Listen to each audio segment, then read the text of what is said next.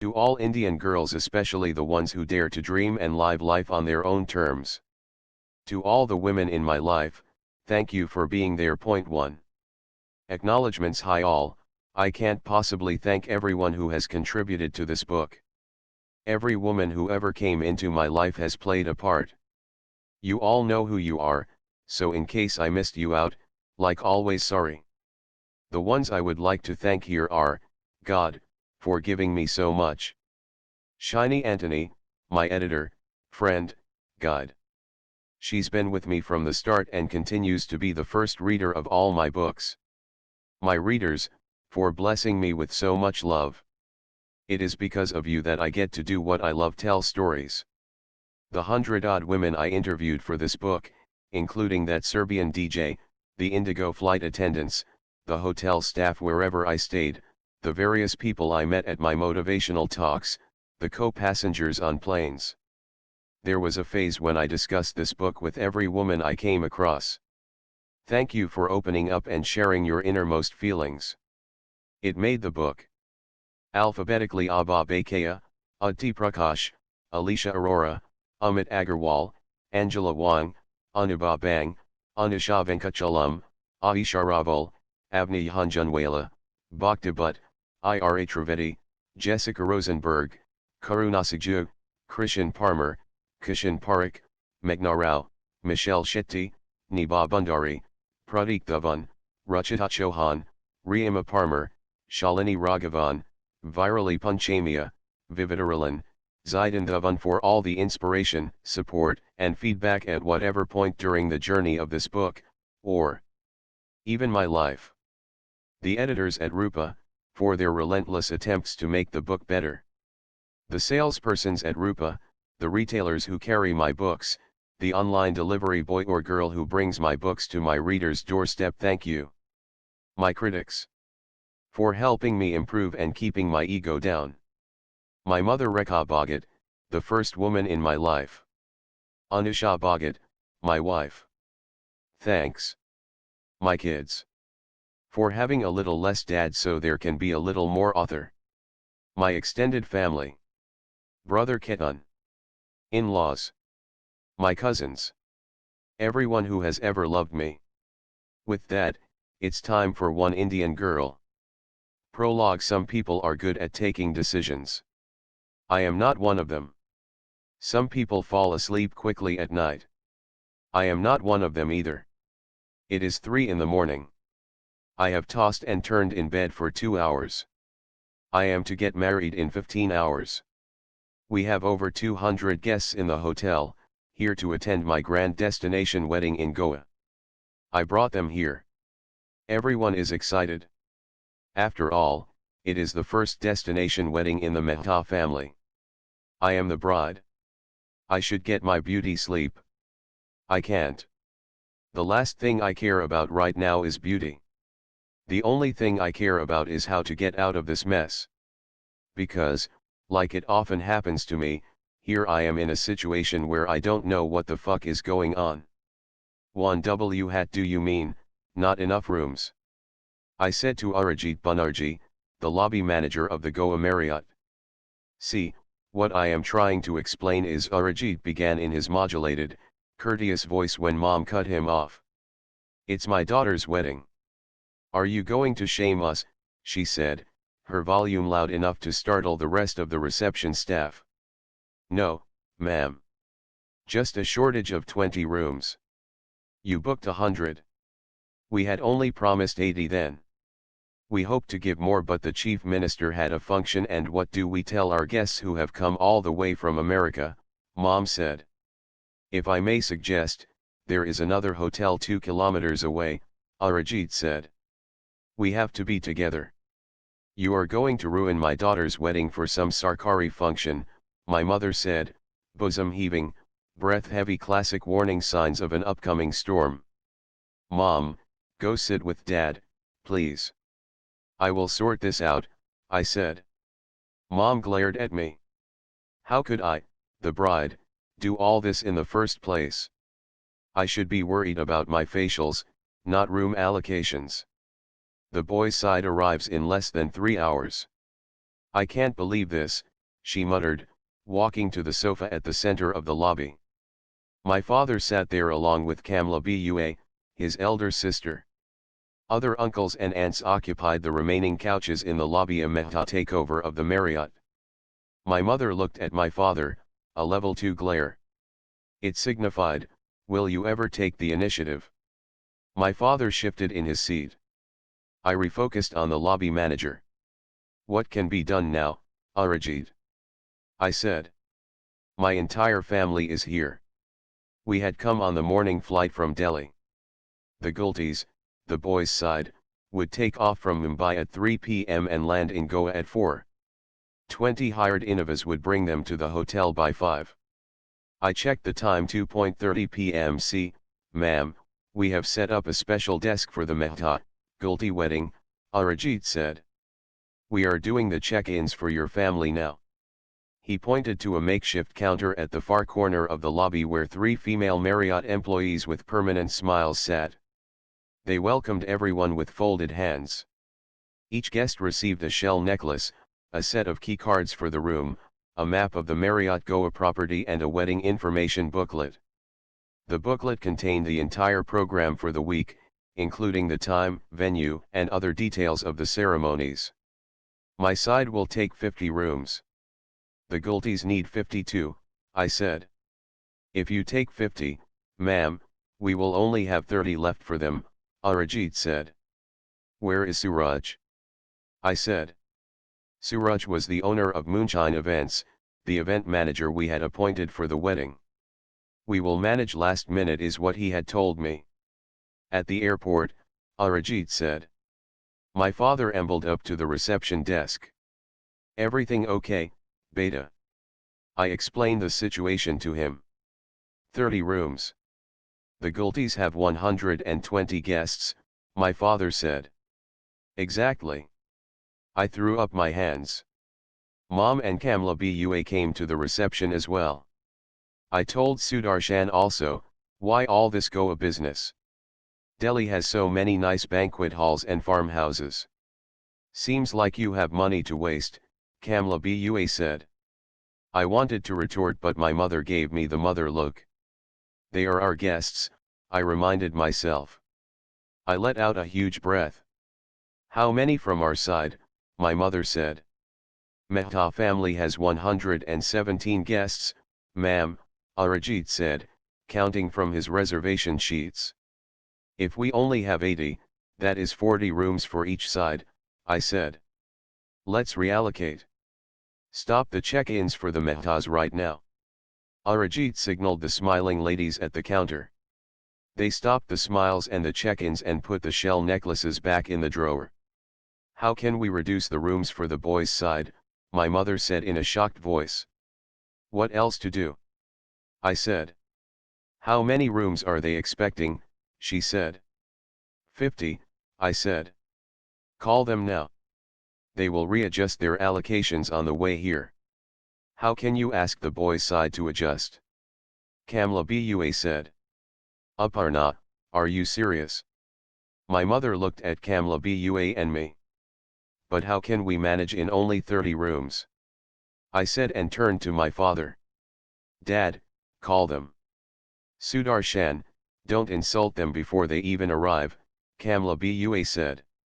We will manage in 30 rooms. It's okay. Some of us will sleep on the floor. Nobody needs to sleep on the floor, Bua, I said. I am sorry the screw-up happened. But if we have 40 rooms each, it is 3 to a room.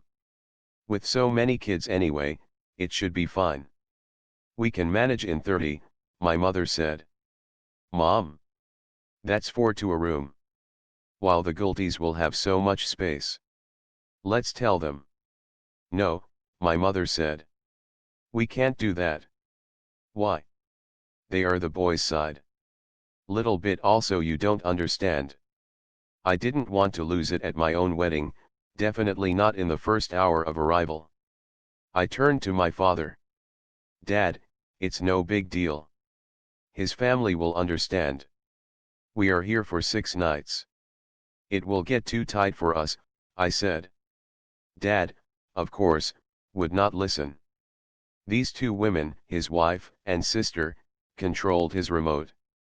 For once, both of them were on the same page as well. Beta, these are norms. You don't understand. We have to keep them comfortable. Girl's side is expected to adjust, he said. I argued for 5 more minutes. It didn't work. I had to relent. And do what the girl's side needs to do, adjust. You and Utti take a room, my mother said, referring to my sister. Let her be with her husband. What will Jija think? I said. Anil will adjust with the other gents, Kamla Bua said. Over the next 20 minutes the two women sorted the extended Mehta family comprising 117 people into 30 rooms. They used a complex algorithm with criteria like the people sharing the room should not hate each other, warring relatives were put in different rooms, or be potentially attracted to each other, mixed gender rooms were avoided, even if it involved people aged 80 plus. Kids were packed 5 to a room, often with a grandparent. Kamla Bua, herself a widow, dramatically offered to sleep on the floor in my parents' room, causing my father to offer his own bed and sleep on the floor instead. Of course, Arijit kept saying that they would put extra beds in the room. But how can you compare sleeping on an extra Marriott bed with the Punjabi Bua's eternal sacrifice of sleeping on the floor?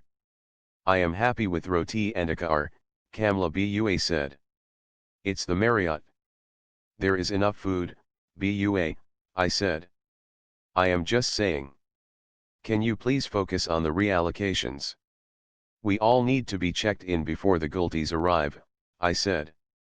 In the middle of this chaos, I forgot what I had come here for. I had come to change my life forever.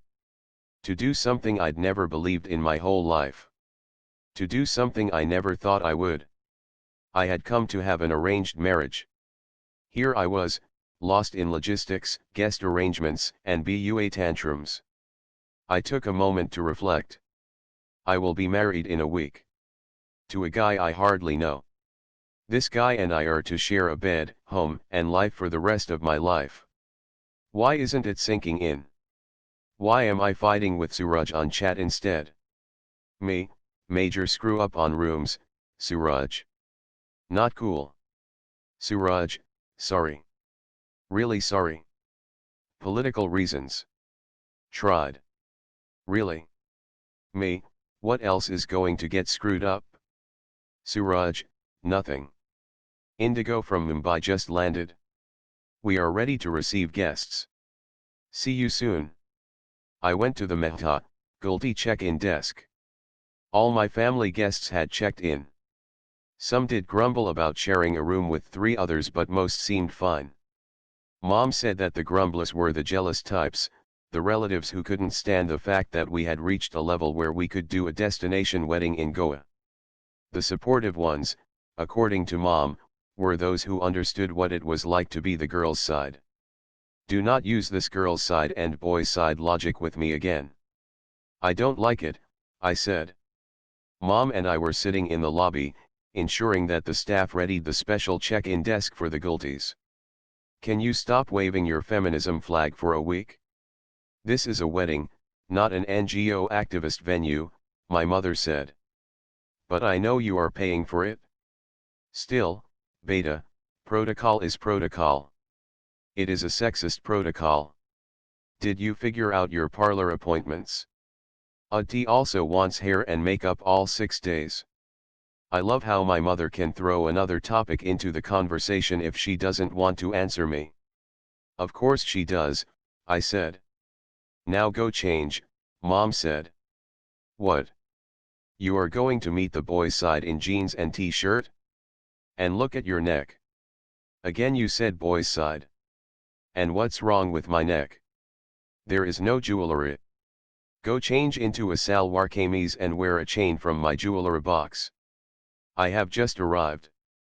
I am working to settle the guests in. Why am I expected to doll up? Is the boy expected to dress up right after he gets off a flight? My mother folded her hands. When logic fails, she does this, brings both her hands together dramatically. Strangely, it works. I relented and stood up. She handed me the key cards to her and my room. I went to her room first. I took out a gold necklace, the thinnest and least hideous of them all. Why am I agreeing to this? I wondered even as I wore it. Maybe because I failed when I did things my way. All the women's empowerment and feminism bullshit didn't really take me anywhere, right? Maybe Kamla Bua and Mom's way was the right way. I went to my room. 4 huge suitcases were crammed into the walking space in the corridor. 2 giant bags belonged to my sister, who had essentially packed a retail store's worth of dresses for herself. I opened one of my suitcases, took out a yellow silk salwar kameez with a slim zari border. My mother had told me, no cottons this week. I undressed. I looked at myself in the mirror. My wavy hair had grown, and now reached my shoulders. I looked slim. The 2-month diet before the wedding had helped. The black La Perla lingerie I had purchased in Hong Kong also gave a little lift here and a little tuck there. Expensive underwear can make any woman look sexy, a little voice in my head said. Some men in the past had called me sexy, but they could have been biased. Why am I always so hard on myself? Why couldn't they have genuinely found me sexy? Well, it didn't matter now. I would be undressing in front of a new man soon. The thought made me shudder. I walked closer to the mirror. I saw my face up close. It's all happening, Radhika, I said out loud. Hi, I am Radhika Mehta and I am getting married this week. I am 27 years old. I grew up in Delhi. I now work in London, at Goldman Sachs, an investment bank.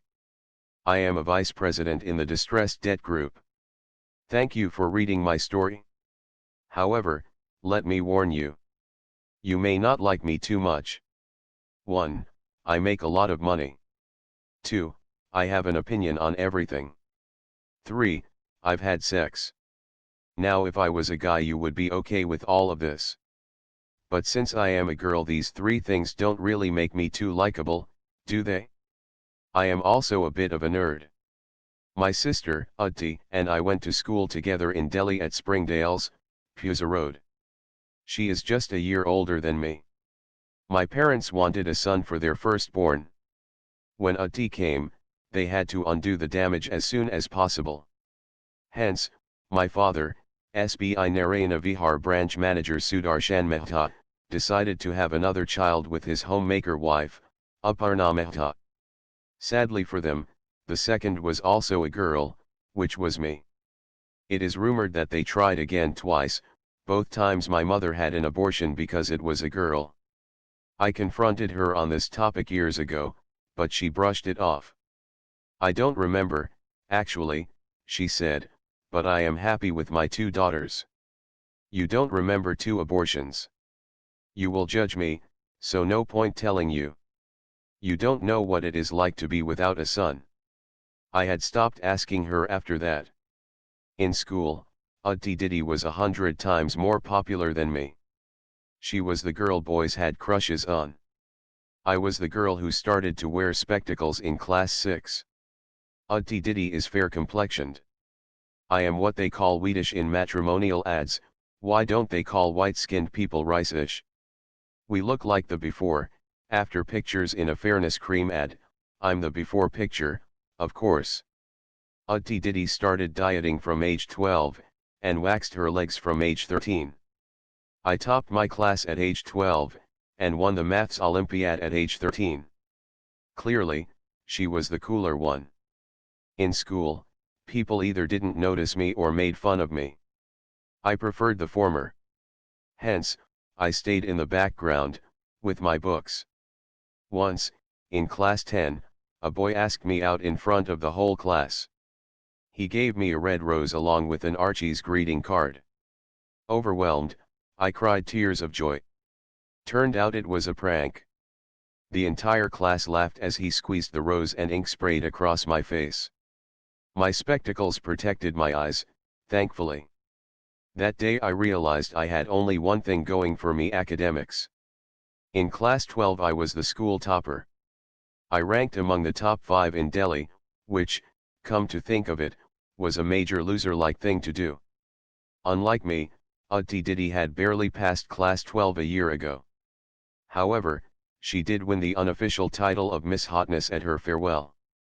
In some ways, oh well, in every way, that was a bigger achievement than topping CBSE. Have you heard about the insane cut-offs at Delhi University? I am the kind of student that causes them. I scored a 98% aggregate in class 12. Then I joined Shri Ram College of Commerce, or SRCC. People say it is one of the best colleges for nerds. At SRCC, I realized that I was nerdier than even the regular nerds. I topped there too. I never bunked a class. I hardly spoke to any boys, I made few friends. With bad school memories, I wanted to survive college with as little human contact as possible. I finished college and took the CAT for MBA entrance. As you can guess, nerdy me hit a 99.7 percentile. I made it to IIM Ahmedabad. In contrast, Utti Didi had finished her graduation from Amity University the year before and wanted to get married. She had 2 criteria for her groom. 1, the boy had to be rich. 2nd, well, there was no second criterion really. She said something like she wanted to be a housewife and look after her husband. Fortunately, rich Punjabi men in Delhi who can't woo women on their own are only too happy to oblige girls like her. Utti Didi married Anil, owner of 3 sanitary ware shops in Paharganj and 2 Honda CRVs. They had their wedding the same year I joined IIMA. You should also get married soon, Didi had told me. There's a right time for a girl to marry. Don't delay it. I am 21, I said. I haven't even done my master's yet. The younger the better. Especially for someone like you, she said. What do you mean especially for someone like me? She never explained. I guess she meant for someone as nerdy as me or as Swedish as me or someone whose breasts weren't the size of footballs, as Punjabi men prefer. I joined IIMA. I finally found nerd heaven. Everyone studied, and just when you thought you had studied enough, the institute gave you more assignments. My mother called on a regular basis, primarily to discuss her favorite topic. Start looking at boys at least. Anil's circle has many good, rich guys. I am not going to marry a man from the circle of sanitary ware shop owners, Mom. Why? My mother said, genuinely confused. You know what, I am not getting married for several years anyway. Forget it. I have class now. Bye. I finished with IIMA. Overachiever me had a job offer on day 0, the prime slot for recruiters. I got an offer to be an associate at Goldman Sachs, New York. The job paid an annual compensation of $120,000. 48 lakh rupees a year, 4 lakhs a month, Mom, I told her on the phone. I heard nothing in response. Most likely she had fainted. My father had never crossed a third of this amount in his 25-year career with the State Bank of India. Are you there, Mom? How will I ever find a boy for you, she said. That was her prime concern. Her 23-year-old daughter, who grew up in middle-class West Delhi, had cracked a job at one of the biggest investment banks in the world and all she cared about was its impact on her groom hunt. Stop it, Mom. What boy? Who wants to marry a girl who earns so much? If the boy earns less, he won't consider you. If he earns more, why would he marry a working girl? I have no idea what you are talking about. But I am moving to America. I have a great job. Can you save your melodrama for another time? Your father wants to speak to you, she said and passed him the phone. Goldman Sachs? American, no, he said. My room phone rang, startling me back to reality. I am in Goa, not IIMA, I reminded myself. Where are you? The Gultis are 10 minutes away, my mother said. Huh? I am here, Mom. In my room. Are you dressed? I looked in the mirror. Yeah, almost. Come down fast. What are you wearing?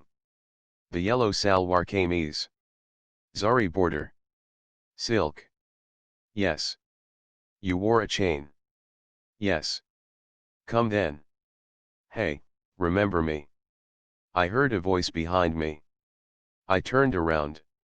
Brijesh, I said to my husband-to-be. Hi. I didn't know what to do next. Should I look shy? Should I giggle? Should I give him a hug? Like an idiot, I shook hands with him while he adjusted his black-rimmed spectacles with his left hand. Unlike how he'd looked in the Skype calls of the past few weeks, he was thinner, his white kurta and blue jeans hanging a bit on him. His neatly combed side-parted hair made him look like those schoolboys whom teachers first asked to become prefects. I smelled strong aftershave. I was in the lobby. The boys' side had arrived. They crowded around the special check-in desk. The hotel staff brought in trays filled with glasses of coconut water. I made them get the coconut water. It wasn't part of the package, Suraj told me. He was trying hard to compensate for the room's disaster. He gave me a printout of the week's plan. I glanced at it. Radhika weds Brijesh, itinerary for the week. Day 1, arrival, check-ins, briefing, relax in resort. Day 2, Goa Darshan tour for elders and children, 11 a.m. to 6 p.m. Bachelor party for Mr. Brijesh Gulti at Club Cubana, 8 p.m. Bachelorette party for Ms. Radhika Mehta at LPK, 8 p.m. You have organized buses for the bachelor parties. I said. Yes, ma'am. The buses will be there at 7:30 at the front entrance. I read further. Day 3, Bhajan and Puja in function room, 4 p.m. Day 4, Mehendi counters for all ladies in function room, 12 to 6 p.m. Day 5, Sangeet in function room, 8 p.m. The choreographer is here for the Sangeet practice. I said. No, ma'am. He will arrive in 2 days. He said that's enough time for practice. I looked at the itinerary again. Day 6, wedding at the Grand Ballroom and the main lawns, 8 p.m. Day 7, checkouts and departures, 12 noon, Suraj handed over the other sheets with details about each function and venue. Sorry about the room's goof-up, madam. Everything is under control now, he said. Suraj had just left when Brijesh came up behind me. This place is beautiful. Great idea to have a wedding in Goa, he said. His accent was 90% Indian and 10% American. From a distance I saw my parents at the Marriott entrance, greeting Brijesh's parents and their relatives with folded hands. I focused back on Brijesh. Thank you. I always wanted a destination wedding, I said. Awkward silence for 10 long, slow seconds. What are we supposed to say to each other? Should I break the ice? Should I say, hey, we can officially start having sex in a week? Shut up, Radhika. Shut the fuck up. You look, Brijesh paused, searching for an apt word, beautiful. Could you do no better, Mr. Groom? Stop it, Radhika, I scolded myself. Yeah, stop it, Radhika.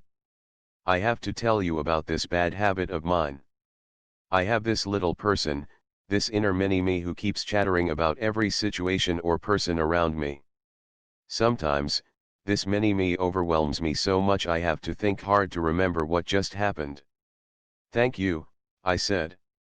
Thank you, Brijesh. And what sort of a name is Brijesh? Can it be more unfashionable? Radhika, you are going to marry a guy called Brijesh. You will be Mrs. Brijesh Gulti. That's terrible. Okay, stop it. Stop it, Radhika. He's come a long way. He's a nice guy. That's what matters, right? Yellow looks nice on you, Brijesh continued. Actually, yellow sucks on me, what with my famous wheatish complexion. I wore this because mom wanted a sunflower in the lobby when the Gultis arrived. Okay, he is trying. Thanks, I said. Say more, you stupid girl. Your kurta is also nice, I said. Duh, could you be more stupid? Hello, beta. A man in his early 50s along with his wife came up to me. They seemed too enthusiastic to be complete strangers. It took me a second to place them. All right, they were my in-laws. Mr. Adarsh Gulti and Mrs. Sulochana Gulti. Radhika, behave. Don't say anything stupid. Be like mom. Be like Utti. What would Utti Diddy do? She would touch their feet. Kman, dive, then. I bent down. I touched the feet of people I had only Skyped twice in my life but who now deserved my total respect. My parents had met them several times, of course. Dad told me they were nice people. Nice people? How does anyone figure out nice people? Are there any nice people in this world? See, my mind won't stop chattering. Ever. How was your flight, uncle? I said. Just 1 hour from Mumbai. Not like Brijesh, who has come from halfway across the world, Adarsh uncle said. For you, of course, Sulochana Anta said and cupped my cheeks. She planted a big kiss on my forehead. I guess, considering this is a country where in-laws burn brides, they did seem like nice people. More of Brijesh's relatives swarmed around us. Come, see the Dulhan, one of the aunts said. The monkey was out of the cage and there was a free sighting in the lobby. A crowd gathered around me. I tried to remember as many names as possible. My mother's sisters, Rohini Macy and Gunjan Macy, Brijesh said, and that's Dad's brothers, Purohit Chacha and Amit Chacha. Bob went my head as I wished them all. If I saw anyone with even a hint of white or dyed or henna-tinted hair, I went for their feet. Exactly as my mother would expect me to. Amid the introductions and obsequious respect going on, Brijesh pulled me aside. Hey, is this too much for you? I shrugged. Is there somewhere we could take a walk, he said. There, he was being sweet. I had told him earlier I wanted to get to know him better, and he was making an effort. Sure.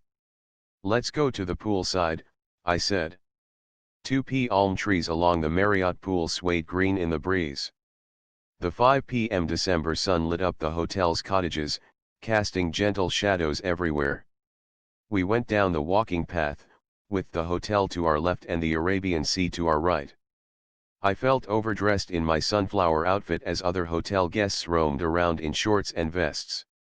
So you just arrived yesterday from San Francisco? I said. Yeah, landed last night, he said. I wanted to maximize my leave. 1 week for the wedding. A couple of days after that at home in Mumbai. Then Bali for our honeymoon. Used it all up, actually. The word honeymoon caused a jolt in me. Me woke up again. Honeymoon. After a dozen odd Skype calls and meeting once over a day trip. A week in Bali with this man I am walking next to. Will we be naked? Stop it, Radhika. Focus on the moment. Must be tiring, flying so much, I said. I saw you. Not tired anymore. I smiled. The man is trying. Maybe I should too. Brijesh smiled back. He had innocent teacher's pet eyes. How's Facebook? I said. I had a busy month. Just finished an enterprise project. So much work, front-end interfaces, back-end systems, underlying APIs. APIs. Application Program Interface. Set of routines, protocols, and tools for building software applications. How software components interact, basically. I nodded, having understood not a word. You have no idea what I am talking about, right? I laughed. I know. Not the most exciting job in the world, he said, his voice flat. Come on, you work at Facebook. It's quite cool. People think it is Facebook so there's nothing to do. We post pictures all day or something. I am sure it is pretty high-tech behind the scenes. Should I talk about more personal stuff?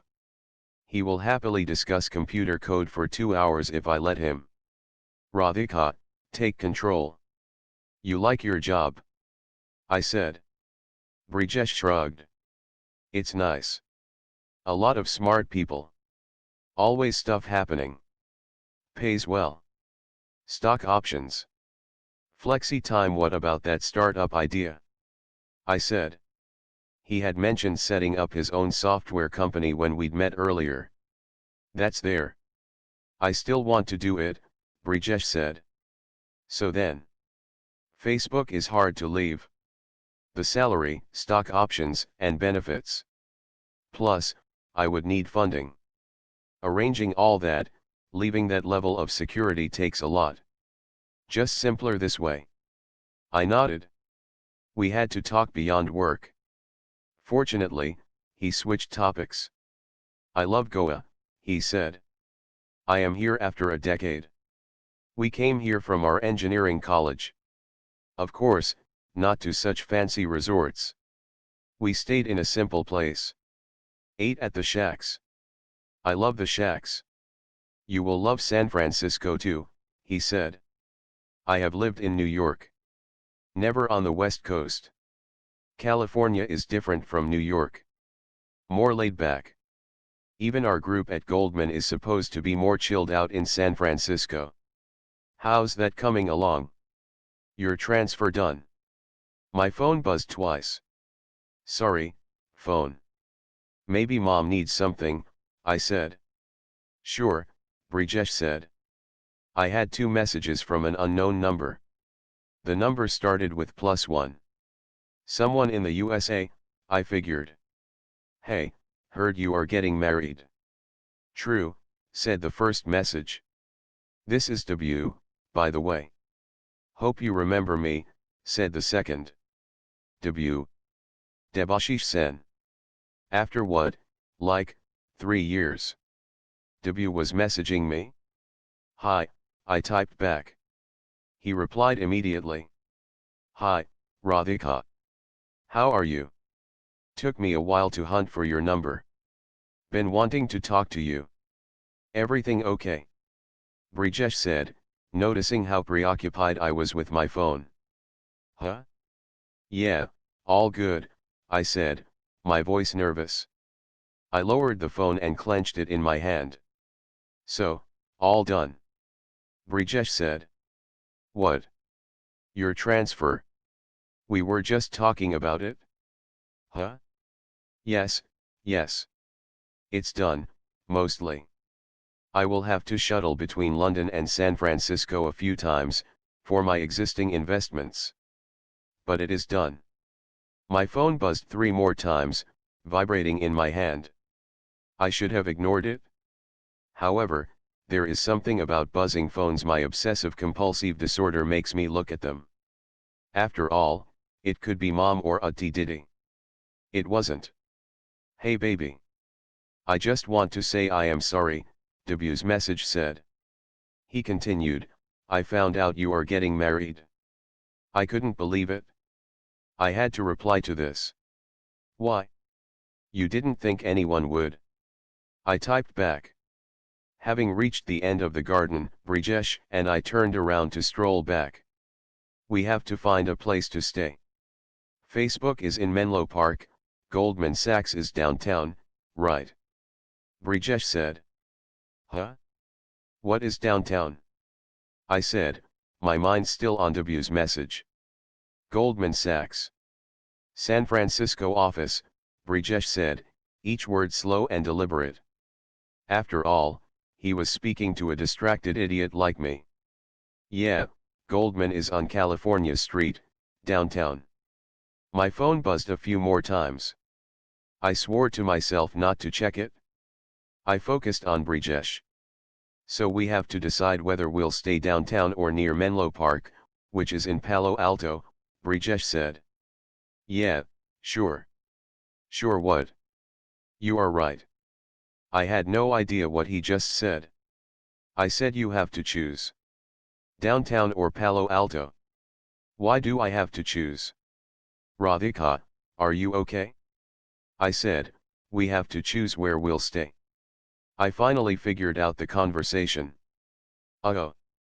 Well, I am easy, actually. You are already staying in Menlo Park, right? Yeah, but my lease expires in 2 months. Just one little peek, I told myself. I will have a quick look at the phone and then pay full attention to Brijesh. I lifted the phone. Among the many messages from W, one read, I love you. Fuck. Fortunately, I did not blurt the word out. I immediately shut the phone. I placed my hand on my face. I was keen to move out anyway, Brijesh said. Radhika, are you okay? Everything under control. Actually, I need to go back. Mom needs something. Jewelry issues, I said. Ah. Indian weddings, Brijesh said. Yeah, I had lied to my husband-to-be, within 1 hour of his arrival. What a wonderful bride I am going to make, isn't it? See, I told you, you won't like me very much. So I will see you again soon. I said. Of course, Brijesh said, with a twinkle in his eye. I am going to be your husband, you are going to see me all the time. Come, let's walk back. I gripped my phone tight as if otherwise the messages would leak out and fall on the floor. Brijesh left me at the lift lobby, where he met one of his cousins who wanted to talk to him. The lift door shut. I pressed the button to the 4th floor, and took a deep breath. I checked my phone. It had tons of messages from W. For the past few months I have been thinking of you constantly. Only had the courage to text you now. I made the biggest mistake. I didn't value you. I love you. What the hell is he talking about? Ting. The lift reached my floor. I walked up to my room and rang the bell. Auntie Diddy opened the door. Where were you? She gave me a mischievous look. With Brijesh. I smiled, as if caught red-handed. I am the coy bride. I have to smile whenever my would-be husband is mentioned. Diddy had opened one of her suitcases. It was the kind of giant bag murderers use to hide bodies. She had 6 dresses spread out on the bed. What is Brijesh like? She said, as she unfolded a red dress. Decent. Getting to know him, I said, plonking myself on the sofa. I took out my phone again. Why? Why am I taking out my phone again? Auntie Diddy continued to talk. I didn't know Anil at all before marriage. You just get to know each other better after the wedding. The honeymoon helps. She winked at me. I nodded, even as I wondered what to reply to W. I really do, W texted again. The guy who earlier took 10 days to reply to a text was now sending 10 texts a minute. Are you high? I replied. W and I ended up having a chat. No. It is 5 in the morning here. I am having my coffee. This is not a drunk text. Good. Then you need to know I am getting married in 5 days. What? So soon? Yes. Guests are already here. Whom are you getting married to? Someone not as insecure as you, I typed and deleted. Brijesh Gulti, I typed and deleted again. I decided to not reply. Diddy held up 2 dresses, one blue and one red. Which one should I wear for tomorrow's bachelorette? Honest opinion, she said. Both are good. Which is your favorite? I said. I like the red. But it's really short. Is it screaming for attention too much? She said. Of course, it is. But that's what you have always wanted, sister. Why stop yourself now? It's fine. Wear whatever you like, I said. I'll wear the blue. It's to the knees. More elder sister of the bride types. You are only a year older. Yeah, that is also true. And tomorrow is the only day I get to wear a Western dress. I only wear Indian after that. I am one of the few girls here who can actually carry off a dress like this. She lifted her red dress. Yes, Auntie Diddy with her super slim soup and salad diet figure could carry it off. Red, Diddy. End of debate, I said. My phone buzzed. Babes, who are you getting married to? W said. I replied, it doesn't matter. You are not in my life anymore, Debashish. Can you call me W at least? I am busy, Debashish. I don't have time for this. Where's the wedding? I didn't respond. You didn't invite me, he said, needling me again. Asshole, you didn't even return my calls, I wanted to say but didn't. My phone rang. W was trying to call me. I cut the call. I typed back a message. Don't call me. I told you I am busy. There are people around. So just reply to me. Where is the wedding? Why? Just curious. Whatever, I typed back. I can call friends around and find out. So why don't you just tell me? Goa. Wow. Destination wedding and all. I didn't respond. To distract myself I asked Auntie Diddy a deep existential question, what shoes are you wearing with this? Oh see, now that's an issue too.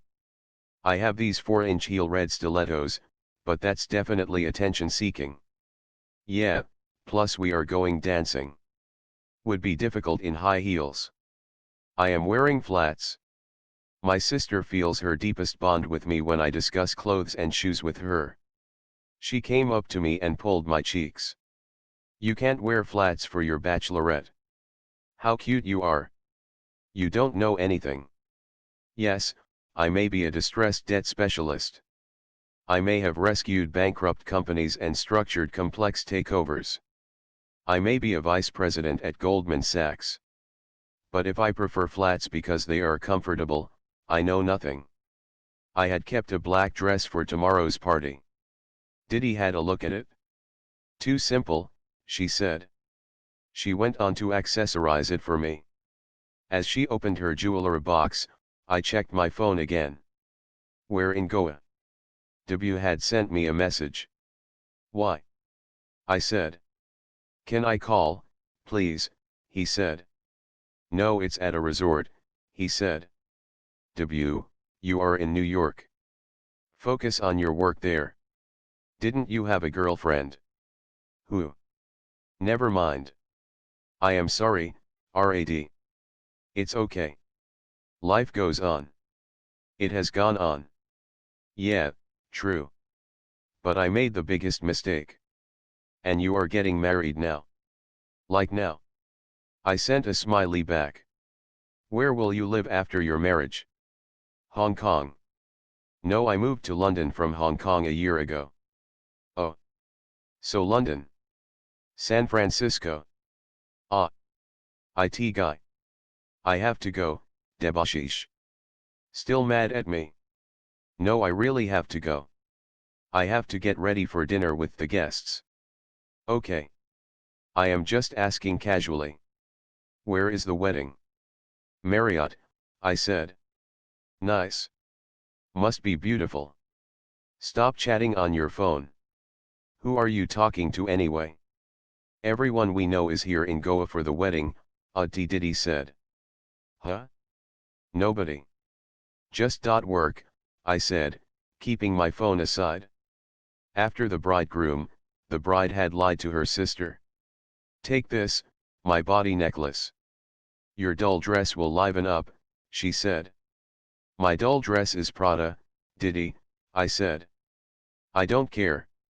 It needs to have a get-up, no. It is too sober. You are too sober. I didn't think I was going to remain sober.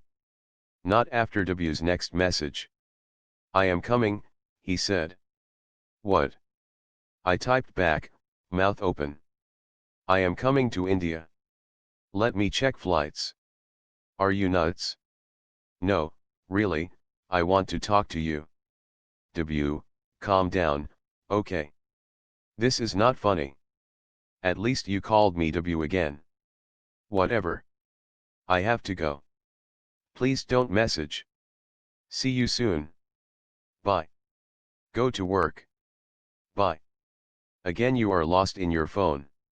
What is wrong with you? Auntie Diddy said. I looked up as I re-entered the real world. Everyone's meeting for dinner soon. Get ready. Can't I go like this? I just wore this. No. You are the bride. So? I have to change every 2 hours. Just go shower, okay. And don't take your phone inside. 3D, let's go, the bus is waiting, I said. Auntie Diddy had spent the last 2 hours changing in and out of a dozen dresses. Finally, she wore the red one she'd always wanted to wear. Is it showing too much cleavage? She said. Isn't that what you want? I am the bride, god damn it. It is my bachelorette party. Can't you make me the priority at least for this week? The room phone rang. I picked it up. Hey, Brijesh said. I had started to recognize his voice. That's a good sign, isn't it? Hi, Brijesh. All set. Yeah, my gang is on the bus. I am calling from the reception. Oh, you boys go ahead. The driver knows Club Cubana, right? I said. Yeah, he does, it is in Arpara. Your bus for LPK is here too. Coming. Soon. I wish we were going to the same place, Brijesh said. I laughed. That's sweet, Brijesh, but that's the point of a bachelor party. Your last night out without the annoying spouse. Boys and girls go separately tonight. You are not annoying, he said. Clearly you don't know me yet. I wanted to see you before we left. My gang wanted to see all the dressed up Mehta girls. Your gang is not laying an eye on my innocent cousins. I ended the call and turned to Auntie Diddy, who continued to adjust her dress in front of the mirror. Diddy, you do realize it is my bachelorette. There it is, said Jyoti, my second cousin, pointing at a huge flaming yellow lit up sign for Love Passion Karma or LPK.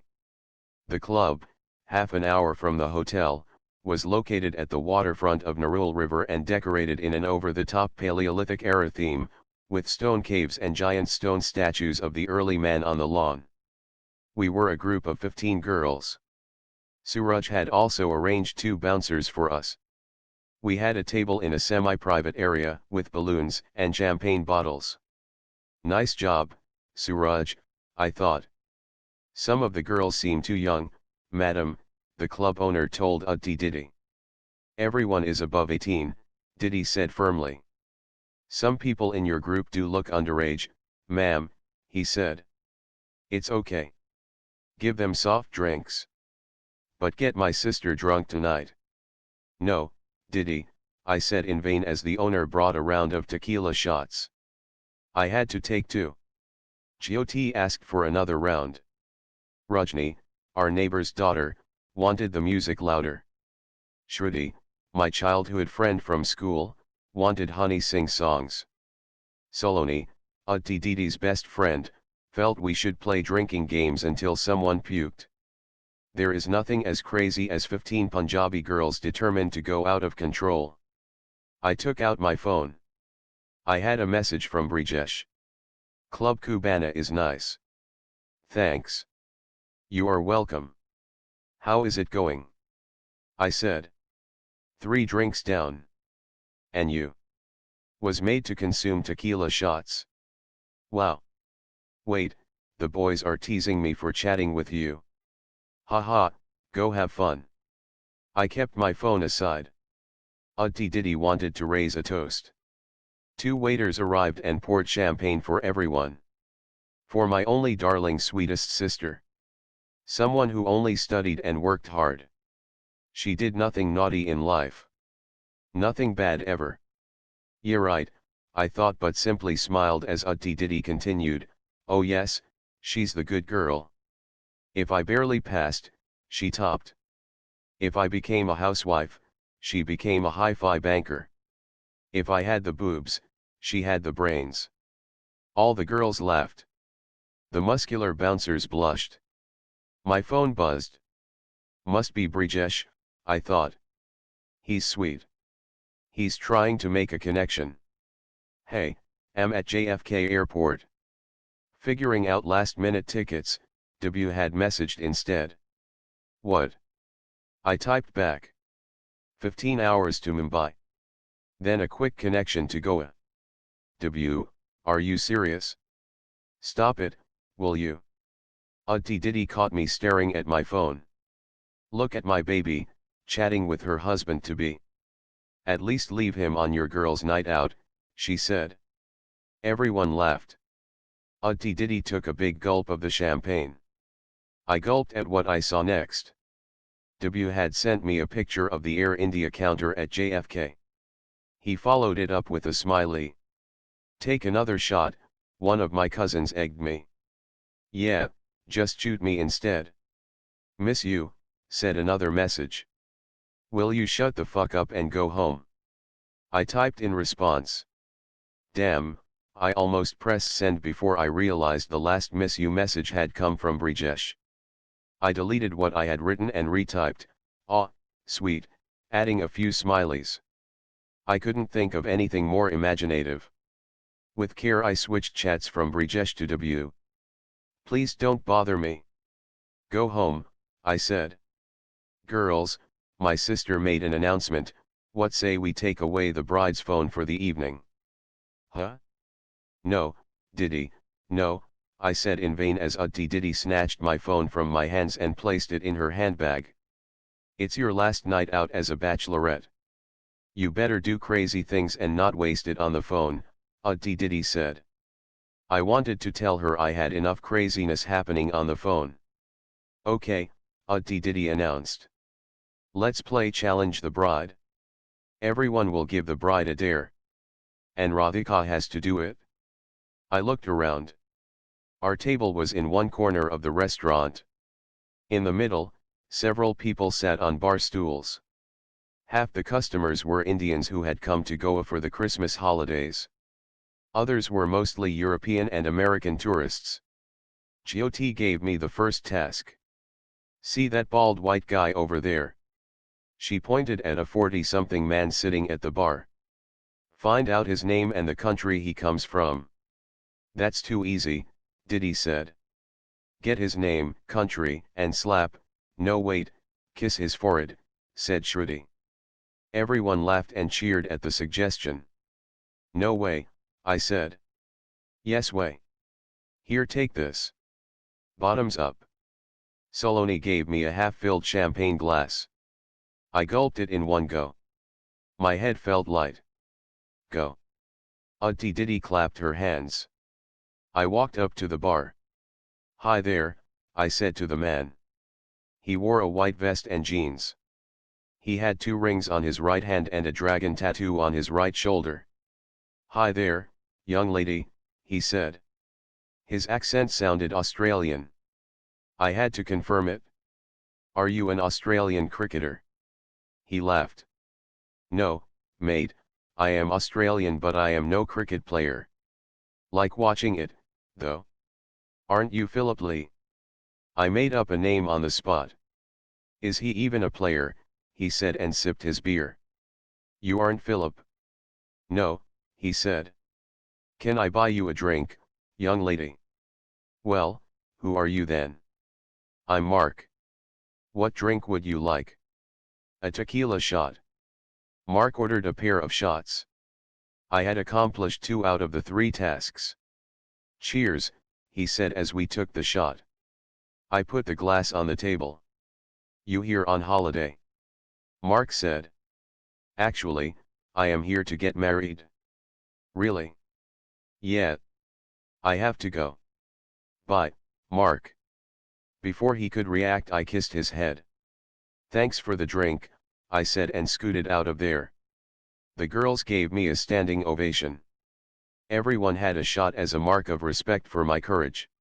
Okay, no more, I said as Mark winked at me from the bar. The girls were hysterical. We finished 4 champagne bottles. We ordered 4 more. I don't really know when we started to dance. The DJ played tracks like Subahon Nada and Baby Doll. Some men in the club tried to flirt with my little cousins. Udti Diddy shooed most of them off. We had selfie binges as the 15 of us took photos in every possible permutation and combination. An hour later, another group of boys arrived at the club.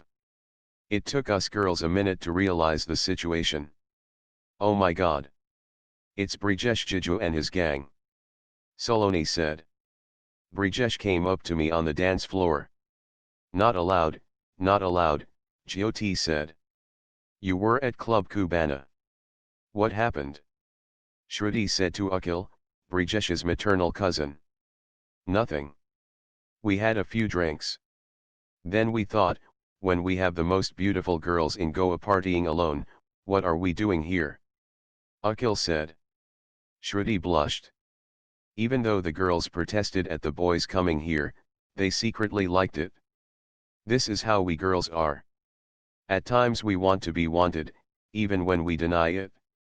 My bachelorette wasn't really a singles party now. However, I was too drunk to care. You look too beautiful, Brijesh said. The DJ switched to Honey Sings Blue Eyes, a slow couples-only type song, possibly to get drunk single men off the floor. Obviously you have had too much to drink, I said. Nobody could find me too beautiful otherwise. Well, I have had a few. But I always find you really beautiful, Brijesh said. Sweet, I thought. The tequila in me gave him a hug. I messaged you, Brijesh said, several times. You did? Oh, where's my phone? I don't even know where my phone is. I wanted to check if you would be okay if we come. I tried to stop the boys. It's okay. The idea is to have fun. All this segregation is not to be taken seriously, I said. Nice music, he said. You want to dance? I said. I am not much of a dancer, Brijesh said. Neither am I said. I held his shoulders as we swayed gently to Blue Eyes. The girls went into an "ah and how sweet" overdrive. See, I can be a good girl. Am I not trying to be a good girl? I told Mini-Me, my personal chatterbox and eternal critic. Mini-Me, however, had slept off. Alcohol does this to her. I guess that is why most people drink anyway. To shut up their inner critic. So they can do whatever the hell they want. Ouch, Brijesh, you are stepping on my toes, I said. 4:00 was 4 in the afternoon. Everyone who'd partied last night had a hangover. We had come back to the hotel at 6 in the morning and gone straight for breakfast. I remembered sitting with my mother and ordering pancakes. I couldn't eat much, as I kept dozing off. Wake up. This is so wrong, what you did. Brijesh's parents will think what an uncultured and irresponsible girl they are getting. Who drinks like this, my mother had said, shaking me non-stop. Even their son did. In fact, he puked and passed out at the club, I'd said. He's a boy. Even in my exhausted, hungover and sleepy state, my feminist antennae were up. I stared at my mother. So what if he is a boy? I said. Clearly, the alcohol-induced confidence had not left me. Eat quickly. Get some rest. There are bhajans today. Please wear something decent. Why do you youngsters have to do such parties the night before bhajans? Why do you oldies have to do bhajans the day after our party? Just because you have started to make money you will say anything. I had kept quiet. I didn't mention that this uncultured and irresponsible daughter of theirs was paying for her own wedding. 1 crore rupees, or $150,000, wired from my salary account as the wedding budget. Did she even care? I had had to gulp down a glass of orange juice to calm myself. You have screwed up your life enough, can you please behave for a few days? The voice inside told me. Ah, good morning, Miname. When did you wake up? I remembered being escorted to my room. Auntie Diddy slept diagonally across the bed, still in her red dress. I changed into my t-shirt and pajamas, slid Didi's legs aside and lay down. My head hurt like someone had hammered it a few times. I closed my eyes. Didi woke me up at 2:30 in the afternoon. Get up, we have bhajans. They are at 4. Why are you waking me up now? I said. Didi drew open the curtains. My eyes hurt from the daylight. You need time to get ready. Here, you have to wear this orange sari. No, I said and pulled a pillow on top of my head. I woke up eventually. I grumbled about the entire process of dressing up, which only women have to endure. The hotel sent a hair and makeup lady to our room. She blow-dried my tangled hair. The noise from the hairdryer hurt my head even more. We reached the function room downstairs. It had been converted to look like the inside of a temple. Marigold flowers in parabolic shapes adorned the walls. At the center was a huge picture of Sai Baba. My parents believed in him more than any god. Statues of other Hindu gods Krishna, Ganesha, Lakshmi, and Vaishno Devi were also kept. The bhajan singers set up their mics. The younger lot sat at the back of the room. Most of them were holding their heads. Brejesh's friends and cousins wore crisp silk kurta pajamas. They had taken a shower in order to look fresh. They passed around strips of combi flam and bottles of water to nurse their hangovers. My girls did no better. Most of them leaned back against the wall and snoozed in their elaborate lehengas and salwar kameezes. The way Indian girls transform themselves from party chicks in short dresses to fully clad, chaste, virginal bhajan attendees is almost a visual effects miracle. The bhajans began. The singers had wonderful voices. However, when you are hungover, even the best melody sounds like an electric drill. Brijesh looked at me and smiled. I gestured that I wanted to sleep. He passed me a combi flam strip. I popped a pill. You are not well. Kamla Bua said. Just tired, I said. I have an Ayurvedic medicine. It works better, Kamla Bua said. Nothing in the world works better than combi flam, I wanted to tell her. Nice bhajans, Bua, I said instead. The angels of Marriott brought us cups of black coffee. I had to. I swore not to drink again, ever. Okay, at least not this week. The coffee helped me wake up somewhat. Come and pray in front, Beta, one of my aunts told me. Brijesh and I went ahead and bowed before the gods. The singers sang a special song for us. I looked at Brijesh. He had his eyes shut and hands folded. He was actually praying. I felt guilty for not praying with as much sincerity. Because you are a fraud, Minime told me. Will you ever shut up? I said to Minime. I went back and sat with the girls. Brijesh joined the boys. The crowd participated in the next bhajan, one of the more popular ones. Despite the loud music, I found it hard to keep my eyes open. However, I woke up with a jolt when a bearded man in his late 20s entered the room. He had curly hair and wore a white kurta pajama. Oh God! Debut! I blurted out. What? Rajni, who sat next to me, said. Nothing, I said. He went up to the Sai Baba picture with confidence. He knelt down, bowed and touched his forehead to the ground. Done with his prayers, he went to the men's section and sat down. He clapped his hands as the singers sang the next bhajan. What the fuck is he doing here? Did I just say, or think, the F word in the puja room? Who cares? Am I imagining this? No, I am not. What the fuck is W doing here? He looked at me and smiled. Brijesh smiled at me at the same time as well. I fake smiled at both of them. I had to talk to W. How? Where is my phone? Damn, where is my phone? Where is my phone? Haven't seen it today. Did I leave it in the club? I whispered to Rajni. Utti Didi kept it last night, right? I tapped Utti Didi's shoulder. She sat in front of me, wearing a magenta salwar kameez with the dupatta covering her head. She sang with full fervour. Nobody could have guessed how well she had matched every step of Sunny Leone's baby doll at LPK last night. What? She said. I gestured that she return my phone. She rummaged through her handbag. Here, she said and handed it to me.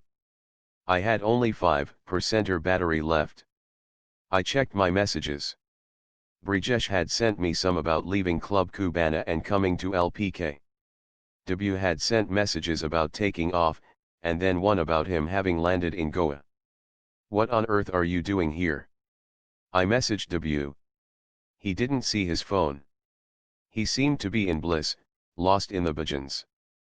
Fuck, what is wrong with him? It took me a minute to get his attention. I gestured to him to look at his phone. He saw the message. He replied with a few wink smileys from across the room. Really, what are you doing? I typed back. Nice surprise, no, he messaged. Cut the nonsense, W. My entire family is here. Yeah, I saw. His too. I saw the groom. Golden silk kurta, lots of red threads around his wrist, right? What do you want, W? I sent a message. To talk face to face. I can't. I have come all the way. Please. My phone is dying. Meet me. How? I said. You say. Anytime. Anywhere. I thought hard. After the bhajans. At the hotel gym. Nobody would go to the gym after bhajans. He replied with a thumbs up. W sat on the bench press. He held a dumbbell in one hand and did bicep curls. I stood in front of him. Are you crazy? I said. I looked around to see if anyone I knew had come to the gym. Apart from one old white man on the treadmill and a gym trainer, there was no one. Thank you for coming, he said. By the way, you look gorgeous in this orange sari. Wow. Just wow. Whatever. And can you keep that dumbbell down? Just trying to make it look natural, he said. You are in a kurta. I am in a sari. We don't look natural here. W, what is wrong with you? You literally took a flight and came down. Yeah. I am quite jet-lagged actually. I feel like having breakfast. Want to grab some? Will you stop it? You have no idea how I have come here. Everyone will be looking for me at dinner. We can go there. I can eat. W, this is not a joke. My family is here. Their reputation is important. How could you just walk into the bhajan's place? I wanted to pray. For my mission to be successful. What mission? To win you back. The most important thing in the world for me right now. I must say, for a second I had no answer. I looked at him. He still had his trademark 2-week beard and curly hair. He had gained a bit of weight, but also become more fit. Or maybe it just felt like that in the gym. How are you, baby? He said. Don't baby me, I said, loud enough for the American man on the treadmill to turn his head towards us for a second. I continued, you have any idea what you made me go through? And you just cut me off. I was an idiot. An insecure 24-year-old. And what are you now? A stupid 28-year-old. Maybe. But I am old enough to realize you are the best thing to have ever happened to me. What? I said, Then keeping my composure, "It's over, debut. It's been over since long back. You didn't even return my calls. I am sorry. It doesn't matter. Now I have to ask you to leave. Go visit your parents in Kolkata. You are in India anyway. New York, baby. What about New York? Don't you remember the days in New York? We had issues, yes, but how can you forget all the happy memories?" He looked into my eyes.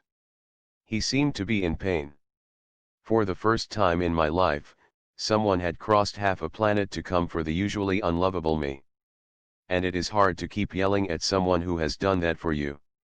"You forgot, baby," he said again. "No, debut, I have forgotten nothing," I said, my voice soft. "New York 4 years ago, 5 bagels. That's how you pronounce them, spelt Bagels, Avinash said at the breakfast counter on 85 Broad Street, worldwide headquarters of Goldman Sachs. Avinash, a batchmate of mine from IIMA, had also made it to Goldman Sachs. He had worked abroad before his MBA. He knew a lot more than me about the way things worked in America. He picked up the donut-shaped bread, slit it horizontally with a black plastic knife and smeared it with cheese. "Bagel and cream cheese, classic combo," he said. "Thanks, Avinash," I said, fumbling with my plate, my handbag, my umbrella, and my senses. I had worn a Western-style office suit for the first time in my life. Even for my Goldman Sachs interview at IIMA campus I had worn a sari. Is the skirt too tight? Is my ass looking too big? Is my hair in place? Mini-me was in overdrive, the perfect day for her to knock me out. 200 other fresh recruits had arrived from all over the world. For our 10-week associate training, we had to report at 7:30 in the morning. Classes began after a quick breakfast, and ended at 6:30 in the evening. Partners and senior employees from various departments, such as corporate finance, equities, and distressed debt, took sessions on what actually happened in their group. The partners, no more than 200 in the entire firm of 20,000 people, held the senior-most positions in the firm. They held equity in the bank and made the most money. Their annual compensation could reach tens of millions of dollars every year. "Open the Goldman Sachs Business Principles," said Gary Colbert, a senior partner who looked like a rich grandfather in his gold spectacles. Goldman took great pride in its 14 business principles. "Long-term greed," Gary said. "Read that line in the principles. That's what we aim for here." Greed and investment banking went together. Goldman was honest enough to admit it. They just didn't mind delaying their greed, for it made the payoff even better. Gary recounted his journey from joining Goldman as an operations assistant 35 years ago. "Everyone works hard at Goldman, no exception. If you want an easy life, look elsewhere," Gary said. Well, it was too late for me to look elsewhere. I was already in New York. Trainees circulated horror stories about new associates spending nights in the office and sleeping on office couches. 2 weeks into our training, Avinash came up to me. "I have a group of Indian friends in New York. We are meeting up for drinks tonight. You want to come?" "I have to finish the merger model spreadsheet," I said. "You are still a muggu," Avinash said, referring to me as someone who mugs up, or studies, all the time. My IIMA reputation would not leave me so easily. I had lied to Avinash. I had a haircut appointment. After moving to New York, I had decided to leave my nerdy, unfashionable days far behind. An associate trainee in my class had gorgeous shoulder-length hair with waves, exactly how I wanted mine. She had made a booking for me at a salon on 32nd Street. Of course, I couldn't tell Avinash this. "Mugga Radhika doing her hair?" He would laugh in my face. The news would spread like wildfire in the IIMA alumni groups. "You are in New York, will you live a little?" Avinash said. "Where are the drinks?" I said. "At Whiskey Blue." It's a bar at the W Hotel. Right opposite the Benjamin Hotel, where you are staying. Some problems in the world seem to exist solely for women. Like not having anything to wear. I realized I had nothing nice for tonight. I am not sure, let me see, I said. What let me see? Just come, Mugu, he said. For the rare breed of girls like me that hates shopping and has serious retardation in the areas of the brain that help you pick a dress, Banana Republic is the answer. Hi, Miss God, you have a gorgeous color, one of the African American female sales assistants said. Say that to my mother. She stays up at night wondering who will marry me with this skin color. I have to go for drinks, with some friends, I said, and I suck at shopping. Can you help? When you have no clue, best to surrender. The only shopping I ever did in my life was for textbooks. I'll take care of you, girl, the shop assistant said. She picked a navy blue lace dress for me. It fit well, but ended mid-thigh. Too short. I said. Not at all. It's summer. You look lovely, she said. Even though she was paid to say it, it felt good. I would wax those legs, though, she added. Ouch. That hurt. Unless you like it natural, the salesperson corrected herself, switching back to classic American political correctness. I entered Whiskey Blue at 9. The plush bar and lounge had decadent leather sofas and dim lighting. Avinash noticed me first. Hey, you are late, he said, and wow. What? Your dress. I almost didn't recognize you. Was that an oh my god, you look good wow? Or was it a what the fuck are you wearing wow? Before I could ask he introduced me to the others. That's Ruchi, Ashish, Ni, Rohan, and our dreamer philosopher, W, Avinash said, and this is Radhika, guys, my batchmate from IIMA, top mugger and now at Goldman Sachs, like me. Fuck you, Avinash. She doesn't look like a mugger, W said. He shifted to make space for me. We occupied 2 sofas. Ruchi, Ashish, and Ni sat on one. Rohan, Avinash, W, and I sat on the opposite side. The waiter asked for my order. I don't really drink a lot, I said. Don't worry, they only give you 1 glass at a time, W said. I smiled. He looked into my eyes. He did have a philosopher look about him, with his beard and uncombed hair. Wine, he said. It's light. Sure, I said. A glass of Shiraz for the lady, W said to the waiter. Nobody had ever ordered Shiraz for me, which I later learned is a type of grape. Nobody had ever referred to me as a lady either. Cheers, W said once our drinks arrived. Everyone lifted his or her glasses. W continued, to the fresh off the boat people, Avinash, Rohan, and Radhika. Welcome to the USA, welcome to New York. I learned more about the others. Rohan had come from IIMC. He had a job at Morgan Stanley. Ni and Ashish were dating each other. They had worked at Merrill Lynch for 2 years. At one point, when the others were lost in conversation, W turned to me. Goldman Sachs, That's a big deal. What is it like? W said. It's okay, I said. I am still in training. Most of it is going over my head. How about you? Are you in a bank too? W laughed. Far from it. I am not a numbers guy at all. I work in BBDO. An advertising agency on Madison Avenue. That is so cool, I said. The only somewhat creative career I could find. Where are you from? I said.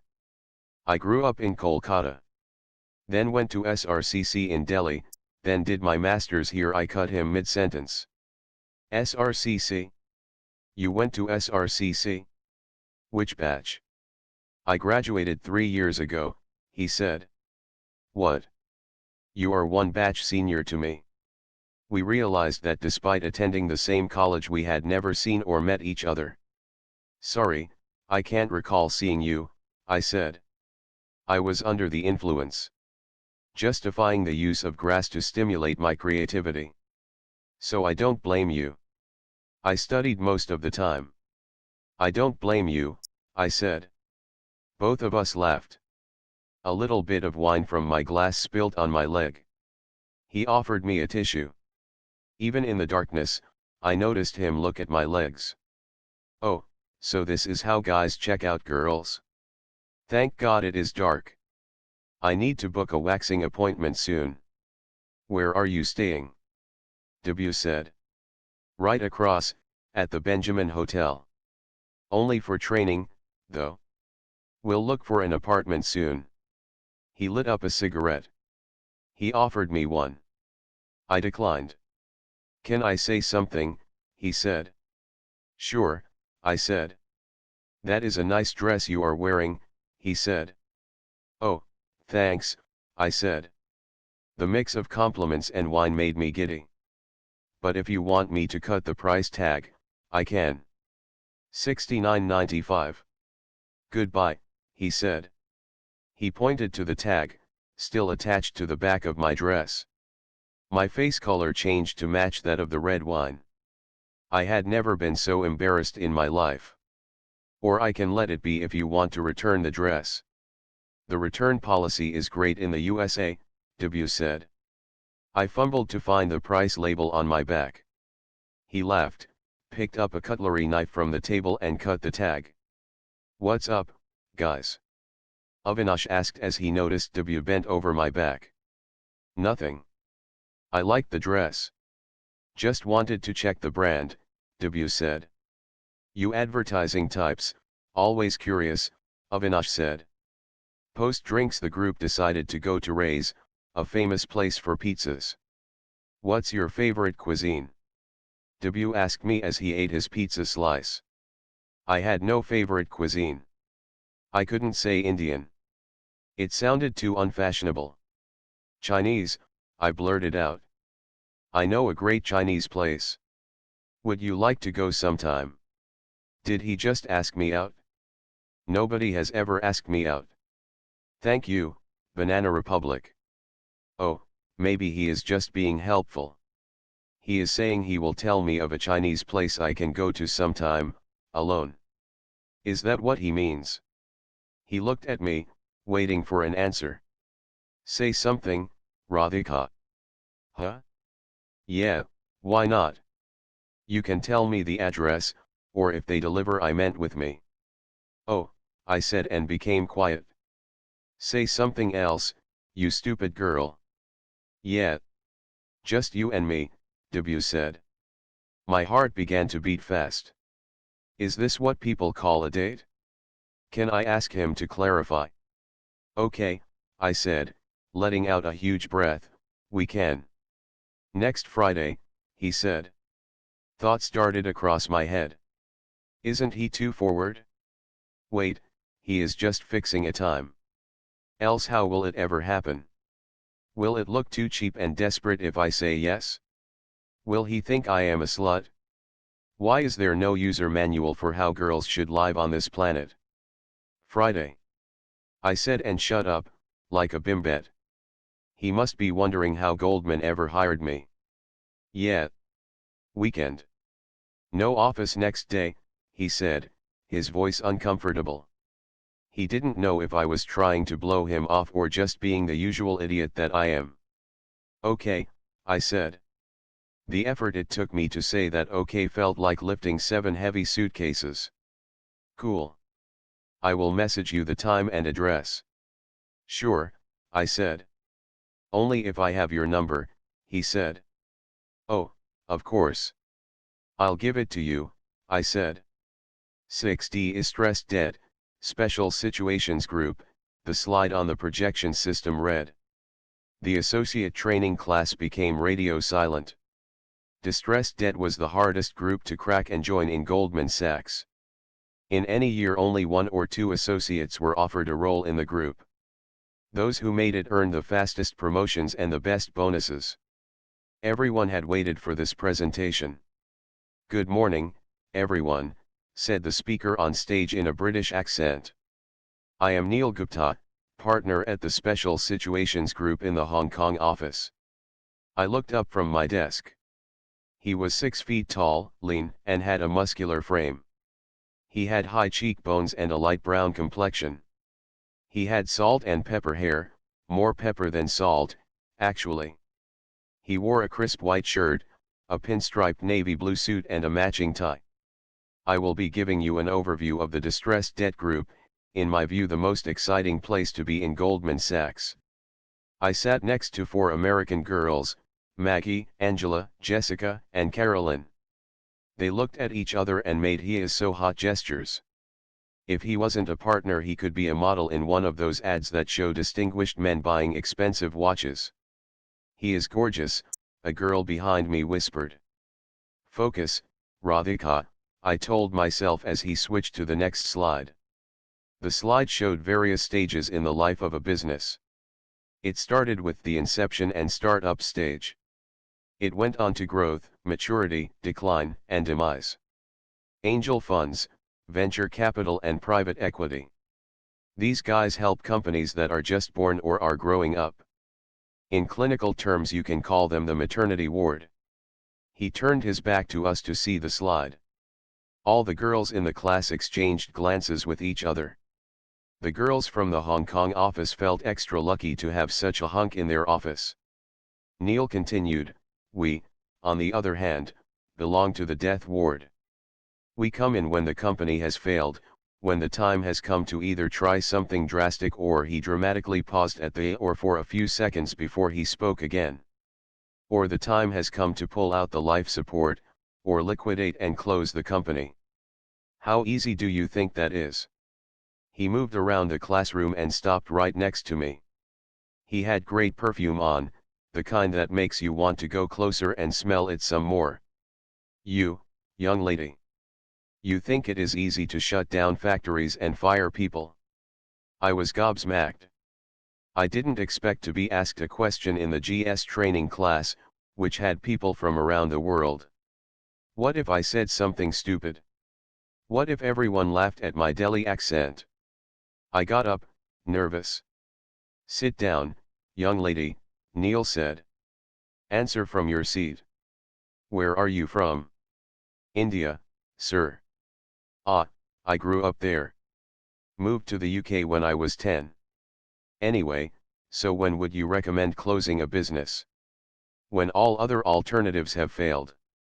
When keeping it alive means throwing good money after bad. When hope dies, I guess." "When hope dies. Nice way to put it. But isn't it heartbreaking when that happens?" Neil said. I remained silent. He moved to the front of the class. "Can you blame the undertaker for burying dead people? If people are dead, they need to be buried," Neil said. His macabre analogies made his point clear.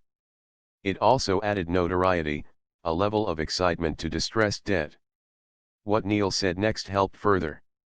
I became a partner in 12 years. Other parts of the firm, it takes 20 or more. Our associates make what VPs make in other groups.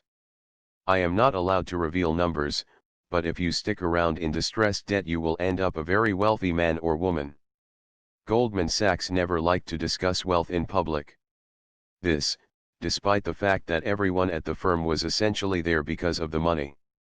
Trainees whispered they had found out Neil's equity in the firm on the internet. He had $30 million worth of Goldman Sachs shares. His hotness level spiked even more. His session ended with thundering applause. He made a final announcement before he left. "We only have a few places in the group. Those interested, apply with the training coordinator. We will shortlist and get back to you," he said and looked in my direction. "Do try. It'll be worth it." Did he just signal me to apply? Did he like my answer? My phone buzzed. W had sent a message. "Tao Restaurant 58th Street and Park Avenue 8 p.m. OK. Damn, I almost forgot. I had a date, or at least a let's meet for Chinese food tonight. Before that I had something even more important. I had a waxing appointment. Oh ho ho. Slower, that hurts, I said to the waxing lady. You haven't done this before, said my 50-year-old waxing lady, Catherine, politely, while ripping the waxing strips off me most brutally. I was lying down in my underwear. I had come to completely bare, a funky high-tech meets comfy chic waxing studio on 68th Street and Madison. I have. Twice in my life. In India. Years ago, I said. Really? Did it hurt then? Hell yeah, it did.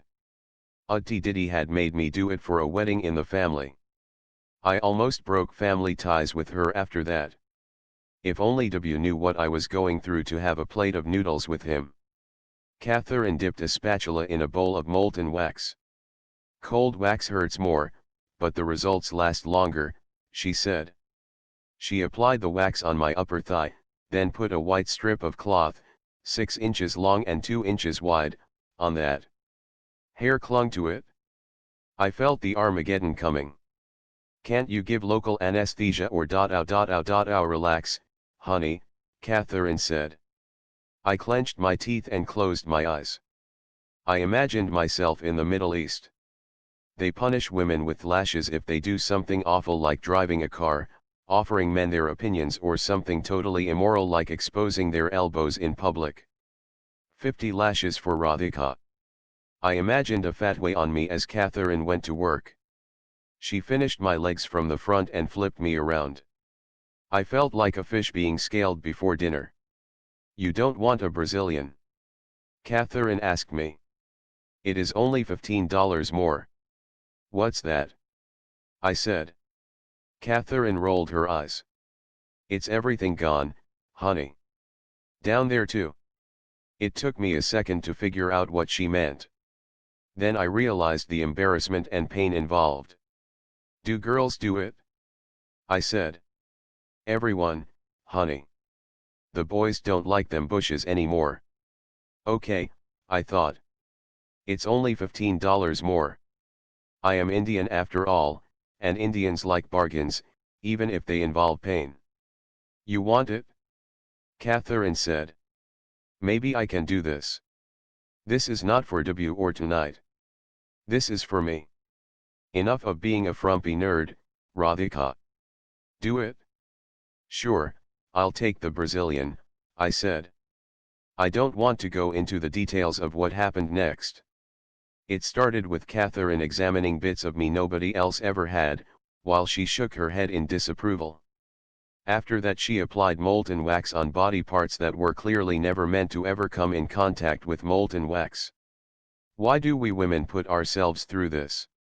Why can't boys ow. I think I would prefer the lashes in Saudi Arabia. There we go, Catherine said after her 10-minute sadism experiment ended. I might faint, I said. You will get used to it, Catherine said.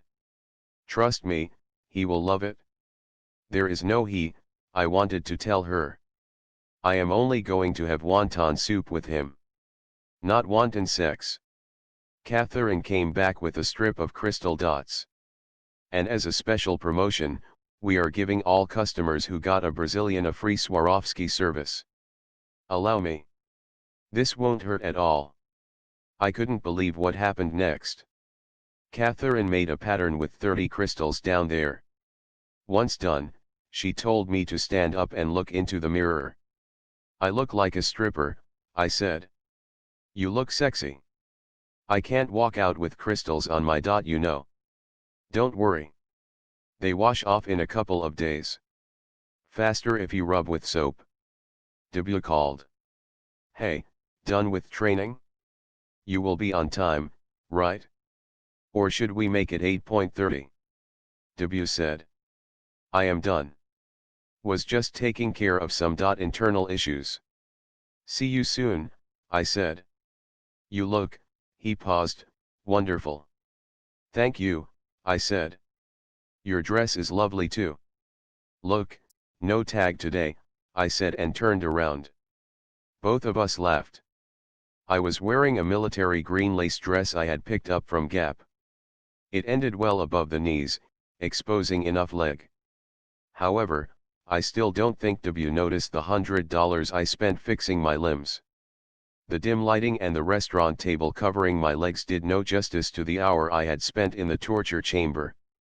W ordered a set dinner for us. We sat down in the upper level of Tao, a large-sized restaurant by New York standards. Downstairs, we could see a giant Buddha and the Zenkoi pond. Nice place, I said. Did you know they shot the Sex and the City movie here? W said. I didn't. So how was your day? Good. We are pitching for this new sportswear brand called Under Armour. If we get the campaign it will be awesome. How's Goldman? Still in training. Busy. It will get even more hectic after work begins. I told him about Neil's distressed debt presentation. I recounted how I was questioned in front of the entire class. So I am thinking, I won't apply to distressed debt. It's quite difficult to get anyway. Plus, the job seems too difficult, I said. How can you not apply? W said. You are from IIMA. You will crack it? People in my class are from top colleges around the world. Harvard, Stanford, you name it. So what? You answered the question the partner asked you in the presentation, right? I looked at W. He had listened to me with full attention. His deep black eyes flickered in the candlelight. I leaned back on my seat and crossed my legs. They felt unusually smooth. I remembered why and smiled. Why are you smiling? He said. Nothing. I shook my head. Listen, he said and placed his hand on mine. You have to apply. Too many Indians come to the city and get overwhelmed. Don't be underconfident. You can do it. You will. Thanks. And you will win Under Armour, I said. Cheers to that, he said, and we lifted our water glasses. The waiter arrived with our food: chicken noodle soup and vegetable fried rice. The soup seemed a little too bland for my taste. I stuck to the fried rice. You aren't having the soup. You don't like chicken. I eat meat, but I prefer vegetarian, I said. I am vegetarian too, he said. Really? I am a Bengali. For us, fish and chicken are vegetables. Both of us laughed. We chatted through dinner. He told me about his parents in Kolkata. His father owned a printing press. It didn't really make much money now. His mother stayed at home. W grew up dreaming about being a painter. He settled for commercial art as the practical choice. His parents had saved enough to send him to do a course in design and arts in the US. He secured his current job through campus placement. Advertising sounds cool, I said. That too, Madison Avenue. Best place to do it in the world. It's not as cool on the inside. There's constant politics. The money isn't great. I have been lucky to work on good campaigns. However, juniors don't usually get much creative work. I am sure it is not just luck. You must be really good. He looked at me and smiled. He ate with chopsticks. I tried but failed. Me told me not to make an ass of myself and use a fork and spoon. I complied. Thanks for the compliment, he said. Dessert. I saw the menu. It had choices like sweet red bean pudding and tofu ice cream. Red bean pudding. I said. What is that? Rajma, W said. Rajma kheer of sorts. Yuck, I said. Chinese desserts are not famous. There's a reason they suck, he said. Bengali desserts are the best, I said. W's chest swelled with pride. Bengali men aren't too bad either, he said. Did he just flirt with me? Is this flirting? Am I supposed to respond with something clever? As sweet as their desserts? I said, one eyebrow up. See, I can flirt back. Nerds can flirt. He never expected a comeback. He took a second to take in my response. Why don't you try and find out, he said. That's enough, Radhika, this is going into dangerous territory, I told myself. Deflect, change the topic, fast. You don't want to be judged as a slut on the first date. See, this is what I do. When I am with a man, I behave like I am sitting for a test. Answer the question properly. Act naive as if I don't understand his double meaning. Don't just be. Perform. Don't know about the men. I'd love to have a Rasgulla though, I said, my voice as innocent and dumb as possible. Alas, this is Manhattan. Fear not. We Bengalis have left imprints everywhere. Would you like to go to a Rasgulla place? Here? Now. In Manhattan. He nodded and smiled. The bill arrived. Should we split? I said and took out two $20 bills. He thought about it for a second. Actually, no. Can I treat you this time, he said. Isn't that what dates are? I said to myself. But then, what about gender equality? Why? I said. We can split. No, he said as he took the money out of his wallet. It's not that much. You can buy the Rasgullas. W and I took a yellow cab to 28th Street and Lexington Avenue, in an area called Murray Hill. It's also called Curry Hill, W said as we stepped out of the taxi. I could see why. Indian, Bangladeshi and Pakistani restaurants dotted both sides of the road.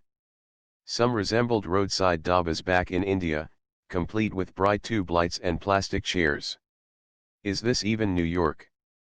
I laughed. It's Midtown Manhattan, W said. You like it? I love it. In fact, you could have just brought me here first. Darn, wasted money at Tao. Didn't realize you could be a cheap date. Date. He used the word date. I am on a date. I felt thrilled at the prospect of being on a date. Even if at a ramshackle parantha shop called Lahori Kebab. Can we have a parantha?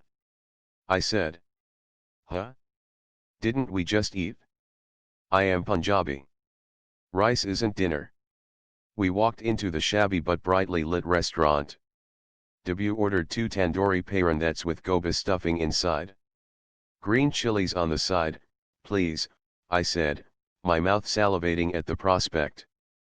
I noticed four seedy-looking Indian guys in the restaurant. They wore neon construction worker jackets. I caught them staring at my legs. Yes, finally I have an audience for all that effort, I said to myself. Let's sit down, W said as he noticed the workers. Nobody has ever checked out my legs, I wanted to tell him. Let me enjoy the moment. Oh well, better be the good girl, you exhibitionist, Mini-Me said. The restaurant had Indian desserts. Post paranthas, we had two rasgullas each. You better skip lunch tomorrow, Mini-Me said, there is no point in waxing fat legs. Elephants don't wax, do they? I love how you eat. You are enjoying this, W said to me. Sorry. I haven't had Indian food in weeks, I said. He wiped my lips with a tissue. I smiled at him. There are a couple of Indian restaurants in Brooklyn too, where I live, W said. He was referring to another borough of New York, south of Manhattan. You live in Brooklyn? I said. Most of my Goldman class planned to take apartments in Manhattan. They considered Brooklyn too far. Yeah. Told you. Advertising is glamorous only on paper. They don't pay. That's the only place we can afford a decent apartment. We as in. I share it. Two other guys from work. Oh okay. I need to find an apartment soon too, I said. The bill arrived. I paid this time, a total of $8. We stood up to leave. You want to see a movie next week? Shahruk's Don 2 is releasing, W said. They have Indian movie theaters here. I said in excitement. Just a couple. But they do, he said. Next Friday. I nodded. The food in my mouth prevented me from talking. Day 2, baby, I said to myself and mentally high-fived. 1 month later, and the last day of associate training, I received an email from my training manager, Jane Rosenberg. She had called me to her office. I wondered if I had done anything wrong. I had skipped class to meet W a few times. Had they found out? W and I had watched 2 movies, one Yankees baseball game and one Broadway musical called The Lion King. We visited quaint restaurants all over Manhattan and ate Italian, Middle Eastern, and Indian food. I had fallen in love with New York. I had also started liking W, even though things weren't romantic yet. Why wasn't he making a move? When would I have my own boyfriend? Would I ever have my own boyfriend? Perhaps it was because of these insecurities inside me, but I wanted things to change soon. Our next date was tomorrow. I had picked a short wine-colored dress, my boldest so far. Jane asked you to come to her office as well. Mark, an American associate about my age, came up to me. Huh? I said, as I came back from my thoughts about what shoes to pair with my wine dress. Yeah. How do you know? You are copied on my email. It's you, me, and another associate, Carl Wong. I reached Jane's office on the 16th floor of 85 Broad Street. Jane, in her 40s, sat at her desk, lost in her computer. Welcome. You must be the new associates, Jane said as we sat down. I looked at Mark and Carl. They seemed relaxed in contrast to a jittery me. I have called you here because I have fresh offers for you. The 3 of you have been selected for the distressed debt group. Yes. Mark said and fist pumped. Carl and Mark high-fived each other. Really? I said. Has there been a mistake? I wanted to ask. Sure, I had applied. I had also met a few people as asked. However, I didn't really think I had a chance. It's a tough challenge but a great opportunity, Jane was saying. Are you going to accept this or do you want to be in another department? Yes, of course, I accept, Mark said. Am going to kill it? Totally accept, Carl said, his voice had an American accent even though he was ethnically Chinese. You, Radhika. Yeah. Well, I am thinking. What was I thinking? Has there been a mistake? Can I do this? Is this too difficult? This is what girls like me do. The boys in front of me jumped up in confidence. I, on the other hand, triple guessed and quadruple guessed myself. Mini-me, will you be supportive and be quiet for once? I took a deep breath. Yeah, I accept, I said. I signed the offer letter and felt a surge of excitement. I wanted to share this with someone. I decided to call home later when India woke up. However, Mom and Dad would have little idea about my achievement. W, I said as I called him after I left Jane's office, I got distressed debt. Didn't I say you could do it? Yeah, you did. We will see if I can last. What are you doing? You will do amazing. I'm at work. Busy with a presentation. We are meeting tomorrow, right? Yeah. Can it be my treat? Training ended, I did make it to the best group. I think we should celebrate. Sure. I can't wait, W said. I made another important call. Completely bare? I want to book a waxing appointment. Champagne, madam, just as you ordered, the waiter said. He poured 2 glasses and put the bottle in an ice bucket. We had come to Aqua Grill in Soho. The restaurant specialized in seafood. W had told me he used to have fish with every meal back home in Kolkata. We chose the set dinner. The waiter arrived with an appetizer made of salmon and asparagus. "This is amazing," W sighed. "You like seafood, that's why I chose this place," I said. He nodded and grinned, his mouth full of food. I found his curly hair, beard, and smile more adorable every time I met him. My dress ended high on my thighs. I had not eaten any lunch to avoid love handles. I wondered if he noticed. "We have seen each other every week since the first time we met, right?" he said. I gazed at his lips. "Yes, we have, but why haven't we kissed yet? Is it wrong for a girl to think that? Should he be asking me that instead? Where are the rules?" "What are you thinking?" W said. He snapped his fingers, as I didn't respond. "Huh? Oh, nothing. Just nervous about my new assignment, I guess. How can a girl admit she is thinking about kissing? Isn't that what super sluts do? Relax. You can crack anything. You are really smart. One of the smartest people I've met." I looked at him. Wow, a man who acknowledges a woman's smartness. Now I want to kiss him even more. "Are you going to make a move, W? Or will you keep eating that shrimp cocktail in the martini glass?" I brought my legs close and enjoyed their smoothness against each other. "W, make the right moves, and you could be a really happy man tonight." "Distressed dead. Sounds scary, though," W said. How do I change the topic from distressed dead to my amazingly waxed legs? I couldn't. I drained my champagne glass. "It is," I said.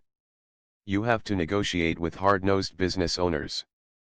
They sometimes refuse to pay the bank. You have to seize properties. Squeeze out value." "Wow," W said.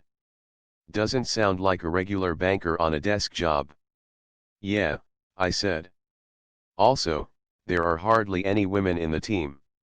It's a man's job." "What nonsense," W said. "Why can't a woman do it? They are better negotiators. I like this man. A lot. Go on, W." He continued, "It's all this bullshit men spread. To scare women out of a role or position.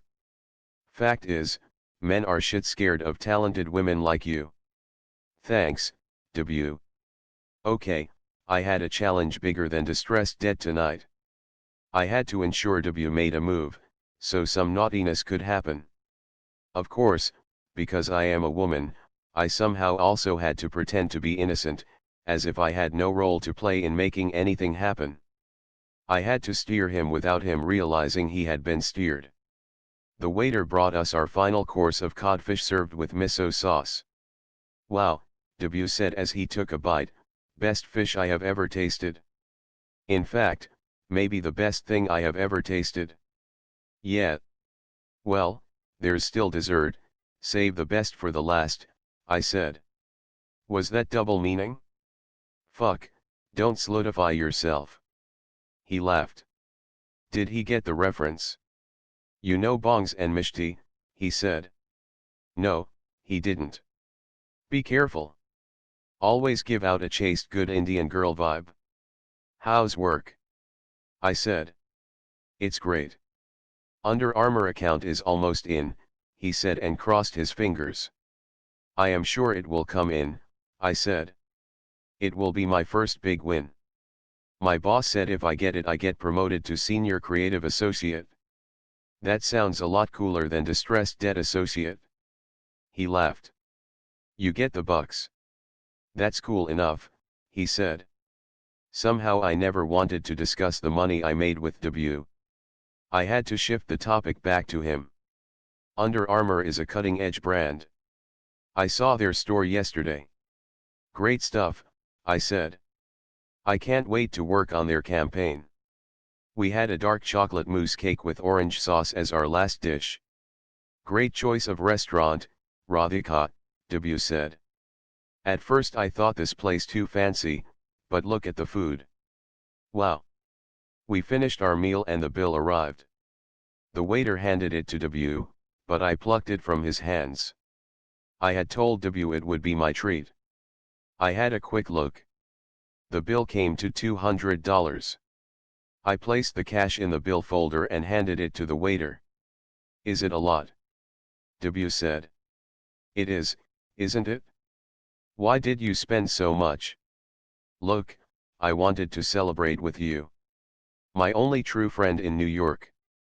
So thank you for being there. I held my champagne glass high. He did the same and made a toast. Congratulations. To my talented friend Radhika, who will kick ass at distressed debt and show the men how it is done, he said. We decided to walk from Aqua Grill to the Benjamin Hotel, a half an hour stroll. From there W could get a direct 4 train to Brooklyn. I had 30 minutes to get this man to make a move. A part of me wanted to scream, "Oh W, just kiss me already?" Of course, a lifetime of brainwashing to be a good Indian girl would never allow me to do that. He didn't make any move. However, he did say amazing things on our walk. It's really important that women do well. It sets an example for other younger women. It inspires them, he said. Who am I inspiring? I said, my mind filled with alternate thoughts. Did he notice my legs yet? Did dinner make my stomach less flat? Are my boobs in place? Can this guy walk slower so I can keep up in my heels? Of course you are an inspiration. To your younger cousins, for example. I am sure they will see their Radhika Didi and want to be like her. I laughed. What? He said. I don't know. My sister Ati has more fans. She barely graduated. She knows makeup and clothes way better than me, though. That is when W said something even better than the amazing things he had said about my work and intelligence. You have great taste in clothes, he said. Oh, I love this man. He must be partially blind, but I love this man. Really? I said. I found it hard to take a compliment that didn't involve grades or job interviews. Yeah. You have this subtle, understated style. This red dress, pardon me, but what? I said. Is it ripped somewhere? I thought in horror. Pardon me, but it makes you look so hot, he said. OW. Bless him, gods. Give him any advertising account he wants. For the first time in my life, apart from when I had fever, I had been associated with the word hot. Someone in this world found me hot. Hot. Fuck, Radhika, someone called you hot. My soul break-danced inside me. Really? I said, my tone as casual as possible, even as I fished for more. Yeah. You don't mind me saying that, I hope. Do I mind? Bring it on, dude. We have 10 more minutes to reach the hotel. Please keep praising me. The shallower the better. Make it only about clothes, looks and legs. Those are the compliments I miss. Of course, I have to say it in a way that he doesn't think I am too keen. No, I don't mind. Usually we talk about more intellectual and work-related stuff. It is strange, but no, it's okay. Curious to see how you men think, I said and giggled like an idiot. I think you have a nice figure, he said. Which part, which part? I wanted to scream in excitement. Do you like my waist? Boobs. Ass. Be articulate, W. Really? I said, dragging out the word, as if I never expected this. I punched his shoulder, subtle encouragement and fake shyness all rolled into one. Yeah. Your legs, I mean. You have nice legs. Oh, so that is all you like about me? Desperate, lame, stupid. What was that, Radhika? I told myself as I fished.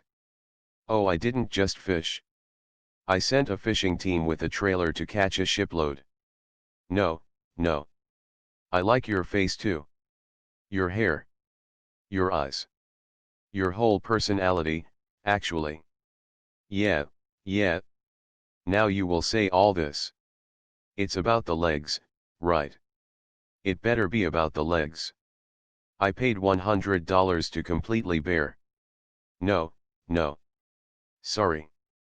I mean relax, W. I am kidding, I said and squeezed his warm hand. I didn't want to let go of it. However, I didn't want it to count as a move either.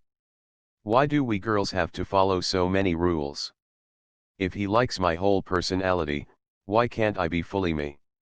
I released his hand. We walked past a Barnes and Noble bookstore and had to cross a traffic signal.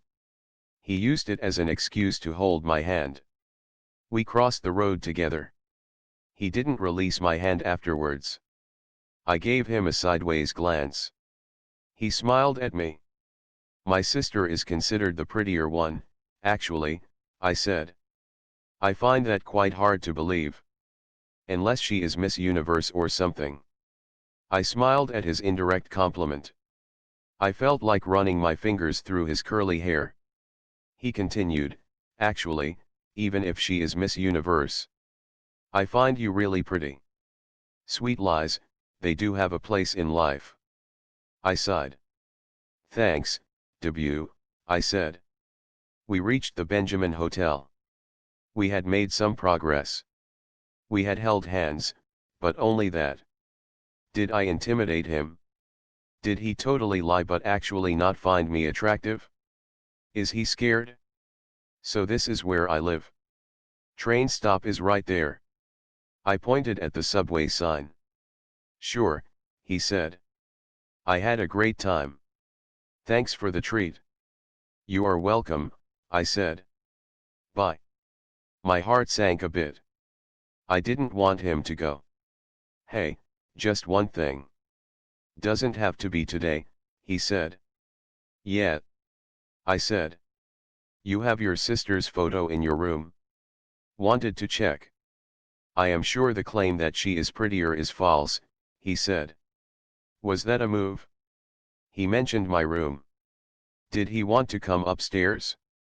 Or he could technically want me to go up and bring down some pictures. Heck, I had Auntie Didi's photos on my phone. So is this a move? Will someone tell me, please? I smiled at him. No, really, W said, that's sweet. So are you? Pretty. I laughed. No. Handsome. Smart. Creative too. Thanks, he said. Okay, I think I have some photos on my laptop upstairs. You want to come up? I said. 8 no way, W said. She is not prettier than you. Oh, come on, I said. Auntie Didi is so nice looking. Listen, sure she is, but not more than you. No way. You have better features. That's not what my mother led me to believe, I said. Must be the Punjabi thing. The whiter the skin, the prettier the person. Nonsense, he said, somewhat agitated. We sat on the edge of the hotel bed, my laptop in the middle. I had a 2-year-old family album open on the screen. All my life I have been this nerdy, studious girl. Auntie Didi is considered the looker. Sorry, she's your sister, but she dresses like she is going to a party even for random family pictures at home. She is like that, I said. You did wear horrible glasses though, W said. I laughed. I switched to contacts a year ago, I said, and pointed to a picture of my family in our living room. That is Dad. Simple, quiet man. Just doesn't want people in society to say anything critical of him. This is my mother. Dominates Dad totally. W examined the pictures as I spoke again. I miss home, I said. Seeing these pictures I miss India.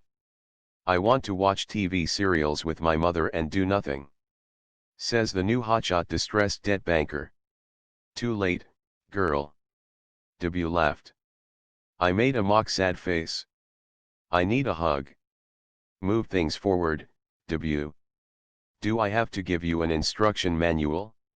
It's a sweet family, W said. It is, I said. I wanted to stall the conversation with short, boring replies. Awkward silences lead to many interesting things. Unfortunately, certain intellectual Bengali men don't often get the hint. Have you read The Beauty Myth by Naomi Wolf? W said. No, what's that? A landmark feminist book. It talks about how women are culturally bullied into feeling conscious about their looks all the time, he said. Really? Well, to a certain extent it's true, I said. Yeah. Do men compare their physicality with their siblings so much?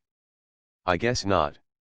At another time or place, like at one of our Friday dinners, I would have liked to engage in this intellectually stimulating conversation.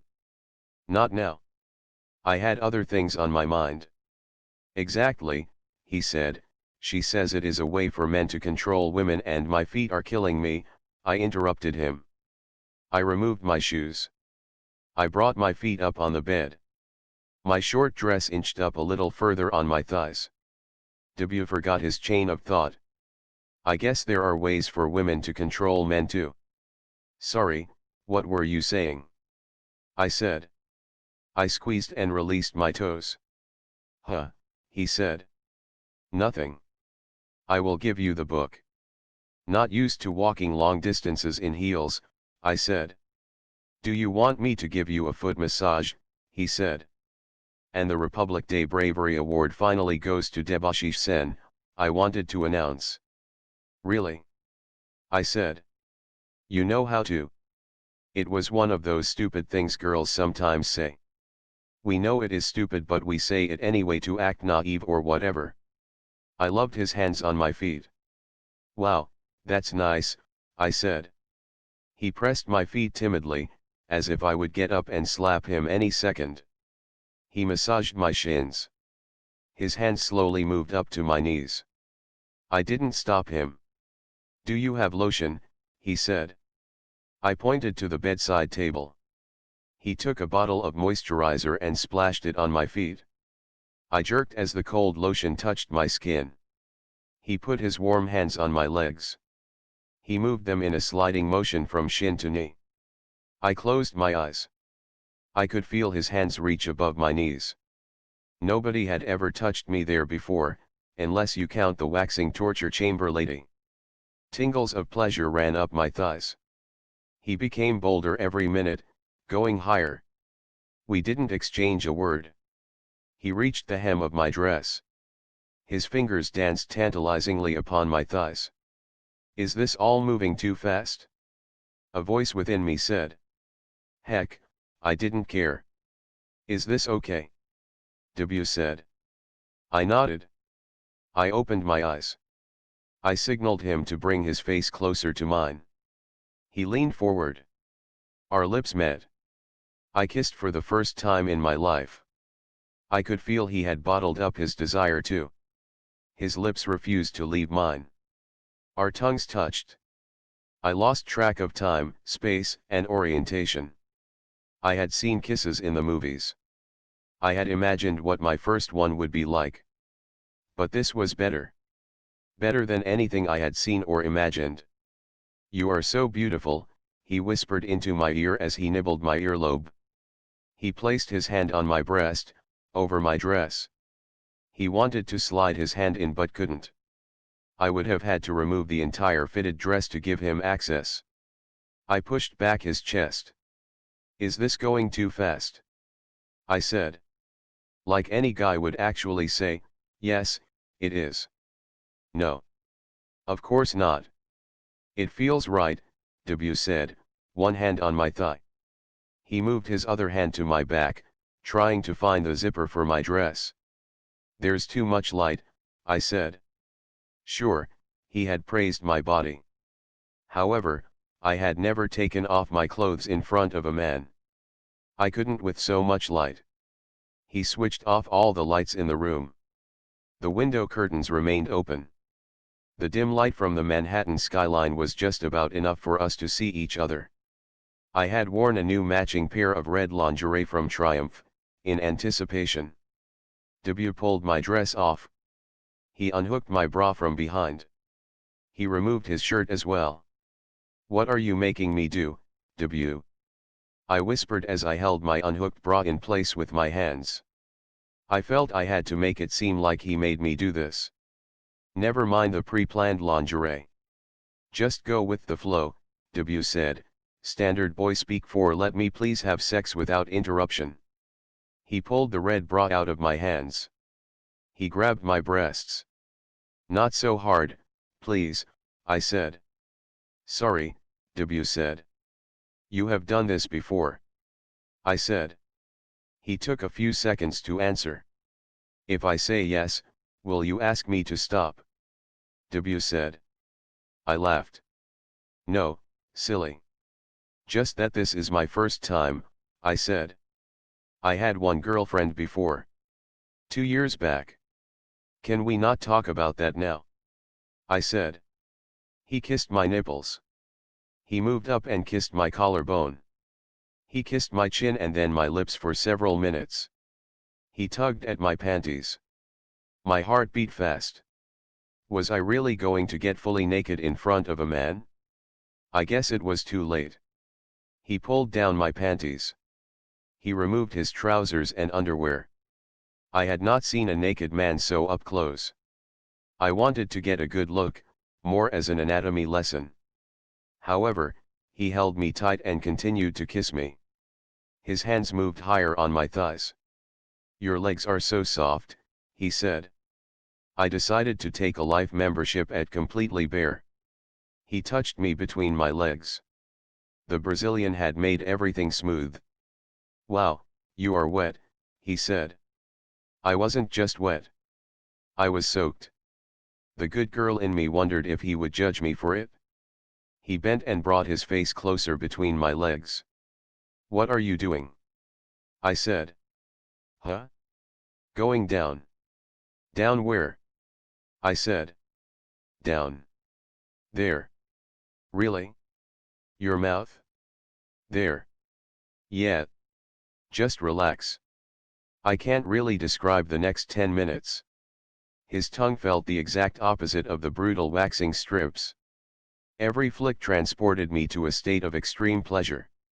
Why don't people do this all the time? Wow, why didn't anyone tell me sex feels so damn good? He put a finger inside me. I winced once. "Careful," I said. "Does it feel good?" he said. I nodded, my eyes closed. He continued to work with his tongue. I became more aroused. I soon reached a point where the intensity became too much. "Stop," I said. "What?" he said. "Come here," I said. He came up close. I kissed him, which was a little strange considering where his mouth had been just now. He climbed over me. "May I?" he said. Was I going to have sex? Had I finally grown up? But wait, should I? "I have protection," he said. Damn, did the guy anticipate this? Was I too easy?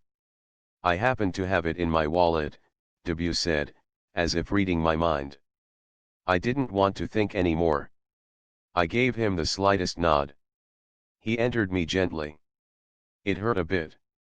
Frankly, his tongue had felt better. However, this is what people call sex, I thought, so I guess this is what we have to do. "Radhika Mehta, you are finally having sex," I said to myself and mentally high-fived. It felt like a major milestone in life, on par with getting into IIMA or scoring Goldman Sachs. Or distressed debt. Will that job be tough? Okay, why am I thinking about distressed debt when there is a man in me? "You feel so amazing," he said. I was glad he felt that way. As for me, I couldn't see what the big fuss was about sex. How do I ask him to do that going down stuff again? Is it too late? What is the protocol in bed? His strokes became faster. He gripped me tight on my shoulders and groaned. I guess he had had an orgasm. He gasped for a few seconds as he went lax on me. "Wow," W said. "Amazing, isn't it?"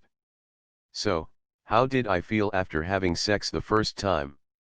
Well, you know how you sometimes wait for a big Salman or Shahrukh movie for months and then it finally arrives?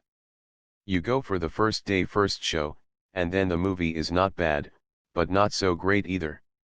Yeah, was amazing, I said. I guess it's just polite to agree with people in bed. He slid off me and lay on the side. He stared at the ceiling. We held hands. You are wonderful. Thank you, he said. Thank you. What on earth was that? Is the show over?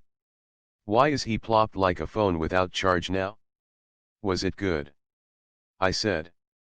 I repeat, amazing. I am so spent and finished.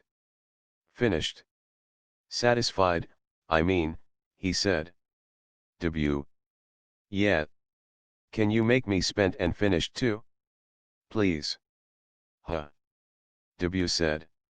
He turned to me, surprised. That going down thing you did. Can you do it a bit more? I said. Sure, baby. Good.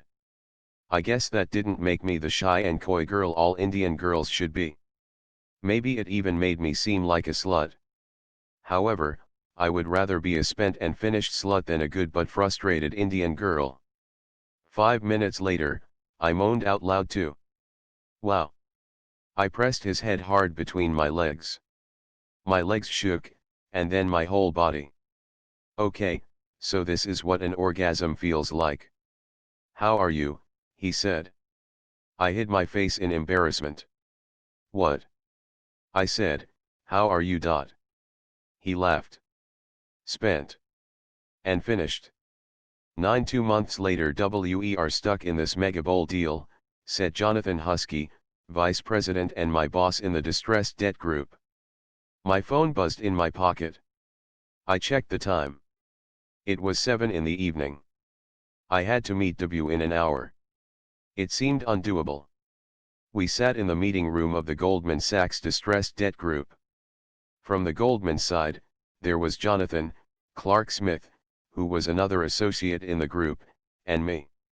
We also had a representative from each of the 7 banks that had lent to Megabowl, a Boston-based builder of bowling alleys. While people who played in their bowling alleys had fun, their creditors had a different story. Megabowl had defaulted on $50 million worth of loans. There are no assets, Jonathan continued. The company has nothing apart from lots of bowling pins and bowling balls. Recovering $50 million would require a lot of bowling balls, I thought. The bankers looked at each other in silence, sympathizing with each other for their collective stupidity in lending so much money to Megabowl. Tell us what to do, one of the bankers said. We just want out. I can't deal with their stupid CEO. My hand went into my handbag and grabbed my phone. Radhika. Jonathan saying my name startled me. Please share the plan. Damn, I needed a minute to tell W I couldn't make it tonight. I released my phone and brought my hand out of my bag. Sure, Jonathan, I said. I shared the special booklets I had prepared for the meeting. Our basic premise, I said, opening the first page, is to keep Megabowl as a going concern. There is little value in liquidation, just about 6 cents on the dollar. However, it is 50 cents if we allow the CEO to continue. Fire him, Dirk Grigley, a fat and bald banker from Bank of America, said. He has caused all the mess. He has, yes, I said, but we need him to stabilize operations for now. We also have to retrench people and cut salaries. Let's use him to do the dirty work. I walked them through the plan. It would enable the company to reduce its size and reduce costs. The bankers pored over the booklets. I thought of an excuse I could use to take out my phone. I didn't want W to leave for the restaurant. The bankers cared little about my boyfriend. What's the guarantee it is going to work? One of the lenders said. There isn't, I said, but now that we have finally valued the business, 25 million is maximum recovery. Or 50 cents on the dollar. We can offer 30 cents, Jonathan said, and you can be out of this. That's how we worked. Bid at 30 cents, hope to recover 50. 30 cents. Dirk said. That's nothing. Goldman is taking all the risk here of reviving it, Jonathan said. The creditors huddled together. Should we leave you alone for 10 minutes?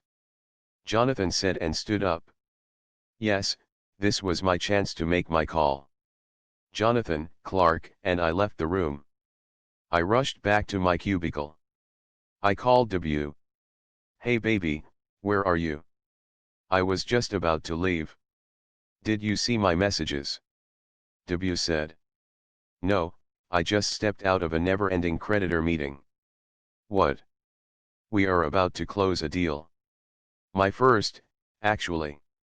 It's 7.30. We have an 8 o'clock reservation. Comedy Cellar doesn't allow you late entry. I am so sorry. Can you cancel it, please? We've already paid. $15 each. I know. I am so sorry. What? Really, he said, his voice low. Can I make it up to you? Tonight? Come over to my place. When? Have your dinner and come over.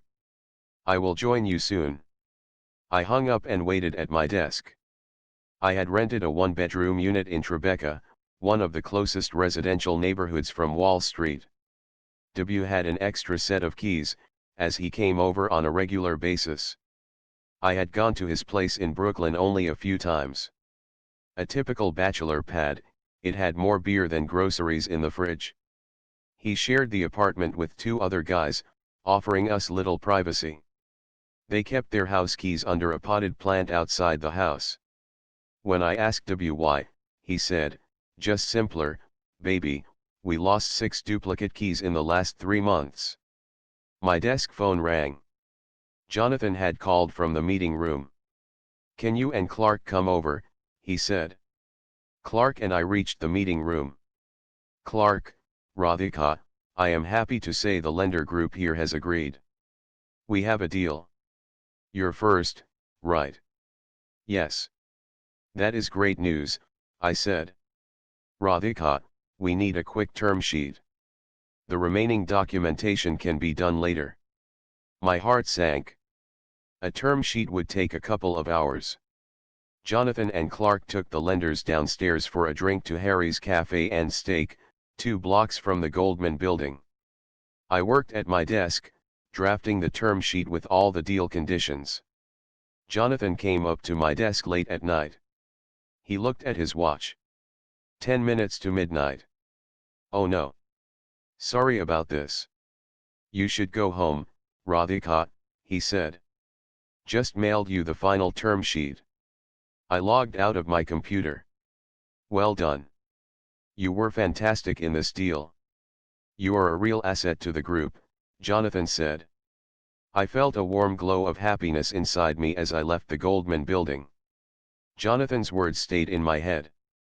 I couldn't wait to share them with W. I am sleeping, baby, W complained as I switched on the bedroom ceiling light. Sorry, I said as I switched the light off. I turned on the bedside lamp instead. What time is it? He said in a sleepy voice. 12:30, I said. What? He said, and opened his eyes wide. You were in office until now. Yeah. What to do? My first big deal. You know what Jonathan told me? What? Radhika, you are a real asset to the group. Why not? They seem to be dumping all their work on you. Nothing like that. They stayed late too. Many little things one has to be careful about in the documentation. It took me a while. Did you eat dinner? No, baby, I said. What? W sat up in bed. I didn't get the time. This is terrible. Wait. He got off the bed, walked up to the open kitchen in the living room and took out a tray of eggs from the fridge. I'll make you some burgee, he said, have it with bread. Go to sleep. I will have some cereal. Have something hot. I will have my hot boyfriend then. Come here. I pulled him by his t-shirt and kissed him. Sorry I was late. Let me make it up to you, I said. He pushed me away. Wait, eggs first. He got busy whipping the eggs. He cut onions and tomatoes and placed a saucepan on the stove. 10 minutes later he served me my dinner. Try, he said. I took a bite. How is it, he said. Yum. Thank you. Welcome. Debut, listen. What? I love you. I love you too. Just don't get to see you much. Sorry, baby. Let's move in together. That way I will see you at least. I became silent. I will share the rent. Don't worry. Not that, silly. But that's a live-in. That means we are in a serious relationship. Aren't we? Debut said. I smiled at him. Keep the place clean, okay. I said. 1 year later I will think about marriage later, Mom. I am still new at my job. Let me focus on that. Please, I said. I ran down the subway steps to the Wall Street Station platform. The Friday evening rush hour made it difficult for me to hear her. What? I said, as the sound of an arriving train drowned her words. Job is not that important, she said. I could hear sounds of her making tea in her kitchen. It was 8:30 in the evening for me, 6 in the morning for her. Jonathan had made me do a presentation twice, giving me a dirty look when he noticed some inadvertent typos. It is important. I am in the most challenging group in the firm. Everyone here thinks I am one of the best, I said. What about everyone here thinking why isn't Mr. Mehta's second daughter getting married? Is something wrong with her? Really, Mom? You think something is wrong with me? I stepped into the number 3 train. The doors shut. I had just 3 stops to Chambers Street in Tribeca, a 5-minute subway ride. Somehow, speaking to Mom made it seem much longer. It's been a year since you have been abroad. Your sister married 2 years ago. Let us at least start looking. It takes a while, you know. Auntie Diddy wanted to get married. I don't. You don't. Not yet. Look at my life. I just finished work. It's 8:30 at night here. What kind of a job is this? Making girls stay so late. Can you stop criticizing every aspect of my life? I am not ready to get married or even look at any options. Well, I didn't need more options. My option had messaged me thrice as he waited for me for dinner. So what do you want, Mom said. Many other things. I want to do well at work. I want to be promoted this year, get a good bonus. I want to travel. Enjoy New York. Come home and visit all of you. Is there a boy? She said. My heart skipped a beat. My mother's sixth sense had sprung up. No. Not really, I said. I guess telling her about my live-in status with a guy for the past 1 year would be too much to share at one go. Meaning. I have friends. Like this guy, Debashish. He is also from SRCC. Debashish who? She said, her voice curious. Debashish Senator senior in college. Didn't know him then. Works in Manhattan at an ad agency. Bengali, she said, a tinge of disgust in her tone. Yeah. Why? Nothing. They are smelly, no. They eat a lot of fish. What nonsense. Anyway. I hope he is just a friend. I had an urge to tell her that we had contraceptives on our grocery list. Yes. I hardly get time. But I have met him. Met him. In groups, nothing more, I said hurriedly. Why am I not telling her? I should tell her. However, this debut has to get his act together and tell me first. You are not the boyfriend and love types. T was like that. What is that supposed to mean? I said, my voice loud enough to startle two skinny girls sitting next to me. Nothing. You are the studious types. What boyfriend and all you will make? We will have to find someone for you. Really, Mom? You would do that for me? Thank you. How can I ever repay you? It's okay. We are parents. It is our duty. She doesn't get sarcasm at all. I wanted to lash out more. I wanted to say, sure, thanks, Mom, do hook me up with someone.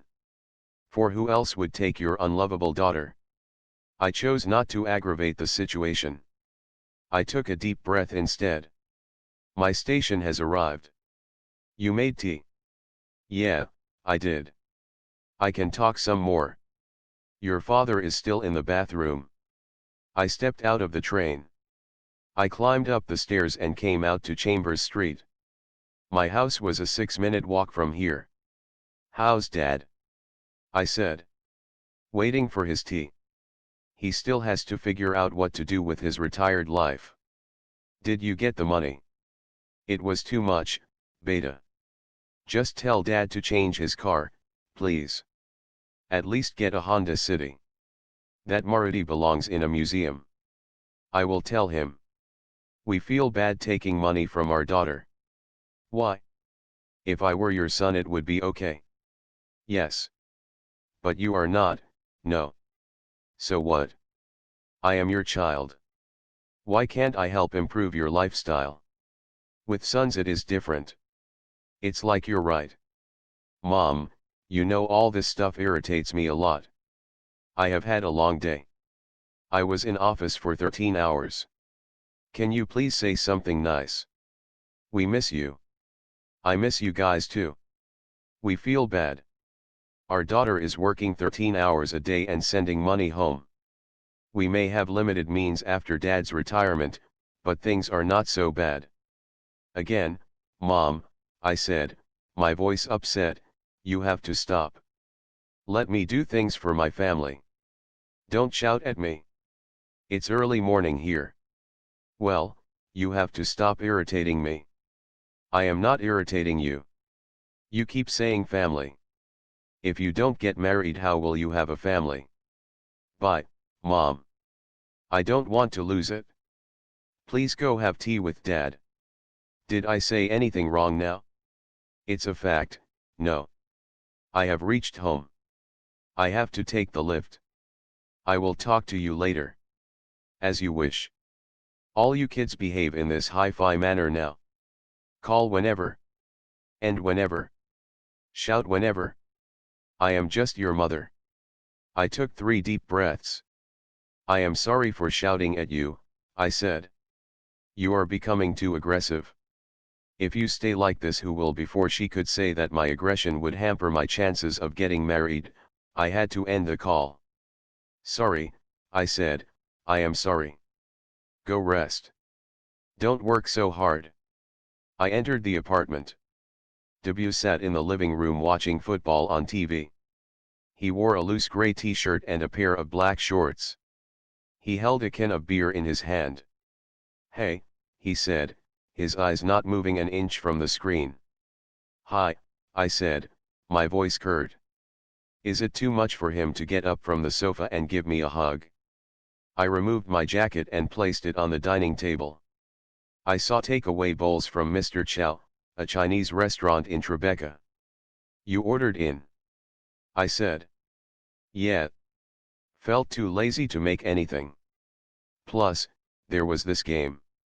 This food is too greasy for me. You could have ordered something healthier.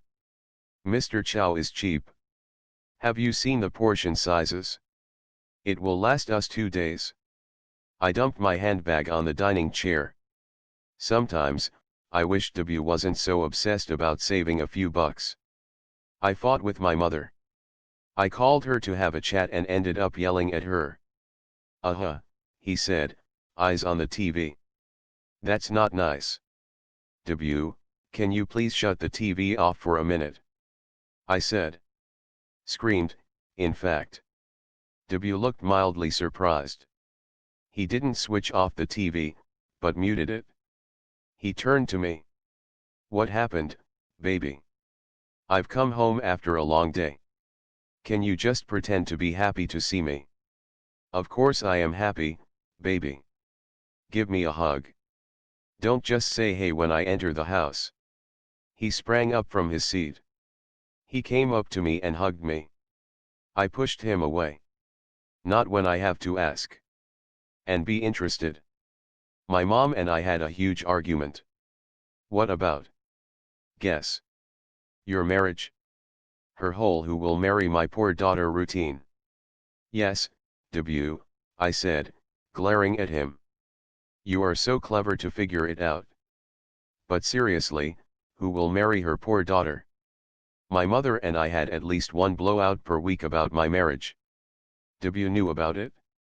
I hoped he would get into action and propose a plan. Of course, a stupid minor league American football game was more important. I continued to glare at him. What? W said. Stop letting her affect you so much. She's regressive and old-fashioned. He took a paper plate and scooped some noodles on it. He handed it to me, a cheap portion of chow mein to compensate for my uncertain future. W, really? Is that what you think I am upset about? It's not, he said, his face blank. Why don't guys ever get it? It's never just one thing with women. It's a long day at work, dirty looks from my boss, seeing women thinner than me in the train, arguing with my mother, coming home to a disinterested boyfriend and then eating greasy food for dinner that would make me even fatter than the skinny girls on the train. Oh, and add boyfriend never having the guts to discuss our future. No, I said, in as patient a voice as possible, it isn't only that. Oh, he said, genuinely astonished. W, what the fuck? What? What did I do? What did you not do? The hug. I am sorry about the hug, baby. It's not the hug. It's us. Are you so thick or are you pretending to be so? Be clear, baby. Don't baby me. I pushed my plate away. I didn't want to eat this cardiac arrest on a plate. I didn't want to listen to the baby crap. What's the matter? W, where are we going? Meaning. I picked up the remote and switched off the TV. Us. Where is this relationship going? My mother wants me to get married. Are you listening? But you don't want to, right?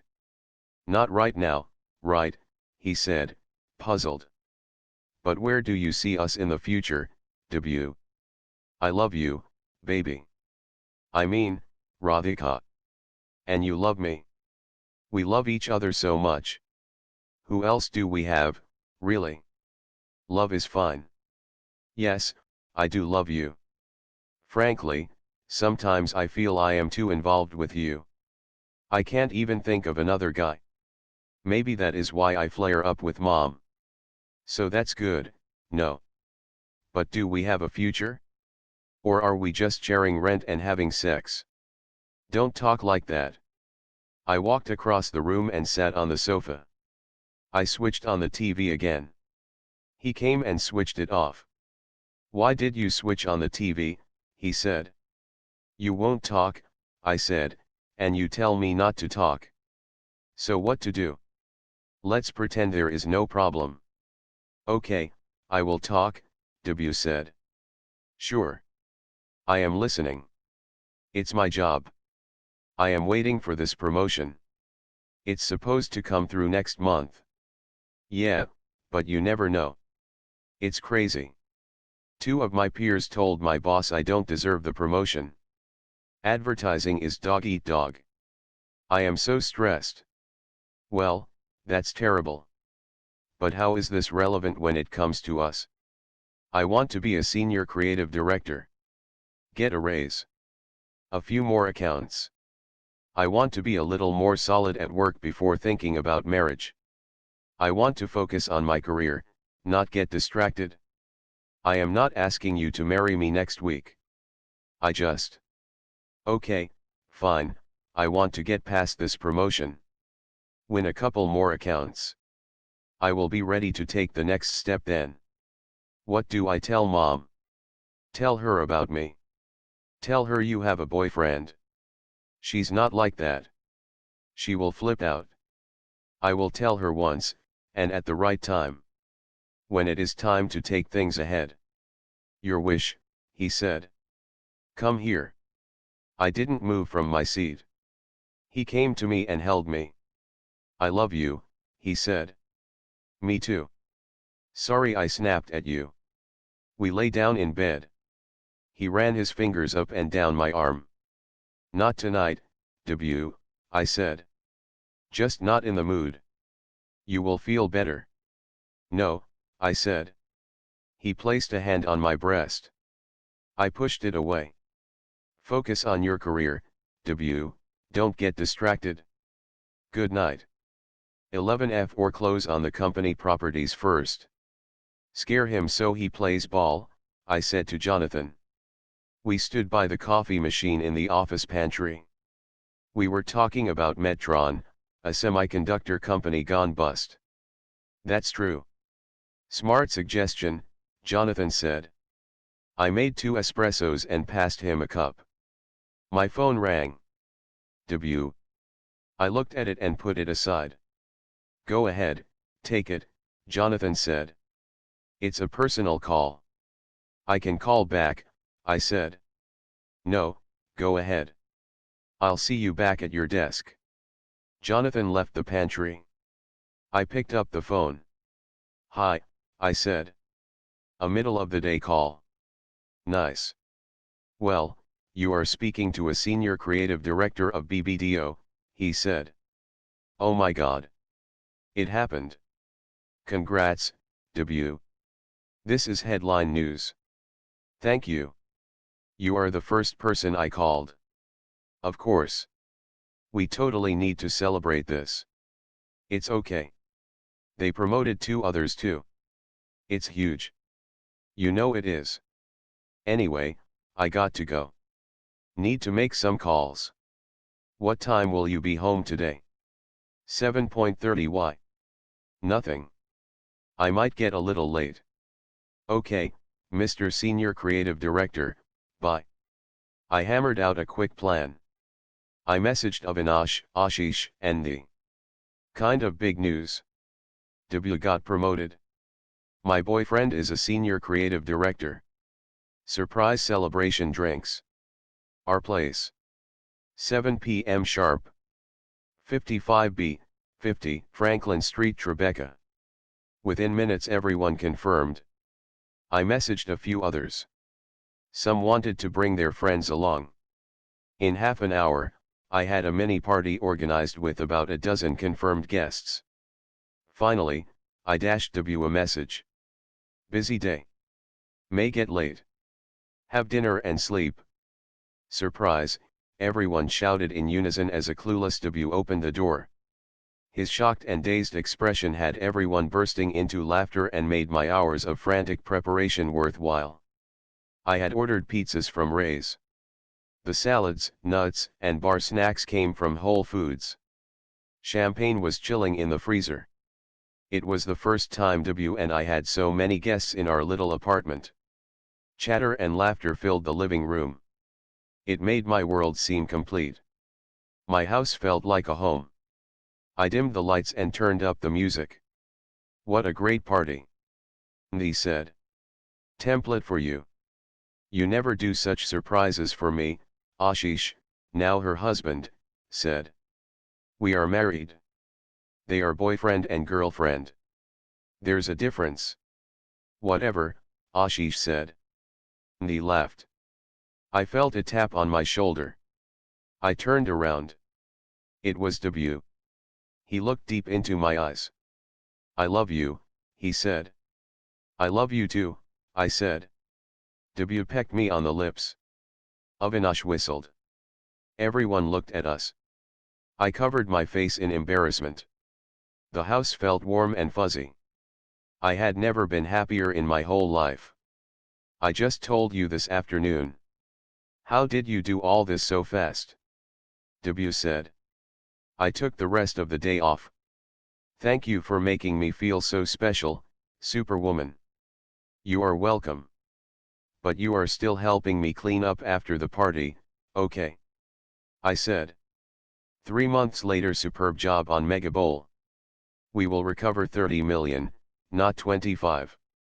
Well done, Radhika.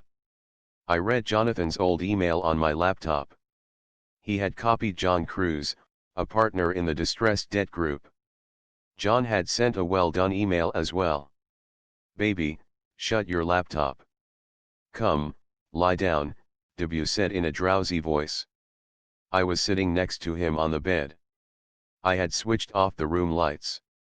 However, the glare of the laptop screen bothered him. It's still too bright. What time is it? W said. 11:30, I said. Only a few more minutes, I promise. He exhaled noisily. What are you working on? He said, putting his arm around my waist. I nudged the laptop higher to accommodate him. My own performance review. I have to turn it in tomorrow.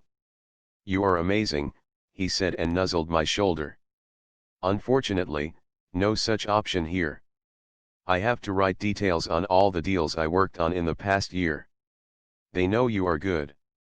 Come, sleep. Let me hold you. He pulled me closer. You sleep. I know the laptop is bothering you. I will sit in the living room, I said. It's cold. I'll turn on the heat in the hall, I said. I kissed W on the forehead, climbed off the bed and shut the door. I went into our living room, adjusted the thermostat and sat on the couch. I opened my laptop again and read the performance review form. List instances where you added significant value in a deal. I had worked on 3 deals this last year. Mega Bowl was the deal I had contributed to the most. I entered the details. Last year, when I joined the firm fresh out of college, we had had a fixed bonus. My performance review would decide my bonus this year. I reached the last question. What is your overall assessment of your performance on a scale of 1 to 5, based on the classification below?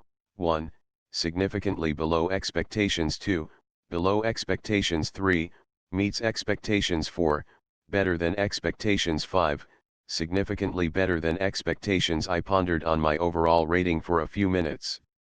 Choosing a 5 felt pompous. I settled for a 3 and pressed submit. Done. I heard W's voice from the bedroom. Yeah, coming, I said. I tiptoed across to partner John Cruz's cabin. His secretary asked me to wait as John ended a call. Bonus day in Goldman altered the air in the office. Inside, people felt huge anxiety and excitement. Outside, they had to pretend to be cool, like it was any other day. Of course, it was anything but that. Bonus is what bankers work for, and the number defines whether you are good or not. A 0 bonus or a ridiculously low number could even mean a signal to leave the firm. John Cruz would communicate the bonuses to everyone in the New York distressed debt team. I had a base salary of $120,000 a year. I felt a $30,000 number would be good, translating to 3-month salary. Anything higher, say a 35 or 40, would make it a rainbow in my sky. How you doing? John said, staring at his screen. He always tried to relax the person before he shared the number. He had the magic spreadsheet with all the bonus data open on his computer. I am good. How are you feeling? I said. A bit like Santa Claus today. I smiled. But only a little. In a partner's office one always had to be poised. Your first real bonus, right? He said. I nodded. How do you think you have done? He said. I guess I will find out, I said. He laughed. Well, people like you around here. The worst rating in all your reviews came from you. You gave yourself a 3, almost everyone else gave you a 5. I was speechless. Joy hopped through me like a rabbit as I realized people had noticed my 12 months of slog. So your bonus for the year is $150,000. What? I blurted out. I shouldn't have, but I did. What did he just say? What do you mean what? Like it? John said. Sorry, how much did you say again? $150,000. So your total compensation is 120,000 base plus 150,000 bonus. You made $270,000 for the year. I felt dizzy. I pressed my feet hard on the floor to keep my balance. $270,000, I repeated the number in my head to absorb it. It converted to 1 crore and 50 lakh in rupees. Stay calm, stay calm, stay calm, I kept repeating to myself. You also get a base increment. It is now 140,000 a year. Keep it up. Well, yeah. Thanks, John. I will do my best, I said, my vocal cords not too cooperative. You sound funny. Sorry. It is a big number for me, I said. John laughed. You deserve it. By the way, it is one of the highest bonuses at the associate level this year. Thanks. But I must add that bonus numbers are confidential. Please do not share them with anyone in the firm. I understand, I said. Good. Back to work now. I felt lightheaded as I returned to my seat. I looked at Craig in the adjacent cubicle. I wanted to high-five him. I couldn't. I simply smiled. I opened a financial model spreadsheet on my computer. However, my mind couldn't focus. I had to share my bonus news with someone. India would be asleep, I couldn't call home. I called W. He didn't pick up. Probably in a work meeting, I thought. I called W again after half an hour. He still didn't pick up. I heard Jonathan and Craig make lunch plans with their significant others. Where is W when I need him? Finally, W called back after an hour. What's up? Want to meet for lunch? When? Now. Yeah. I am at work. Can't step out. Too much politics happening on an account.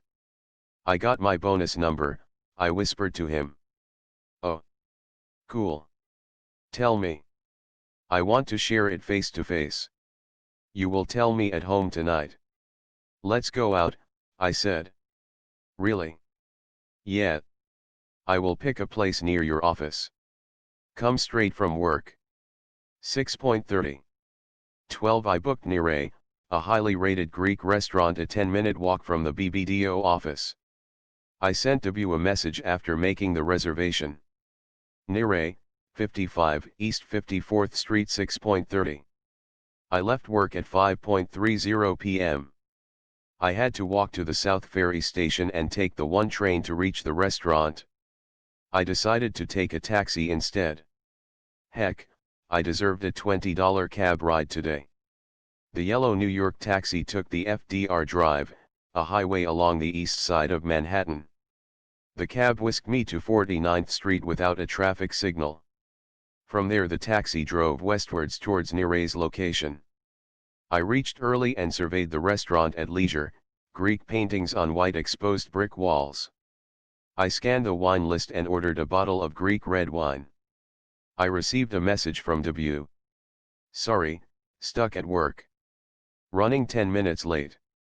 No issues, I replied. Order something. Very hungry, he responded. I ordered a watermelon and feta cheese salad along with a trio of dips. The food arrived. W didn't. I kept waiting. He entered the restaurant at 7 p.m. I am so sorry, W said. It's fine, I said. I stood up and we hugged. He removed his long black overcoat and hung it on the back of his seat. Too much work, I said as we sat down. Just politics? On who gets credit for a campaign? Ever since my promotion I spend more time managing politics than doing anything creative. You are senior, after all. That's what managers do. Yeah, I guess. Oh, food is here. How is it? I am starving. I have not tried. Was waiting for you. W picked up pita bread and had it with the hummus dip. I ate some salad. His hunger satiated after a few bites, W spoke again. Anyway, how are you? Big day, he said. I smiled. He continued, not telling me on the phone. Dinner out on a weekday. You do like your suspense. Nothing like that. I wanted to share it in person. He rubbed his hands together. So, what is it? John called me this morning to his room. I told you about John, right? The partner. Yes. So he told me I had received good reviews from other people. See, I told you. You are a star. Well, it's nice when a partner praises you. What's the number, babe? I will tell you I can't wait anymore. My bonus for the year is. Don't tell anyone, okay? Whom will I tell? 150. 150 what? He said, sounding confused. $150,000. $150,000, he repeated my words. Yeah. You mean total compensation? You get 120 already, so 30 more bonus. No, 150 is the bonus. Total comp is 270. W's mouth fell open. It stayed like that for a few seconds before he spoke again, one deliberate word at a time. You made $270,000 last year, he said. His big eyes seemed even bigger. Yeah. Oh, he said in a low voice. Holy fuck. These banks. Well, not everyone had this number. They told me it is one of the highest for associates of my level. I had a 5 rating. Nice, he said in a muted voice. The waiter arrived to take W's order. He opened the menu and took 5 minutes selecting his dish, probably figuring out which item offered the best value. 1 lamb kebab and 1 falafel, please. The waiter left. You okay with the order, baby? Wanted anything else? W said to me. No. Though you seem more interested in the menu than listening to me. No, no. Anyway. You were saying. I smiled. That I had the highest bonus among the associates. That's nice, babe. I mean, I can't even imagine that kind of money.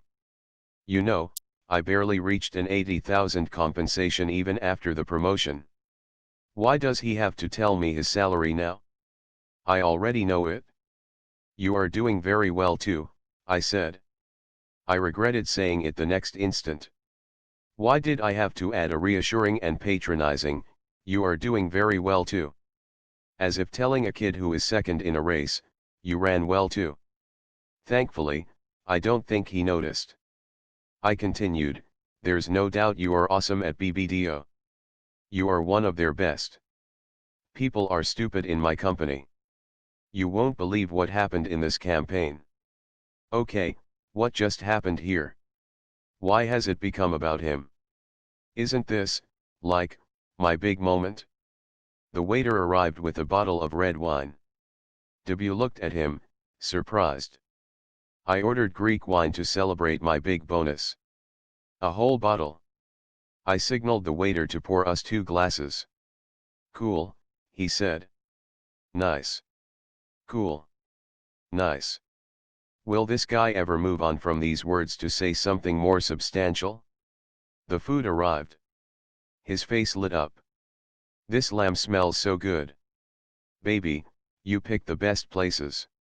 Really, nobody picks restaurants in New York like you do. This is so close to my office too. Will come here with my team. Mr. Debashish Sen, I do other things besides pick restaurants. Like make a ton of money for a girl my age. Heck, I make a lot of money for anyone any age. I also got a top rating in my reviews. Can you at least praise me a little for it? This is yum. Try the lamb. It's so soft. Outstanding, Debut said, 10 times more enthusiasm in his voice than the nice he'd uttered for my bonus. I served myself. I wondered why I didn't feel ecstatic about my bonus anymore. Why am I so keen for his praise? I have earned that bonus. John, one of the most senior partners at Goldman Sachs, has recognized my work. Still, I want Debut to also acknowledge it. Why? Why do we girls have this defect? Why do we need our men to praise and validate us in order for us to feel accomplished? How is it? Lamb is so tender, no, he said. It's nice, I said. Fuck you is what I wanted to say. So even if it is a defect, even if I do need him to praise me, why can't he? When he got a promotion I jumped up and down and thrown a surprise party for him. He can't get past the tenderness of his lamb. I kept silent and did not meet his eye. He had known me long enough, a year and a half, to be precise, to figure out I was upset. I am proud of you, baby. So proud of you. You worked hard for it? I know it, he said. That does feel nice to hear. Thanks, I said and squeezed his hand on the table. I am sorry. I still can't get over the number. It's insane. You have less than 2 years of work experience. Distressed pays well. My deals made a lot of money. So a bit of luck too. But yeah, even I was shocked when I heard it. You make, like, 3 times as much as me? Mind-blowing. Why did he have to say it like that? Why compare? I wanted to tell him about my base increment too. I don't know why, but I decided against it. Well, between 2 people someone will end up earning more. Some industries pay more, as simple as that, I said. He stabbed a piece of lamb with his fork. Let's go on a nice vacation. Anywhere. Europe. Hawaii. I said. He laughed. Feeling rich. I am rich. We are rich. Let's go shopping this weekend. You will come. Maybe. You told your parents.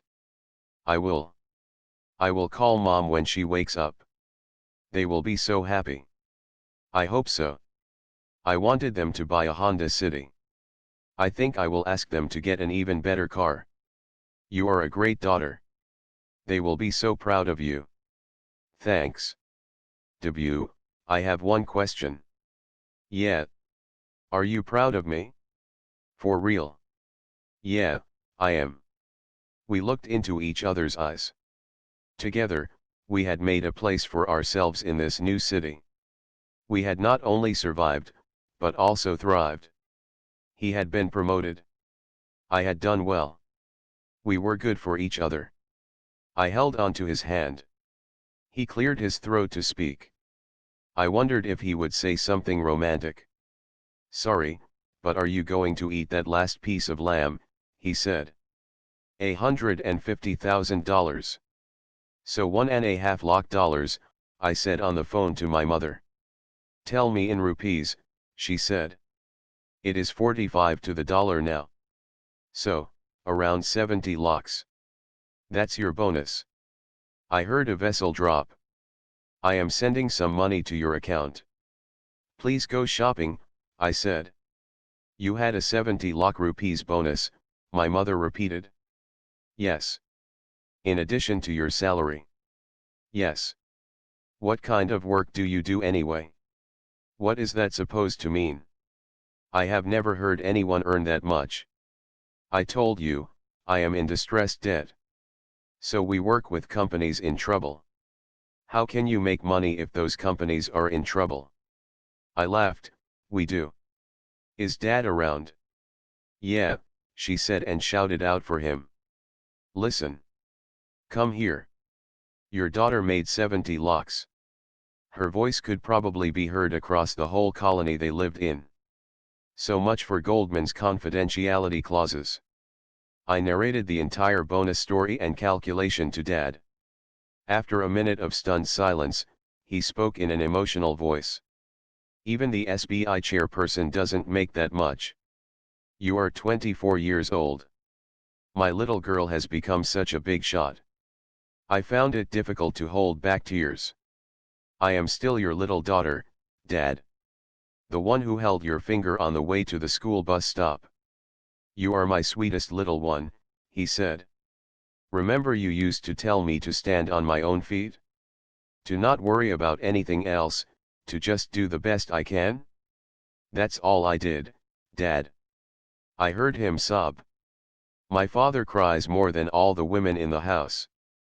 I am so proud of you, he said. I love you. I miss you, I said. Come home soon, he said. I will. I will take a vacation at Christmas time. What do you want? Can I get you anything? Get my little girl to me soonest. I hung up the phone. I realized I had cried after a long time. Who knew $270,000 could make you so emotional? 13 See here's. Jonathan raised a toast. To my amazing associates, Craig and Radhika. We lifted our glasses. As per distressed debt tradition, the entire group went out for drinks on the Friday night of the bonus announcement week. We had come to Harry's Cafe and Steak, a 5-minute walk from the Goldman building. Harry's was a Wall Street institution, where senior bankers and CEOs lunched and closed some of the biggest mergers and financial deals. Around 20 of us from the distressed debt group congregated in the bar area. John Cruz came only for a few minutes. He chatted with senior MDs and vice presidents before leaving for the weekend at his Hamptons Beach house. See you, guys. And enjoy yourself. It's on me, John said as he left the bar, leaving his credit card behind. People had invited their significant others, which meant wives, husbands, girlfriends, and boyfriends. Even I had invited Debut. I had finally gathered the courage to make him public to my team. Until now my group considered me a geek, in a relationship with her financial models. Tonight they would see my man. White-gloved waiters passed around champagne glasses on silver trays. Happy with your number? Craig said to me. Confidentiality clauses apart, bonus gossip was just too hard to resist. It's my first real one. Of course I am happy, I said, trying not to reveal too much. I am sure they paid you really well. They love you here, Craig said. I wondered if he had a hint of snark in his voice. I couldn't tell. Hey, is that Jonathan's wife who just arrived? I said, deflecting the topic. I pointed to the Harry's entrance. I recognized her from the pictures on Jonathan's desk. Yeah, that's Clara, Craig said. Clara, a tall American blonde who worked in the Metropolitan Museum of Art, was wearing a long purple dress. You have someone coming too? I said. Amanda is coming in a few minutes, Craig said. I remembered him mentioning his girlfriend to me once. She was an aspiring actress, working in an off-Broadway theater production. How about you? Craig said. I have a friend coming, I said. Friend. I laughed. Okay, boyfriend. Sorry, I just haven't told anyone in the firm. I didn't know you have a boyfriend. Craig raised his glass and touched it to mine. I took another sip of my champagne. I never mentioned him, I said. Well, today we'll get to see him, Craig said, the boyfriend of our superstar associate. I am still a lowly minion, I said. You are good. I hate to admit it, but you are better than me. They will make you VP in 6 months. You wait and see. I don't know Amanda is here, Craig said in a higher pitch. A gorgeous blonde with gray eyes entered the bar.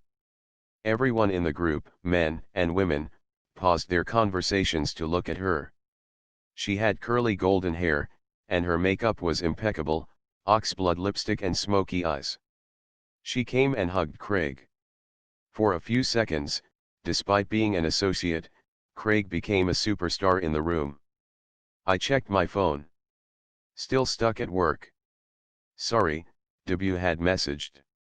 Come soon. Everyone is here, I replied. Craig introduced me to Amanda. The waiter gave us another champagne glass each. I have heard so much about you, Amanda said. You have? I said. Craig mentions his deals, and how you are a tough negotiator.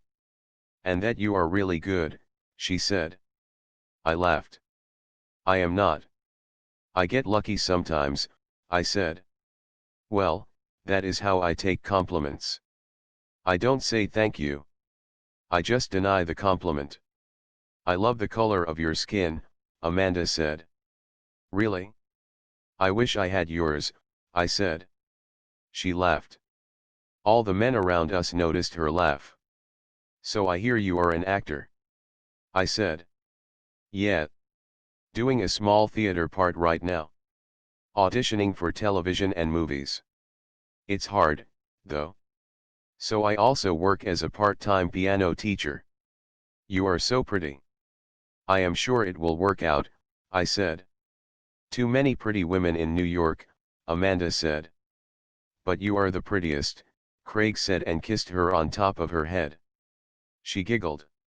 Craig introduced her to Jonathan and a couple of other VPs. All the men listened to every word Amanda had to say. I wanted to be Amanda. I don't know why. I scolded myself for thinking that way. Amanda didn't have a real job. Amanda didn't know how to make financial models. Amanda couldn't close a financial deal. Amanda didn't make $270,000 a year. But Amanda is so hot. Amanda also has men hovering around her, hoping to get her a drink. Where is my one and only man? W, where are you? I sent a message again. He didn't reply for an hour. Meanwhile, I met the better halves of everyone in the distressed debt team.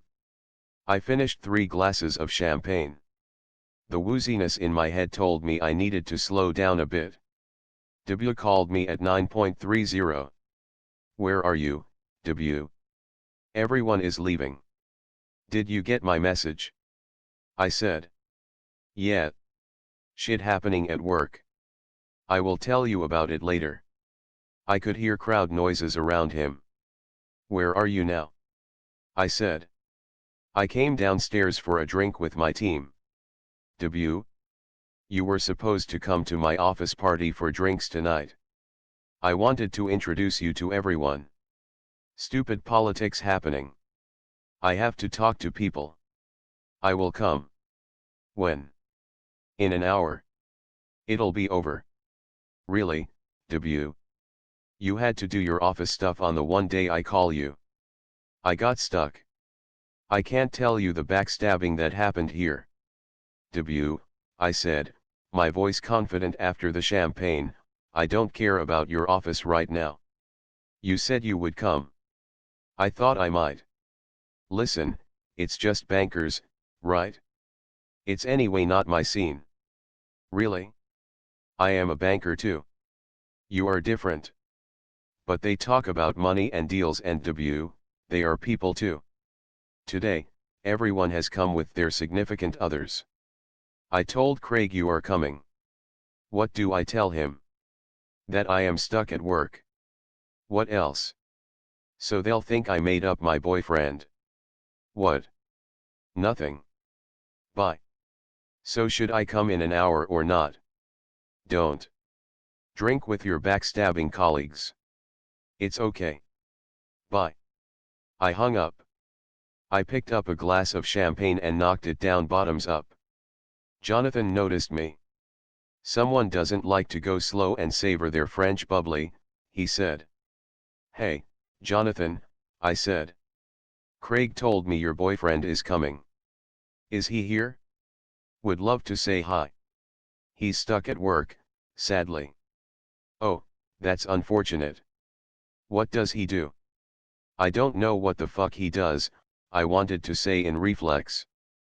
His not showing up, the 4 glasses of champagne and my realization I wasn't as pretty as Amanda had all added to my frustration. I took a deep breath to compose myself. He works in advertising.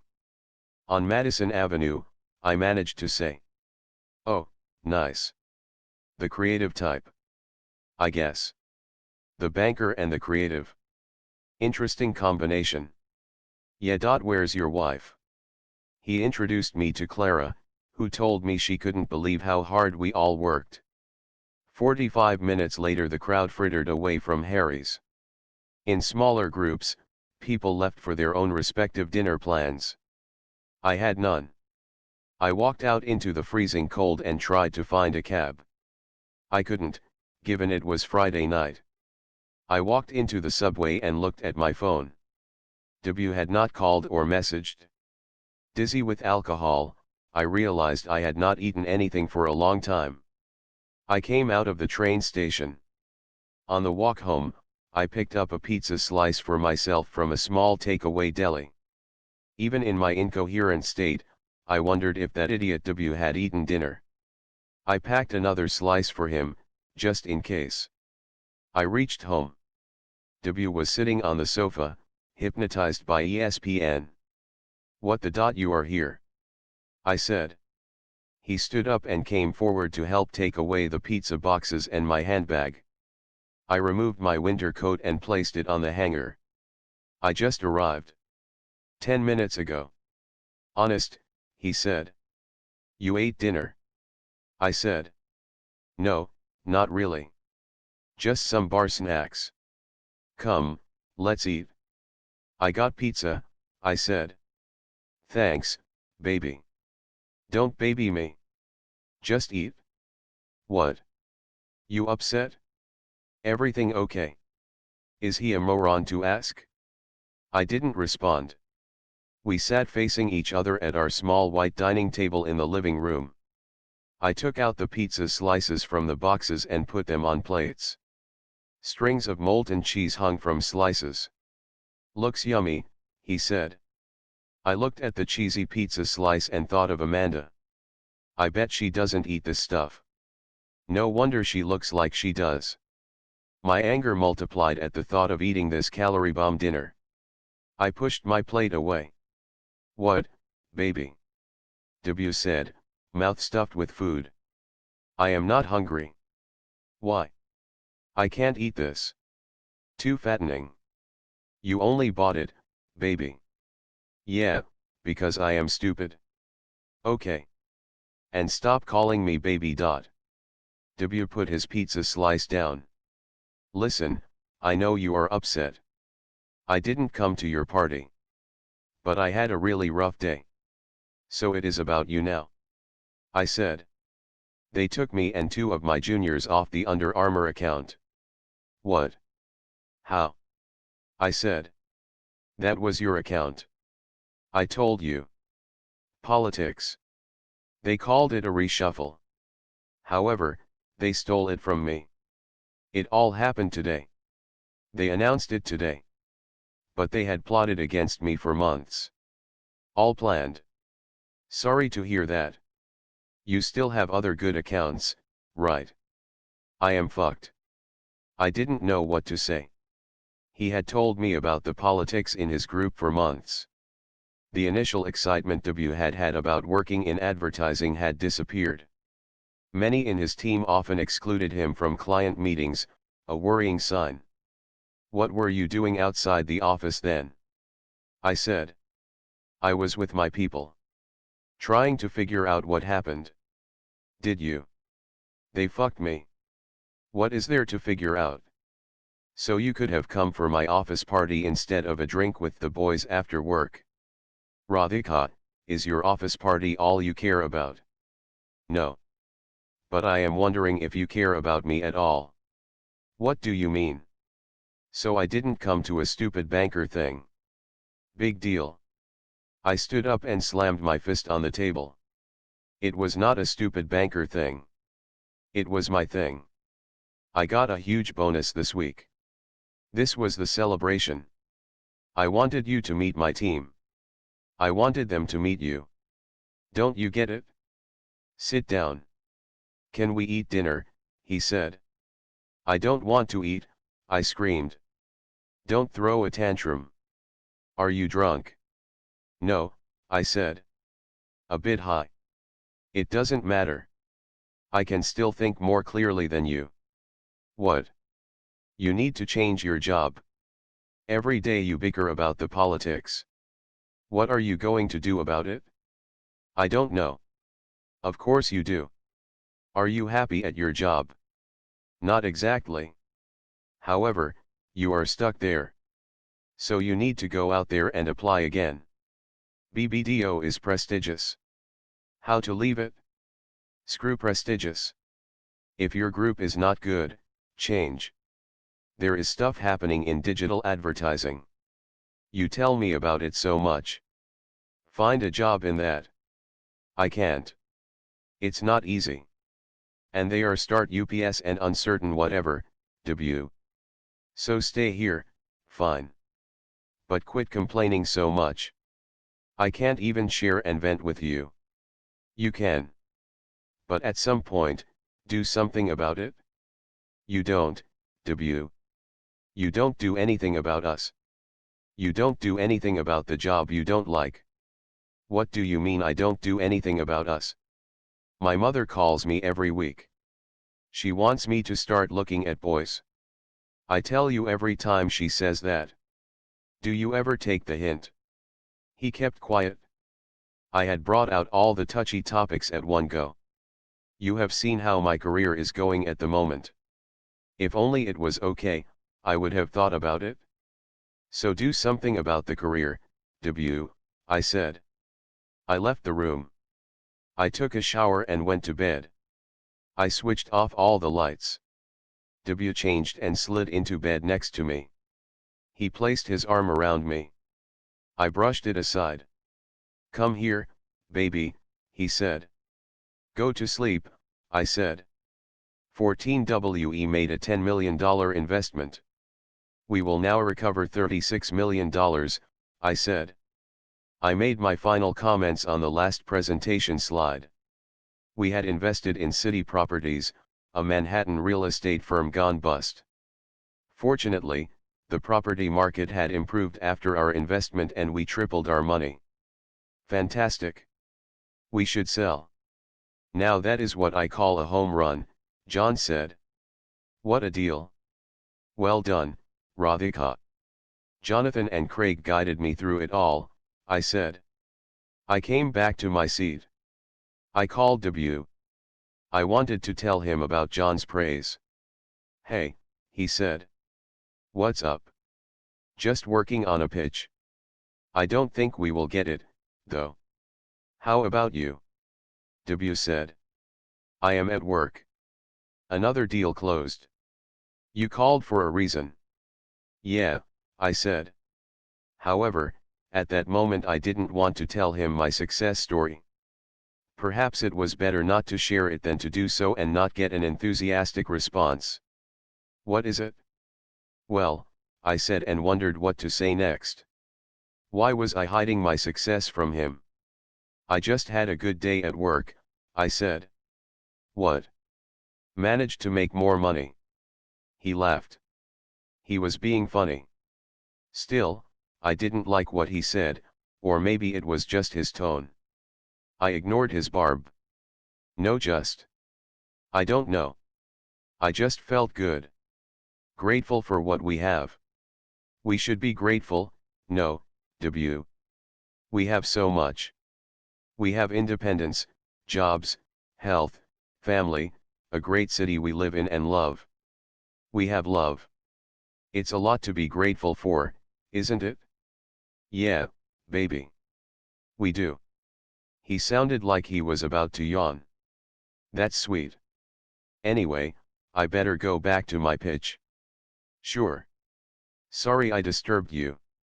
Bye, baby, he said and hung up. I went back to my screen. Killed it? Craig came to my desk and high-fived me. Don't we always? I winked at him. Hi, this is Radhika Mehta from the New York office, I said. I had dialed into a conference call with our Asian office in Hong Kong. Owing to the time difference, the call had been scheduled late, at 10 in the night. I took the call from home, sitting on the living room sofa. W read a book in the bedroom, waiting for me to finish. "Hi, Radhika.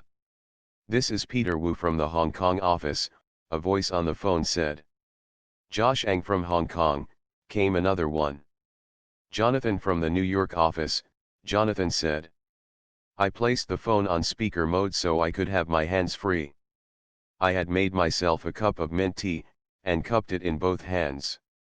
Jonathan introduced the deal. "We are dealing with a company called Luxazuran, a spectacles and sunglasses manufacturer.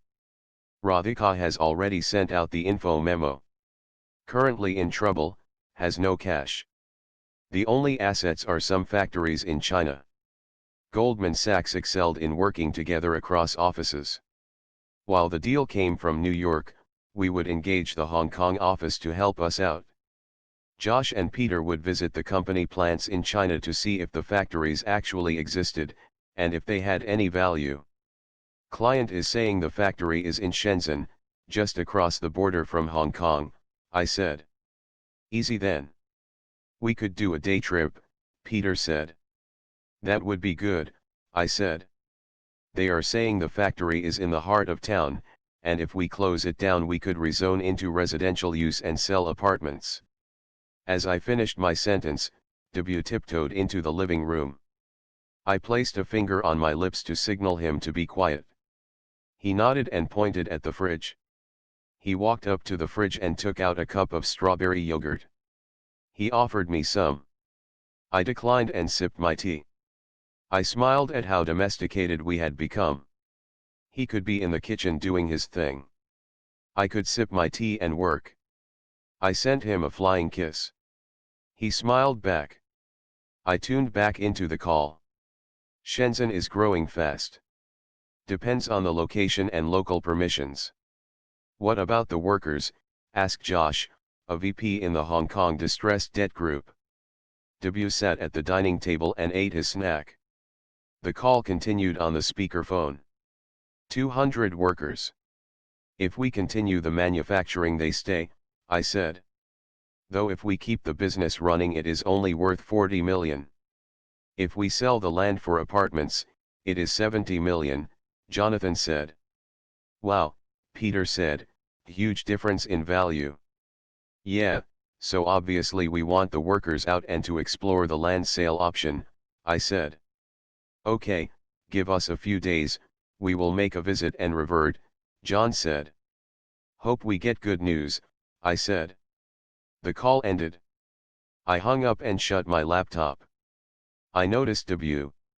Hey, you are still here, I said. He scraped out the last of his yogurt. Yeah. I was listening to bits of your call. Boring banker stuff, right? Kind of. However, I think I sort of understood what is happening. I stretched my arms above my head. It's a new deal. Company gone bust, factories in China, I said. Yeah, and you guys are trying to close it down, sell the land for apartments. True. The factory is old but in a great location. China is growing fast, so this is the heart of town now. Ready for bed? It's late. No, wait, what about the workers? He came to sit on the sofa next to me. They will have to be let go of. We will give them some compensation, I said. And their families? What about getting new jobs? They will figure it out. We will give them a few months' salary as compensation. They will find another job meanwhile. It's not that easy. What kind of blatant capitalism is this? I looked at W in shock. What? I said. Seriously? Blatant capitalism. You are trying to make the most money. Well, yeah, that is my job.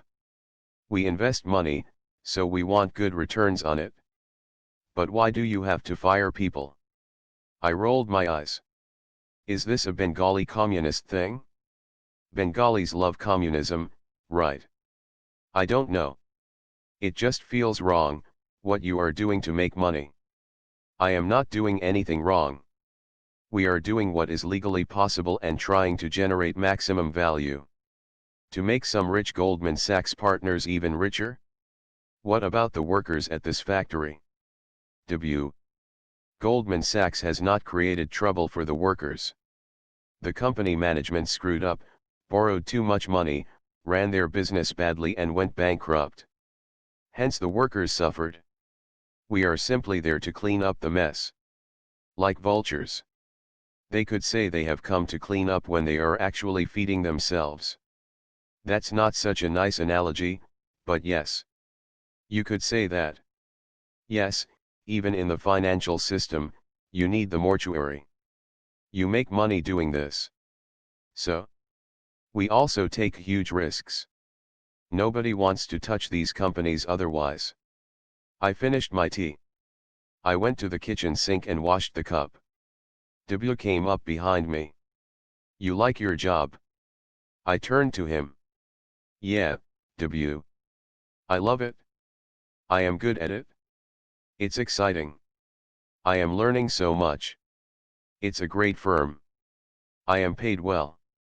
It kills me at times with work, but I love it. I don't know. Just doesn't feel right. I hope the job doesn't harden you. Harden me? I said.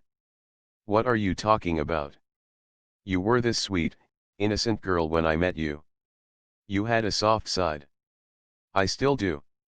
I am the same person. This is a job. I am more than that. I do it and come home to cuddle with you. Don't I? Yeah, he said, sounding unconvinced. You applied to digital ad agencies. I will. Soon. I thought you said you would. I will, Radhika. Don't keep pushing me so much. See, this is what I mean. You have become hard. I am just concerned, I said and threw my hands up in the air. I want you to be happy in your job too. I want you to settle down so we can take the next step. What step? I'd had enough of him faking ignorance. He knew exactly what I was talking about. With great effort, I kept calm and spoke again. About marriage. How many times do I have to bring it up? I said. I feel like I have to beg you. You don't have to beg me. So how long do I fend off my mother? I have told you. I am not ready. My breathing became fast. I couldn't take this anymore. We won't get married tomorrow, W. But we have to make some plans. I have to tell my parents I have someone in my life, so they don't knock on every door in West Delhi to find a boy for me. I want to tell them soon. What do you want from me? Tell me, what is your plan for us? You want to get married in 1 year? 2 years? 3 years? Something at least. I think it is too soon to think about all this. We have dated, lived in for about 2 years. I think it is absolutely the time to at least think about this. I think it is not, W said. I think it is, I said. We locked eyes. And so you must be right. After all, you get the higher bonus, so what do I know? Yeah. W said. I gasped. I raised my hand and pointed a finger at him. What the fuck? What did you say? Nothing, he said, probably regretting his statement. Did you just bring my bonus into our marriage discussion? No, I didn't. You did. I don't even think about it anymore. Is it on your mind? No, I don't care. You sure? If I were the sweet and innocent girl you met, whatever that means, you were also the sweet boy who talked about feminism while we walked in Manhattan. Remember? You will inspire other girls. Women need to show men they are no less. I don't care about your bonus. Okay. That is not what this is about. So then what? Explain to me. Why is it wrong for us to discuss the future if we have lived with each other for almost 2 years? I am not sure, he said. About what? I don't know. Suppose we marry each other. We will start a family, have kids, right? Yeah, of course, I said. So I am thinking. I don't know. I had this idea of what the mother of my kids would be like. Huh? Mother of your kids?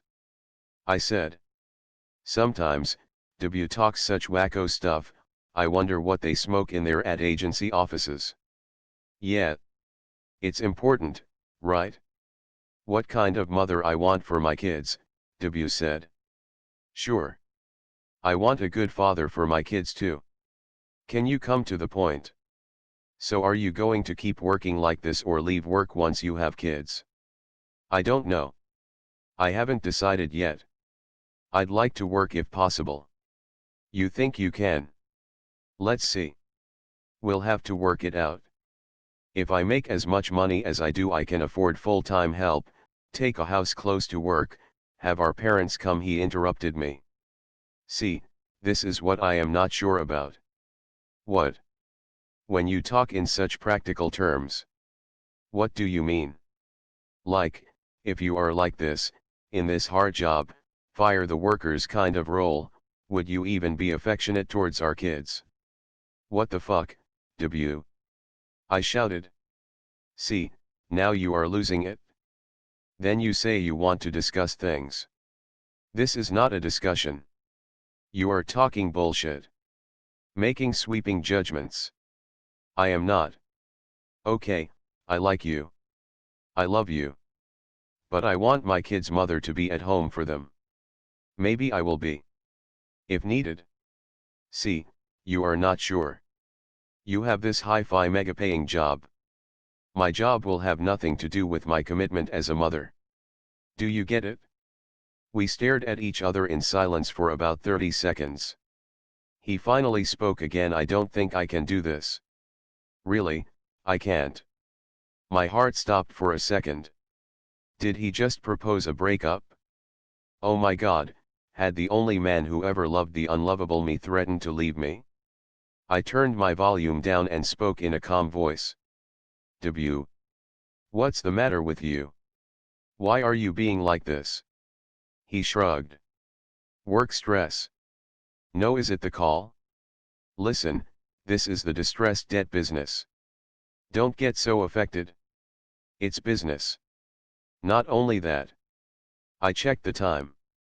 It was midnight. I had to wake up at 6:30 to prepare for an early morning meeting. W, calm down. Sorry I snapped at you. I will try to be understanding, okay? I went up behind him and hugged him. This is not the time to talk about such things. It's my mistake, I said. It's fine, he said, disentangling my arms. Shall we go to bed? I said. He nodded. We slipped under the sheets. I took off my nightsuit and drew him closer. I'm tired. Good night, baby, he said and turned away from me. Within a few minutes he was asleep. I, on the other hand, kept awake all night, wondering what I would do if the one man who loved me decided to leave me. Since I hadn't slept, I got out of bed at 5 a.m. I spent the next hour making breakfast. I made pancakes, W's favorite. I also cut fruit, boiled some eggs and made toast. I wondered why I was doing this. Was it because I couldn't sleep? Or did I want to calm W down? Or to show I could be domestic enough to be a good mother? Or did I want to prove that I could be sweet and innocent, which probably translates into docile and submissive? I wanted W to wake up and be happy. I wanted it more than the China deal or a bonus or anything else. I scolded myself for feeling that way, but I couldn't help it. His words about me not being potential mother material had shaken me up. Wake up, W, eat the pancakes and please tell me I am lovable. He entered the living room at 6:45. I had already laid out the plates and placed a jug filled with orange juice on the table. I switched on the electric hobs and put a saucepan on it. Wow, he said, rubbing his eyes. Good morning, I said in my most cheerful voice. What are you doing? Making pancakes. You love them, remember. You want them with maple syrup or honey. Maple syrup. Is it the weekend? He said in a puzzled voice as he dragged a dining chair out to sit. No, Wednesday. I just thought I would cook us something special. On typical weekdays we would gobble down cereal and milk and rush out of the house.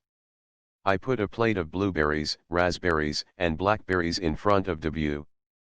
Fancy, he said. Berries are good for you. Start with this while the pancakes get cooked. He waved his hands. Don't you have to go to work? He said. I do. You had an important meeting in the morning, right? Yeah. I will have breakfast with you and then get ready. The smell of buttery dough filled the living room. The pancakes turned golden brown. I arranged 2 of them on a plate, drizzled maple syrup on them. I cut a banana into thin slices and arranged them around the pancakes. How about you? Debut said as I gave him his plate. I am making more, I said. Does he think I am less hardened now? I wondered.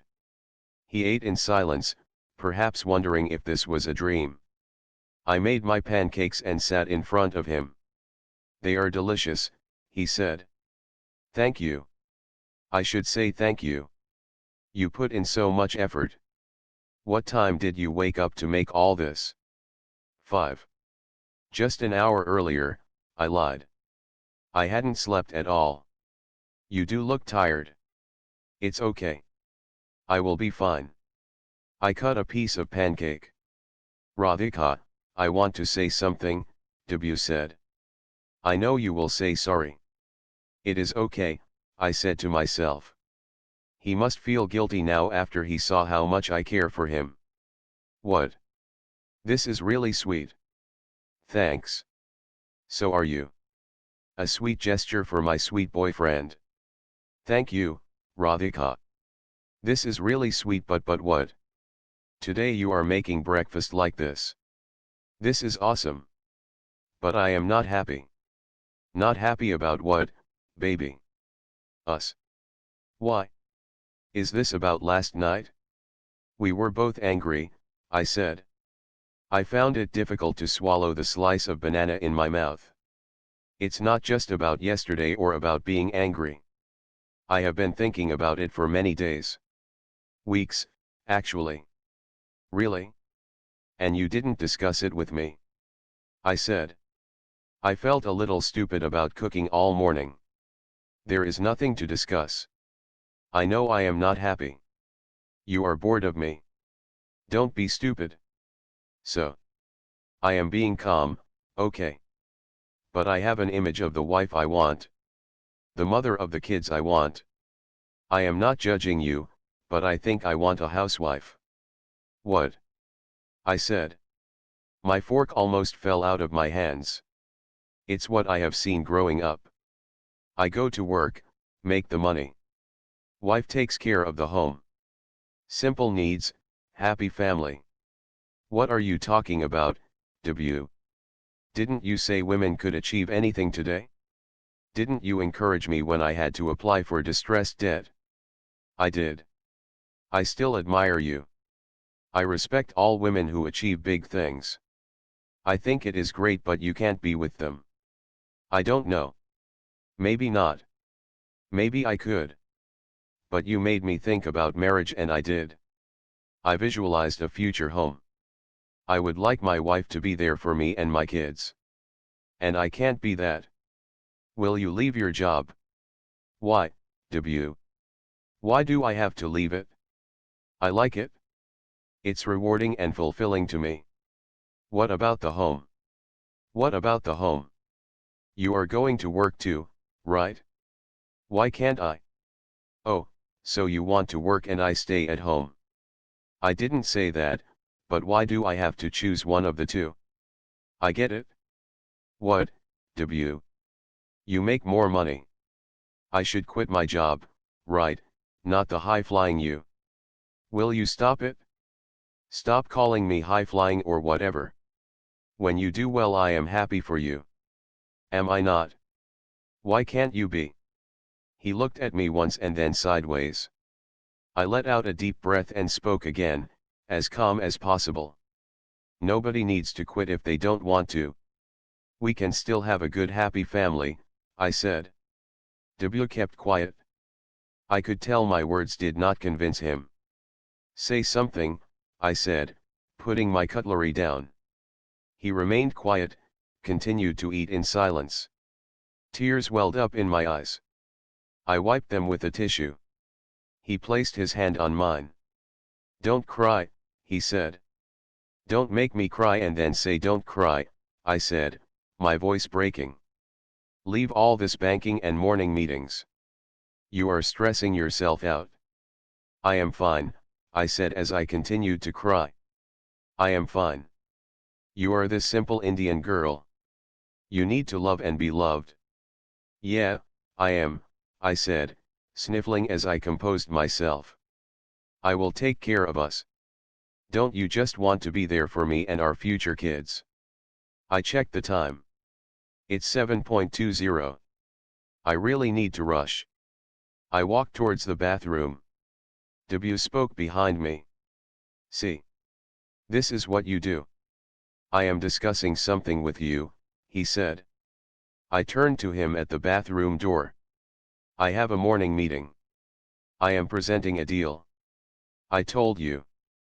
But I am discussing something important. Leave the meeting today. I can't. I have to present the China deal. I went into the bathroom, took a quick shower and changed from my night clothes to a white shirt and black trousers. When I came out, W was still sitting at the dining table. This is what I fear. Even as a mother, this is what you will do. Then what? He said. I didn't respond. I stared at him for 5 seconds. He cowered a little, nervous at what I would do next. I reached the entrance door and opened it. I stepped out of the house. I glared at him one more time and slammed the door shut. 15W Hoa, big party night yesterday. Jonathan said. We sat in the meeting room waiting for others to arrive. No, I was at home. We had the China deal call, right? I said. But your eyes. They are red. I didn't sleep well, actually. Deal stress. Life stress. Jonathan smiled. I know the feeling, he said. Craig, John, and a few other VPs and associates from the distressed debt group arrived in the next few minutes. I presented the Luxazuran deal to get everyone's views. I would get a local Chinese property developer involved soon, John said. He was right. China had too many regulations, you needed a strong local partner to navigate the system. Sure, I said. Hong Kong office is visiting the factory. We'll ask them to talk to a few developers too. I finished my presentation and sat down. Another team presented their deal. My head hurt from lack of sleep. I was trying my best to pay attention to the speaker when my phone buzzed in my trouser pocket. I ignored it at first. It buzzed a few more times. The meeting room was dark as the speaker made a slide presentation. I slid out my phone and held it in my hand beneath the table. I had several messages, all from W. Radhika, I can't do this anymore. Think whatever of me, but this is not what I want. Trust me. You are not an easy person to be with. I want a simple life. I just want a simple Indian girl. I want to break up. I will move out. We'll leave the rent for this month on top of the fridge. Bye. My face froze as I stared at the screen. I couldn't react in front of the team. I clenched my teeth so my eyes wouldn't stream.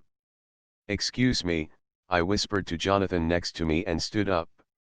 I need to step out, I whispered and tiptoed out of the meeting room to confront the darkness I faced in my life. I went to the ladies' room and reread the messages. I called W. He cut my call. I called twice again. Can you call me? I sent him a message. He didn't respond. I came back to my cubicle, sat in my seat and covered my face with my hands. Tricia, a 60-year-old American secretary in our group, glanced at me. You okay? I nodded, my lips a flat line. Just tired, I said with effort. Are you going to call me? I sent a message again. There is nothing to talk about, he replied. I called him. He cut my call again. Am busy, his message said. What could be more important than this? I responded. Can you leave me alone, please, came his answer. My eyes welled up. I didn't want to cry in the office. I sucked in my breath. We have lived together for 2 years. Is it that simple to end it? I sent him a message. I should have ended it earlier, he said. I called him. He picked up. I have told you I can't talk. Stop calling me, please. Can we talk later? I pleaded as my voice began to quiver. I really have to go. Bye, he said. That was that. My face red, I knew I had to leave the office before I disintegrated. I am just going out for a walk, I called out to Tricia. Feeling a bit uneasy. Fresh air will do you good, Tricia said. Tell Jonathan to call on my cell if he needs me. I stepped out of 85 Broad Street. The sun shone bright, taking away a bit of the chill.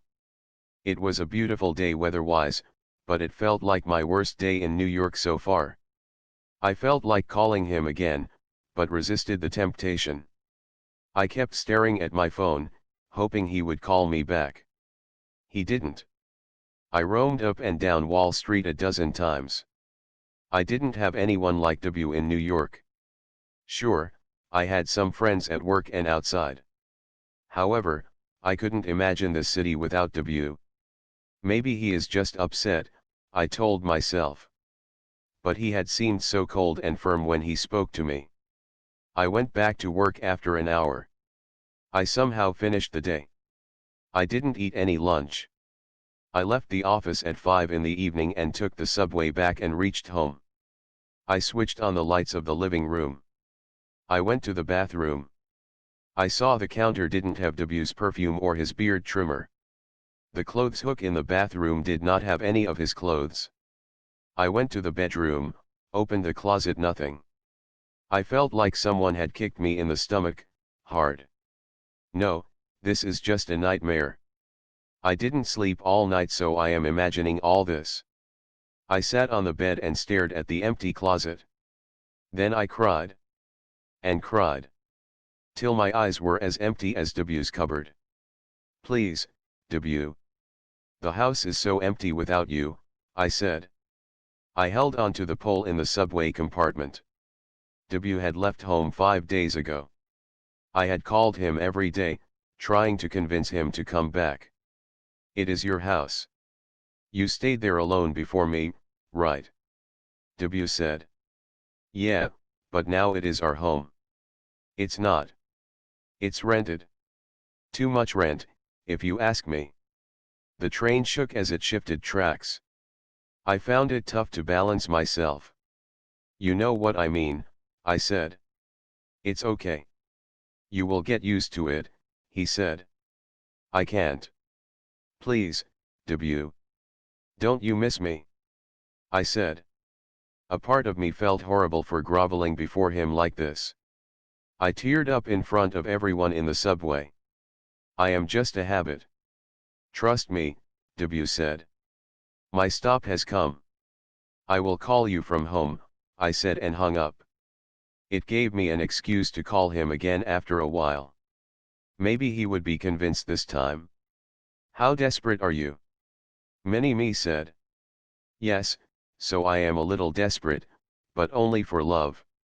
There's nothing wrong in being desperate for love, right? At home I sat on the bed and called him again. He took my call. I heard noises in the background. I've come out for drinks. With office people. Can we talk later? Talk to me for 2 minutes, please, I said. The house felt lonely as hell. I needed him near me, if not in person, then at least on the phone. Come on, chat. But only 2 minutes, he said. Of course, like an obedient slave, I agreed to whatever scraps he offered me. What's up? He sent me a message. How was your day? I replied. Was fine. Is that what you wanted to say? I can't sleep at night. You should. I beg you, come back. Not that again, Radhika. Please. Have told you my decision. What is my fault? Just tell me. I will change myself. It's fine. You want me to not work? Leave my job? Just say it. Do whatever. Your life. Debut, please. Listen, office people here. Got to go. Bye. He didn't respond after that. I opened the fridge, found a bottle of white wine, poured myself a big glass. Then another and another. I sent him a message in my drunken state. I love you, debut. He didn't respond. I will do anything for you. Nothing else matters, I sent another one. Love you, debut. More than anyone else, I continued my message barrage, as the wine inside me meant I had no limits anymore. From desperate I had now moved to full-on pathetic. I saw the typing notification on WhatsApp. He was going to respond. Joy filled me in anticipation of his response. How do you say stop bothering me nicely, came his reply. I poured myself a fourth glass. I needed to pass out and, well, not bother him anymore. 16 a month after debut left we closed the Luxazuran deal. The China factory site did have real estate potential. With the right local partners, we could see a good profit on the deal in 2 years. We had closed a complicated deal. Jonathan wanted to celebrate. I am buying a round of drinks. Harry's at 7, he said to Craig and me in the afternoon. Craig did thumbs up from his cubicle. Radhika, you on? Jonathan said.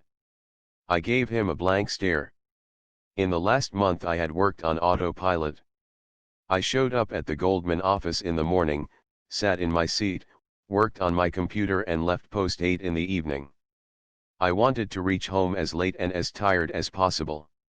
If I had spare time or the energy to think, I would message and call debut. He had stopped taking my calls or responding to messages some time back. But it didn't deter me. I didn't socialize with anyone. I ate cereal with milk from Tetra Paks for breakfast and dinner. I skipped lunch. I spoke very little to Mom. And when I did, I asked her meaningless questions like what she had made for dinner or what the temperature was in Delhi. I slept no more than 2 to 3 hours a night. The rest of the time I stared at the bedroom ceiling or watched American TV infomercials about slimming products promising eternal fitness and happiness. Hence, when Jonathan asked me a simple question, it didn't register with me. You don't have plans this evening, do you? Jonathan said. I shook my head. I didn't have plans. I will never have plans. Come for drinks at Harry's then. Luxazuran deal closing drinks. Sure, I managed to say. Of course, heartbreak, alcohol, and I are an explosive combination. Everyone celebrated the end of all the hard work on the China deal with champagne and martinis. I drank my glass of wine to kill the pain that just would not go away. I couldn't believe I loved this guy so much. I tried to find reasons to hate him. How he used to sit watching TV doing nothing. How he would not shower on weekends until the evening. How he would scan the menu to order the cheapest dishes. Yeah, he isn't worth it, Radhika, I tried to tell myself. It didn't work. In fact, the things that annoyed me about him made me miss him more. I slipped to one corner of the bar with my second glass of wine. I watched my colleagues chat and laugh from a distance. I listened to the song playing in the bar. It was passengers let her go. You only need the light when it is burning low, only miss the sun when it starts to snow. How did passenger know what I was going through? God, I missed W. I wanted him to hold me like he did every night. It meant more to me than any stupid job or stupid deal. What's up, Radhika? Jonathan came up to me. Come join us. In a bit. Taking it easy. Plus, I like this song. Staring at the ceiling in the dark, same old empty feeling in your heart, cause love comes slow and it goes so fast. Jonathan raised his glass. I raised mine as well and touched it to his. I could quit this job. Sure, that's what W wanted. Enjoying yourself in the distressed group. Jonathan said. I shrugged. I couldn't pretend to be cheerful anymore. What? Jonathan was puzzled. I don't know. I can't really say. Even though Jonathan was a colleague, my boss, and I totally should not have done this, I burst into tears. Fuck, why do I cry so much these days? I swallowed hard to curb my tears. I am not going to make a fool of myself in front of my co-workers. Anything we can help with? Jonathan said, surprised. I shook my head, keeping my gaze down. If there is one thing Americans understand, it is not to invade someone's personal space. Jonathan figured something was amiss. I am going to let you be. Join us if you want to. Okay. I nodded. Thanks, I mumbled. I decided to quit my job. No deal or company or job was worth it. I only enjoyed all this when I had W. I needed love. Unfortunately, Goldman doesn't hand out love at bonus time. I debated whether I should tell Jonathan now. However, he seemed to be having a fun conversation with Craig. I didn't want to spoil anyone's mood. I did bottoms up on my third or fourth or fifth glass of wine. I tried to call W to tell him about my decision to quit work. He didn't pick up. I decided to tell him face to face. I gestured to Jonathan that I needed to go. He gave me an understanding nod. I came out of Harry's. The wine made me feel weightless, airborne. At a florist kiosk on Wall Street I bought a dozen dark red roses. I checked the time, 7:30 p.m. and hailed a yellow cab. Tiffany on 5th Avenue, please, I said. I reached the Tiffany store just a few minutes before its closing time.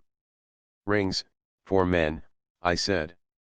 The polite salesperson took out several gold and platinum rings. I chose a classic men's platinum band. Excellent choice.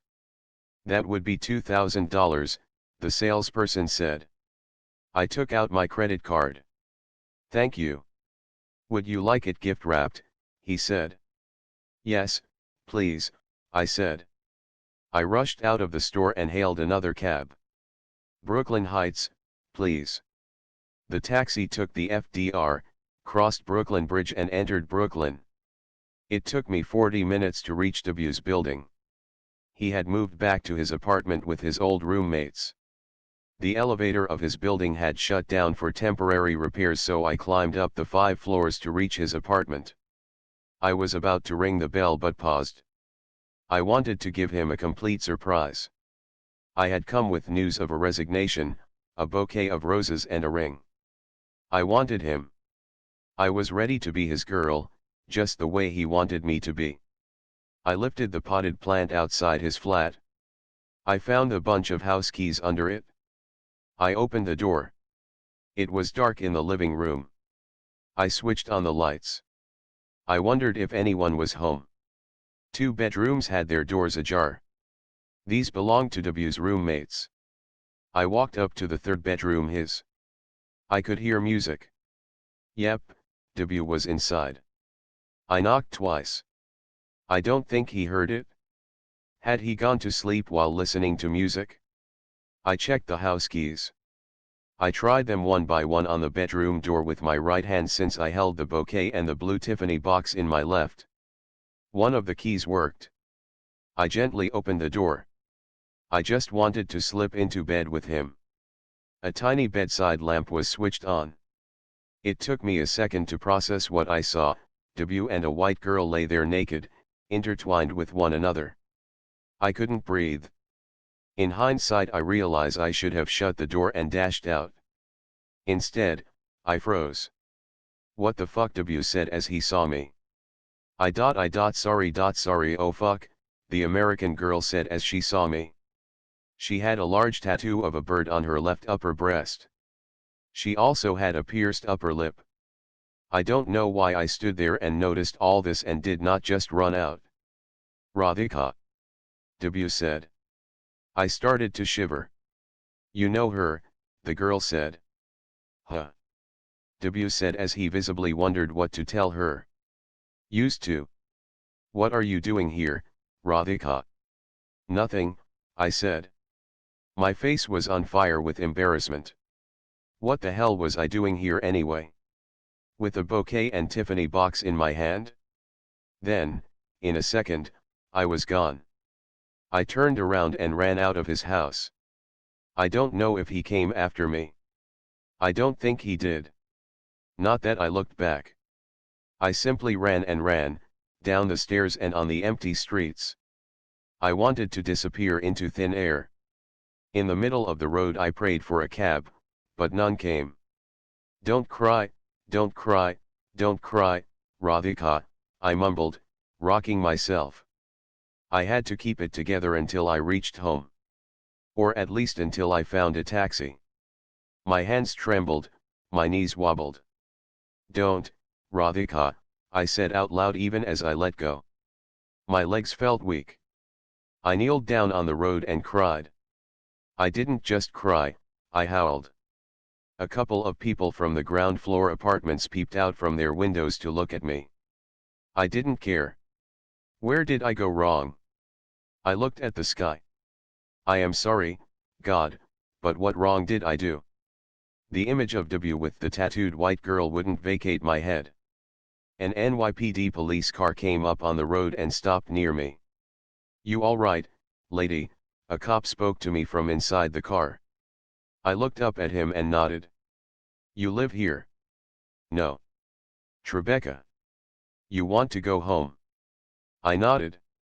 "Come, we can drop you at the subway station." I sat in a police car for the first time in my life. 5 minutes later, he dropped me at the Clark Street subway stop.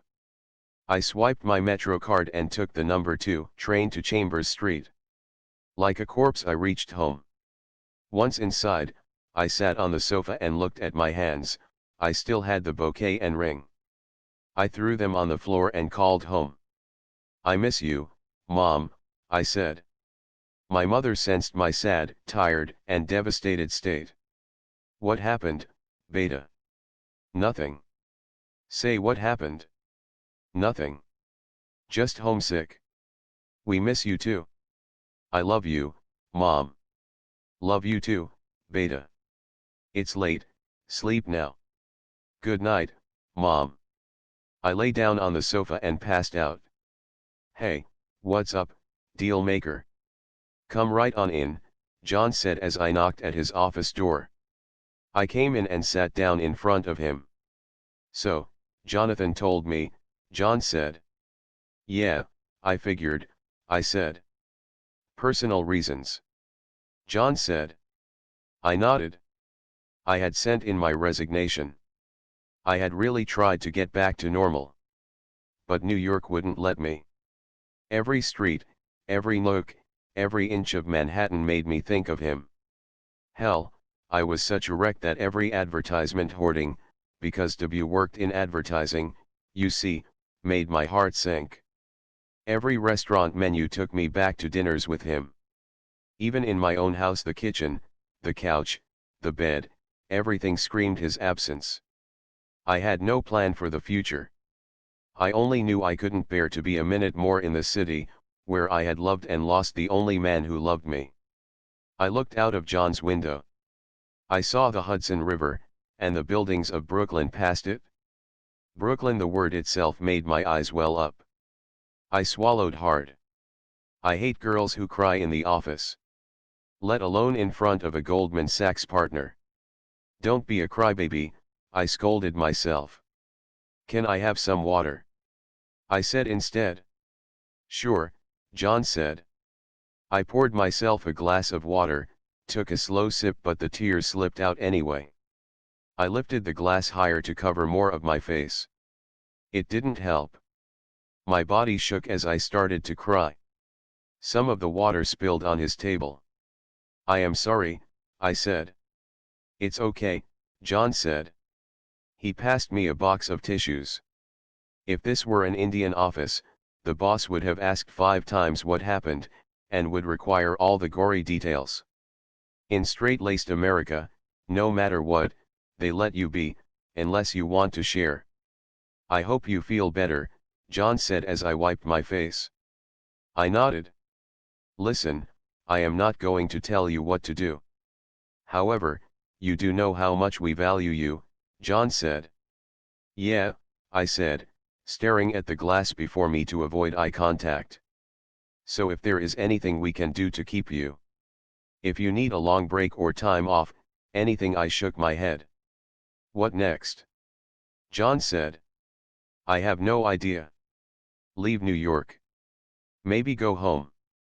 You want to tell me what the issue is? John said. I kept silent. Sorry, it's not my place to ask. You don't have to tell me. Just wanted to help if I could. I can't be in New York, I said. Okay. Do you need to be someplace specific? No. Just not New York. Too much baggage. John nodded, leaning back on his ergonomic Herman Miller chair. A relationship ended. I didn't realize I was this attached. Or it would hurt so much. John was probably wondering how his favorite associate could be so foolish as to leave a job and a city over a guy.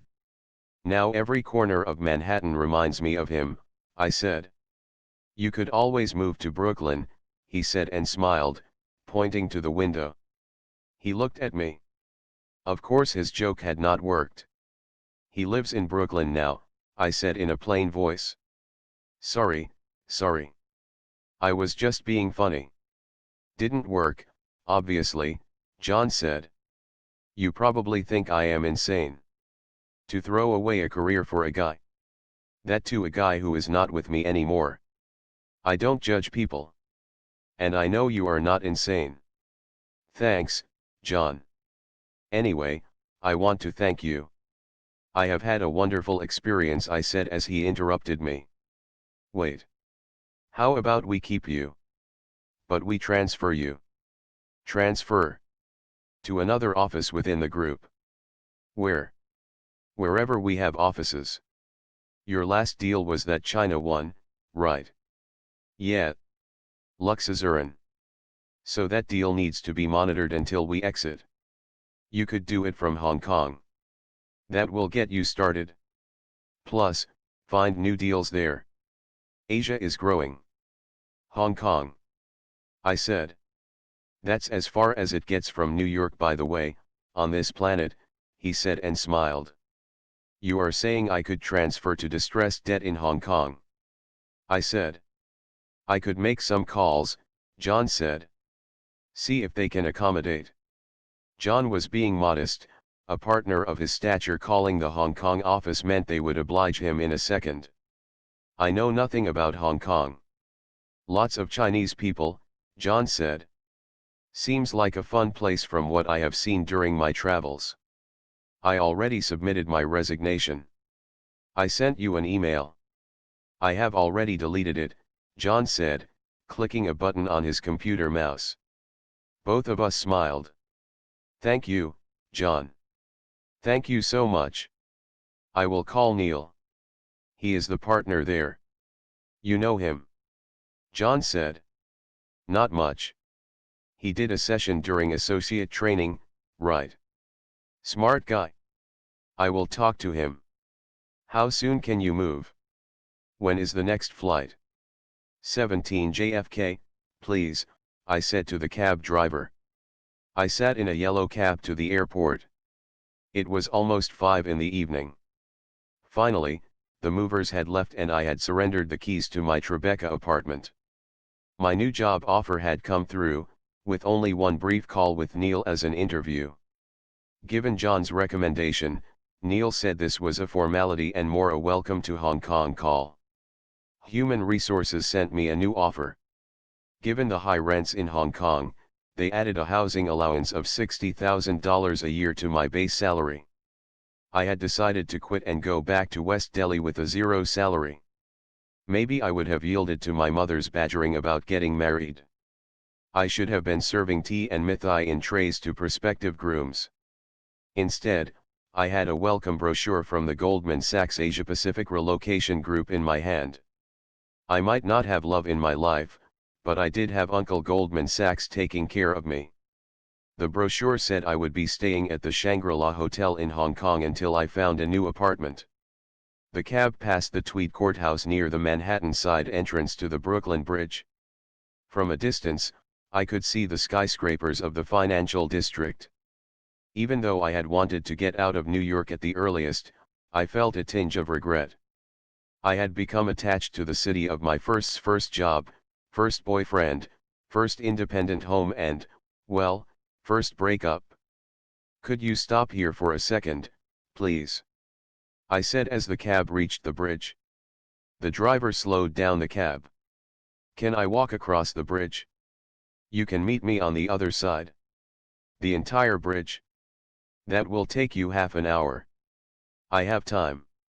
"Can I have your number?" He gave me a business card with his name and number. "I am gonna have to keep the meter on," he said, chewing gum. "Sure, I will call you when I reach the other side." I stepped out of the taxi and climbed the steps up to the pedestrian walkway of the bridge. The Brooklyn Bridge is an old cable-stayed suspension bridge in New York City. Completed in 1883, it connects the boroughs of Manhattan and Brooklyn by spanning the East River. Around a mile long, it has a pedestrian walkway in the middle, above the automobile lanes. If you have seen movies set in New York, you would have probably seen scenic shots of the Brooklyn Bridge. I began my walk. The orange-colored sky at sunset and Manhattan's skyline on my left seemed like a perfect last memory of the city. The peak hour traffic passed below me. I noticed that the bridge with its trusses resembled the Howrah Bridge in Kolkata. Pain cinched my heart. Kolkata reminded me of Debut. I had told myself to not think of him. That's what sucks about love. It takes away your control over your thoughts. Any trigger, anything that somehow could be connected back to Debut, would spark a fire of memories inside me. I just wanted my last walk in the city to be peaceful. Alas, no such luck. I approached Brooklyn. I wondered if Debut would be home already. Or if the tattooed white girl would be waiting for him. One of his roommates had told Avinash, who then told me, that the girl was a waitress at Chipotle, a Mexican fast food chain. I didn't ask further. I wondered if he loved her so much that he never thought of me. Or did he miss me? Focus on the walk, breathe, I told myself. Why doesn't the brain listen once in a while? Why can't it just take in the beautiful view? Isn't it the brain's job to figure out a way to avoid pain? So why is it only generating thoughts that kill me? I reached the midpoint of the bridge. Tourists took pictures of the panoramic scenery. I took out my phone to take a last snapshot of New York as well. After I clicked the picture, I opened my WhatsApp. I don't know why I did it, but I checked Debu's profile. He had the same picture as always, of him posing next to the lake, in Central Park. He was online. I took a deep breath, typed hi and pressed send. He read my message but didn't respond. I didn't want him to think I was chasing him again. I typed another message. I am leaving New York. You know the most annoying thing in the world? When it says typing on WhatsApp but then the typing vanishes. I have a cab waiting. Debut, say what you have to say fast, please, I said in my head. Good came his response. Could he be any meaner? So okay, I had barged into his apartment. I had even entered his bedroom. Sure, he was mad at me. But did he realize that the person he'd lived with for 2 years was leaving the city, the country, or even the continent? I meant I am leaving now. On my way to the airport. He then did another mean thing you can do on WhatsApp. He sent me a thumbs up smiley. Who made that stupid smiley? What the fuck is that thumbs up supposed to mean? Like an idiot I continued to send message after message. All in the hope of a scrap of emotion or validation. This man had the ability to make me feel wretched in seconds. I am moving to Hong Kong. Great. More money for you, I hope. Really? He had to say that? I decided to ignore his snide comment. So I am leaving New York forever, I said. I meant, I love you so much, this is what I have to do to get over you.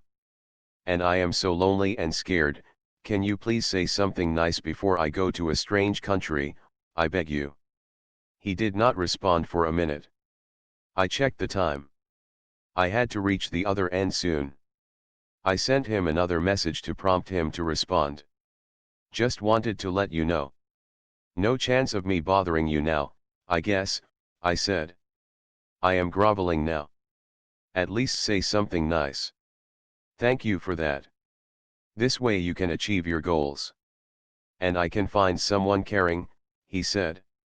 That hurt. I gripped my phone tight, to prevent my fingers from typing again. I like to humiliate myself, but I guess I had to set limits on how much. No more, I said to myself. I took a deep breath. On an impulse, I tossed my phone into the East River. Tourists around me gasped in disbelief as I tossed a working iPhone into the water. The next minute I felt stupid.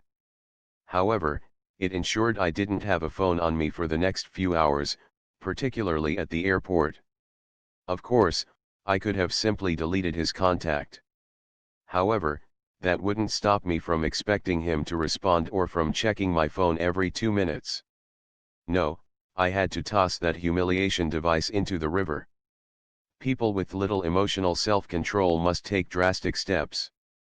I resumed my walk towards Brooklyn. As I stared at the wooden pathway, a question crossed my mind. Damn, how will I reach the cab driver without my phone? I did manage to find the taxi by borrowing a tourist's phone and using the card the driver gave me. In 20 minutes we reached JFK Airport. Terminal 7 please, Cathay Pacific, I said to the driver as we approached the airport driveway. I checked in and waited to board in the Cathay Pacific lounge. A part of me felt glad I had lost my phone. If I didn't I would be calling W right now. I thought about his curt responses.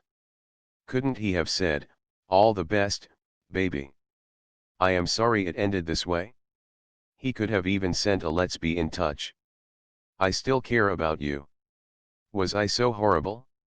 Was he so relieved to be rid of me?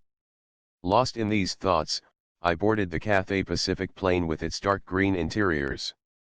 I sat in the plush business class seat, courtesy of my bank, the only one in the world that seemed to care about me. A pretty Chinese girl in a fitted red cheongsam dress came up to me. She offered me a glass of champagne. I declined.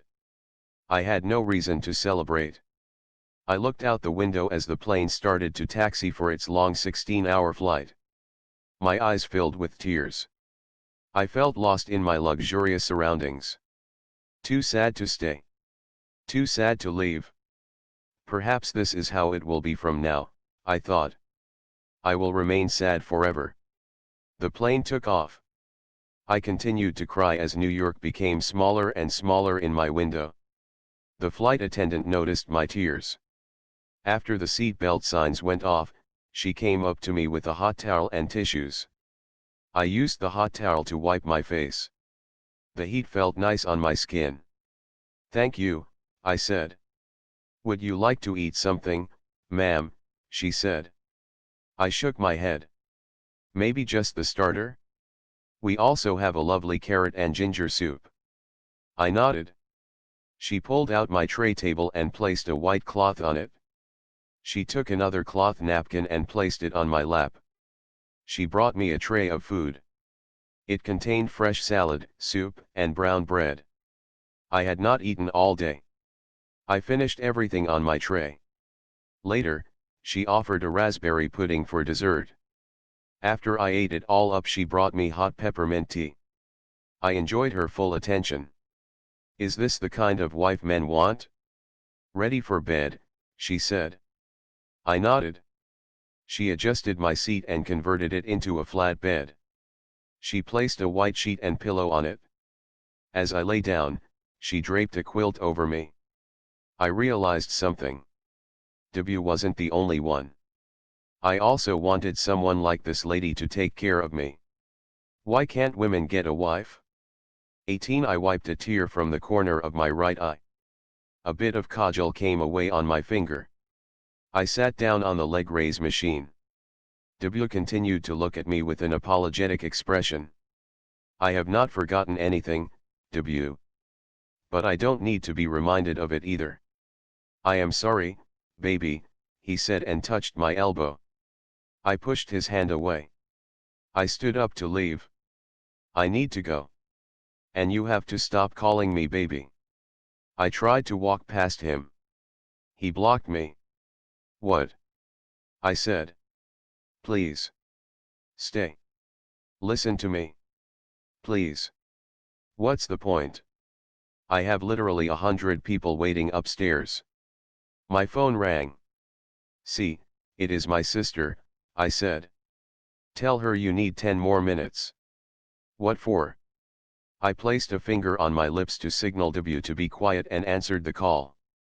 Yeah, Diddy. I went to the washroom. No, not in the room. I am coming. Give me 5 minutes. No need to come fetch me. I will come on my own. I hung up. I saw W. His eyes, his dreamy puppy dog eyes, continued to look at me. What? I said. I made the biggest mistake of my life, W said. It doesn't matter, I said. Even though I said it didn't matter, I did feel good inside. At least he finally felt some regret. You were the best thing that happened to me. Seriously, W said. Why? That white chick didn't work out. Who? That girl. Who was with you when I know? We tried. There was no intellectual match. Oh, you care about a girl's intellect too now? Of course I do. I always did. That is why I liked you. That is also why you dumped me. I told you. I made a mistake. A big mistake. Monumental mistake. You said my job would harden me. What else did you say? You had a vision for the mother of your kids. You wanted me to quit working. I am sorry. I became a little insecure. Oh, really? Now you realize it? You weren't a little insecure. You were monumentally insecure. I realized my volume had increased. A bodybuilder type white guy stared at us through his bicep curls. Do you have any idea how much I loved you? I said. He kept quiet, his head down. I noticed the thick curls on his head. I continued, I was ready to quit my job. Just to make you happy. I came to Brooklyn to tell you I would resign. I wanted to propose to you that night. You wanted a simple family. I was game. I even bought a ring. You did, he said, looking up, his eyes wide. I shook my head. All pointless, W. My family is upstairs. Can I go now? And I suggest you leave go as soon too. He grabbed my hand. I extracted it, almost in reflex. What are you doing, W? My would-be in-laws are in this hotel. I know. And then he did something I have never seen him do. He started to cry. Puzzled gym trainers must have been wondering why a grown-up man was crying in their gym even before he had begun to exercise. Don't make a scene, W, I said. I tried to remain unaffected, but to see him cry like this choked me. He knelt on the floor. Please, baby. Please, I beg you, W said. I have come all the way from New York. I looked around. The last thing I wanted was anyone noticing us. I held W by the shoulders. Get up, please. I pulled him up. I handed him one of the hand towels kept in the gym. He used it to wipe his face and compose himself. Stop being the victim here, W. Remember how you treated me? You would not take my calls. You were rude on messages. He nodded his head vigorously. You were, I searched for the right word. An asshole. Yes, he said. Good. So now, you are doing these tears and trips. But how did you treat me earlier? Even on my last day. I still remember. You sent me a thumbs up smiley. That's it? I said I will miss you 10 minutes later. You didn't reply. You did. Yeah. Why didn't you reply?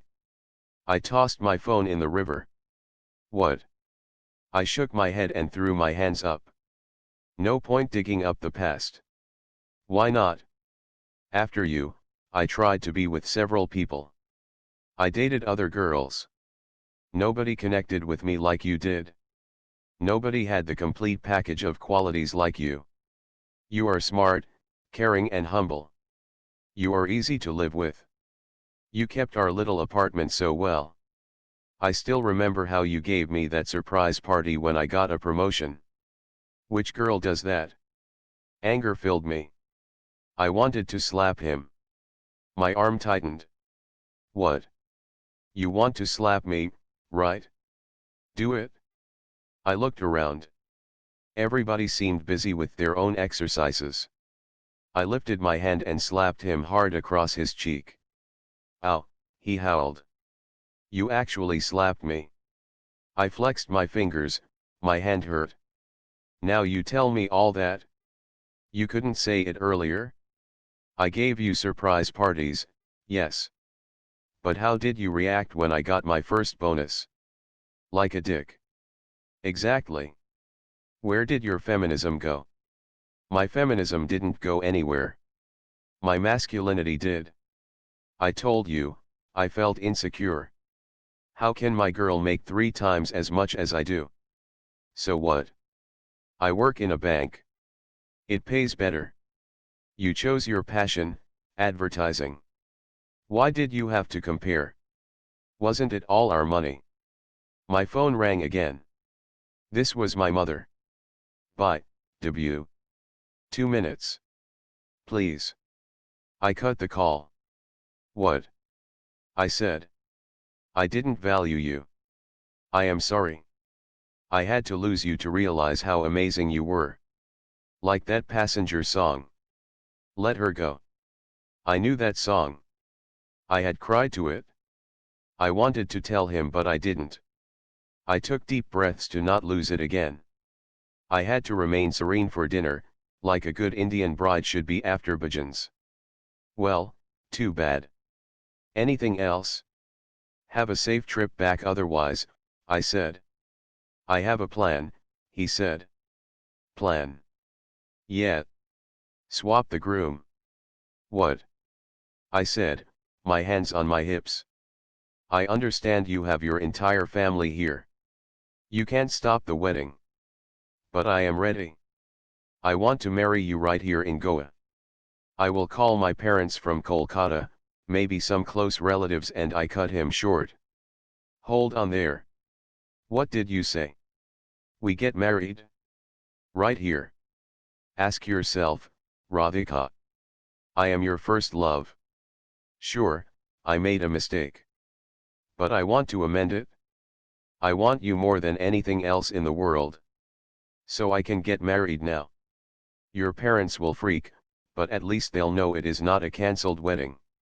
The boys sighed, yes, they will be upset too. But I will handle it. You have really thought it all out. I had time on the long flight here. I realized I couldn't lose you at any cost. And what makes you think I want to marry you? Because I know.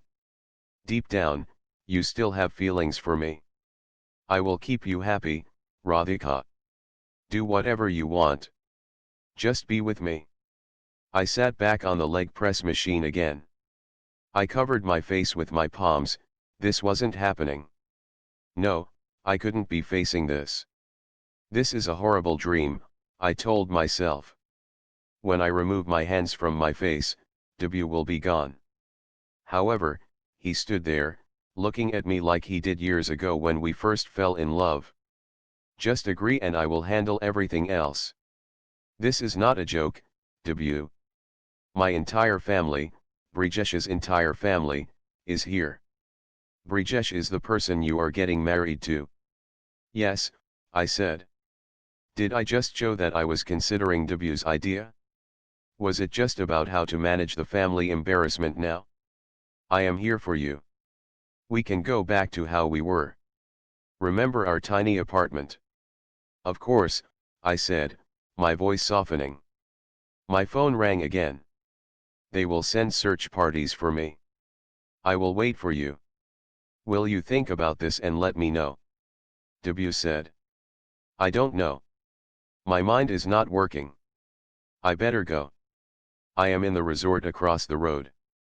They didn't have rooms here at the Marriott. I know, I said. Thank God for small mercies. Day 4. How are you? Brijesh smiled at me. We were on the sandy beach for an early morning stroll. When he'd asked me out on a morning walk the previous night, he said he wanted to catch up before the relatives woke up. Sleepy, I said and yawned.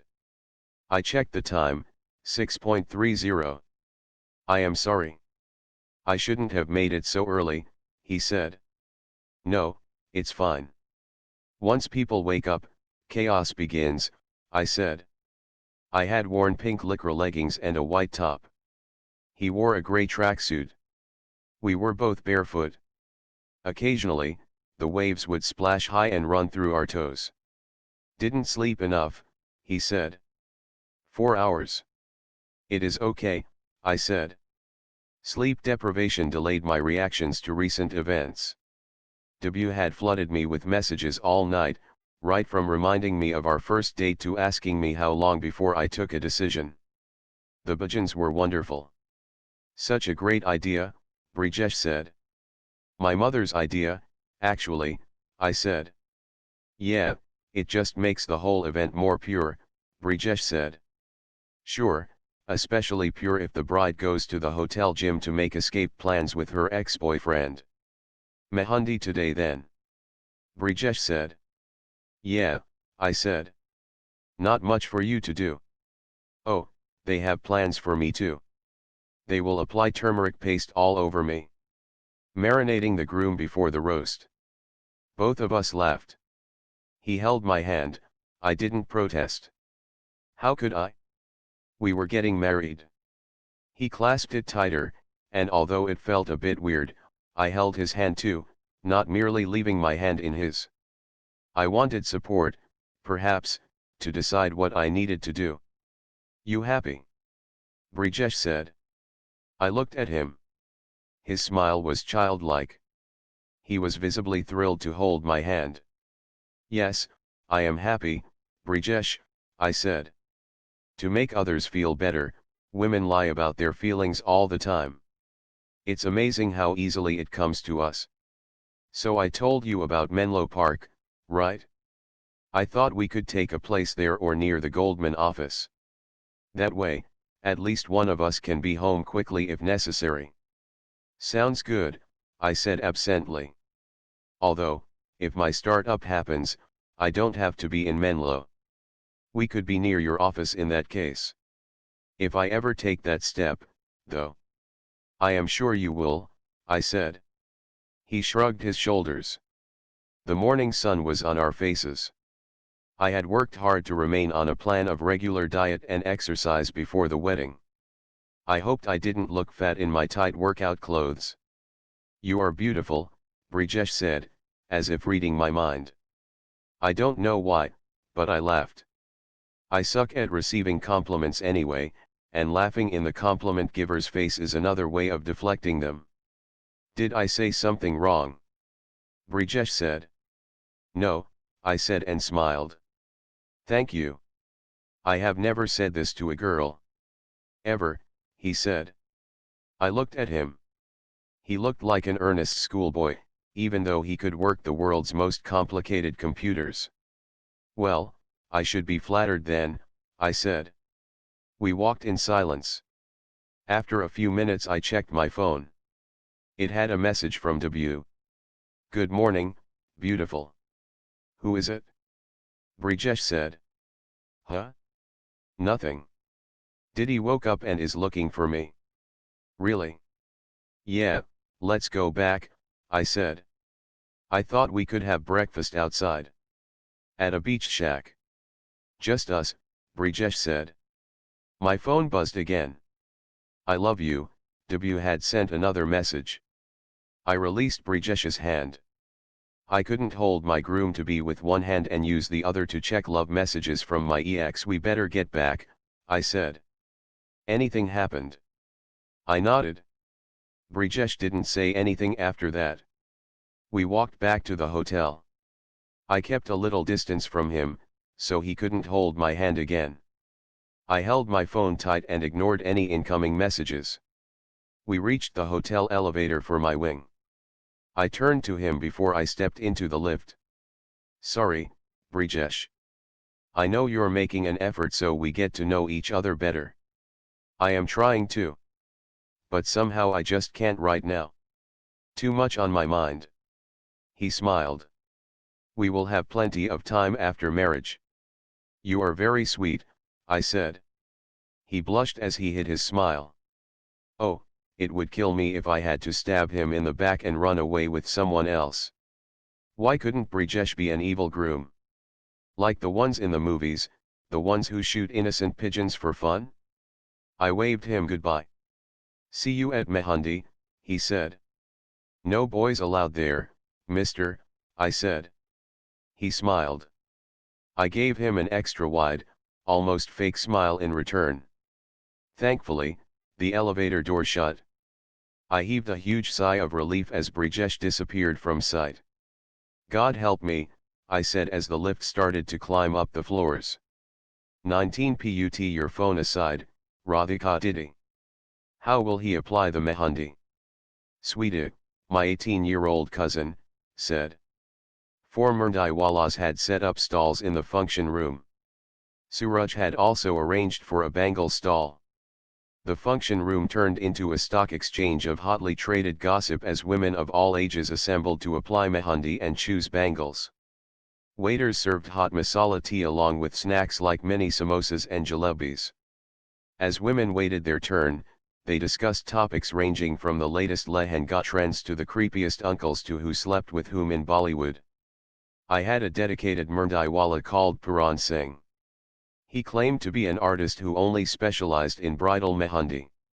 You would not have seen any dulhan with such beautiful mehandi, Puran said as he went to work at a slow pace. The other Murdaiwalas worked at triple the speed with my cousins. I can use the phone with one hand, see, I said to Sweeta. I used my right hand as he applied mehandi on my left. Who are you messaging? Brijesh Bhaiya. Jyoti, my second cousin, said. Everyone burst into laughter. Are you excited about the first night? What will you do? Sweeta said. Everyone giggled again. My sister is innocent.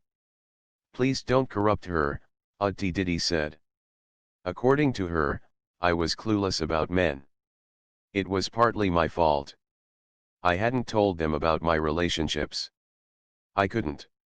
Neither Auntie Didi nor my mom would get it. For them relationships meant one thing: to get married as fast as possible. Saloni, Auntie Didi's best friend, held my chin. You know what will happen on the first night? Do you have any experience?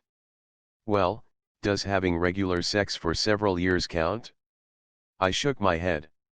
I could at least try to be the demure bride. Come, I will tell you, Saloni Didi said. She brought her mouth close to my ear. Just drive him crazy. Tear off all his clothes and drive him crazy, she whispered. It was supposed to be an outrageous statement. I was supposed to get embarrassed. I played the part and blushed, so my cousins and friends could enjoy the show. I hid my face in Saloni Didi's shoulders. I don't know why I did that. Just to entertain the crowd? Or to make them believe I was actually innocent? Why do I have to be this fake? The girls finally left me alone as their turn came with the other Murdaiwalas. I checked my phone. Baby, I am waiting, W had sent me on WhatsApp. I know, I replied. It's not that difficult. Just tell them you have another guy. Whom do I tell? Anyone. Your mother. Your sister. Is this a good idea, W? I am really confused. It's love, baby. It's meant to be confusing. Even I was about you. But now I am sure. I want you to be Mrs. Radhika Sr. The name Mrs. Radhika Sen made me squirm a little. Madam, don't move so much, the Mehandi guy said as I furiously typed with my right hand. Not sure if I will change my surname. Don't, he said. I didn't respond. He typed after a minute. Is that a yes, though? I don't know, W. I am at my Mehandi. Hard to use the phone too. Baby, please, just say yes. I put the phone aside. I have been doing this for 20 years. You have the most beautiful hands of them all, Puran said. You say this to every bride? I said. He looked at me and smiled, showing his pawn-stained teeth. Actually, yes. I smiled back, shaking my head. My phone buzzed again. Your left hand is almost done. We'll need the other one soon, Puran said. I nodded and checked my phone. The message had not come from W. It came from an unknown international number. It began with +852, the code for Hong Kong. Hi. It's Neil, the message said. Madam, can I have your other hand?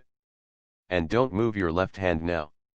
It has fresh mehandi, Puran said. Give me 1 minute, I said to the Murdaiwala. Hi, Neil, I replied. I heard you are getting married. In Goa. Yeah. Cool. Office people told me. Yes. What's up? I am in Sri Lanka. Due diligence on a deal. Okay. Can I call you? Radhika, focus on your mehandi or I will kidnap your phone again, Utti Didi said. 10 seconds, I implored Utti Didi.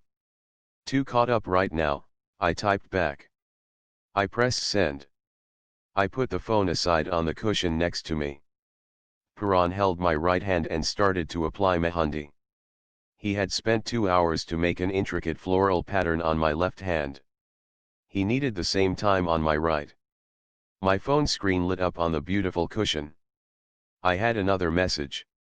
It's urgent, Neil said. I couldn't respond. I did not have any hand free. He called. I used my pinky finger to disconnect the call. He sent another message, listen, please talk to me for 2 minutes. I couldn't. How do I tell him? He continued to send me messages, one after the other. Don't move, Radhikaji, Puran said.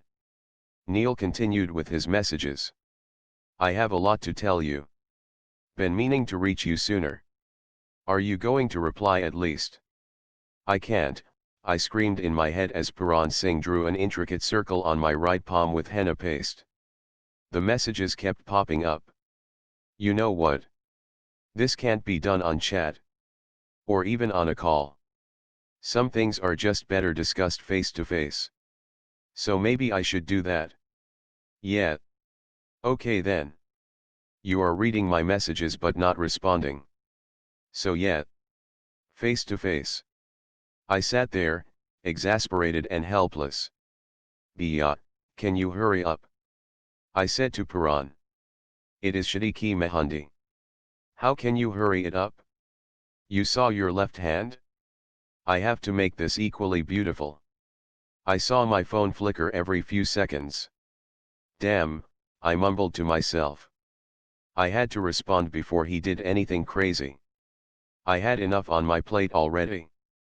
There you go, Puran said after 2 hours. Thank you. Thank you so much. Can I go now? Yes. But you won't give me any special gift. I gestured to my sister. She gave the Mehndi guy a 2,000 rupee tip. He smiled and folded his hands to say thanks. Don't wash your hands for 4 hours. We'll make the color last beyond the honeymoon, Puran said. Did you say 4 hours? I said. I told my cousins I needed to use the restroom. I ran up to my room. Auntie Didi followed me there. How will you use the restroom with your hands like this? Come here, she said. Auntie Didi unfastened my salwar drawstrings. I will come in with you, she said, pointing to the bathroom. Fuck it. I am washing my hands, I said. No, wait, I ran into the bathroom. I placed my hands under the running water at the wash basin tap. The Mehndi stains were dark orange rather than the deep dark brown I could have achieved had I shown more patience. However, I needed my fingers. I had to respond to Neil and prevent another layer of chaos in my life. Hey. Sorry. Couldn't respond earlier, I hurriedly typed a reply. It's okay, Neil replied in an instant. What's up? I said. He called me. I picked up the call in the bathroom. Hi, I said. It's been so long since I heard your voice. What's the matter, Neil? How are you? Can you hurry up, please? What is it?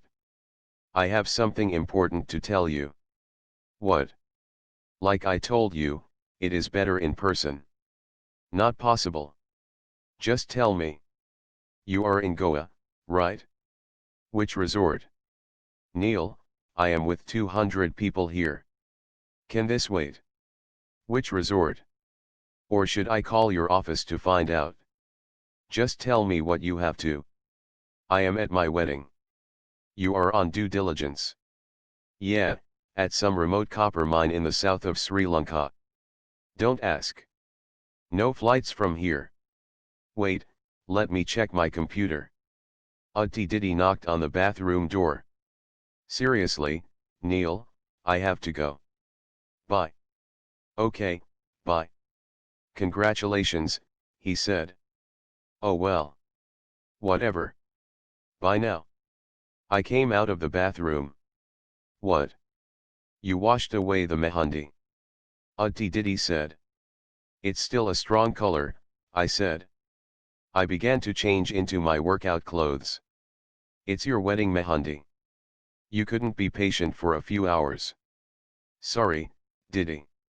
I am not as nice a girl as you. Okay. I said, irritated. Ari? Why are you snapping at me? And why are you changing into these clothes? Sorry for being rude, Didi. I just need to get some air. I am going for a walk on the beach. With whom? Alone. Why? I will come with you. No, Didi, I said, my voice firm. I want to be alone. No Brijesh. No you. No mom and dad. Can I get an hour? I need to clear my head. Auntie Didi came and patted my cheek. What happened? Nothing. All this wedding stuff is just too much. I need an hour. She gave me a hug. Go. I will cover for you. I walked on the beach outside Marriott. I continued further north until I had left the hotel behind. I saw that Brijesh had messaged me. I decided not to open it. I couldn't deal with anyone. I focused on the orange sun, which sank deeper into the water every minute. My mind was filled with thoughts. How did Neil find out? Oh well, it isn't difficult if you work in the same firm, even if in different offices. What's he doing in Sri Lanka? Making even more money, I guess. Why did he call me? Why didn't he tell me what he wanted to? What's with all the suspense? Radhika, a voice from behind startled me. W. I turned around. He wore a white printed t-shirt and Bermuda shorts. He came running to me, huffing and puffing as he caught his breath. Are you following me? I said. No, I stay in that property, he said and pointed to a hotel building at a distance. Don't stalk me. I am not. Oh really? I am just waiting for your reply. I hung out at the beach all day. Honestly, I saw you alone so I couldn't resist. Sorry. I looked around. I don't want anyone to see us, I said. There's a shack on the other side, nobody will find us. Can we talk? He said. No, W. Please, he said. I checked the time on my phone. 10 minutes, I said. We went to King's Shack on Miramar Beach. We sat on sea-facing cane chairs. The evening sea breeze cooled our skin. He ordered a beer. I had a glass of water. How was your day? He said. I showed him the mehendi on my hands. That's pretty. Thanks. What did you do? He lifted the left sleeve of his t-shirt. He had a 2-inch tattoo on his upper arm. It said Radhika. What the hell, W? I said. I had nothing to do all day. I decided to get one. I should have done it a long time ago. You are getting tattoos with my name while I get married to another man? Have you gone mad? I love you, Radhika. Call it madness if you want. It is not just what W says. It's how he says it. It can make even the most hardened bitch of a heart melt. He placed one hand on his chest and looked at me with his drooping eyes. He brought forward his hand to hold mine. I shook my head. He withdrew. Please, baby, W said, one more chance. I have to go back, I said. I signaled the waiter to give us the bill. I have made the plan. You break the news to the family just one day before your wedding. I will have my parents, aunts, uncles, and cousins come down. My parents will do the talking with yours. Don't worry. You just handle the boys' side. Me. Yeah. Don't give them too much time to react. Just say you can't do this and they can leave. You don't have to tell them about me until our wedding is over. My heart started to beat at turbo speed. W, I said. It sounds crazy, baby, but this is the only way. Your relatives will murmur a bit, but at least they won't say that the wedding was cancelled. As for the boys' side, who cares? We will be in New York in no time. What? You can get a transfer back to New York, right? Or if you want to remain in London, I can come there. We'll do whatever you say. I am sure you are in an important role now. W, what are you talking about? All this. Okay, now I need to go, I said. I stood up and walked out of the restaurant. He followed me. He came up close behind me and whispered, have faith in me, baby. My phone rang. Brijesh. I stepped aside to take the call. Hey, I said. I sent you a message. Sorry, I didn't see. Where are you now? I said and wondered what to say, around. Just around only. Another sunset walk. Like yesterday.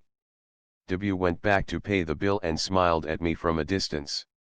I spoke to Brijesh. No, I don't want to go for a walk. Oh okay, Brijesh said, disappointed. But I need a drink, I said. There's that open-air lounge in the Marriott, he said as I interrupted him. No, away from the Marriott. Somewhere else. I need to get away, I said. Should I ask for a car? I want some fresh air. Also, I don't want to go with a driver. Can you arrange a bike? You mean one of those rental Activas? Yeah. Can you ride one of those? Well, yes. I did in college. Good. See me outside the Marriott in 15 minutes. I hung up. All good, baby. Debut said, coming out of the shack. I am going out with Brijesh, I said. Oh, he said, sounding disheartened. I am not doing this to hurt you. You can hurt me. I hurt you as well. But please think. This is about our future. You can't be with a guy you don't love. All this is messing me up, Debut. I need to breathe. Sure, baby. Take your time. Thanks. Now don't come near me. Stay put for 5 minutes while I walk away. He nodded. He opened his arms wide, asking for a hug. I looked around. Nobody could see us. I hugged him. He wouldn't release me. It feels so nice to hold you, baby, he whispered.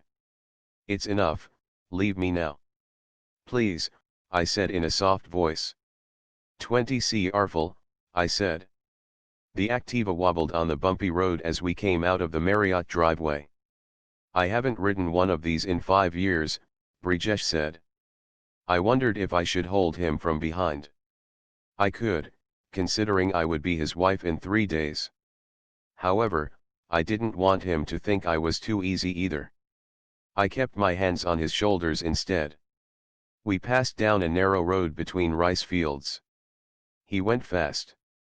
The breeze made my hair fly all over my face. This is fun, I said. Great idea, Radhika, Brijesh said. Dump the relatives. Do our own thing. Where are we going? I said. Anjuna. That's where we hung out when we came on a college trip. 30 minutes later, we reached the rocky Anjuna beach and parked the bike. We walked for 5 minutes and reached a shack called Curly's.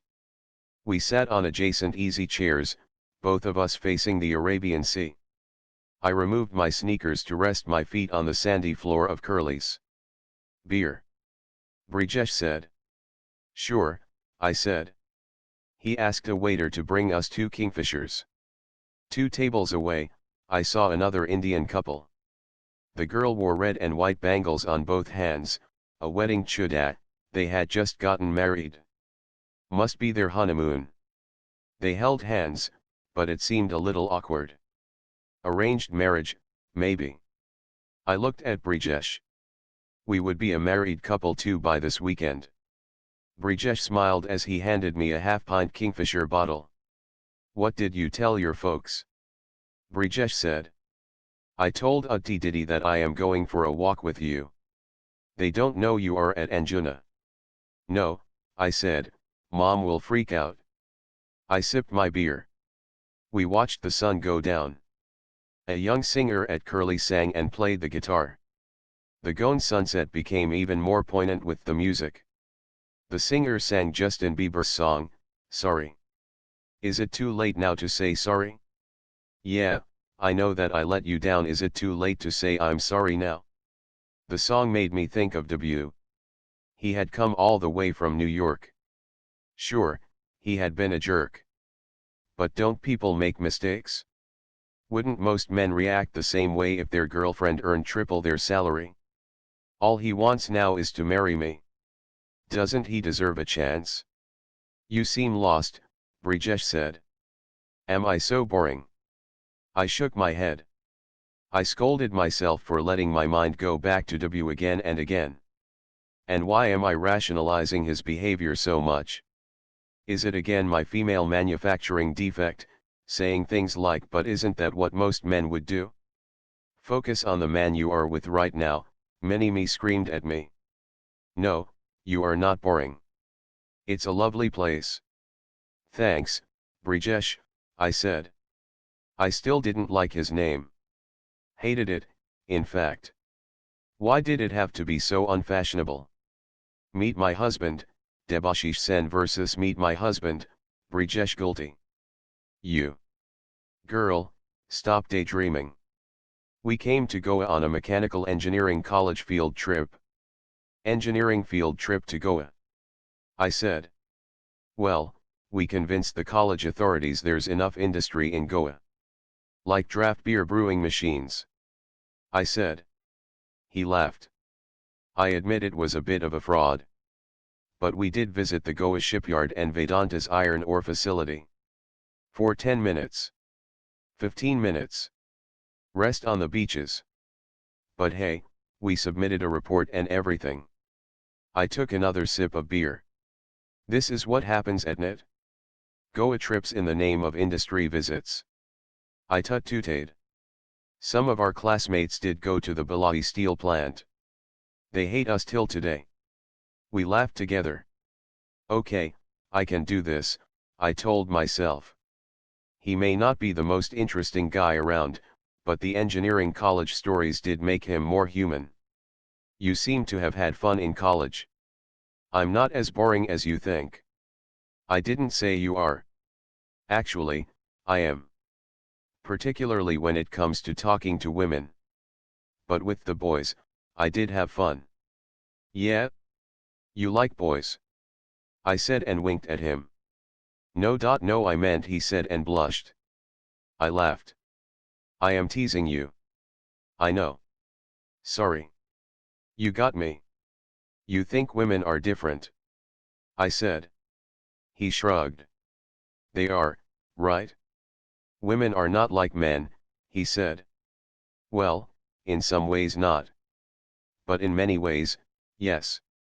Of course, we are all people. People are the same, he said. I tried not to stare at him too much. I wondered if he ever thought about things like gender equality. Brijesh, do you know what is a feminist? Sort of. But what exactly is it, he said and blinked his eyes. He genuinely didn't seem to know.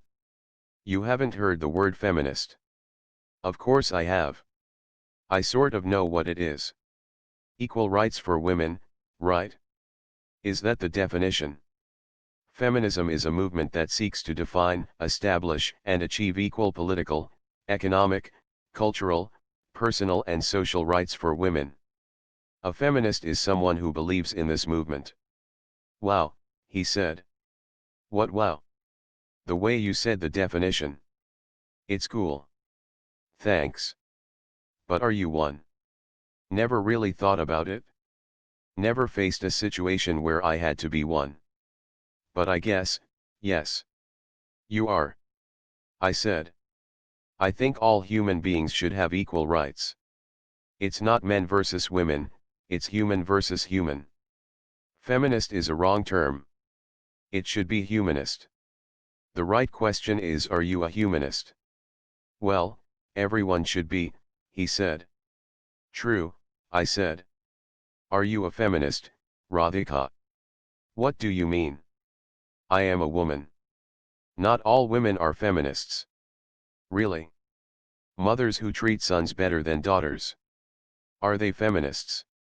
No, I said. Women who judge other working women as not being good enough mothers. Are they feminists? No, I see your point. Yes, I consider myself a feminist, I said. Can I say something? Sure. I don't think anyone has to specifically call himself or herself a feminist. If you are a fair person and want equal opportunities for all, that's a start. I looked at him and smiled. The waiter brought us another round of beer. The sun had vanished, leaving behind a dark gray sky. We watched the waves splash on the beachfront.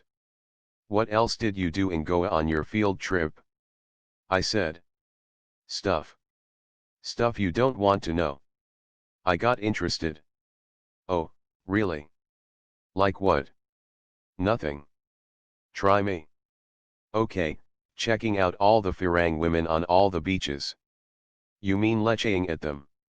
Of course not.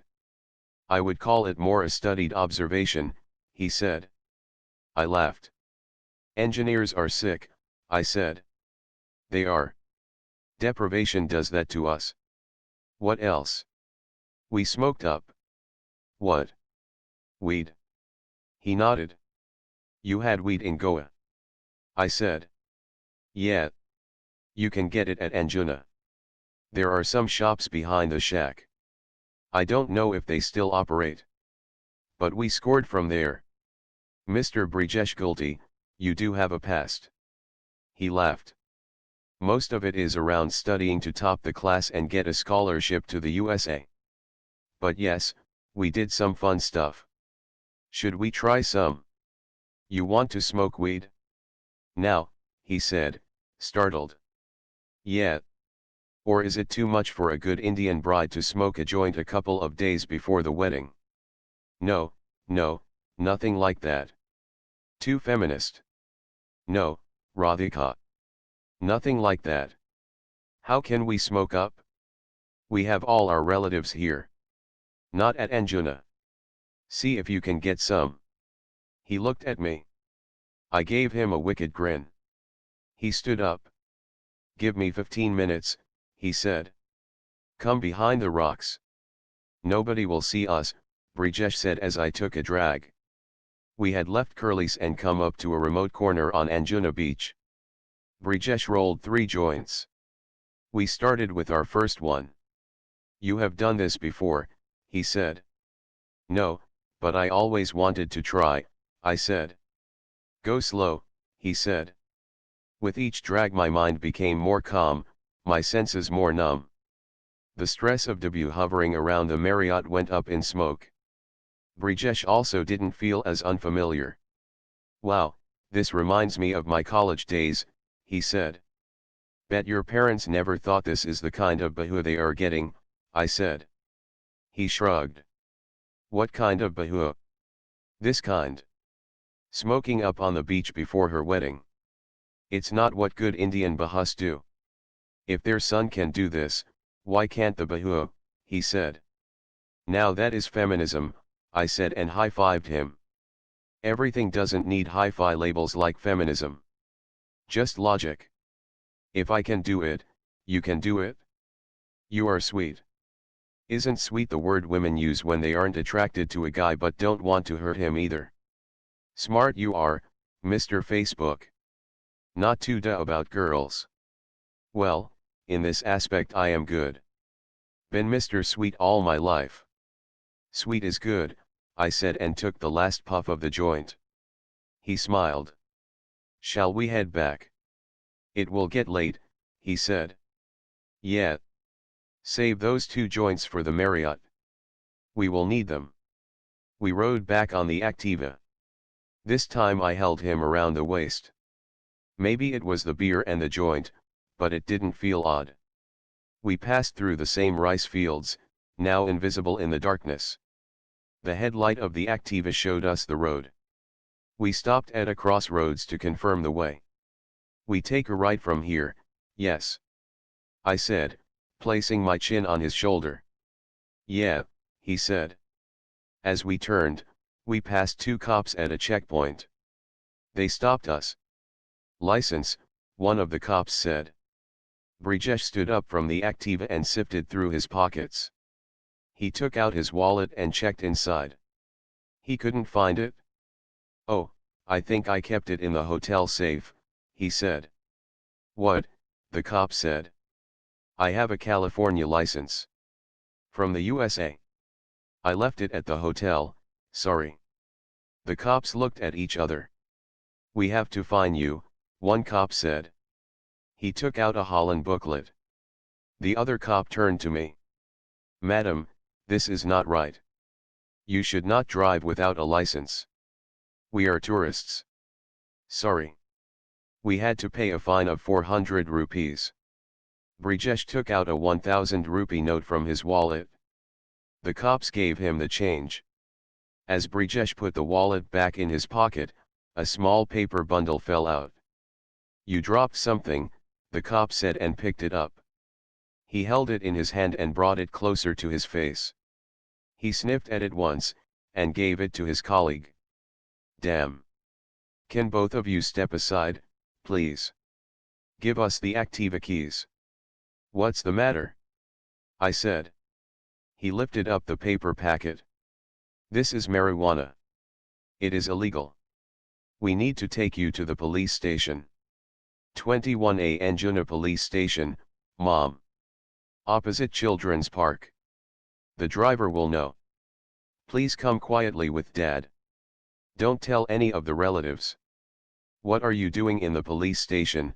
My mother said, her voice hysterical. Stop shouting, Mom. I am here with Brijesh. Brijesh? Brijesh and you are at the police station? Why? If you come here I can tell you. Bring Dad, okay. What about Brijesh's parents? Mom said. He has called them separately. They are coming too. Oh God. What is going on? Are you safe? Yes. Mom, Brijesh didn't have a license. License? Why? We went for a ride on an Activa. Activa? There are so many cars we have hired. Mom, just come. I hung up the phone. Brijesh sat next to me. Sub-Inspector Samuel D'Souza sat in front of us. Where did you buy it? It's common in the lanes of Anjuna Beach. I am sure you know, Brijesh said. Are you suggesting we know and do nothing about it? No sir, I said. Sorry. I elbowed Brijesh to be quiet. When is the wedding?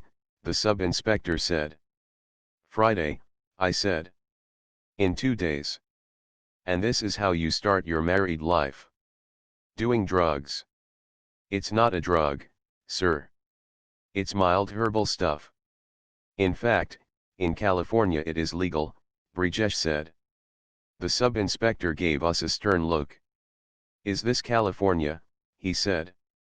No, sir, Brijesh said, head down. What is this place? Goa, sir. What do people come here to do? The sub-inspector said. To party, sir. Brijesh said, in a soft voice.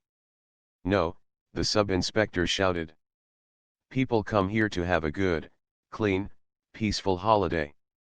Not to do this nonsense. Yes, sir, Brijesh said, his tone apologetic. I pressed my teeth tight to prevent a smile. A snigger slipped out. The inspector turned to me. Are you finding this funny? Sub-Inspector D'Souza said. No, sir, I said, keeping a straight face. Brijesh's and my parents entered the police station. They saw us, sitting across from the sub-inspector. What happened, Inspector? My father said. Are you the parents? Come see what your children are up to, Sub-Inspector D'Souza said. You are too much, Radhika, my mother said. I sat in a car with my parents. Brijesh sat in a separate car with his own folks. The naughty kids had to be separated, I guess, as we made our way back to the hotel. I am sorry, Mom, I said for the 7th time, and thank you, Dad. My father had finally made the cops thaw. Dad figured out a contact in State Bank of India in Goa, who in turn knew the police commissioner of the state. A few calls, tons of apologies and a wedding invitation to the entire police station was what it took to finally make the sub-inspector melt. Both of you are going to start a life together. Have kids together. Is this how mature adults are expected to behave? The sub-inspector said before we left. My father kept quiet as he sat in the front seat of the car.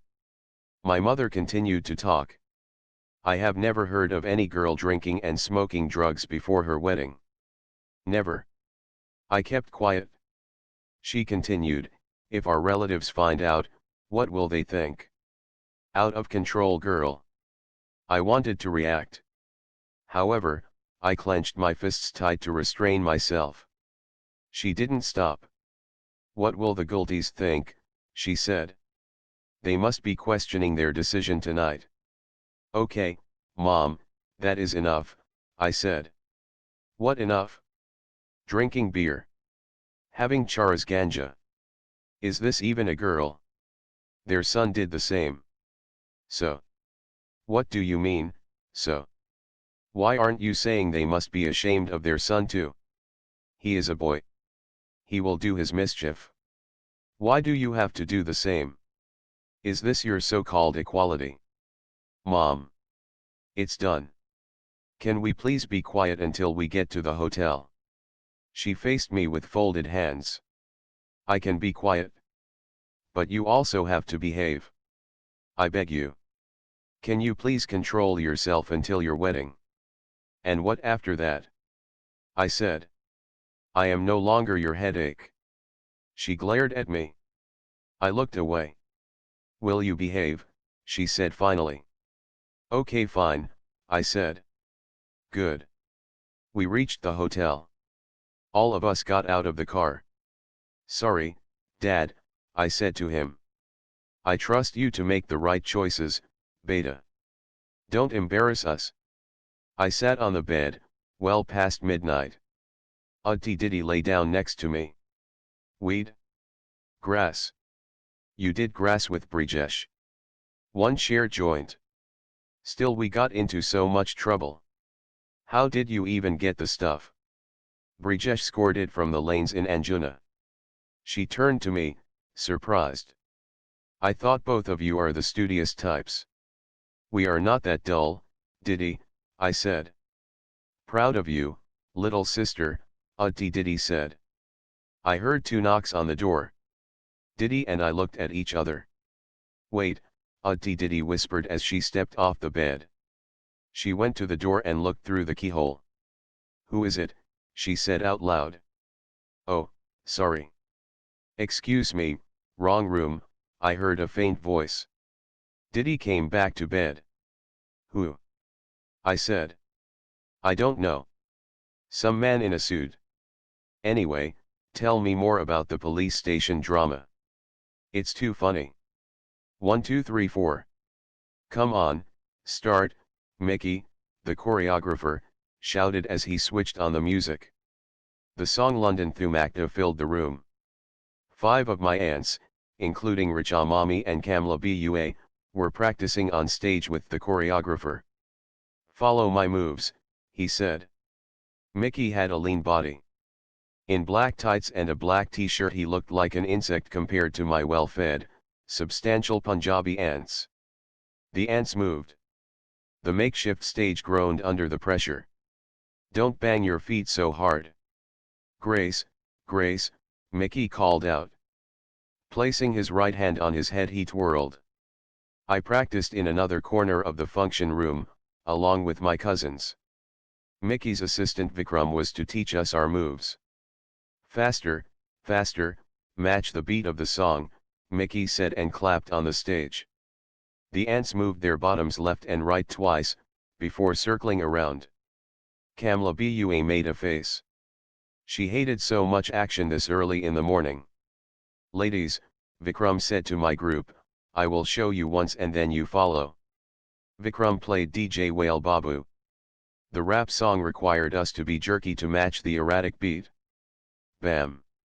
I heard a loud noise from the stage. Hotel staff rushed to the scene. My aunts and the choreographer huddled around Richa Mami, who had fallen down. 110 kilos of Punjabi mass lay on the floor, wrapped in an oversized white salwar kameez. Who hired this idiot choreographer? Such difficult steps for us, she shrieked, holding her ankle. Sorry, madam, sorry, Mickey said. What sorry? Kamla Bua said. You should see who can do what step. Yes, madam. The hotel staff brought a first aid kit and sprayed a pain reliever on her leg. 2 waiters helped Richa Mami stand up. Can we take a break? Kamla Bua said. But madam, the Sangeet is tonight, Mickey said. We haven't even had breakfast. Won't we get weakness if we do dance without breakfast? Richa Mami said. She was right. Punjabis need calories, by the hour, every hour.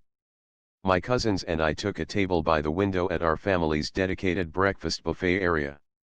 Some of them were rehearsing their steps even now. I went to the breakfast counter and picked up a plate.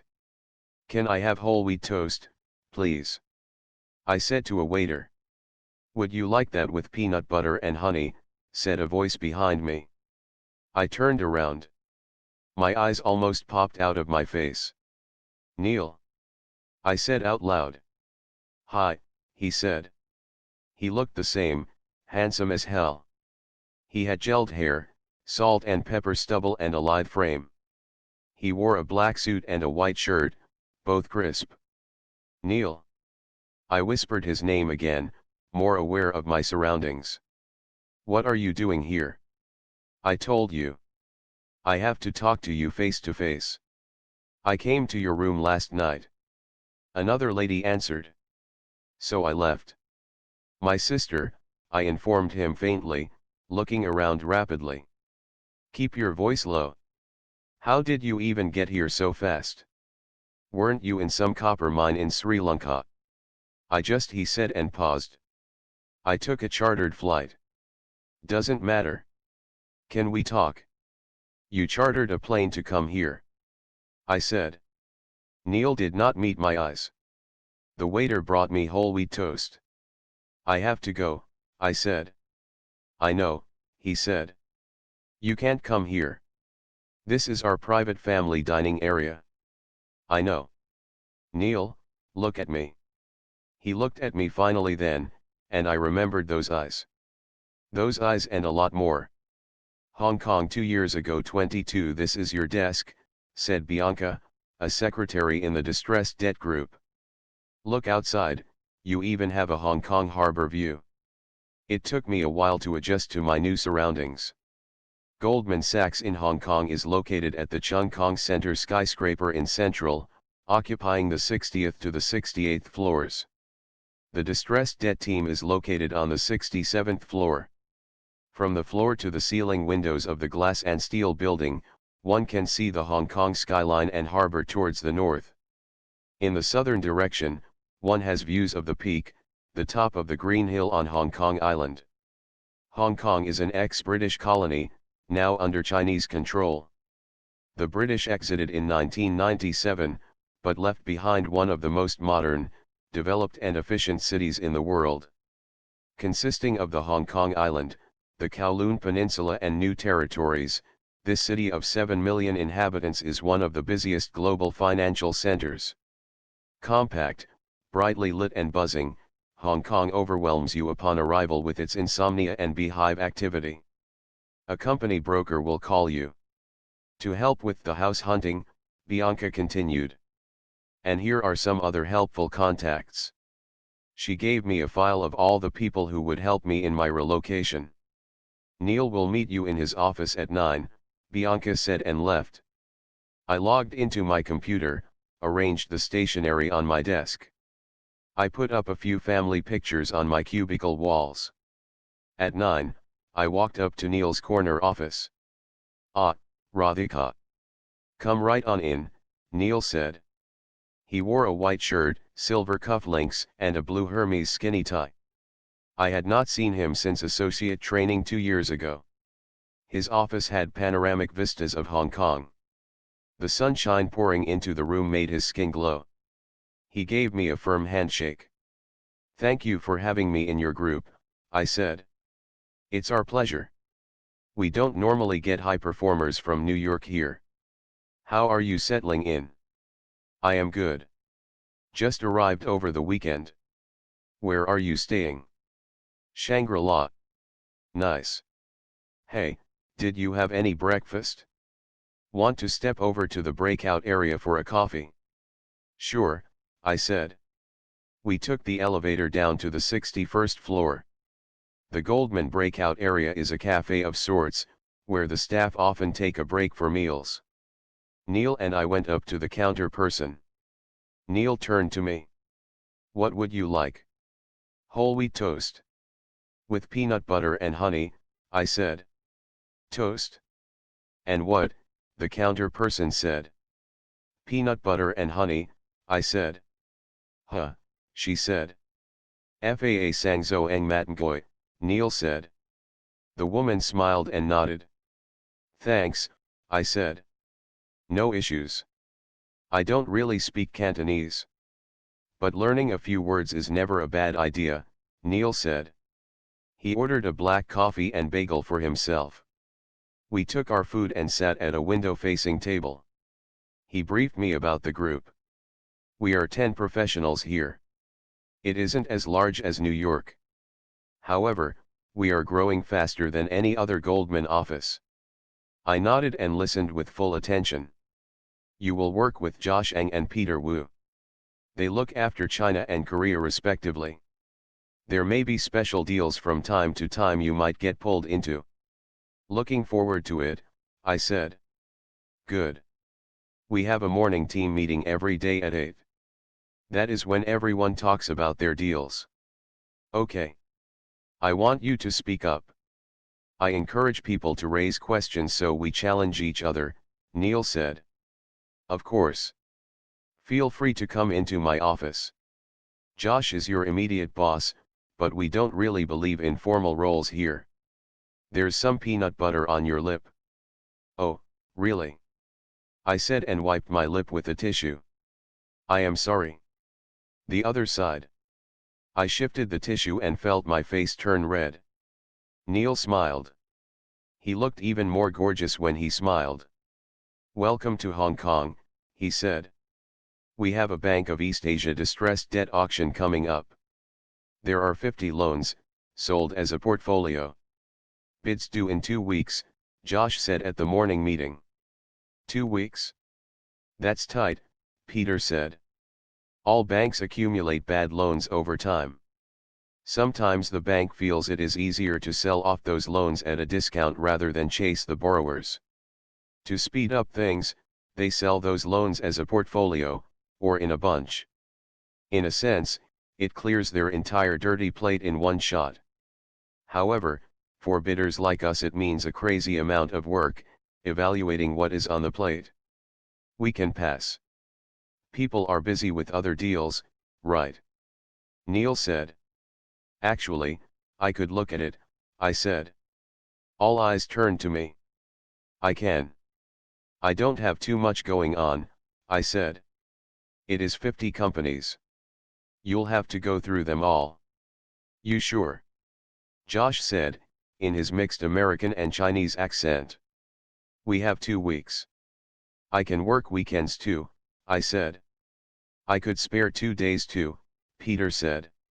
So can I, said Simon, another Taiwanese analyst in the group. Neil tapped his fingers on the conference room table.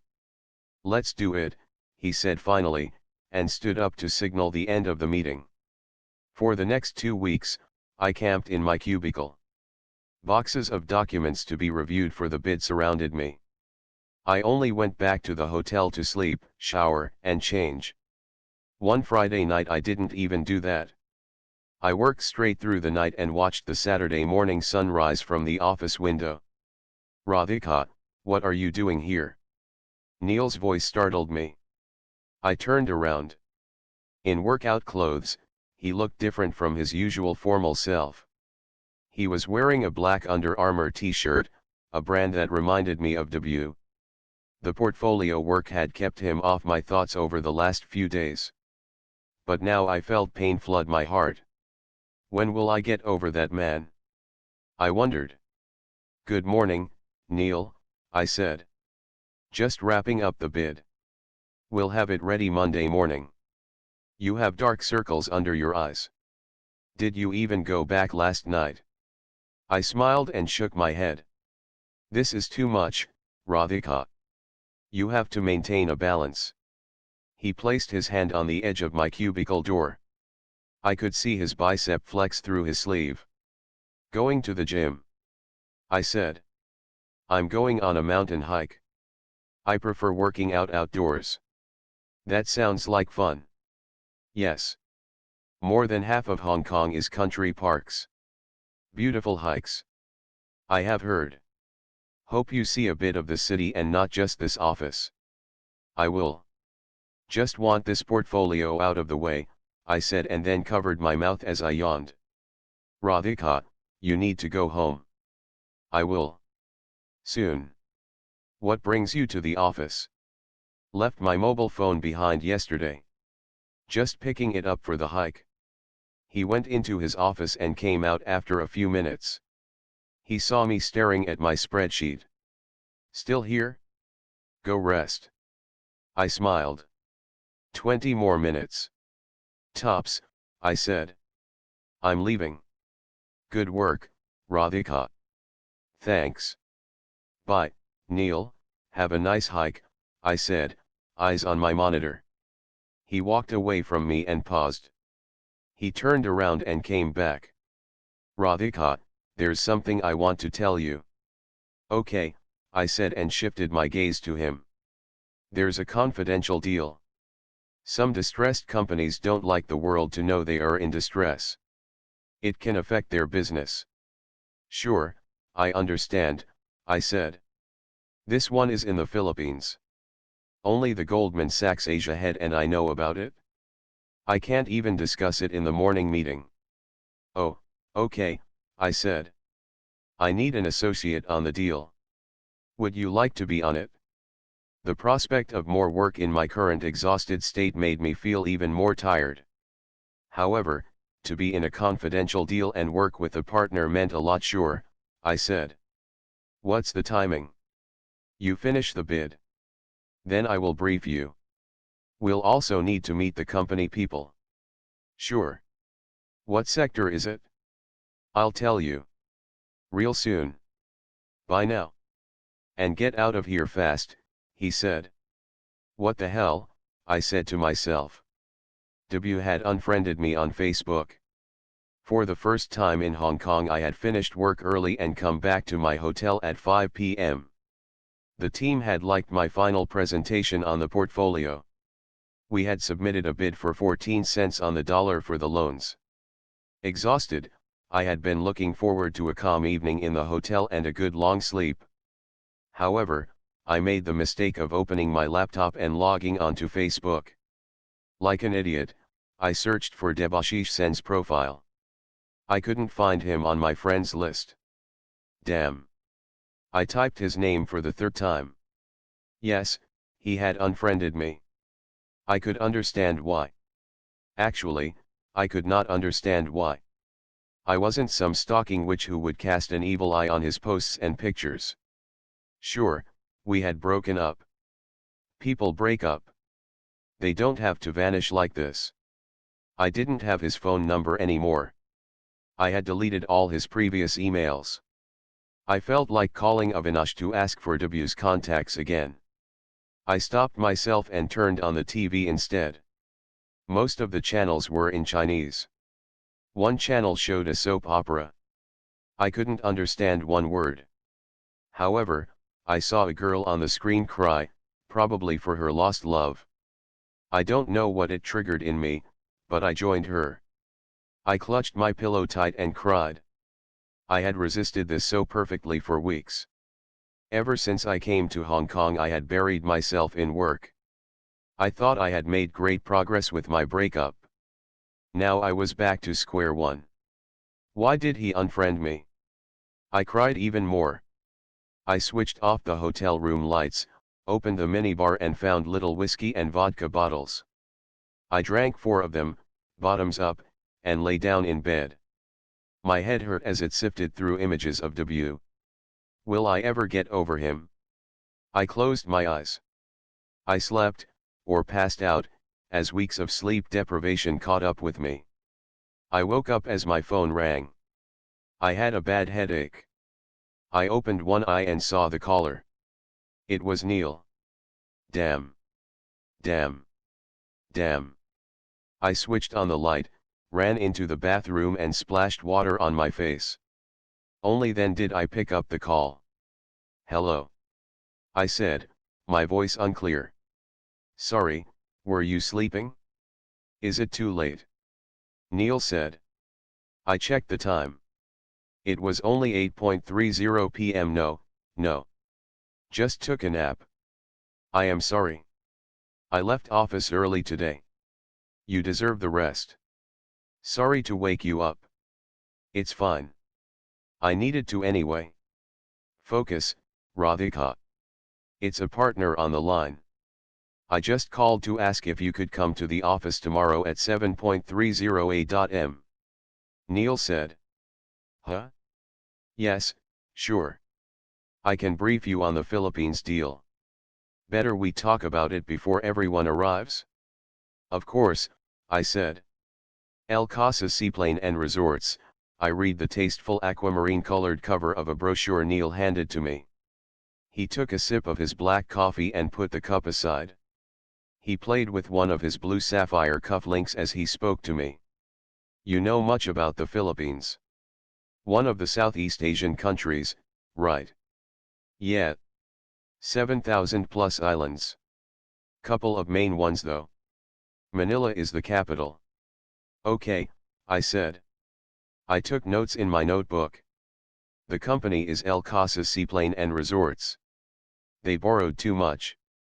Business nosedived due to a cyclone. Trouble. Hence at our desk. I scribbled down whatever I could. Neil continued to speak. Palawan is in the south of the Philippines. Often voted as one of the most beautiful islands in the world. Sure, I said, jotting down at a frantic pace.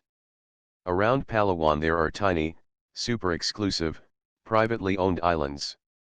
El Casa operates 10 resorts, each on one of these private mini-islands. I flipped through the brochure. It had stunning aerial pictures of the boutique tropical island resorts. The brochure said that none of El Casa's resorts had more than 10 rooms. It says rooms are $1,000 a night, I said, surprised. Neil smiled. Yes, so it is mostly super rich foreign tourists. Locals can't afford it? How does one even get there? I said.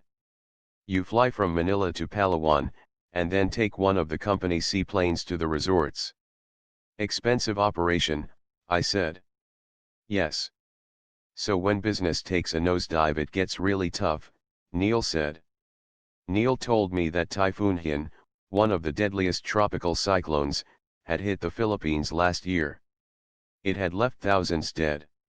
The country had still not recovered from it. High-end tourists still avoided the Philippines, making El Casa suffer. I took notes as Neil continued to talk.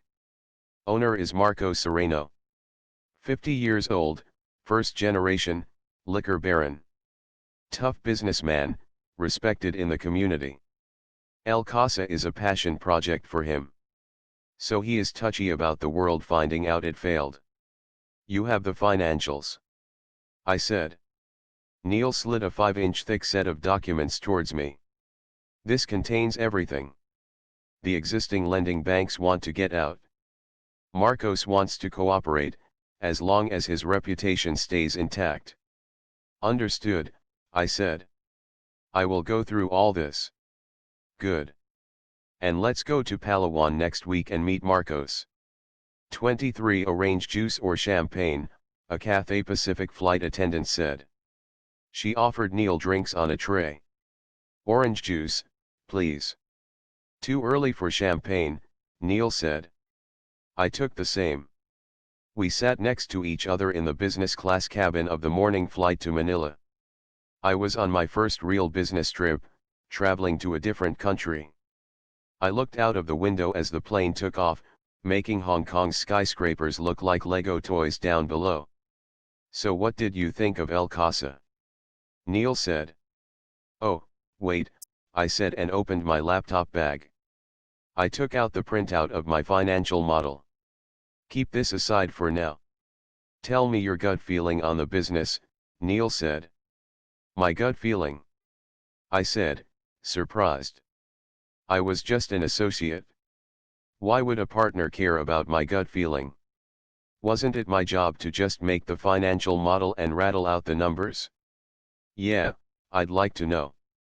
Do you even like the business? I took a few seconds to collect my thoughts before I spoke again. In some ways El Casa is a rare asset, so quite valuable. In other ways it is a pain, as there are limited buyers for this thing. Also, I can't imagine Philippines law being the most investor-friendly, I said. Good. I like how you think, in several directions at the same time, Neil said. Thanks, I said, embarrassed by his praise. I fumbled through my sheets. So what do we do here? Neil said. We get a buyer, I said. Meaning? We talk to big hotel chains. This business needs a high-end global brand. Otherwise people are not going to come, I said.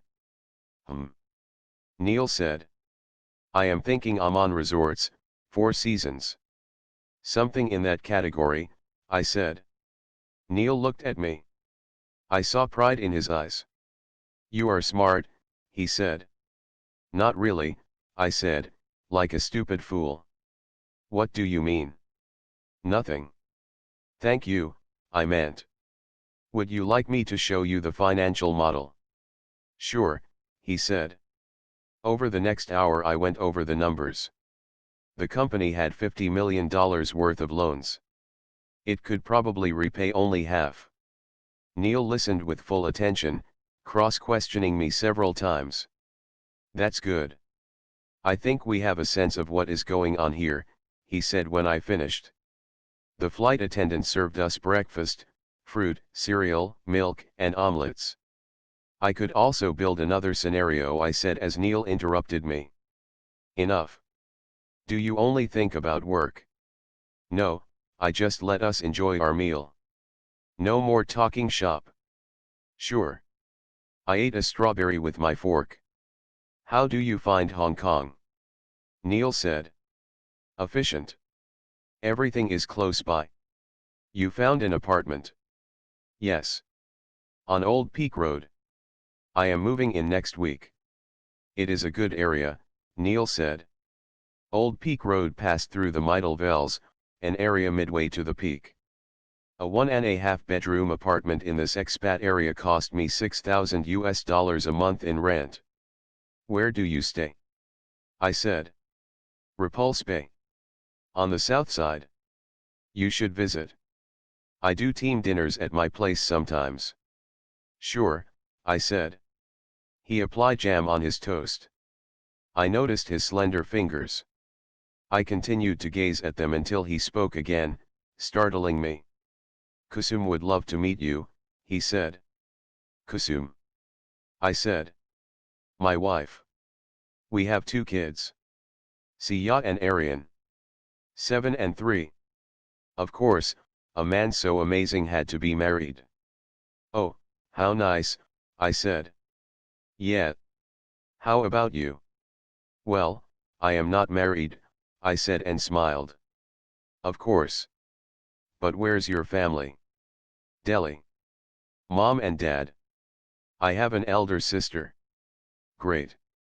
You close to your parents? I paused for a few seconds to think before I answered. In some ways I am close. Dad is really quiet. I am close to my mom. But we fight a lot, I said. Neil laughed. Really? Over what? He said. The stupidest things. Mostly it is about her obsession to get me married. Oh, you are young. Why marry so soon? Exactly. If only she would get that. Typical Indian parents, right? Neil said. I nodded. When did you leave India? I said. When I was 12. I grew up in London after that. Undergrad at Oxford. Harvard for my MBA later. Met Kusum there, actually. Oh, college sweethearts, I said. I realized I should have shown more restraint. I was speaking to a partner, my boss's boss. You could say that, he said and laughed. The captain's announcement about the flight landing interrupted our conversation. When the plane hovered above Manila, Neil spoke again. Why did you leave New York? Neil said. Personal reasons, I repeated my rehearsed answer. Oh, I am sorry. I didn't mean to, Neil said as I interrupted him. I had a breakup. A bad breakup. Neil looked at me. He raised his long eyebrows. Really, he said. Yeah, why? I said. You moved all this way for a guy. Worse. Not for a guy. But for a guy who didn't want me. Again I felt I had crossed the line of acceptable conversation with a partner. Neil fumbled with his seat belt as he searched for a suitable response. "Well, anyway. Welcome to the Philippines," he said. The flight landed with a gentle thud. "I spent years to build El Casa. No logic why I did it. Just wanted to show the world how beautiful my country is," Marcos said. We sat in the El Casa office in Palawan across from the owner and CEO, Marco Sereno, who had a portly frame and wore a Hawaiian shirt. We had taken another short flight from Manila to Palawan and come for the meeting straight from Palawan Airport. On the way, I saw a sleepy city full of palm trees and long, powdery beaches. "Your country is stunning." It was evident even in the short journey from the airport to here, Neil said to Marcos. "You have to see the resorts." "This is nothing," Marcos said dismissively. "Yeah," Neil said. "You are staying at one tonight, right?" Marcos said. We had actually booked a hotel in Manila on our way back. "Our Hong Kong flight is tomorrow," Neil said. Marcos waved a no with his hands. "Forget Manila. Crowded and polluted. You stay at my resort." But Neil said before Marcos interrupted him. "I insist. My seaplane will take you there." "Sure," Neil said. "Apart from being gracious to our client, we wanted to see the quality of the resorts anyway." Marcos told his secretary to arrange 2 rooms at the El Casa Pengalusian Island. "Now let us talk business," Marcos said after he delegated our travel arrangements. "My colleague Radhika here has prepared some numbers," Neil said. I passed out copies of the financial model. "I have tried to value each resort," I said. Over the next 10 minutes I walked him through my assumptions and projections. After I finished, Marcos took a deep breath. "What now?" Marcos said. I looked at Neil. It was time for him to speak. "We need a new buyer. However, nobody will buy a company with a $50 million loan on it. We have to settle the banks at a discount first." "They will settle," Marcos said. "But we want them to settle at a low price. We have to paint a terrible scenario for the banks. Say the business is worth almost nothing. You will have to play along," I said. "Really?" Marcos said. "Yes. So they will sell the loans to us cheap. We will then find a new buyer. From our profit, we can give you 20%, I said. Marcos's eyes widened. He looked at Neil. "She's good," Marcos said. "Only my best people for you." "Any other issues, Marcos?" Neil said. Marcos turned to me again. "Will the new buyer fire people?" Marcos said. "Depends on the new owner," I said. "I don't want that. No firing people." "They are my people," Marcos said. I looked at Neil. We had a deadlock. The value of the company would drop if the new buyer had a no layoffs clause. No firing anyone for 5 years. "Okay," Neil said. Marcos looked at me. I pursed my lips. "Fine. We can build that in. But if we do we have a deal?" I said. "This girl is a quick one," Marcos said to Neil and grinned. "In my group, we like to close deals," Neil said. Marcos extended his hand. "Let's do it," Marcos said. We shook hands. We had an in-principle agreement. "I'll send in the term sheet tomorrow," I said. "Is she always so obsessed with work?" Marcos said. "No urgency. Send it in a few days. This is the Philippines. There's more to life than work here. There's nothing else but work in my life," I thought. I smiled at Marcos. "Try my beer." "Number 1 in the Philippines," Marcos said as he opened the fridge behind his desk. "Okay, this is a little scary," I said as I tied the flimsy seat belt around me. Neil and I sat next to each other in the compact 4-seater El Casa seaplane. The seats were tiny, our heads inches from the roof. The pilot gave us a thumbs up sign, indicating takeoff. "What plane is this?" Neil asked the pilot. "Amphibious Cessna 208 Caravan, sir," the pilot said. The plane could take off and land on water as well as land. We took off from the local airport at Palawan. The turboprop noise made it difficult to talk. Neil saw my petrified face. "You okay?" he screamed so I could hear him. I nodded and blinked my eyelids. He grinned. "Breathe," he said. I exhaled and inhaled a few times. The plane took off. I looked outside the window. The crystal blue sea, white beaches, and the green cover of trees below me made me forget our precarious position. "Wow," I blurted out as I saw some of the most breathtaking scenery I had ever seen in my life. "It really is spectacular," Neil said. 15 minutes later, the plane hovered over the Pengalusian island. Less than half a kilometer long and only 200 meters wide, the rice grain-shaped island seemed tiny from above.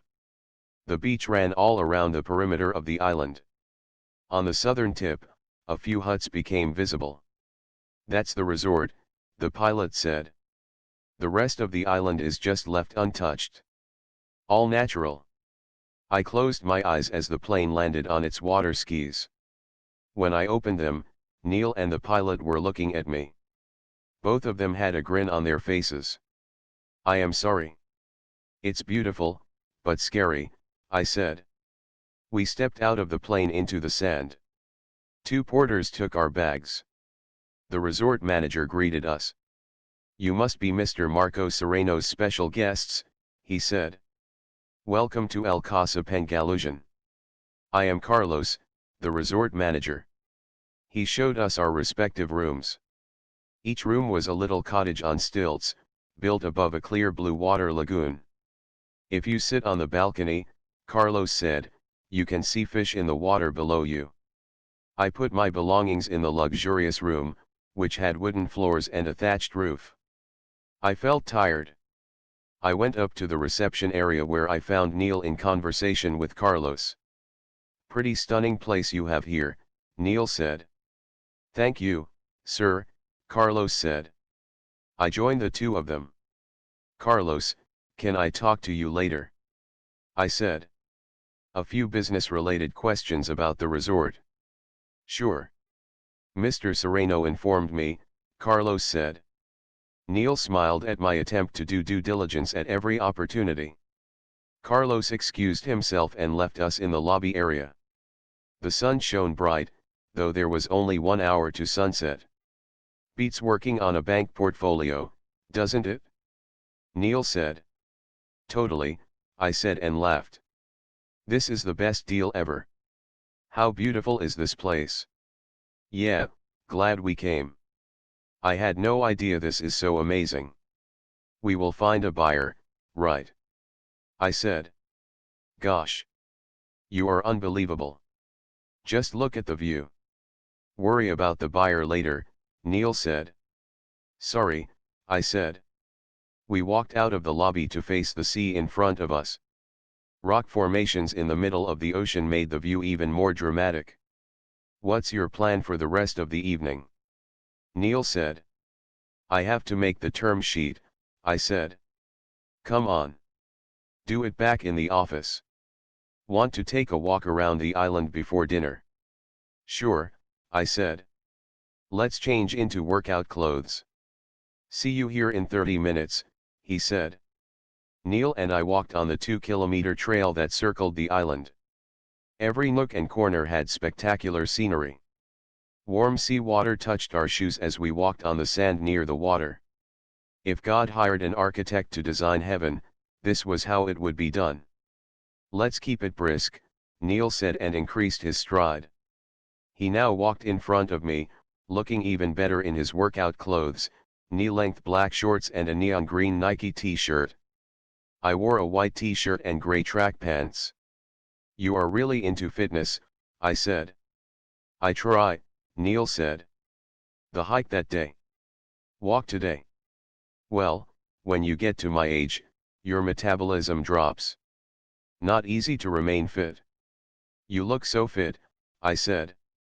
I wondered if I should have said it. I had just noticed a partner's physical appearance.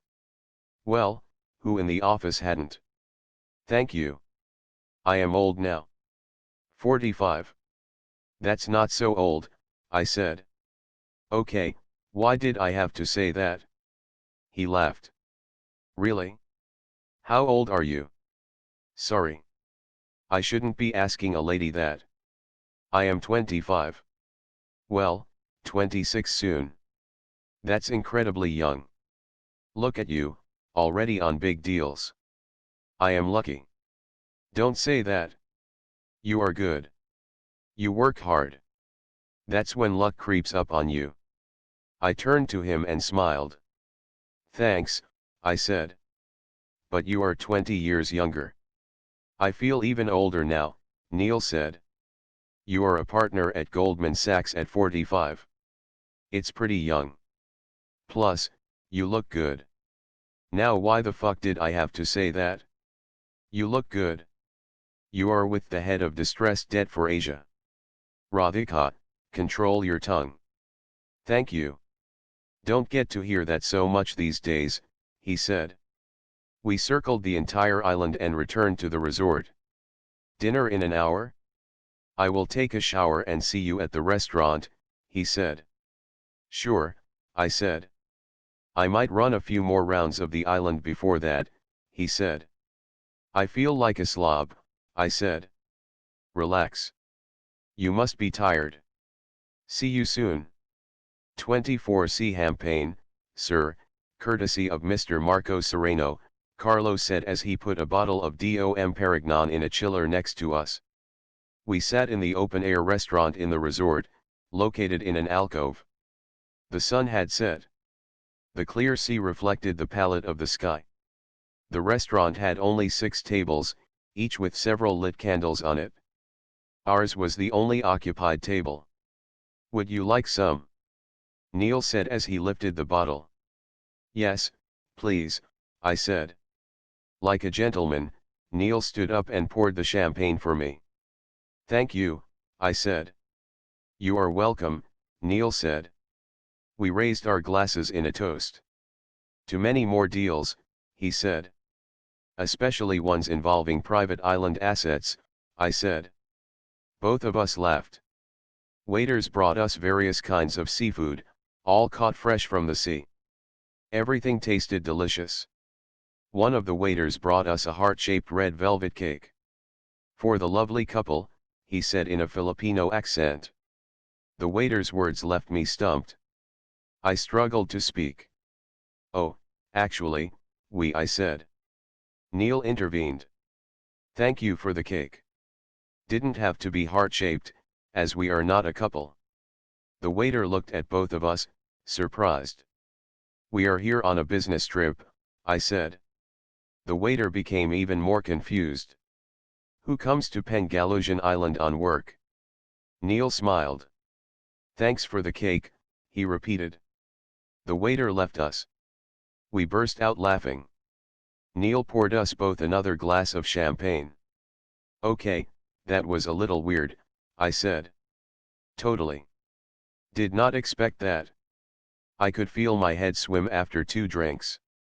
Though I must say I was flattered, Neil said. Really? Why? I said, pretending to be ignorant even as I fished for more compliments. Well, even at my age he thought I could be with you. That's a compliment. Well. True that, I said. All that running is surely helping. We clinked our glasses. I don't know if it was the champagne, the beautiful setting or that Neil made me feel comfortable, but I found it easy to talk to him. You should come here with your wife, I said.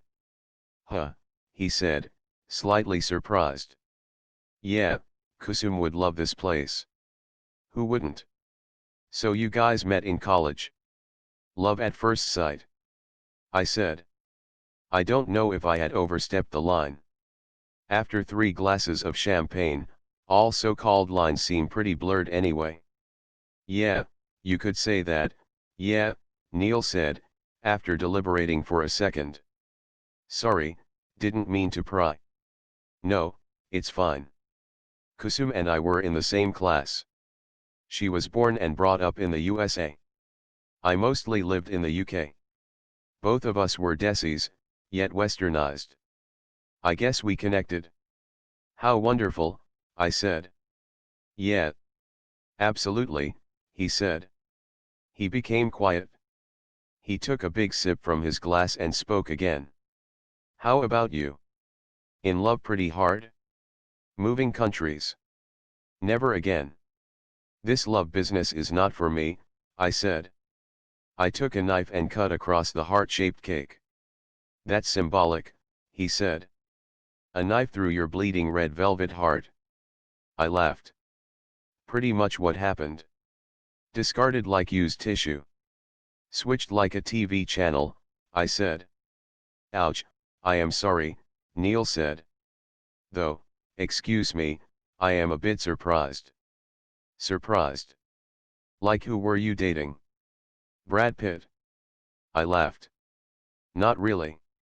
Just a regular guy. Job on Madison Avenue. Why? How on earth could any guy leave you? Neil said. His words felt like cold menthol balm on my bruised, wounded heart. I could have cried, but girls who cry in front of their bosses are losers, and those who do in front of the boss's boss are the biggest losers. I am not that great, I fumbled for words. What I wanted to say was tell me more about why I am great. Are you kidding me? Neil said and counted on his fingers. You are smart, successful, fun to talk to, young, hard-working, funny and, well, I shouldn't be saying this as your senior, but you know. He paused mid-sentence. You know what? I said. I don't want to talk out of turn. It's okay. Well, you know, you look pretty good. Very good, in fact. Wow, did Neil Gupta just try a line on me? But wait, did Neil Gupta actually find me good looking? And did he mean all those other wonderful things he just said? I felt loads of self-esteem shots being injected into my bloodstream. You are just saying all this to make me feel good, I said. It meant, say more. No. Why would I? I mean it. You are, professionally and personally, one of the most amazing people I have ever met, Neil said. I swear I felt the sand shift beneath me. Neil stared me right in the eyes. We had a moment of silence as I heard the splashing waves. I absorbed his compliment. Someone as cool as Neil found me attractive. It was all too much. Something had to short-circuit in me as I gave the most idiotic response. It's okay if I send Marcos the term sheet by tomorrow evening, right? I said. 1 month later, whole wheat toast. Faa sang zo eng mat, I said. I had finally learned to order breakfast at the Goldman Cafe. Neil and I were the early arrivals. At 7:30 a.m. Neil took his black coffee and a bowl of oats. A month since our Philippines visit, we had the term sheet signed. We had also reached settlement with the banks. I can't tell you the details. But I have good news, Neil said. We have a buyer. I said, excited. SHH. Neil said and placed a finger on his lips. Yes. We could be going to meet Marco soon and finish the deal. Cool, I said. Take over the loans on one side and sell the company on the other. What we call back-to-back deals. No risk on books. Best deal ever, Neil said. We gave each other a thumbs up. He reviewed the deal closing documents. Looks good. Fingers crossed. Buyer on board soon, Neil said. I put the documents back in my laptop bag. These last few minutes of our daily cafe meeting had become my favorite part of the day. It was when Neil and I discussed things apart from work. How is your new apartment? Neil said. I love it. 30th floor, great view. Still doing it up, I said. Check out IKEA, they have good home stuff. Neat designs, Good price, Neil said. Sure. We'll go there. Need to join a gym too. Have you tried yoga? I shook my head. Maybe at school in India, I said, when it was compulsory. Neil laughed. Check out Pure Yoga. They have a great studio. I go sometimes, Neil said. Okay. My birthday is coming up next week. Maybe I will treat myself to a membership. Oh, great. Happy birthday in advance. Thanks. So you do yoga too? How do you do it all? I said.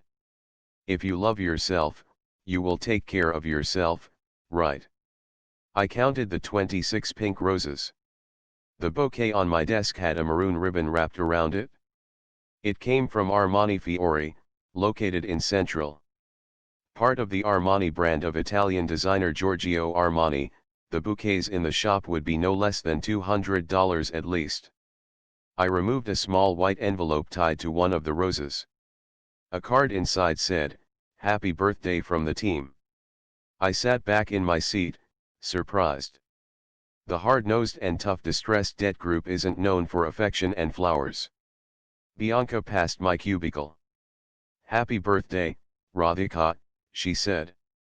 "Thank you," I said, "and thanks for the flowers. The most beautiful bouquet I have ever seen." "You are welcome. We don't normally do it. But you are new. Maybe that's why Neil wanted it." "Neil?" "Yes, he told me to order it. He even selected the arrangement."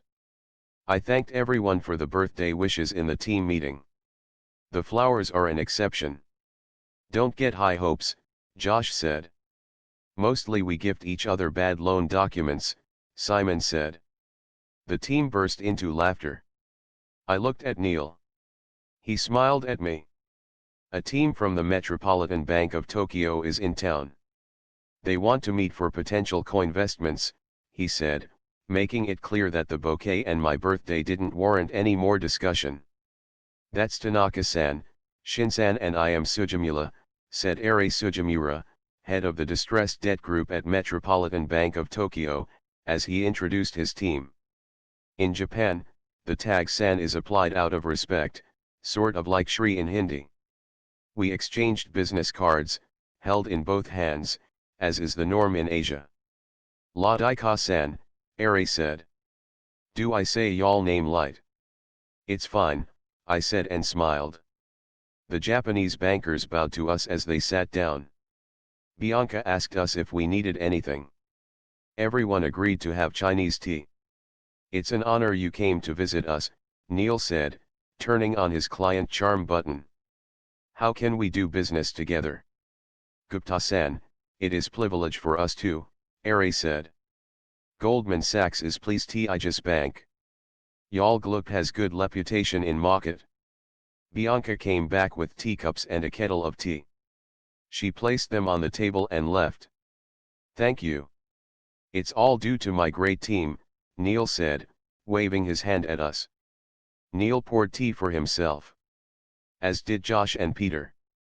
"Radhika-san," Eri said. "Yes." I said. "Would you mind," he said and pointed to the kettle. I realized he wanted me to pour tea for his team. I looked at Neil and Josh. They seemed confused, but gestured that I do it anyway.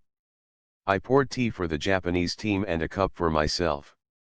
Eri explained his desire to co-invest with our group. Nobody else from Eri's team spoke a word. In Japan, when the boss talks, you remain silent. "So what kind of deals are you looking at?"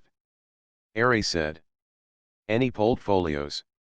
Eri had the typical Japanese problem of being unable to speak the R sound, which he substituted with L. Radhika bid for one recently. "Maybe she can talk about it," Josh said.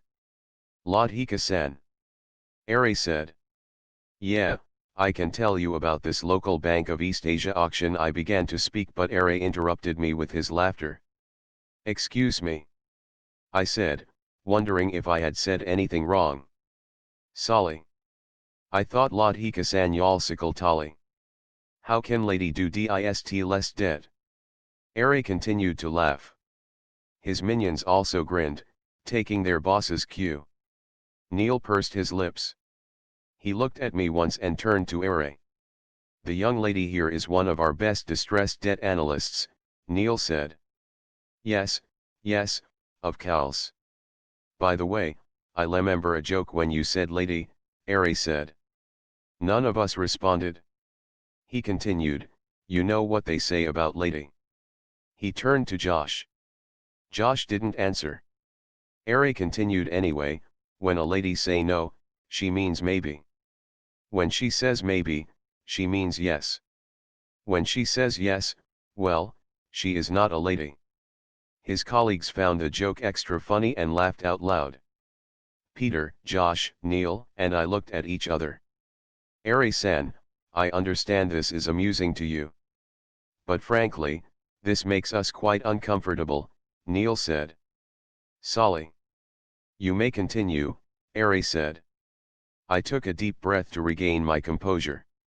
I spoke again. Yes, so I was saying, I said. Neil stood up. Actually, no, Neil said and paused before he spoke again. No. This won't work out. What? Ari said, his face serious. We look for fit in a partner. Sorry, Ari-san, we won't be able to do business with you, Neil said. We have $1 billion to invest. Lot of fee for Goldman Sachs on that. Ari looked stupefied. I understand, Neil said, but actually, it's okay, Neil, I said.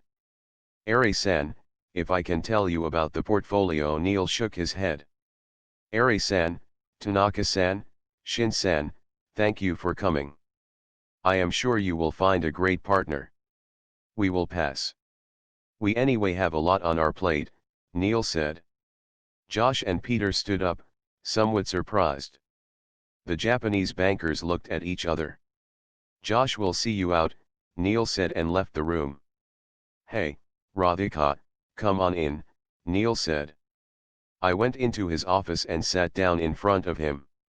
He wore a pink shirt and a red Hermes tie. His face reflected a bit of pink from his shirt. By the way, happy birthday, he said. Thank you for the flowers. They are from the team, Neil said. Bianca told me you chose them. Oh, she did. She doesn't understand confidentiality. Neil grinned. He played with his cuffs. He would do that when he was nervous. Or excited. Neil, about the meeting with the Japanese bankers yet? What douchebags. You cancelled the deal. Well, we can't work with sexist people like that. They made you so uncomfortable. I was taken aback a bit, yes. But an odd comment here or there doesn't bother me. It's not okay, Radhika, Neil said, raising his voice loud enough for even Bianca to notice. There was business there, I said. So? Neil said. I looked at him. We exchanged a glance. I don't know if I imagined it, but it lasted a heartbeat longer than it should have between a partner and an associate. Listen, Radhika. I am not going to allow anyone to treat you like this, he said and immediately corrected himself.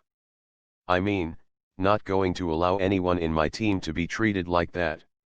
All right. But I was fine, I said. No. Don't be fine. No business is worth that. We can let it go, okay. I looked at Neil. Thanks, I said in a subdued voice. You are welcome, he said. Now, what are your birthday plans?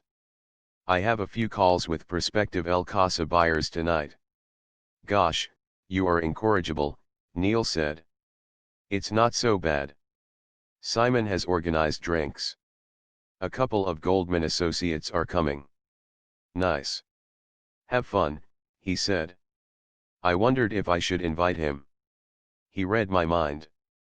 I would have come, but it will be awkward for the rest if a partner shows up. I understand. No issues, I said. Happy birthday again, Radhika, he said. I came back to my desk. I touched the petals of one of the 26 roses. My phone rang. I had a call from India. I picked up the phone. Hey, sister, Auntie Diddy said. Happy birthday.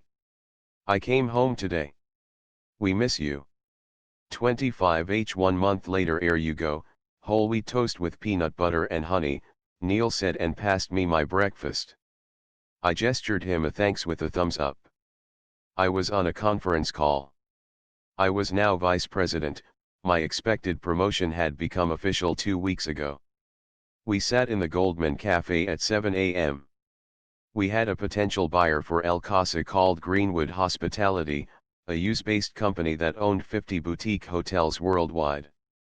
On the call were Maddox Dean MD in the mergers department in New York, Philippe Greenwood, owner of Greenwood, Neil and I. Philippe, the docks are watertight here.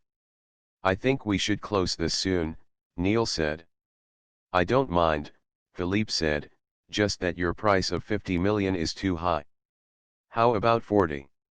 Neil looked at me. I shook my head. Too low, Neil said. Let's lock at 45, Greenwood said. Neil looked at me. I nodded. Done, Neil said. Can we close the docks soon, please? This is fantastic, Maddox said. We have a deal. Super. We'll go down to the Philippines and close it with El Casa next week, Neil said. The call ended. Congratulations, I said. How much is the final profit? Neil said. 20 million, net, to us, I said. Neil and I high-fived each other. How did you guys do it? Marcos said, as he flipped through the documents. Even though he tried to hide it, the smile wouldn't leave his face. He had a bankrupt business that faced foreclosure and mass layoffs. Now he would get $5 million next week in his account as a settlement fee for his cooperation. Not to mention a global buyer who would keep his resorts alive. That's what we do. We close deals, Marcos, Neil said. Wonderful. You are staying for several days this time, I hope, Marcos said as he signed the documents. Stay on a different island each night. I wish, Neil said. But there's a lot of work back in Hong Kong. We will leave tomorrow. Same place then? Pengalusion. Yes, Neil said. You saved my people their jobs. Thank you so much, he said. I collected all the documents Marcos had signed. Neil shook hands with Marcos. Pleasure doing business with you, Neil said. I stood in front of the mirror at the Pengalusion Island Resort and turned from side to side. I wondered if my black shorts and the white gunji over my pink sports bra revealed too much. Neil had suggested a run before our deal closing celebration dinner. Let's burn calories before we consume them, he had said. It's fine. Be cool about it, I said to myself and checked myself out one last time. Okay, so the shorts were a little too short. The gunji was, well, a little too short too. I met Neil at the reception area. He wore a blue workout t-shirt and black cycling shorts. He also had blue mirror-tinted Ray-Bans on. Wow, you've transformed, he said. The sunglasses covered his eyes. I couldn't tell if he was staring at me. I thought he did. Maybe I wished he did. I haven't run in the longest time, I said. We'll just jog. 3 rounds of the island. 2, please. He laughed. Okay, let's go, he said. We jogged around the periphery of the tiny island. We had walked this route on our previous trip.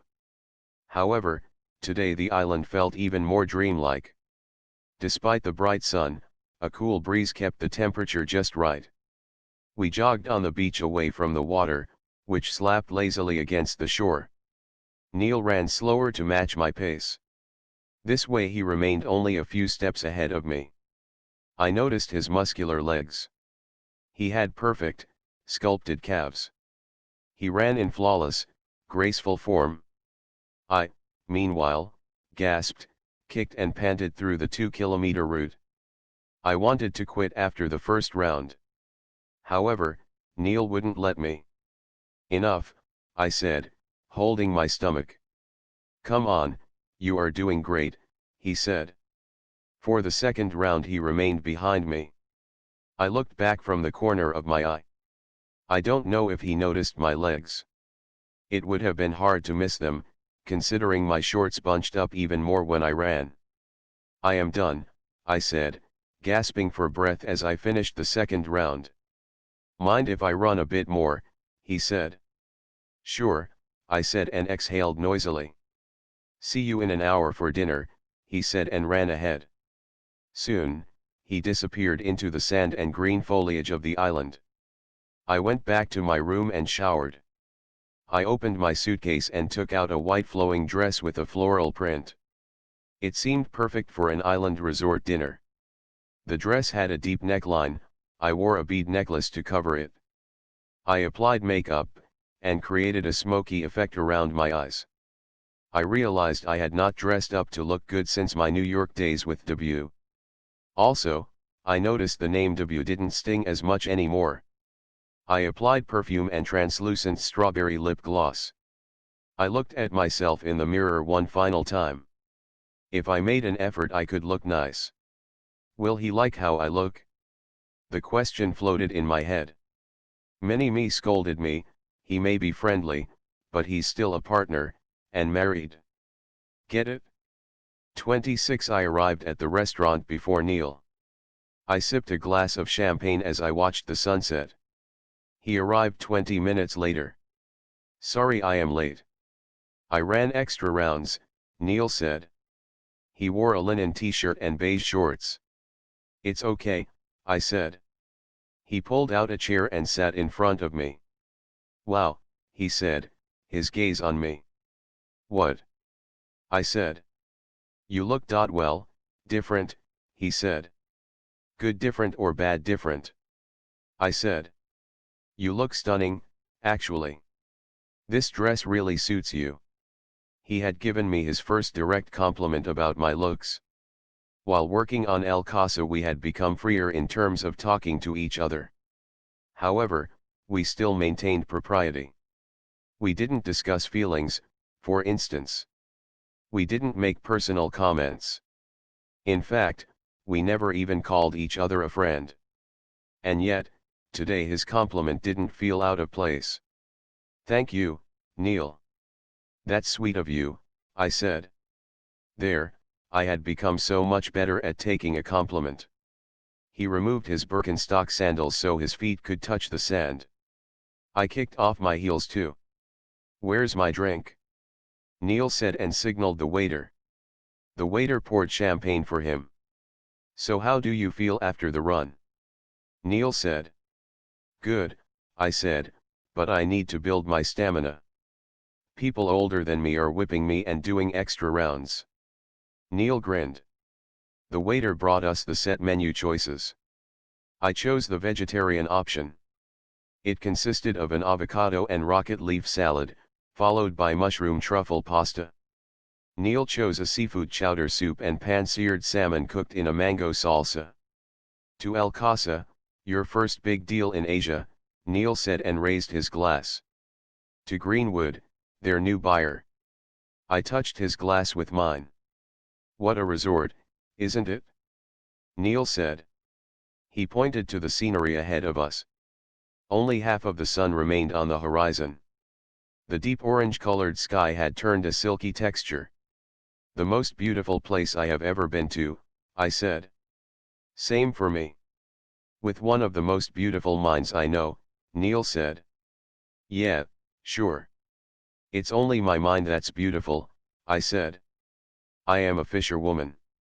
I fish, fish, fish. Of course not. But it isn't appropriate for me to comment on the rest of you. Protocol, he said. We need to get something straight, I said and sat upright. What? Neil said. Are we friends or are we colleagues or are you my super senior boss? I said. That's a tough one, Neil said. Is it? Well, yes. Fact remains I am the head of the group. You are the VP. Cheers. We touched glasses again. I look a big gulp. So that's who we are. Colleagues. I said. Well, no. I feel like after all those breakfast meetings I know you somewhat. You know me too. In fact, he said and paused. In fact what? In fact, I am going to miss our breakfast chats the most after this deal, he said and stared into the horizon. Our oatmeal and peanut butter toast conversations. Don't forget the honey, I said. He laughed. I will miss our breakfasts too, I said. Well, life goes on. Another day, another deal, Neil said. Wait. So we are not friends. Can we be? Why not? I said. Many reasons to not be. I am your senior. 20 years older. Married. 2 kids. You, on the other hand, young and single. Smart and attractive. Attractive. I said and smiled. Yeah, of course. You are really attractive, Radhika. I am just being factual. Ah, the sweet, soothing feeling of receiving a compliment from a worthy man. My life, at this moment, felt perfect. Thank you, I said. You are pretty cool too. What is this? An overworked banker's self-praise society. Neil said. We laughed. The waiter refilled our champagne glasses. We are friends, Neil said. I don't see you as a junior now. Do note I get too casual with friends. Tell me if I overstep the line. After all, you are my senior, I said. I am not the typical senior. You can be honest with me. Speak your mind. Really? Yeah. Try me, Neil said. Okay. What do you truly think of me? I said. As a person. He wiped the water droplets on his glass with his thumb. Go on, hit me. Be frank, I said. He smiled. You are smart, of course. But you are also simple and a little lost. You are one of the most attractive women I have met. Yet you need external validation, a lot of it. This could be because you have self-esteem issues. You are sensitive, but have closed yourself. After what has happened in New York perhaps. Wow, was all I could say, impressed and speechless at his observations. A bit too frank, he said. Yeah, ouch, I said and laughed. But not bad. You do observe more about me than the financial models I create. Oh, but your work is stellar. You could be partner one day.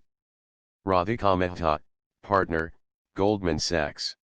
Here's to that, Neil said and raised a toast.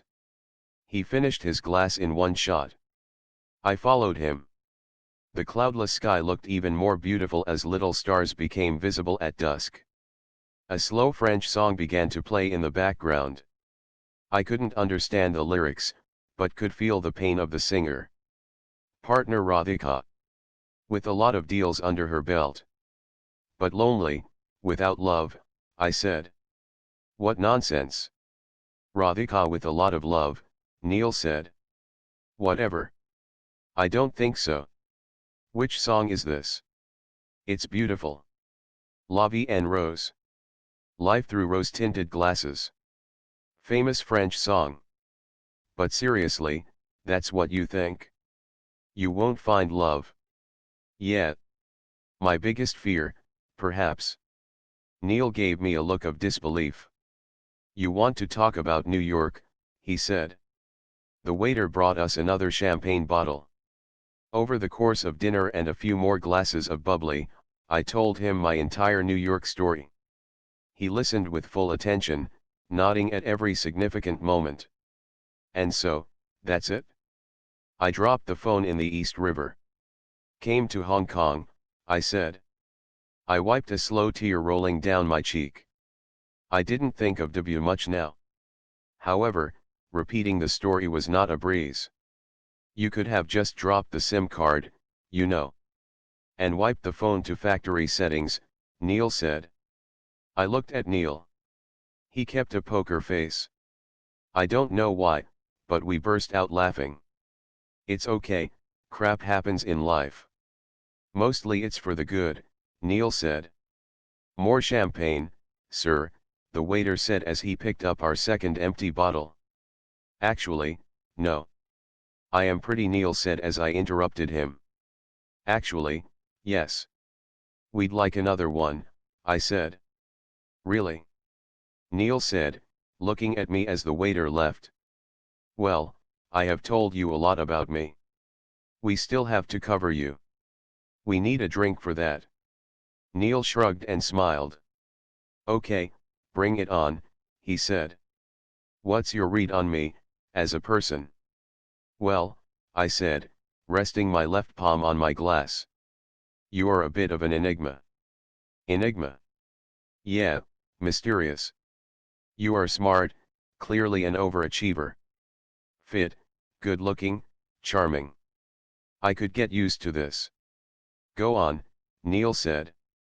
But I said. But what? I don't know if you are truly happy. You should be, right? You have everything the world aspires for, right?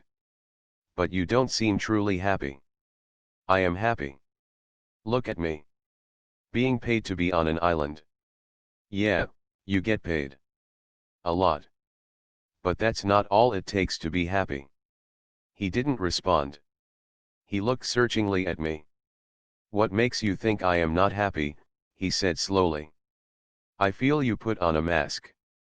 This perfect mask. Hard-working family man, controls his diet, exercises regularly. It's almost too perfect. Like your perfectly ironed shirts, there isn't an out-of-place crease. You know what they say in due diligence, right? What?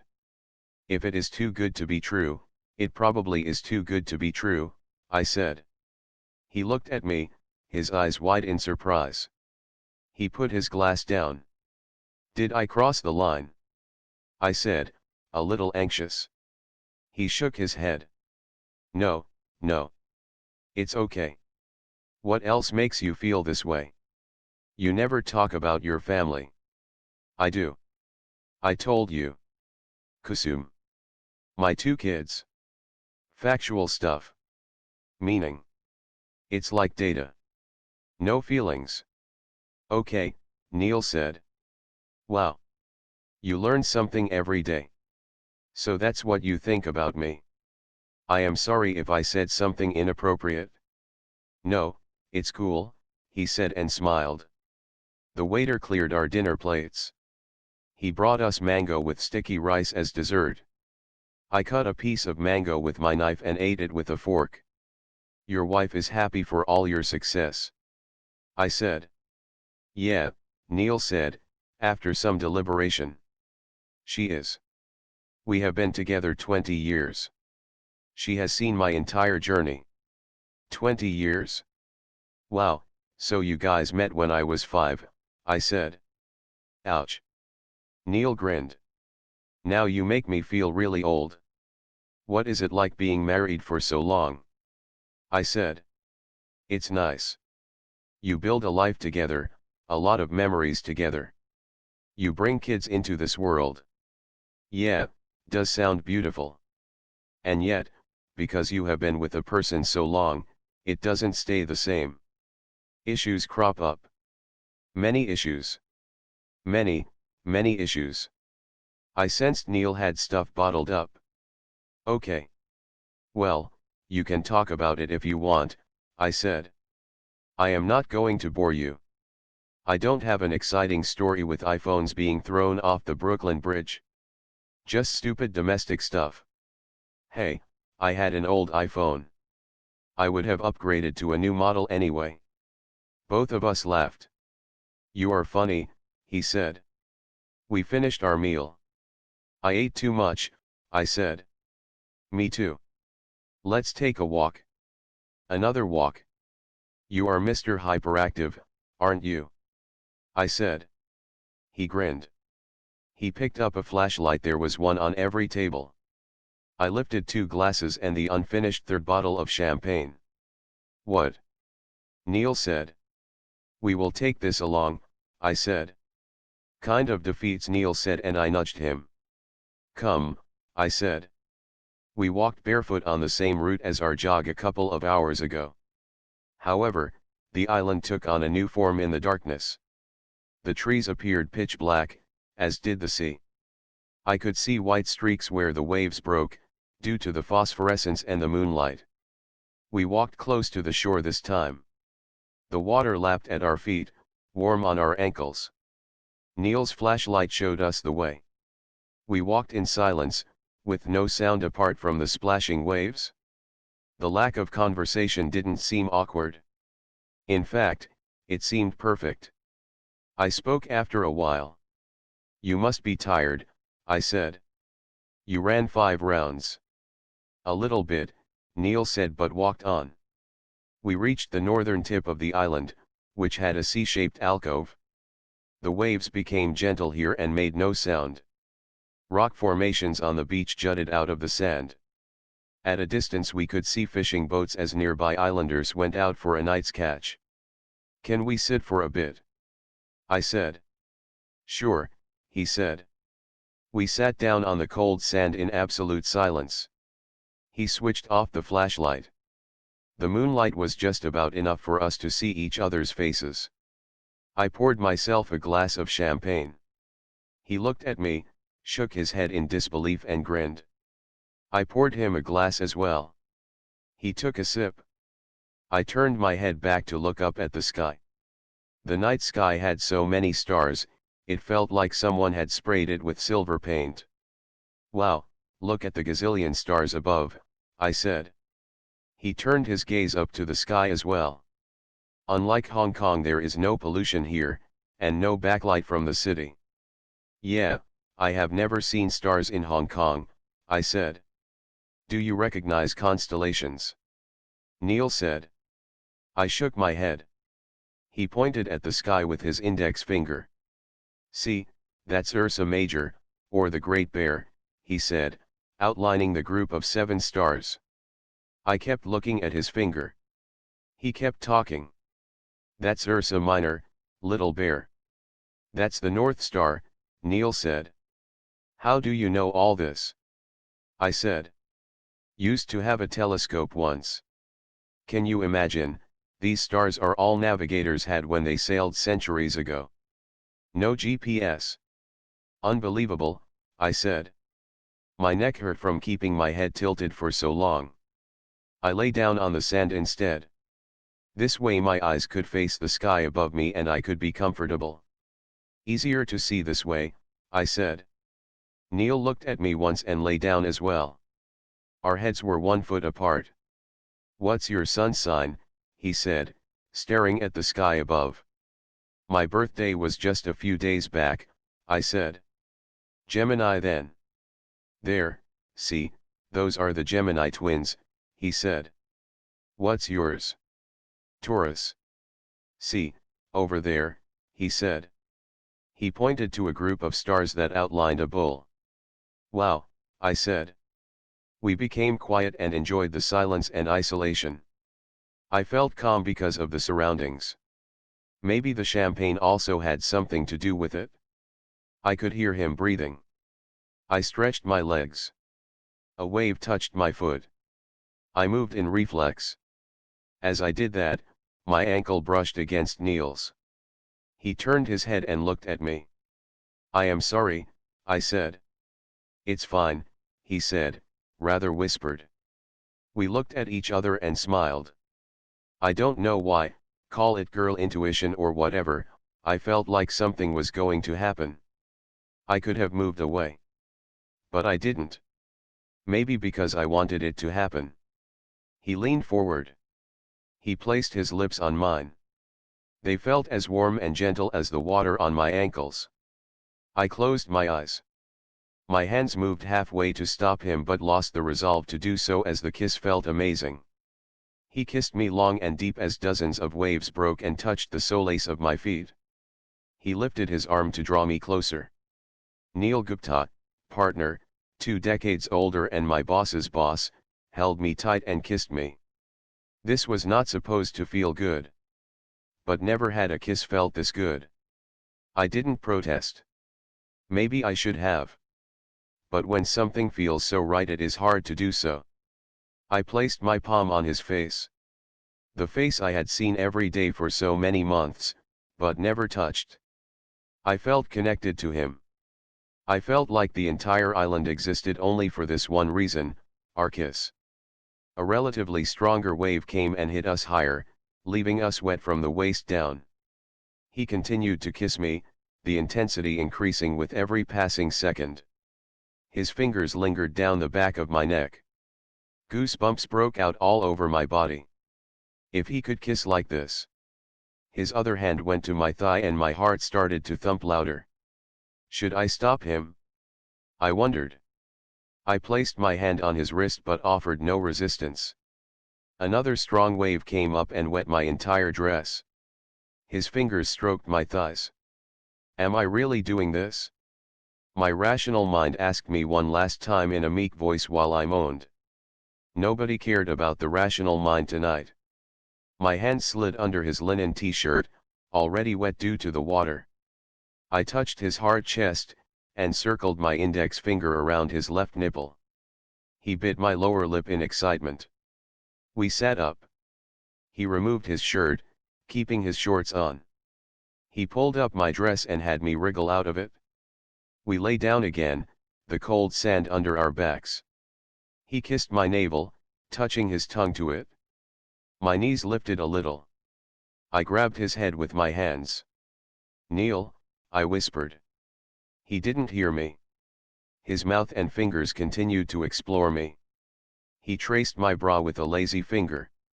He took his time, to match the slow pace of the island. After a while, he lifted me a little. His hand went behind me and unhooked my bra in one snap. My breasts felt the cold breeze. He paused to look at them, whatever he could see in the moonlight.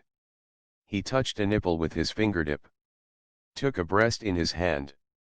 I could feel myself melting all over. When my hand brushed over his shorts I knew he was as turned on as I was, if not more. His mouth was on my breasts. I lifted my hips and he pulled down my underwear. Then we were both naked on the sandy beach. He leaned over me again and kissed my inner thighs. His tongue reached down there and kissed me intimately. I almost jumped up in excitement. Like all his kisses, he kept this light and slow, till I began to tremble. His tongue began to gather pace. The pleasure became unbearable. I arched my back. W had gone down on me before. However, this was a completely new level of sensation and pleasure. If W was French fries, this was a gourmet 6-course meal. If W was beer, this was champagne. If W was a boat, this was a luxury cruise. Stop comparing, and what's with the weird analogies? I mentally scolded myself, and refocused on the moment. Neil continued to work magic with his tongue. I arched my back further and dug my fingers in his hair. Everything good, he whispered. I didn't respond. I couldn't. I simply nodded. It wasn't just good. It was divine, sublime, insane Philippines exclusive island level good. I could feel the build-up of an orgasm within me, as could he. I squeezed his face between my thighs. I came, hard. He lifted himself up and brought his face close to mine. He used his arm to gently part my legs and entered me. He moved with gentle and firm strokes. I felt the build-up again and I came a second time, more intensely than the first. My body shook, I closed my eyes, and I blacked out for at least 30 seconds. This one orgasm had the intensity of 10 orgasms. He paused after I came and pulled out of me. He brought his face close to mine and gently pecked me on the cheek. "You okay?" he said, his voice tender. That I said as I gasped for breath. That dot was something else. How on earth did you do that? He simply grinned in response. In embarrassment, I covered my face with my hands. He gently removed my hands and looked into my eyes. He entered me again. He felt bigger than before. I clutched his shoulders as we continued to make love. Water hit us from time to time. We kissed till I felt his shoulders spasm under my hand and he groaned. He looked into my eyes and smiled. He played with my eyelashes. He put his arm around me as we lay down side by side, facing each other. That was, he whispered and paused to take a breath before he spoke again, something else. I know, I whispered back. The stars twinkled above us. My day had started early with a morning flight in Hong Kong. Our frantic lovemaking made me feel tired. Fatigue took over. I closed my eyes. 2070 Sun has a way of making everything visible, even your blunders. When dawn broke, I opened my eyes. I blinked, trying to orient myself. The sea water glistened in front of me, but my mouth felt parched. I felt a headache coming on. Water, I needed water. Neil lay next to me, fast asleep. No way, I mumbled. No way, Radhika. No way. I smacked my forehead. I found my clothes next to me. I wore them as quietly and quickly as possible. I stood up, wondering if I should wake Neil up. I decided not to. I picked up the glasses and the empty champagne bottle, the catalyst to last night's disaster, and walked back. The sun rose higher. I walked fast. I didn't want to face Neil right now. In fact, I didn't want to face him ever. Back in my room, I lay on the bed, staring at the ceiling. Fuck, I said out loud. What the fuck have you done, Radhika? I lay there motionless. A million thoughts ran through my mind. What did I just do? I slept with a partner at Goldman Sachs. I slept with a man 20 years older than me. I realized Neil was just 10 years younger than my father. Radhika, how could you do it? Mini-Me jumped out of her cave. All of a sudden, Mini-Me had full authority. There is something wrong, something totally fucked up about you. You are just a bloody useless little idiot. My happy mood from yesterday had evaporated. Life had just begun to sort itself out. I had closed a great deal. I had been promoted. I had even somewhat gotten over debut. All this had given me a new shot of self-esteem. Now it meant nothing. I curled up in my bed in tears. Mini-Me continued to talk, or rather yell at me. He's fucking married. He has 2 kids. There is a wife. They are all waiting in Hong Kong, where both of you live. Yes, it was true. And I had known it all before. What was I thinking? Or rather, why was I not thinking? Life is not a private island in the Philippines, Mini-Me shouted at me. I know, I know. I had nothing to counter my inner voice with. This is why W left you. Something is wrong with you, seriously, you stupid, slutty bitch. I sobbed. I don't know why, but I cried and cried. I had crossed the line. Hell, I had not just crossed, but jumped and leaped miles over the line. You had one thing going for you, your career. Now you have fucked that up too, Mini-Me said. I berated myself for a long time. I realized I had to get up. I had to shower, pack and leave on a seaplane in an hour. I didn't know how to face him. I didn't want to. Could we go back on separate flights? Could I just go drown in the sea outside? I wondered where Neil was. What if he didn't wake up? Should I call him? I heard a knock on my door. I froze. I opened the door to find one of the hotel staff. Madam, your shoes. You left them in the restaurant last night. Oh, sure, thanks, I said. I returned Sir's shoes to his room. Great. Was he there? Yes, he was. He asked me to tell you to meet in the seaplane reception area in 30 minutes. Sure, I said, relieved. I didn't have to talk to him just yet.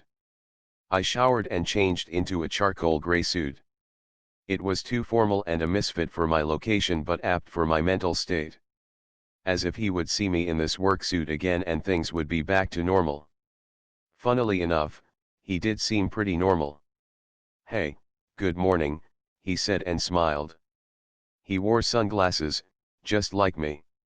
We had found a way to avoid eye contact. Hi, I said. All set? Time to say goodbye to the Pengalusian, he said. His voice seemed casual. He seemed calm, unlike the neurotic mess I was. We sat in the plane. The pilot gave a thumbs up as we took off. I ignored the beautiful scenery below us, as my mind was flooded with doubts. Instead of regret, another set of thoughts gripped me. How is he so calm and casual? Did it mean nothing to him? I looked out of the window, away from him. My mind was on nothing but him. Is this a regular thing for him? He doesn't think this was special? Have there been other girls? Oh, am I also just a conquest now? I hate him. The seaplane landed. We stepped out and took a car to the Palawan airport. He looked at me. I looked away. We reached the airport and took our connecting flights back to Hong Kong. On the way, we spoke little, limiting ourselves to stupid conversations like where's the gate, at the transit airport in Manila or can you pass the pepper, during our meal in the Cathay Pacific aircraft. I don't know why grown UPS behave in such a stupid manner.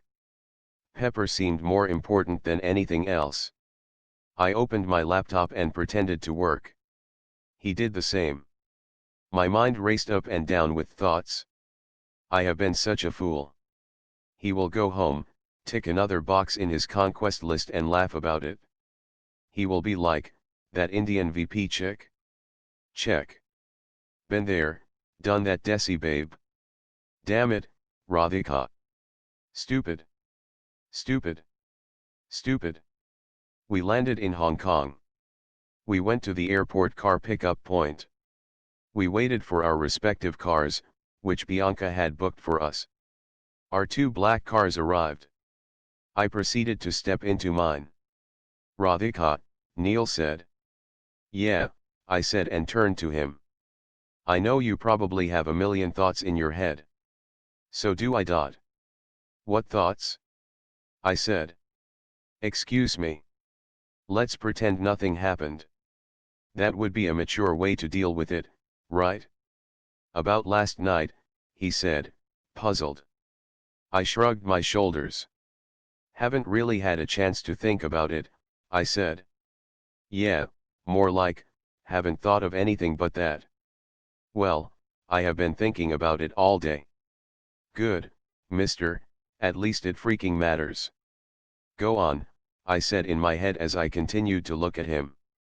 And while I am still working through my thoughts, I just wanted you to know that last night was special for me. I can tell you, haven't felt that way before. Oh, I said, my mouth open. I did not expect that. Oh okay, well, I said and went into clueless and silent bimbet mode. I looked at him with a blank face. Yeah, it was tender and wonderful and touching and so many things, Neil said, moving his hands around as he spoke. That's interesting, I said. Okay, what kind of an idiotic response is that? Interesting. Like really, Radhika? Interesting, he said, surprised at my stupid response. I better go.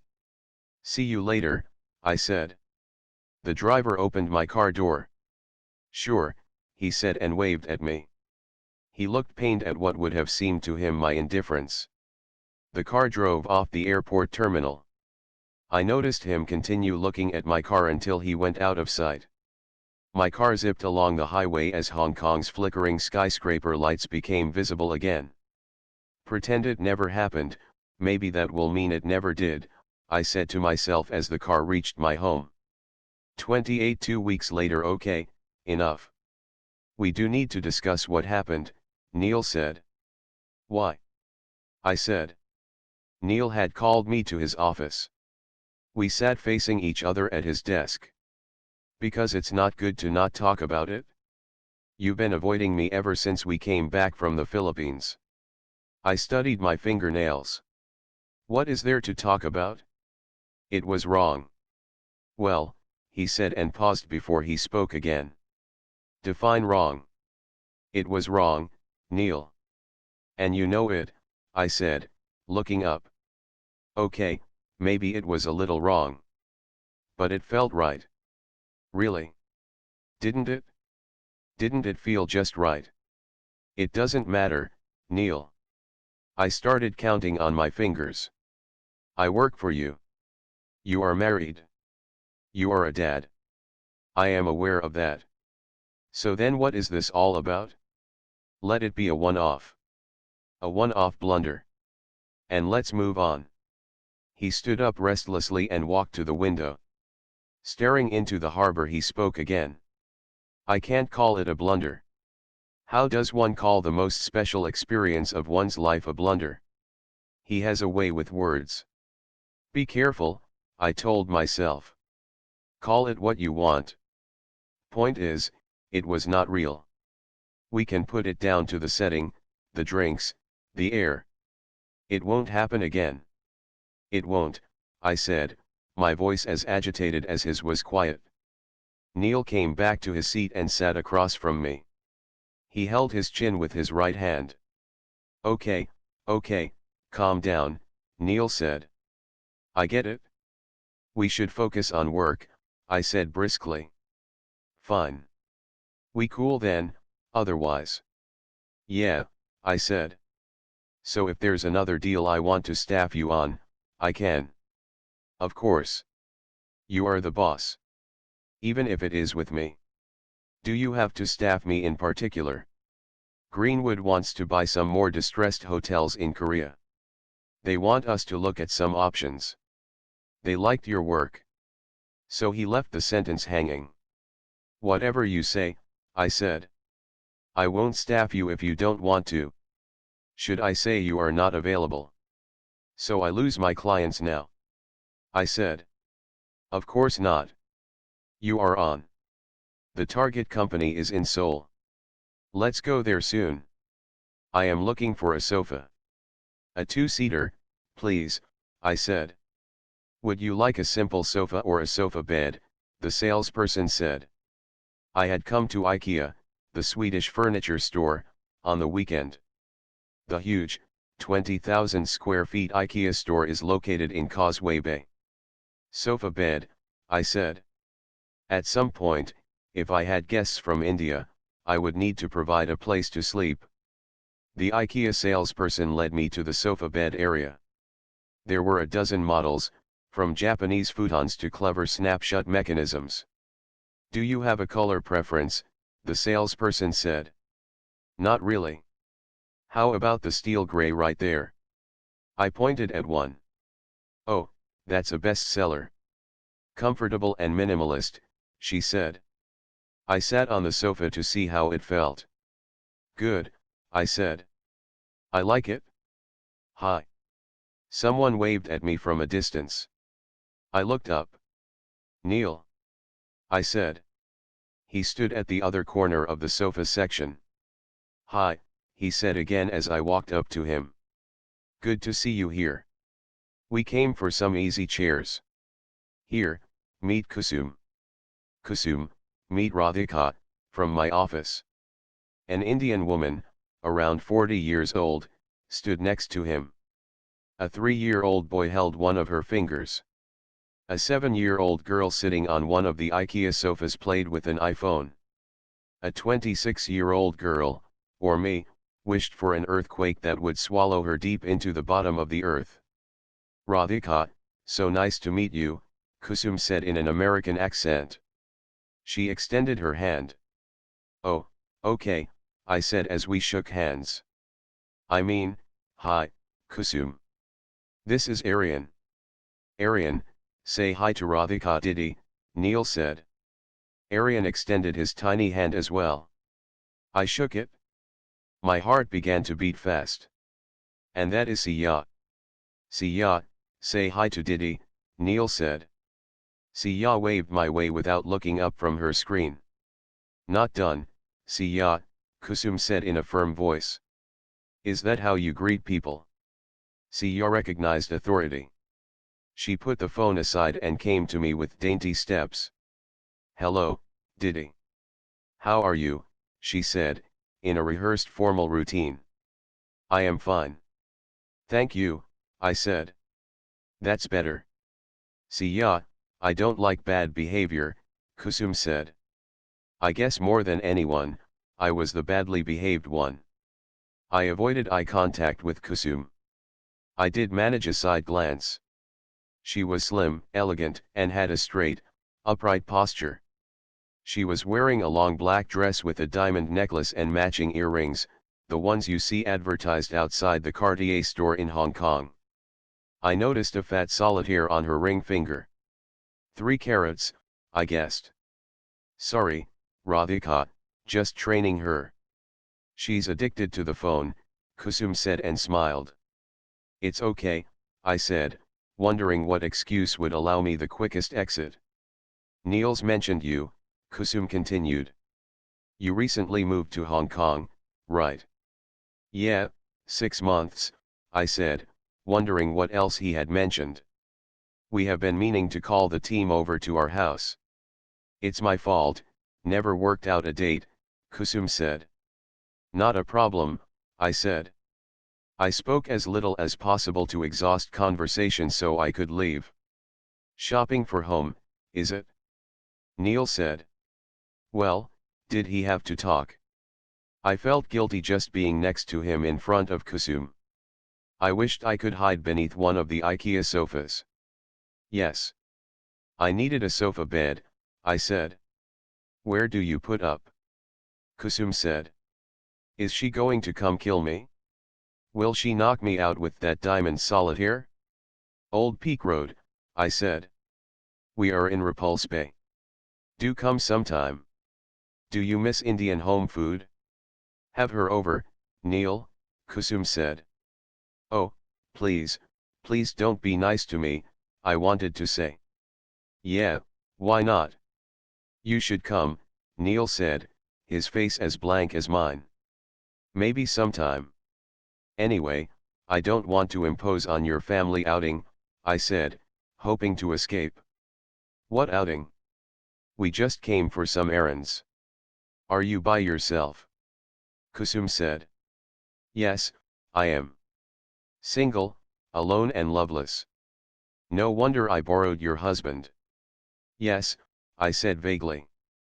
Sunday, so just thought we'll fix up the house. I love your dress, by the way, Kusum said. God, she is actually a nice person.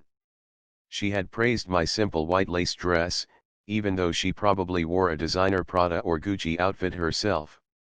She was not a bitch. And that just made me feel worse. It's just Zara, I said. Well, you have the figure for it, she said. She seemed fit too. I looked at her face. She was pretty, fair and had high cheekbones. I would kill to look like her at 40. I noticed she had a small bust. My boobs were better. Okay, why on earth am I comparing my body to hers? Is that all we women are? I am a vice president at Goldman Sachs. Why doesn't that make me feel as smug as knowing I have bigger boobs than Neil's wife? And why am I comparing myself to her at all?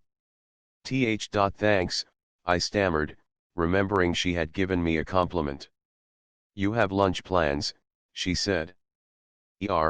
Actually, I normally don't eat lunch, I said, making up nonsense as I spoke. We are just heading to the food court outside IKEA. Feel free to join us, Kusum said. I looked at Neil. Can the great partner at Goldman Sachs use his brain to get me out of this? Yeah, join us. Because it would be great if you can join us, he rambled on, but not if you don't want to. I glared at him. What do you mean, Not if you don't want to. Have a salad. It's not good to skip meals, Kusum said. Oh okay, I said in meek submission. I understand you must be on a diet. Trust me, I go through the same, Kusum said and smiled at me. So now what? Were we bonding together? Wife and mistress? Fuck, did I just call myself mistress? I am not a mistress. I am a vice president, for God's sake. I followed Neil's family out of IKEA and to the food court in a daze.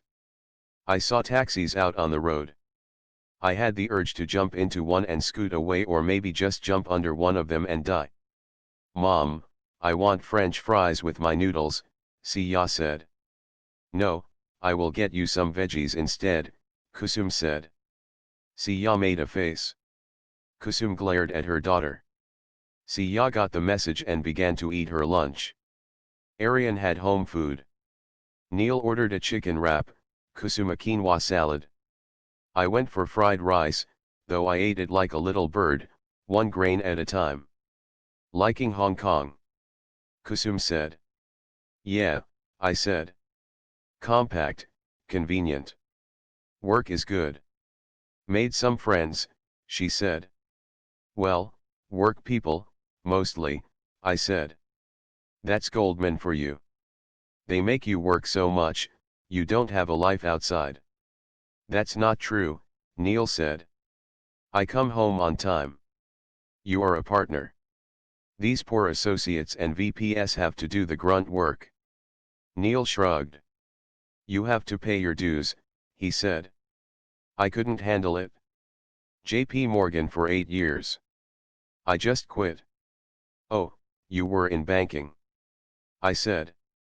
Neil never told me that. Well, he never told me anything about her. Yeah, equity sales. I had enough. Although busier now with these 2 little ones. Sometimes I do wish I could escape to the office. We don't escape, we work, Neil said. Yeah, whatever. You at least get weekends. Mothers don't. The errands never stop. That reminds me, I had to call. Kusum opened her Louis Vuitton handbag. Siya, where is my phone? Mommy, I stopped using it when you told me to, Siya said, slurping up a noodle. Oh no. I left it in IKEA. On the sofa. Kusum jumped up. I will just go to the store and check. You want me to come? Neil said. How? Kids and food are all here.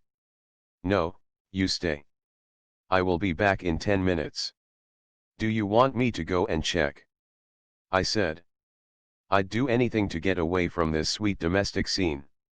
How kind of you to offer. Kusum smiled. Don't worry. I will be back in a minute. Neil will handle the kids. She left Neil, Siya, Aryan and me at the food court. I had the most awkward meal of my entire life. I couldn't talk freely to Neil. Siya might understand, after all. Eat the vegetables too, Siya, Neil said. Siya didn't comply. Neil moved over to her and began to feed her with a spoon. I ate my rice in silence. Aryan ate butterfly-shaped pasta with red sauce from his lunchbox. He smeared the red sauce all over his face and hands. With every bite, Aryan looked messy. I could see Neil wanted to attend to his son but had to feed his daughter. Do you mind, he said and gestured to me. I looked around, took a deep breath and slid next to Aryan. I took a tissue and wiped his face. Eat slowly, Aryan, okay? I said. You feeding me, he said. What? I said. You feeding me, he said again. Neil smiled at me. Really, Neil, this is funny to you? Aryan jumped into my lap and handed me his fork. I fed him with one hand and kept a tissue in my other hand to wipe his mouth. I didn't expect to run into you, I said. Well, I had no idea you would be here, Neil said. Siya looked at both of us one after the other, with an innocent expression. We decided not to pursue the topic further. You go to daddy office too? Siya said. Yes, I said. How about you? Which class are you in? Grade 3, she said. What's your favorite subject? I said, as Arian took a bite off the fork. Math, she said.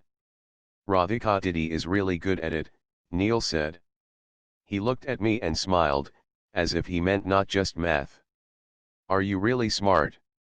Siya said. I am okay smart, I said. Enough Fidi, Arian said to me, as he felt neglected. No, you have to finish your lunch, Arian, I said. I don't know how I ended up feeding Neil's child. It was awkward, sure. Yet, somehow, seeing Neil taking care of his children made him more real, more human. Is this what it would be like to have a family? I wondered what Neil thought when he saw me feed Arian. His favorite distressed debt analyst could wipe tomato sauce off a toddler's face too. Neil looked at me and smiled. Do I make a good family person, Neil? Found it, Kusum said as she held up her iPhone. She noticed me with Arian. Oh my god, I am so sorry. Arian, you can eat on your own. I like Didi feeding me, he said. Kusum put out a hand for the fork. I surrendered it. She was staking her claim. She wanted her family back. Arian went into his mother's arms. My lap, and even I on the inside, felt empty. I realized I wanted this too. I wanted kids. I wanted messy pasta dishes. I wanted iPhone-addicted daughters who had math as their favorite subject. Say thank you to Didi, Kusum said. Arian didn't say thanks. He bent forward and kissed me on my cheek. He had his father's charm. I melted at the little boy's display of love. I wanted to kiss him back. I didn't. I couldn't. How could I? It's somebody else's family. Will I have a son like this one day? Will I ever have kids? I better leave, I said. I remembered my part-time help is coming. She doesn't have the keys. Oh, you haven't finished your lunch, Kusum said. I am quite full. Really, thanks so much, I said. Really, she said. We hardly spoke. I am sure we will meet up soon, I said. Of course, Neil said, adding a comment when there was no need to. Bye, see ya. Bye, Arian, I said. Bye, Fidi Didi, Arian said and everyone laughed. Fidi Didi dashed out of the food court. 29F for most women, it is that time of the month. For my mother, it is that time of the week. The time when she goes hysterical on the phone and wants one thing more than anything else in the world: my marriage. Not today, Mom, please. Any other day, I said. Why? It's Sunday. It's the only day you are relaxed and can talk properly. I am not relaxed today, I snapped. I opened my laptop and logged onto Facebook. Why? Are you working? No so. You are at home, right? Did you go to that IKEA shop to get the sofa bed? IKEA. IKEA AAA. Whatever. Did you get a sofa bed? No, I went there this afternoon. I liked one. I didn't get a chance to buy it. Why? Leave it, Mom. I told you. Not a good day. How will we come if you don't have a sofa bed? I'll get it, I promise. Why are you so irritated? Because I know what you are going to say. What? Register your profile. See some boys. Mom, why are you obsessed with me getting married? If I don't care, what will happen? You will continue buying sofas alone. Is it even a woman's job? To buy furniture. Don't start, Mom, I said. I searched for W. He had kept his profile private. I don't know why, I wanted to see his profile picture. Maybe he was single again. Okay, listen to just one proposal, she said. See, I knew it. That's the only thing you talk about. Chemists. Chemists. I know what you are thinking. But this is a family with 6 chemist shops in the heart of Delhi. They even have one opposite Ames. Do you know how much business that can do? Mom, you want my husband to sit in a chemist shop. He manages the shops. He doesn't just sit there dishing out strips of crocin. What's his qualification? I said. You have this hang up about qualification. Mom, how is education a hang up? I am an MBA. So he has done B Farm. He is thinking of doing an MBA, she lowered her volume, through correspondence. Correspondence.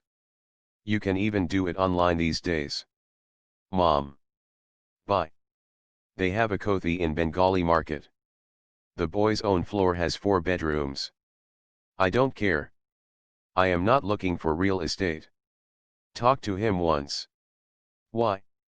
Mom, you know I am working abroad. Why would I quit and come for this? What do you want then? NRI? I can look. I don't want anyone. Please leave me alone. What has happened to you today? I have to go. Bye. I ended the call. I saw the Facebook page in front of me. Avinash was still Debu's friend. I could ask him. I called Avinash in New York. Hey, Radhika. Been ages, he said. Yeah. What's up? I said. Just woke up. Sunday morning here. How's Hong Kong? Work. It's good. Busy. Hey, Avinash, can I ask you for a quick favor?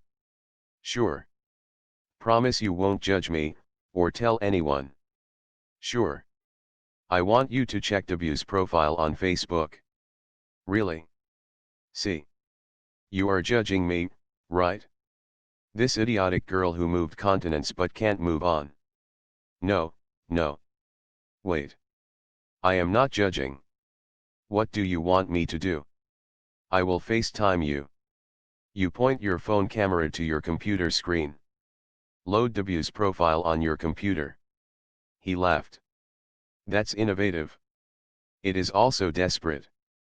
Hey, that's fine. FaceTime me. I gave him a video call. Here we go. Debashish Sen, Avinash said. I could see his computer screen on my phone. He zoomed in closer to Debu's profile picture. He stood there, grinning, in Central Park with a red-haired white girl 3 inches taller than him. My heart sank. He had switched at least 2 women after me. I, meanwhile, had run into the wife and kids of the boss I had slept with. His last post was at a colleague's birthday party. Do you want me to enlarge the picture? Yeah, sure, I said. Debu sat at a restaurant table, holding up a bottle of Corona beer. He still had his beard and curly hair. The tall white girl sat next to him, a glass of wine in her hand. He looked happy. She looked happy. The wine looked happy. Who did not look happy? Me. You want to see more? Avinash said. Thanks, Avinash. That's enough, I said, my voice flat. We miss you. Don't you miss New York? Yeah, I do. Miss you guys, I said. I finished the call and sat in my bed. I saw the time, it was midnight. I changed into my night clothes. As I put my white Zara dress into the laundry bag, I noticed a tiny red pasta sauce stain on the sleeve. I don't know why, but I felt horrible. I felt lonely. I imagined Neil at home, kids in his lap while he told them bedtime stories. I imagined Kusum wearing designer sleepwear and cuddling Neil. Why was I imagining all this? How did it matter to me? I knew he had a family all along, right? My phone buzzed. WhatsApp message from Neil. Hope you recovered from bumping into me today. Sorry about that. Okay, so he wasn't spooning in bed with his wife in pretty sleepwear. He was typing a message to me. Not your fault, I messaged back. Strangely, I liked that you met my kids. Really? Yeah. They are a huge part of my life. Nice to share it with you. Somehow, he made it all seem less terrible. That's sweet of you to say. They are amazing kids. Thanks. They liked you. Arian kept saying Feedy Diddy. I sent a smiley back. You don't even talk to me these days, Neil sent another message. What's the point? I replied. We can only know the point of talking if we do the talking, right? It's fine. Nothing to be said. Mistakes happen. Stop calling it a mistake. Please. Fine. Can we talk? Like catch up properly? Instead of avoiding each other. I don't know, Neil. I am not in a good place. What happened? Nothing specific. Just low. Can I be there for you? At least a little bit. We will talk later, I said. We are going to Seoul next week. Can we catch up then? Sure, I said. Thank you. Just don't avoid me.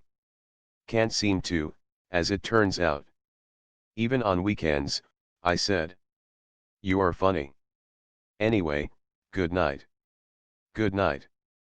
By the way, Kusum is really sweet. Thanks, he said. She liked you. Because she doesn't know me, I said. Don't say that. I sent a smiley back. He replied with a long message. Anyway, Kusum is nice. I am not going to say she is a horrible person, Radhika. But she and I just don't share that connection. Not even a tenth of what you and I have. None, actually. I read the message and didn't reply. What? He sent another message. What do you want me to say? Go see a counselor? Work on your marriage? What? I typed back. Nothing. I am telling you facts from my side. All I want is for you to admit to some of your feelings. Why? Why do you want to know my feelings? I replied. Because even though this is totally wrong, the fact is I love you. Good night, Neil replied. We didn't talk in Seoul. We made love. We made crazy, crazy love. And we did the same when we went on other business trips, 10 more times in the next 3 months. Each time our intimacy felt deeper than before. Despite feeling immoral, there was also the matter of my loneliness. He made me feel less lonely. I wanted Neil in my life. Someone to treat me like I was special and make me feel loved, every bit of me. Maybe I gave him something too. A bit of the youth he wanted to hold on to. The lightness and brightness of me. As our business trips increased, our guilt trips decreased. He said he and Kusum disagreed on many things, from raising kids to how hard he should work. He said I accepted him the way he was. With every night we spent, flight we shared and meal we had together, I felt closer to him.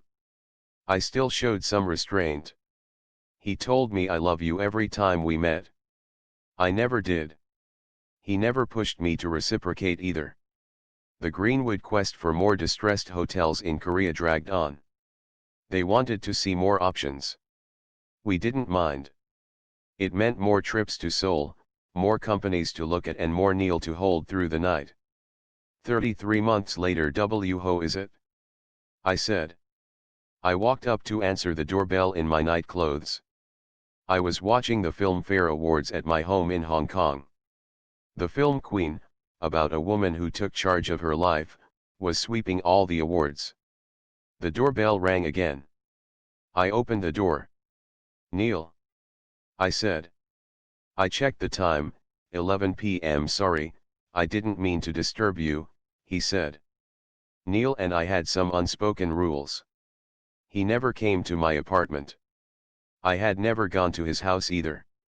We had never got together in Hong Kong. Somehow, Intimacy on a business trip far away felt less sinful than in the city we lived in. "What's the matter?" I said. "Can I stay here tonight?" Neil said. "Why?" I said. "I mean, we don't really do that." "Kusum and I had a fight," he said. "Anything major?" "Things escalated. I didn't want them to get worse.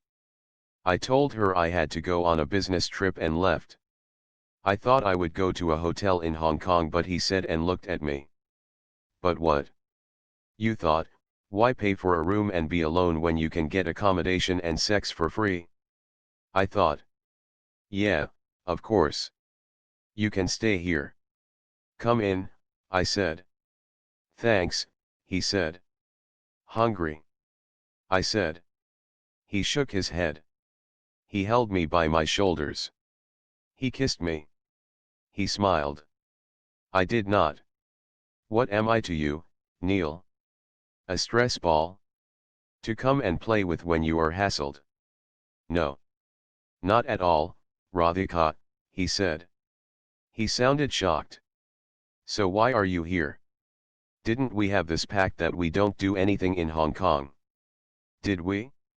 I mean, what's the difference? There is, to me. Business trips feel less wrong.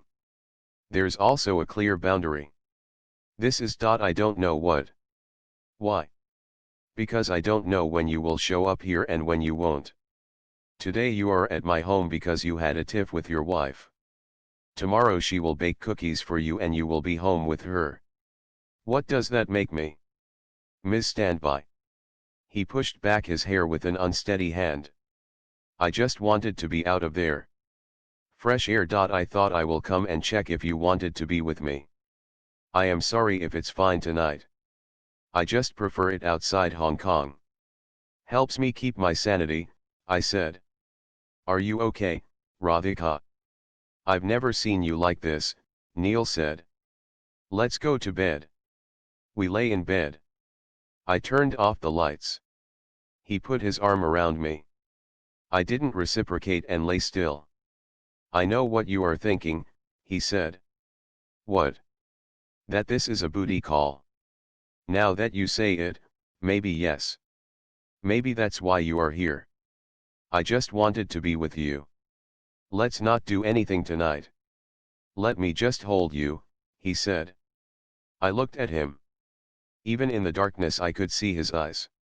Really? I said. Yeah. Why are you so surprised? You are a guy. We are having an affair. You are okay with not having sex?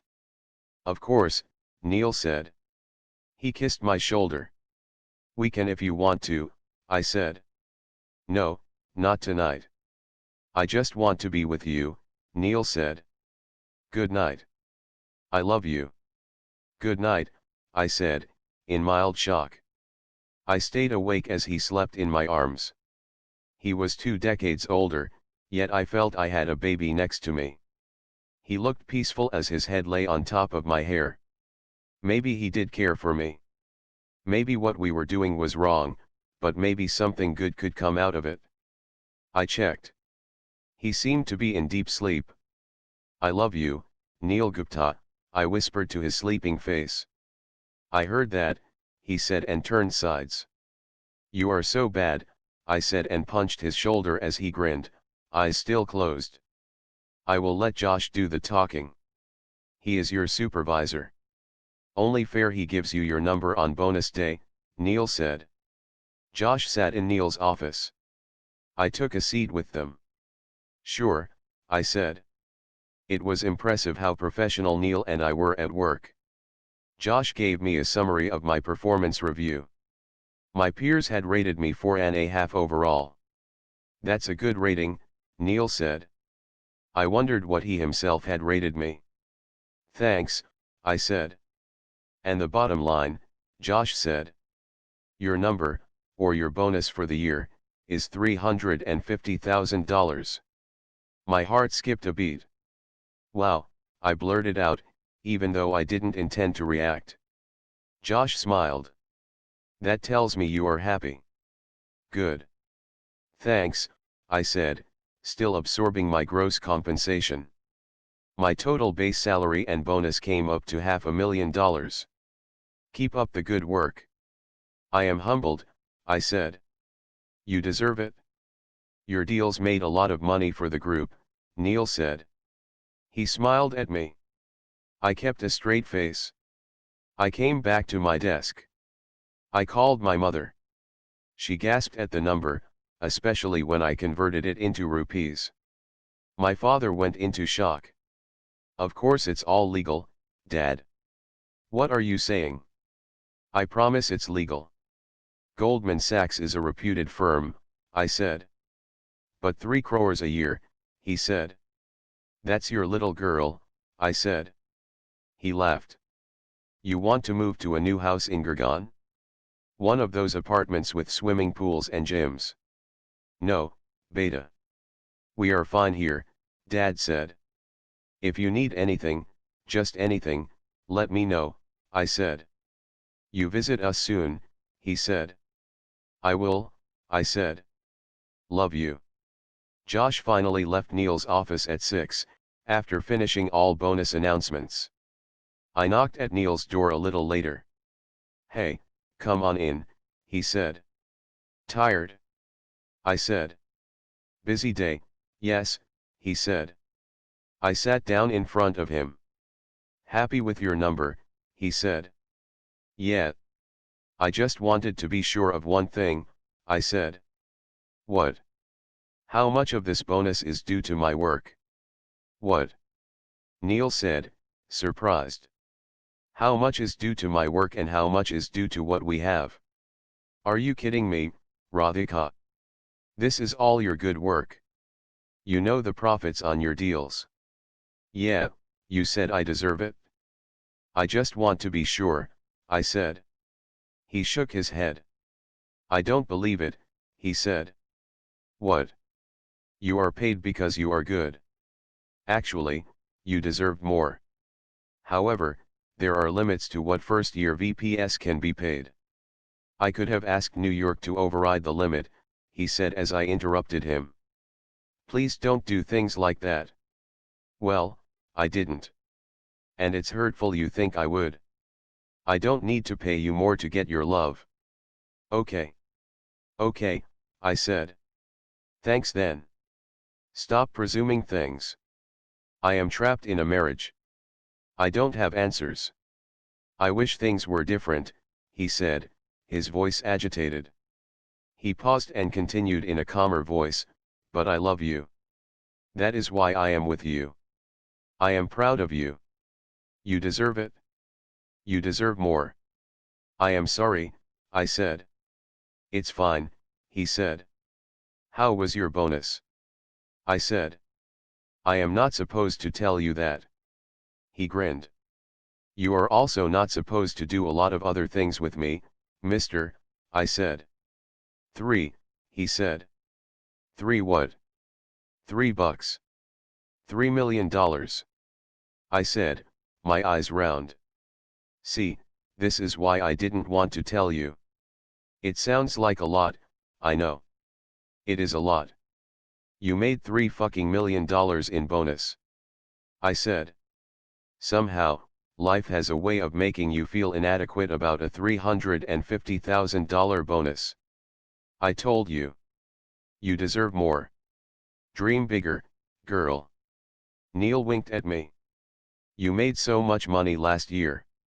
You are a vice president. What else do you want career-wise?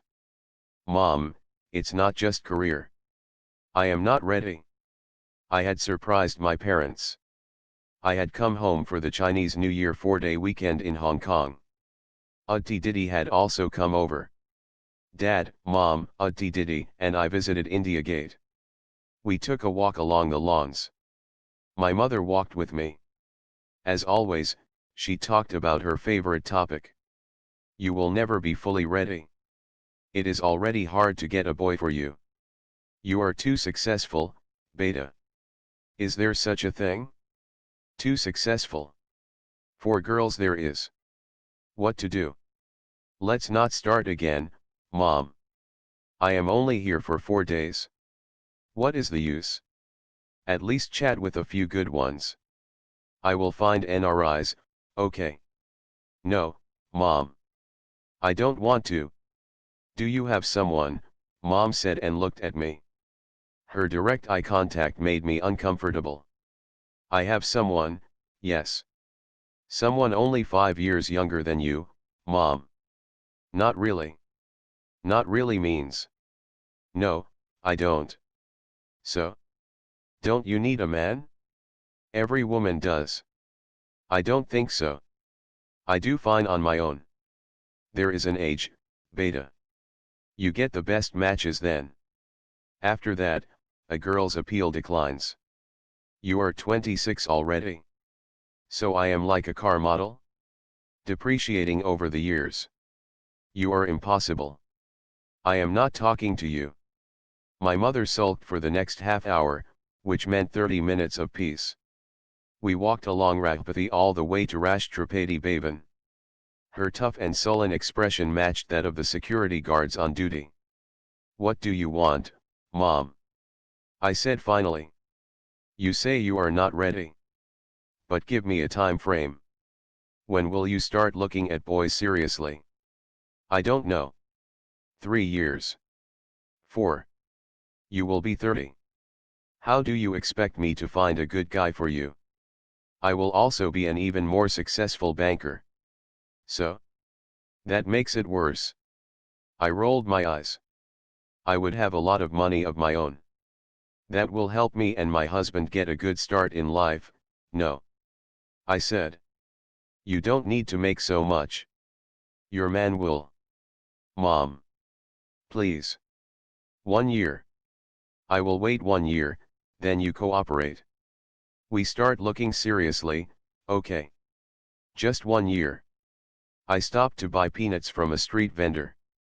She rambled on while I fed her with one hand and held the peanuts in the other. You are so fussy.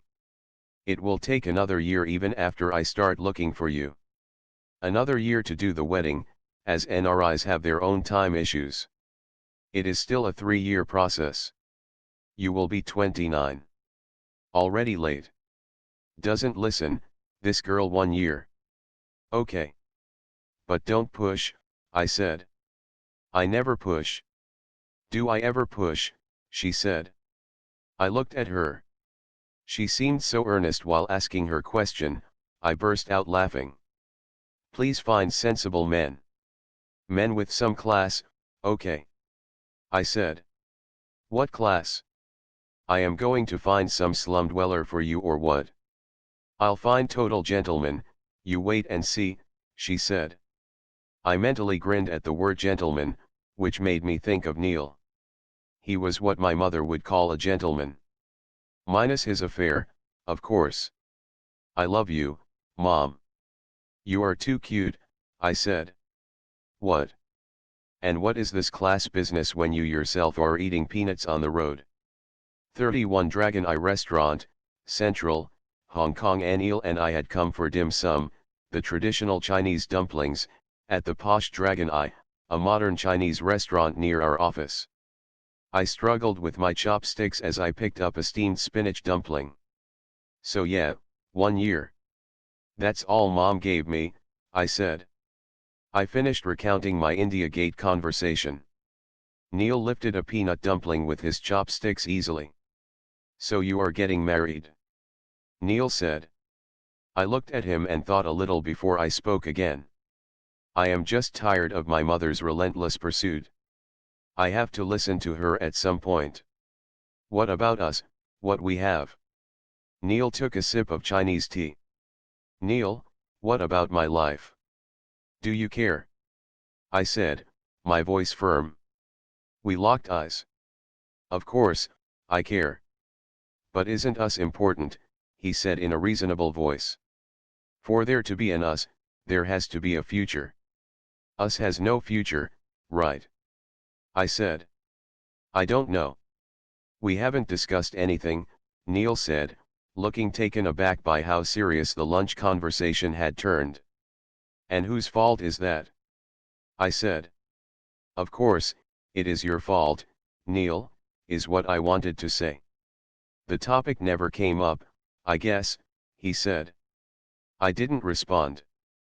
I just stared at him. I put my chopsticks down. What, he said, figuring out that something was very wrong. What topic, Neil? I said. Us, he said. Us and our future. Us is useless, I said. Us is special, Neil said. Well, all this us has done is have an affair for the last year. This us pretends to be colleagues in the office. Whereas in reality this us sleeps with each other during business trips and, now, even at my place. Can you keep your voice down, please? Neil whispered. It only pissed me off. See? Even here, even at Dragon Eye, we are colleagues. I can't say anything that will give us away. I can't hold your hand here, can I? Even though you do like to spoon me at night, isn't it? Neil looked around. The closest customers were 3 tables away. You want to talk, we can talk. About anything. I had no idea you had so much bottled up. How could you? You have it easy. Partner at office. Husband and father at home. Young chick when you want her. What do you have to worry about? This. What? That you are not okay about it? When I thought you were. What made you think I am okay? I don't know. When we make love, or when we work together, or when we chat, isn't it out of this world? Life isn't lived out of this world, Neil. Life is lived in this world. To be fair, even I didn't know why I felt so anxious. Perhaps my mother's 1-year ticking clock deadline had triggered a panic attack. You know the problem, Neil. I can't even discuss us with anyone. Other girls discuss their boyfriends with their friends. I can't, right? I had to stop talking. I excused myself to go to the washroom. I returned after washing my face. Neil looked at me with concern. Sorry, I said. Why am I saying sorry to him? You don't have to be sorry. It's your feelings. Thank you for sharing them. I am sorry for not sensing them earlier. My plate of vegetable dumplings had gone cold. One of the waiters replaced it. Neil and I ate in silence. I love you, Neil said. I shrugged. So? I said. Kind of irrelevant, isn't it? What do you want, Radhika? Neil said. I kept silent. A future? I am 20 years older, he said. You said age doesn't matter in love. Didn't you? I am married. I have kids. So much baggage. Exactly. So what am I doing with you? Aren't you happy with just what we have? Neil said. He seemed to be genuinely confused. Would you be? If you were in my place? I asked, looking him squarely in the eye. We have our work. We have love. We have excitement. We have friendship. We don't have the predictability and monotony of a married couple. You make marriage sound so bad. You are married. The whole world gets married. Clarify this for me. Do you want to get married? Or are you feeling stressed only because your mother wants you to get married soon? Eventually I do want to, Neil. How could you think I won't? I want marriage, kids, family. Really? What do you mean, really? I do.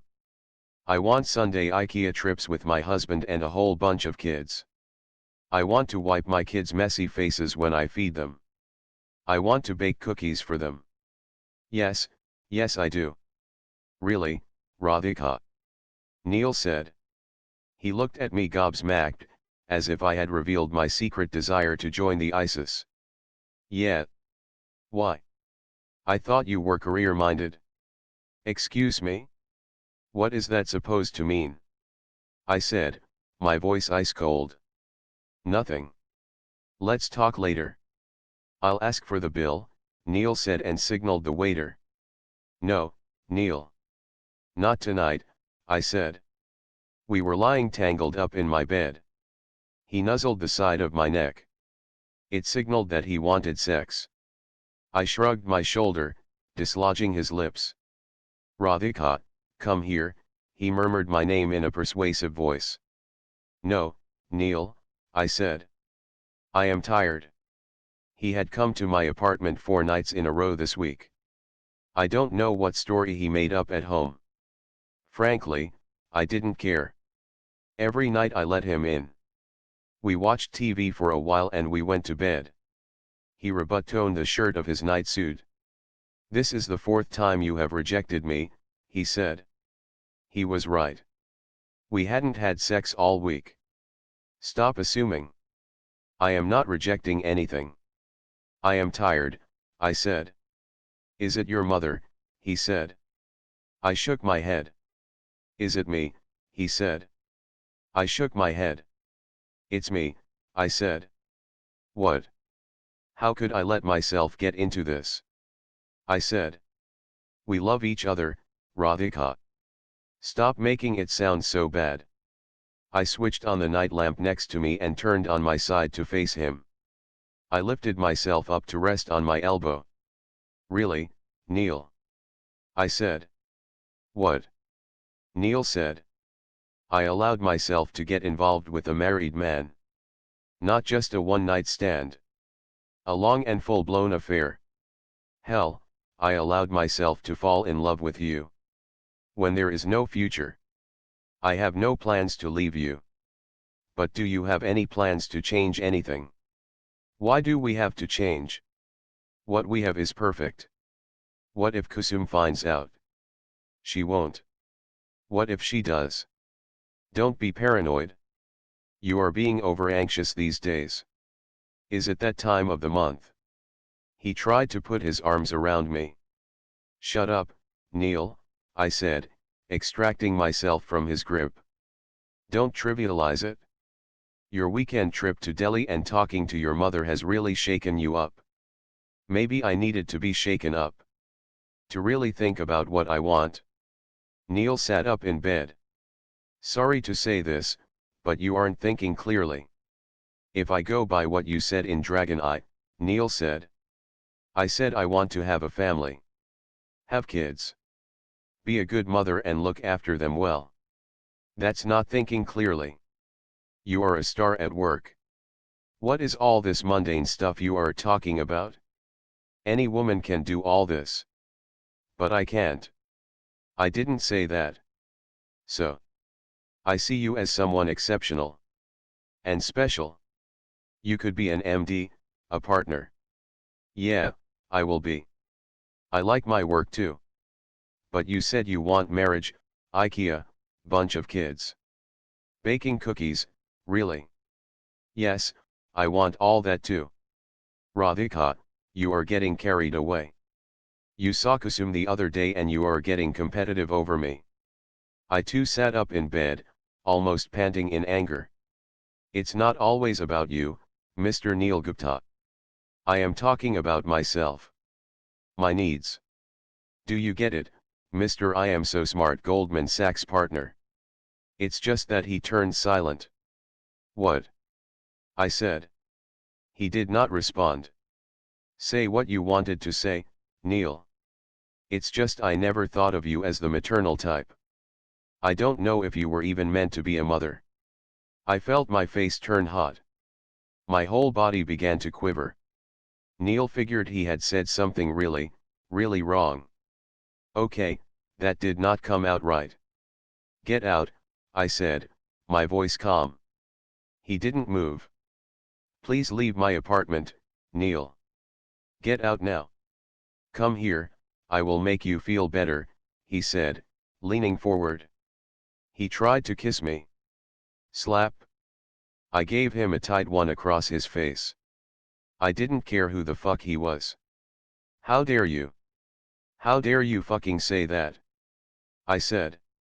I am sorry. Just leave. Or I will send an email to all of Goldman Sachs tomorrow. About us. Would you like that? He slithered out of bed. I kept a stern gaze on him as he dressed, picked up his laptop bag and left. I curled up in bed, tears rolling down my cheeks. I cried and cried. I buried my face in the pillows, including the one that smelled of Neil, and just cried. You are so stupid, Radhika, I said to myself. What was I thinking anyway? Neil and I would walk off into the sunset. He thinks I wasn't meant to be a mother. How could I ever love this man? Did I not know this day would come? My stomach hurt. When I went to the bathroom I discovered that Neil was right. It was that time of the month. In the middle of all this drama I had to deal with the first day of my period. Did I tell you it sucks to be a girl sometimes? What's this? Neil said, surprised. He slid the letter on his desk towards me. Josh Ang, Distressed Debt Group Goldman Sachs. Dear Josh, I would like to submit my resignation from the position of Vice President in the Distressed Debt Group. Thank you so much for the wonderful experience.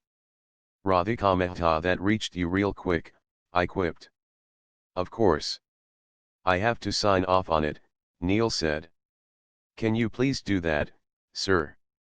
Will you stop it, please? Neil said, his voice low. Fine.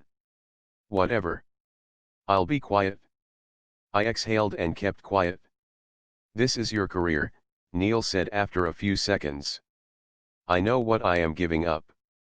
My career is the one thing I truly had as my own, I said. So why? I have no choice. My career is intertwined with you. If I have to leave you, both have to go. So don't leave me. And do what? Become your mistress. What rubbish. What else am I? Mistresses at least get some rights and privileges. I am worse, actually. You are no mistress. You make your own money. Mistresses take money from the man. They are dependent. You do it out of choice. Which in some ways makes it even worse. Can we hurry up, please? You won't let go, is it? Neil said. I have decided, Neil. As you can see, I have nothing to lose. You do. So please. I am sorry about what I said yesterday, okay? That mother thing. It's not just what you said or didn't say. This whole thing is wrong. And now if I have any self-respect left, I need to end it. Neil looked at me carefully. I kept my eyes on the view outside the window, the Hong Kong harbor. You make me feel so bloody guilty, he said. You should feel bloody guilty, I said, still without looking at him. We did this together. Nobody forced you. I know. I feel guilty. So about time you do too. Give me 2 hours. What? I said, turning to him. Come back in 2 hours. Can you? I shrugged and left his office. I went back to my cubicle. My desk phone rang after 2 hours. I went back to Neil's office. Leave me if you have to. Don't quit the firm, Neil said. So are you resigning instead? I said. Can you stop being so harsh? We have happy memories. I smirked at him. He continued, you can take a transfer to another office. New York. London. Wherever. I looked at him. I suppose not New York, he said. Sure, not New York. I had a relationship wreck in that city too. I began to speak as he interrupted me. You can get jobs outside. But please don't leave the group. We value you. I will never forgive myself. Is that all you won't forgive yourself for? I said. He hung his head low. Then he stood up and went to the window. I thought about his proposal for a minute. Fine, I can move to London. But it has to feel like a new job. I don't want you in my life. At all. What do you mean? No common deals. No being in touch. Be gone. Clear. How can we, Neil? I am serious. If this is reported, you get into trouble. Not me. You are the boss. Are you threatening me? I am saying I am serious. I am going to be a huge mess. I don't know if I will be able to pick up the pieces again. I don't want you in my life there. That is why I am leaving. Okay, Neil said in a heavy voice and came back to his seat. Thanks. Someone from the London office will call you this evening, he said. Fine. Can I leave now? Yeah, he said and paused. Radhika. Yes. I am sorry. 4. I am sorry I let you down. I stood up to leave. I let myself down, Neil. 32. I felt a lump in my throat as I replayed Hong Kong in my head. My hand holding the breakfast plate trembled. Neil looked at me. My relatives continued to fill the dining room. I drank a glass of water to buy time. Can we talk in private? Please. Neil whispered. How, Neil? Can't you see? I am at my wedding. I have a room here. Come for a little bit. Please. How did you get a room? They told us they were full. It's not important. Please, 15 minutes. But how did you get a room? I said. I wanted to scream at the lobby manager. I took the presidential suite. That's all they had. Now can you come there? Room 101. Of course, Mr. Partner had to be in the presidential suite. My cousins waved, gesturing me to come back. I need to have breakfast with my cousins. See you in 30 minutes, I said. You said you would leave me alone, I said as he opened the door. I entered his lavish 3,000 square feet presidential suite. I sat on one of the sofas in the suite living room. He didn't respond. He went to the electric kettle at the corner of the room and filled it with water. Tea, he said. Neil. I don't have time. You said you wouldn't bother me. I cut off for a year. Did I ever bother you in London? He said. Would you like some green tea? What is it you wanted to tell me? I said. Can you relax? Neil said. How about a hey, how have you been? Neil, I said. I don't have time for pleasantries. I am just making conversation. Am I allowed to do that while I make a cup of tea? Sure, I said. We haven't caught up in a year. How was London? You know I grew up there, right? I do. So how was it? I just kept looking at him. What? I am not here to talk about London. Give me a minute. I need to bring something from the other room. I nodded. He went into the bedroom. I looked out of the window. The sea was silent behind the double-glazed glass. Neil's mention of London brought back many memories of my move there. London 1 year ago. 33 Goldman Sachs office in London is located on 133 Fleet Street. The office at Peterborough Court is at the same site as the old Daily Telegraph building. Patricia, the group secretary, settled me into my new cubicle. The British accent in the London office reminded me of Neil. When you break up, it becomes a habit to remember everything about the man with my second heartbreak. I had learned this much. Neil was a habit, a bad habit rather, almost an addiction. Like smoking, when you know it is bad for you but you can't seem to leave it. I also learned that you don't get better at handling heartbreaks. They suck every single time, even though this time was marginally better since I had initiated the breakup. I battled the urge to email him, telling him I had arrived at the new place. Why couldn't he email me? Why couldn't he call? Well, how could he? I had threatened to expose him. I missed his voice. I missed his eyes. I missed his touch. I missed all that he did to me, with me, in bed. So what if he is married? He loves me, and love is what I need, right? See, This is how your mind plays games with you. If it wants you to do something, it will find 100 reasons to justify it. What's more, the reasons will even make sense. I picked up the internal phone on my desk to call Neil. The buzz on my cell phone disrupted my thoughts. In the past few months my mother had discovered WhatsApp. She had sent me a message. Checked profile. You won't give up, will you? I wanted to type back. Doing it, now, I replied instead. I opened shavi.com on my office laptop. The screen displayed happy faces of couples in nuptial bliss, who had found each other on this website. Testimonials spoke of how a couple who met on the site married within 3 months and were now expecting a child. Was finding love that simple? Why did I find it difficult? Why did I have to complicate everything? Or was there something wrong with me? I logged onto the account my mother had set up.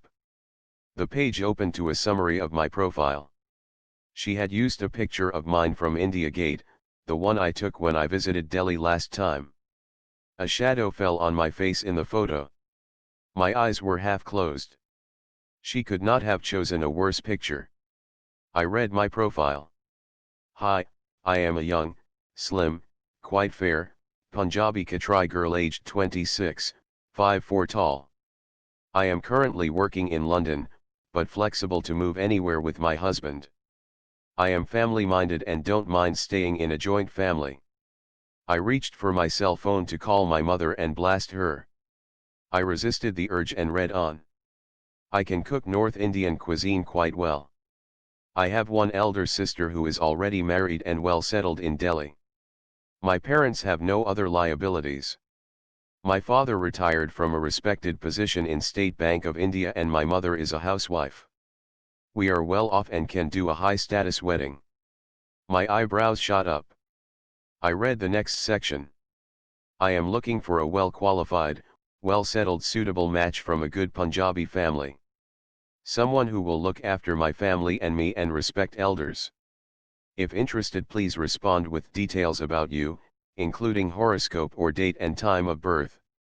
Regards, Radhika Mehta. Seriously? Mom, seriously? I said out loud. I closed the shavi.com window. I had to call Mom and talk, or rather shout at her. I couldn't do that in the office. I packed my laptop in my Tumi bag and stood up. I am going to get lunch, I told Patricia and left the office. I went out on Fleet Street and found Itsu, a Japanese-inspired healthy fast food chain. I ordered a vegetables and brown rice patsupat and sat down to eat. Fork in one hand and phone in the other, I called my dear mother. I charged at her as soon as she answered. Mom, what are you doing? What? She said, surprised. I loaded my profile on my laptop screen. I saw the profile. Liked it? How do you even begin to answer that? Mom, are you serious? What is this? Why? I wrote what will get you the best response. Sharma on the next door helped me. It's horrible, Mom. Really, who is this person you have written about? It is not me. What are you saying? It is you 100%, or isn't your height 5 feet 4 inches? Mom, first of all, the picture is terrible. It's what I had. Send me a better one. We should have done a portfolio when you had come here. I will send you one from here. Send one in Indian clothes. Why? Are you stupid? Are you going to send me a picture in your office suit? Are you applying for a job? It's who I am. Stop it, Radhika. Is the picture the only problem? There are a million problems. Let me start. What is quite fair? Tell them my real complexion. Say I am wheatish or whatever. If you write wheatish, people think it is dark. You have to write quite fair. Raise it up a notch. Oh, really? So what if someone writes dark then? If someone says dark, it's like black. You know those Negro-type Africans. Mom, that's not a good term. No one says Negro. Whatever. These are minor things. I'll tell you huge things. Say. 1. You say flexible to move with husband. Who said that? It depends, right? Maybe he has to move. It's a discussion. 2. I don't mind joint family. Why do we have to put that? 3. My parents have no other liabilities. What is that? Oh, and don't miss, we can do a high-status wedding, that is 4. 5. Why just Punjabi family? 6. I don't need a guy to look after me. 7. Send horoscope. Mom, really, I don't know what to say, I said. I had to pause just to breathe. The customer at the next table offered me a glass of water. I mouthed him a thanks and took a sip. You have said a lot, Mom said, in her upset voice. No respect left for parents, I see. I am not disrespecting you. This whole thing is just wrong, Mom. I don't want to be a part of this.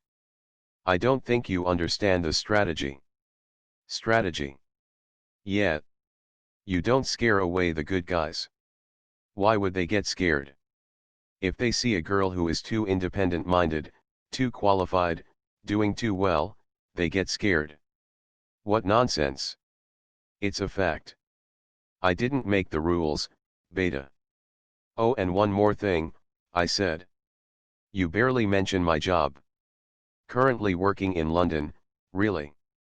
I am a vice president in Goldman Sachs. I make $500,000 a year. Exactly. Now you see the strategy. Huh. See how we mention it also but hide the achievements also. Mom, can you hear yourself? You are hiding your child's achievements. I am hiding my daughter's achievements. So we get more boys to choose from. That's all. I am not taking away your achievements. So if I were a son, obviously, we would put your salary first. But now we have to be careful. I smacked my forehead. How do I get through to her? I wondered if I had made the biggest mistake of my life. Maybe Neil was right. I was not meant for all this nonsense. I missed Neil. I wanted to call him so bad. Are you there? My mother said. Yeah, I said. My heart ached as I thought of Neil holding me at night. I am coming there, my mother said. Where? London. I am going to spend some time with you. We will do this together. Enough, Mom, I said. She tossed another parantha on my plate. I didn't want a husband. I needed my mother with me in London. So she could cook me hot gob hi parandats every Saturday morning for breakfast. Why do you stay in Chelsea? Southall has so many Indians. Better, no, she said. Have you seen the park view outside? See how charming this is, I said. But do you get a car and chutney? In Southall you get it? Sharma Anta told me. You get it here too, I said. I tore open the second parantha. Just stay with me. Forever, I said. See, even you miss having a proper home. Is this even a life? Go to office early. Come back late to an empty house. Mom, I have one of the most wanted jobs in the world. And I have one of the most unwanted jobs, but I love it. Taking care of my family, my mother said and gave me a glass of lassi. She kissed me on the forehead. I hugged her. I love you, Mom. I love you too. Now show me the responses. You have made me wait all week. I had modified my profile on the matrimonial website. I had removed obnoxious bits like husband to take care of me and no liabilities. And added, successful career at one of the world's top investment banks. I also mentioned I wanted a secure and easygoing man. Fine, I said. I opened my laptop and logged in. 50 responses, very good, she said excitedly. Open them. Opening, Mom. Be patient. The first query came from a Mohit Ahuja, from a business family in Delhi. They owned 3 restaurants, Mohit managed one of them. No, I said. Why, my mother said. They look well off. I don't want to be with someone who runs a family restaurant. What nonsense. Mom, see the qualifications. BA from some random university. No. Next. We continued scanning the responses for the next few hours. This one is ugly. I can't wake up next to a man like that, I reacted to one. Mom came up with one of her wise sayings, there is no such thing as an ugly man. Just to get back at her, I rejected some men due to their looks. Others didn't make it because they had jobs in India where they earned a few lakhs a year. Despite all my feminist leanings, I didn't want to be with someone who made so much less than me. Why does a woman feel a man's income is more important than hers? Maybe because it is important to men, and very few men are secure enough to just let this issue be. No, Mom. He lives in Bulandshahar. Joint family. Family business. No, no, no, I said as my mother showed me another candidate. I was realizing by now that sifting through prospective grooms was harder than valuing distressed assets. You are not doing this properly, my mother said as I rejected a guy because I didn't like his printed Hawaiian shirt. But I hate that shirt. How could he wear it? I laughed. He is a doctor. We are shortlisting him. You can choose his clothes after marriage, Mom said. We finished at 4 in the afternoon, with a short list of 10 potential grooms to be contacted further. I'm tired. You want to step out for a coffee? I said. Sure, she said. We walked to a Pret-a-Manger cafe near Earl's Court Tube Station. My mother held my hand. We have done something together after a long time, she said. Yeah, bonding over short-listed grooms, I said and laughed. You wait and see. I will find a prince for you, she said. 34 high, can you see me? I said. I sat at my dining table, facing my laptop. I had a Skype call fixed with Raj Bakshi, a doctor based in Boston, USA. Yeah. It's a little dark though. Can you switch on another light? Raj said. He was 30 years old, had a thin mustache and wore a light blue shirt. Before I could respond, my mother switched on all the lights in the apartment. Mom? What are you doing here? I whispered to her. Yeah, much better, Raj said. One sec, Raj, I said and muted him. I bent the laptop screen to cover the camera. What happened? Don't keep him waiting. Talk, Mom said. Mom, if we are doing this, we are doing this my way.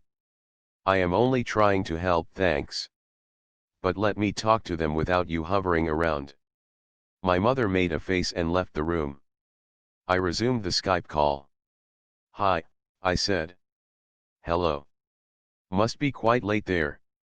It's midnight, yes. London is 5 hours ahead. Sorry. I just came back from work, he said. You are a doctor, right? Yeah. And what exactly do you do? Your profile said banking. I am in Goldman Sachs. VP in the distressed debt group. Oh, he said and became quiet. So yeah, I said, wondering what to say next. I don't know why I take responsibility for awkward silences. What kind of doctor are you? I said. I am a GP, general practitioner, in the Boston City Hospital. Doing my residency. I could never be a doctor. All that blood. I feel faint in hospitals, I said and smiled. It's a part of life, he said, his tone somber. People are dying. Someone needs to save them. Ah. Yes. Of course, I said. Okay, isn't Dr. Bakshi a little too serious? How's Goldman Sachs? He said. Good. Hectic. But I like it. They pay people very well, I hear. It's based on performance, but yes. It's good money. If you don't mind, how much do you make? He said. Isn't this too much too soon? What's the protocol? He can ask me all these things in the first call? Can I ask him too? Are we sharing compensation already? I smiled, to lighten his Operation Theater mood. Sure. Why keep it hidden? I make 100,000 a year. Plus benefits, he said. What am I supposed to do? Clap? Okay, I said. And you, he said. I don't know why I didn't feel like telling him. Perhaps I was getting tuned into male pride. I could sense which guy could take it and who could not. We can discuss all this later. So what do you want to specialize in? Or do you want to specialize at all? I want to be an ophthalmologist. Eye doctor. I know. Good, I said. I had a sinking feeling this wasn't going to work. How do you end calls like this? So how much is your salary again? He said.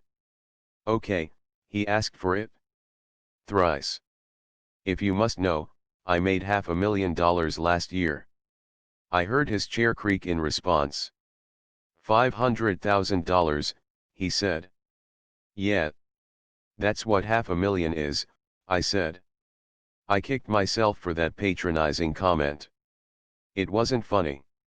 I had a feeling nothing was funny to Dr. Stuck-Up Bakshi anyway. Okay, he said. Okay. What the fuck is a singular okay? They should ban this one-word reply in conversations. How am I supposed to take it forward from here? So yeah. What else do you do apart from work? I said. Excuse me.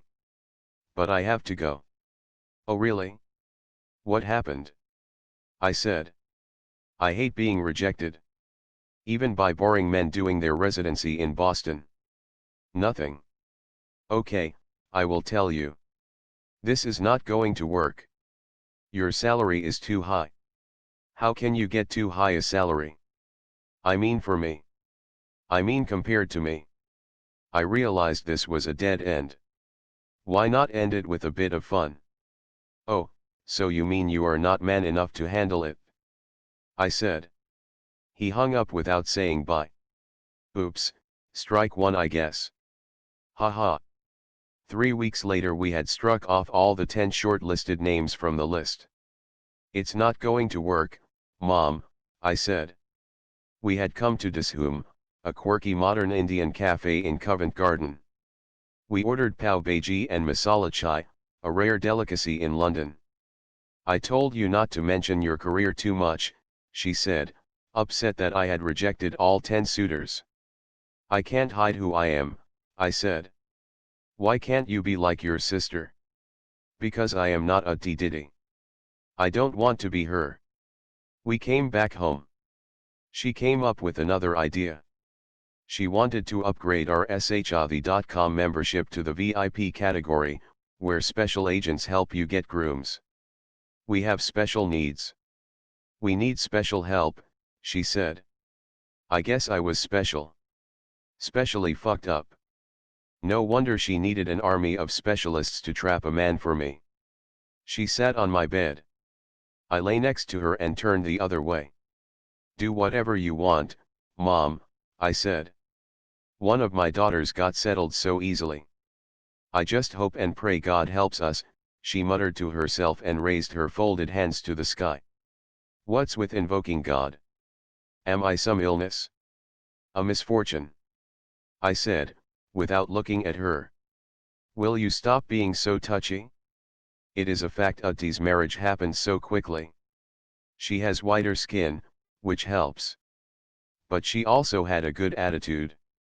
You should have an even better attitude. I turned towards her and interrupted her. What do you mean, even better attitude? I should be more subservient? What is that word in ads? Homely. It just means submissive, right? You want me to be more homely. Well, yeah. I am not homely.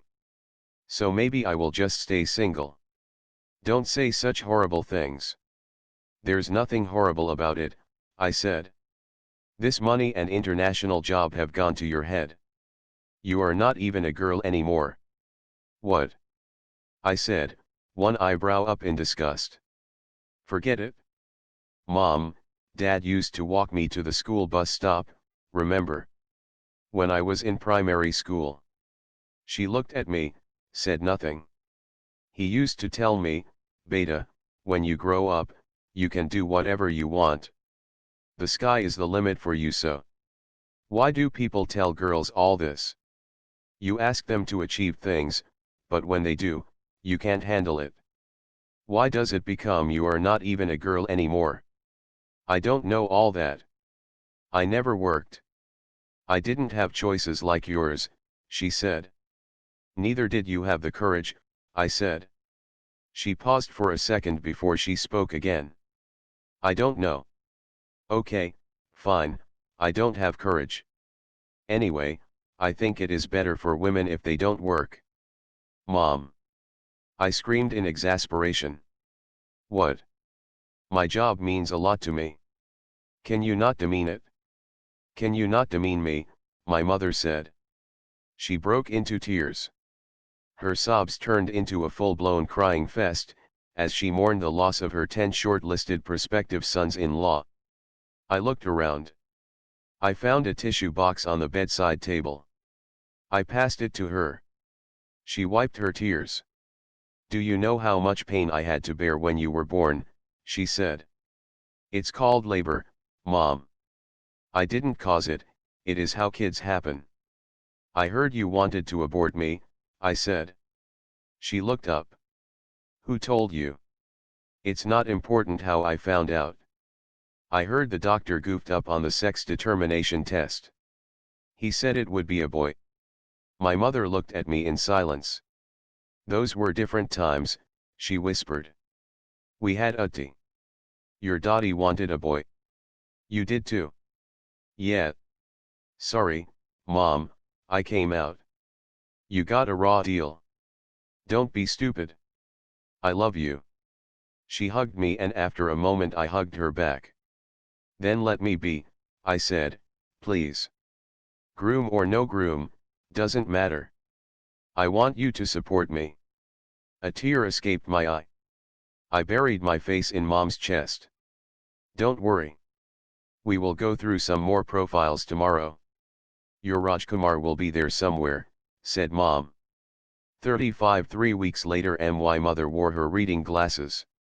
She flicked through the pictures on the shaadi.com app on my phone. See this? Why haven't you accepted this one, my mother said. We sat in my living room at noon on a Saturday morning, I in blue pajamas, white t-shirt and she in a salwar kameez. Read it out, Mom, I said, typing on my laptop. What does he do? He works in Facebook, she said, and removed her glasses, surprised. How can you work in Facebook? He does Facebook all day. No, Mom. Facebook is a company. Go on. How old? 28. Height 5 feet 10 inches. I will read his profile. Sure.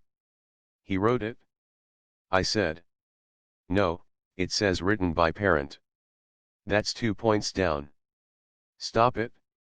Even I had to write it the first time for you, right? I will never forget that. Anyway, go on. My mother read from the phone screen. Our son is an intelligent, humble, and simple boy who is looking for a suitable life partner. He prefers a career woman, someone who is willing to live in the USA. He is a systems engineer at Facebook, where he has worked for the last 5 years. He is based in Menlo Park, San Francisco. He did his engineering in computer science from NIT Nagpur, where he topped his class. He did his master's from MIT in Boston, USA. He is our only child. We are a simple Punjabi family based in Mumbai, originally from West Delhi. We want the right girl above anything else, as she will be our new family member. My mother finished reading and reached for a glass of water. Not bad, well written. Open-minded and honest. Salary, I said and pressed save on my laptop. It says between 150,000 to 175,000 US dollars, plus stock options. Is that good? Good. Give me the phone. I saw his profile picture. A lean, tall, and bespectacled man in a beige overcoat stood against the backdrop of the Golden Gate Bridge in San Francisco. He resembled Sundar Pichai, the CEO of Google. Geeks have their own role models, I guess. He is handsome, my mother said. He looks like the student who tells other children to stop talking.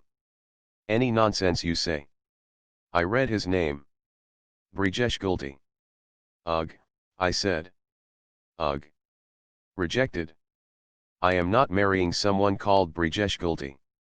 Why? It's a nice name. Gultis are Punjabis. Don't you know that restaurant on Pandara Road? Exactly. I am not marrying someone whose name resembles a Punjabi restaurant. My mother stared at me. What? I said. What name you want? Amitabh Bachchan? Akshay Kumar? It's not that. It is just that he's just so I thought of the right word, typical. I think you are looking for negatives. And you can't find any. So all this name and typical nonsense.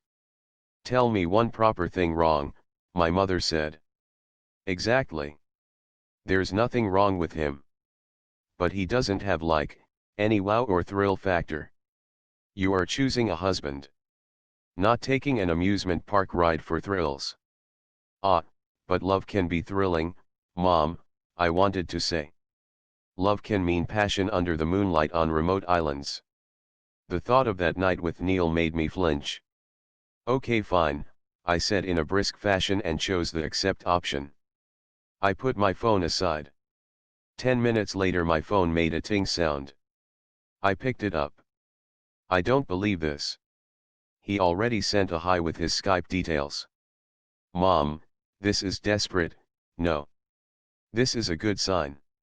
It means God wants both of you to connect, my mother said.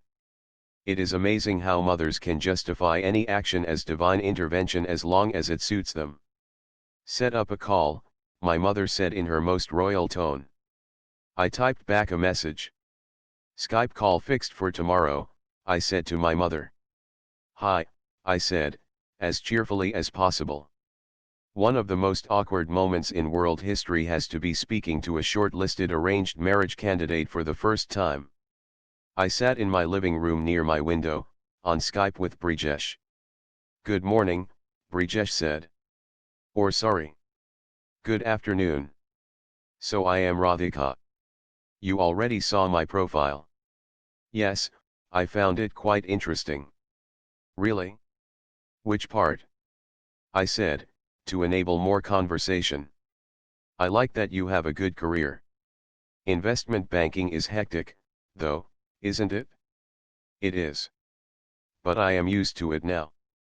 I am sure. And what are your interests? He said. I love to travel.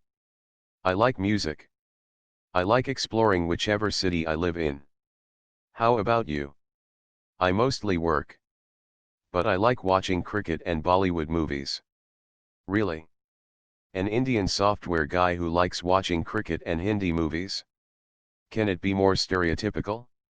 It seemed Brijesh had read my mind. Yeah, so typical, right? Cricket and Bollywood. I am kind of boring. For the first time a guy had admitted a weakness to me on a Skype call. He was kind of boring. But unlike super bores who didn't even know they were bores, at least he knew he was one. I smiled. If I go to sleep on this call then I am afraid you may be right, I said. He laughed. You have a good sense of humor, he said. Thanks, I said. Actually, I watch some English movies too. Have to develop a taste. You can suggest some good ones to me. Sure, I said. He can praise a woman's sense of humor and even take advice from her, not bad. He continued to talk. I can't pretend to be fake sophisticated. I grew up in Narayana Vihar in West Delhi and then Borivala in Mumbai. So I didn't have much exposure. But now I want to learn more about the world. Wait a minute. Did you say you grew up in Narayana Vihar? Yeah. Why? It's a small colony in West Delhi. I am from Narayana too, I said, surprised. H Block. That's where my parents live. What? I was in G Block. G478. My parents still have a house there. They live in Mumbai now, of course. My bedroom door opened. Mom came in. Narayana, she whispered, her face unable to contain her excitement. She had probably had an ear to the door and heard our entire conversation. I shooed her away. I spoke to Brijesh again. This is uncanny. Did you shop from modern stores? Yes. That fat uncle who never had change, he said, and both of us laughed. Anyway, so yes. I wanted someone who has Indian roots but is better exposed to the world than I am. You have been in New York, Hong Kong, and now London. I felt you could be an asset to me. I wanted to reject him. I wanted one solid reason to do so. I couldn't find it. He talked about meeting up towards the end of the call. I go for work to New York sometimes. It's midway between London and San Francisco. If our calls go well, would it be possible for you to come? Let's see, I said.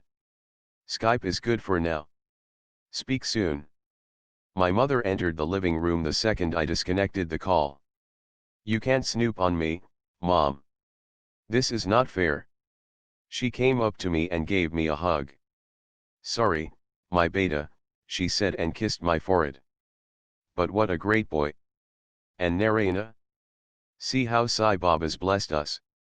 36 1 month later, St. Regis Hotels Cafe, New York. Radhika, right. I heard his voice as I entered. I turned to look at him. He wore beige chinos and a black turtleneck, perhaps his homage to Steve Jobs. Brijesh. I said. We shook hands. Yeah. Good to see you in person, he said, guiding me to a table. The old world luxury cafe had high ceilings and colonial-era furniture. A saxophone player and a pianist played in one corner. We ordered tea for two. A waiter brought us tea on a tiered silver tray of goodies: scones, jam, clotted cream, cakes, mini cucumber sandwiches and chocolates. Afternoon tea was a great idea. Everything looks lovely, Brijesh said. He took a few sandwiches and placed them on his plate. Glad you like it, I said. I wore office attire, a grey suit, partly because I had gone to the 85 Broad Street office earlier to meet Jonathan and Craig. Mostly, I wore it because my mother had told me not to. She had instructed me to wear a magenta salwar kameez and dangling gold earrings. I told her I wouldn't go to New York looking like I am a part of a Baisakhi celebrations troupe. In fact, I wanted to be as drab and real as possible. Brijesh could see me as I was and reject me if he wanted to. When is your flight back? Brijesh said. 9:30, I said. I have to leave for the airport at 7:30. We had 4.5 hours to decide if we wanted to be together for the rest of our lives. So who talks first, he said. Usually I do, I said and smiled. Oh. I would actually prefer that. Tell me about yourself. I told him the story of my life from my childhood until now.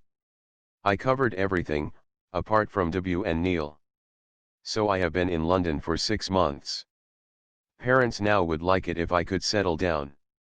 Gosh, doesn't that sound so lame? I said, ending my story. What?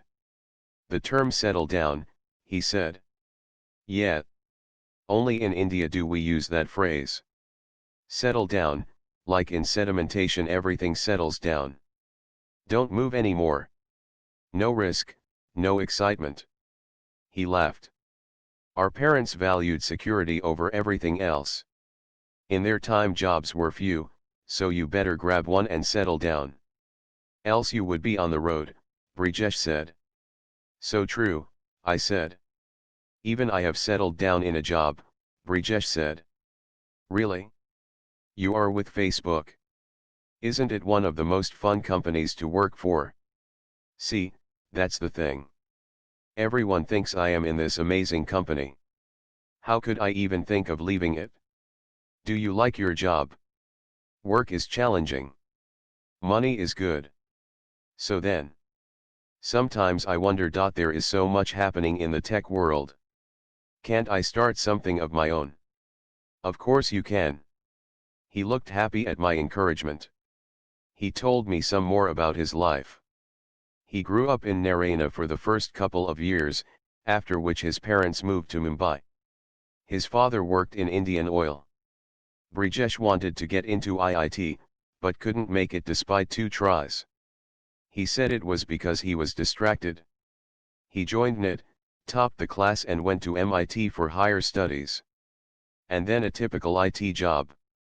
That's me, Brijesh said. I smiled. We finished our tea. The waiter arrived with the bill. It was 5.30, we had 2 more hours. Let's take a walk in Central Park, I suggested. We entered Central Park on 59th Street, with the Apple Store on my right. The green trees and grass around made us forget we were in one of the busiest cities of the world. I thought of Debu. His office was less than a mile away. You seem lost. Work, he said. No, it's just. New York brings back memories. We walked in the direction of the Central Park Zoo. Good memories or bad memories? Brijesh said. Mixed, I said. Mostly good, though. We reached the zoo and bought 2 tickets. We saw the highlight, a pair of baby grizzly bears, born just 6 weeks ago. They are so cute, I said, as the 2 cubs, no bigger than rabbits, slept on their mother's back. You like kids? Brijesh said. My heart beat fast. The kids and mother question had made me lose men in the past. Did he mean, do I like kids in general? Or did he mean, would I like kids with him? My mind went into overdrive, imagining little infants with nerdy glasses, working on Facebook servers. Kids. I came back to reality. Yeah, I do like children. Never thought I would, but at some point I do want to have messy, naughty kids. Me too, he said. We came out of the zoo and walked further north. We reached the famous Bethesda fountain, located at the edge of the lake. We sat on the steps and watched ducks with their ducklings swim in little groups. The sun had dimmed, and the water reflected the evening sky. We sat in silence for 5 minutes before I spoke again. Brijesh, we spoke about several things.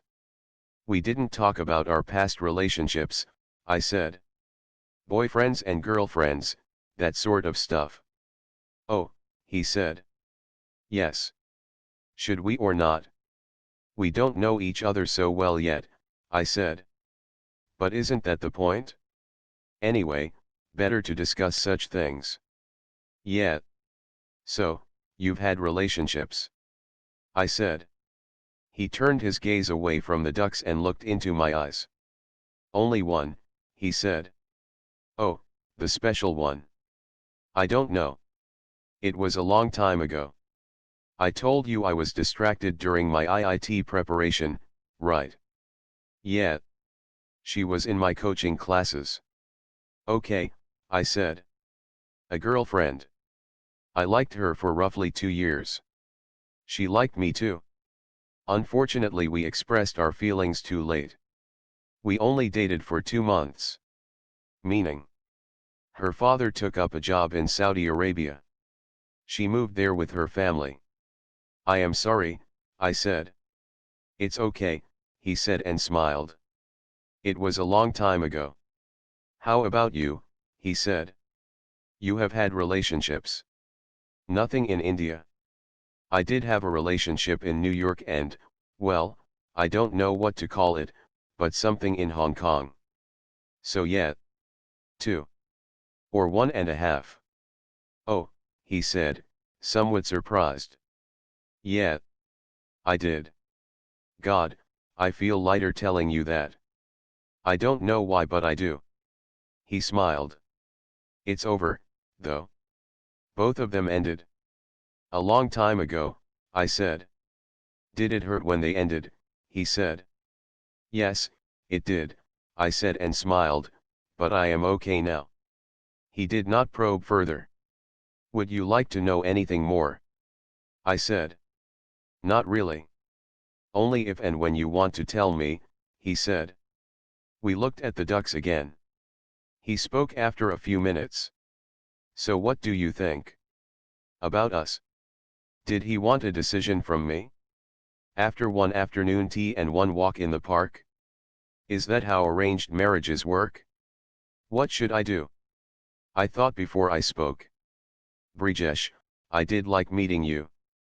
But this is such a big decision, right? Of course. Take your time. Go back.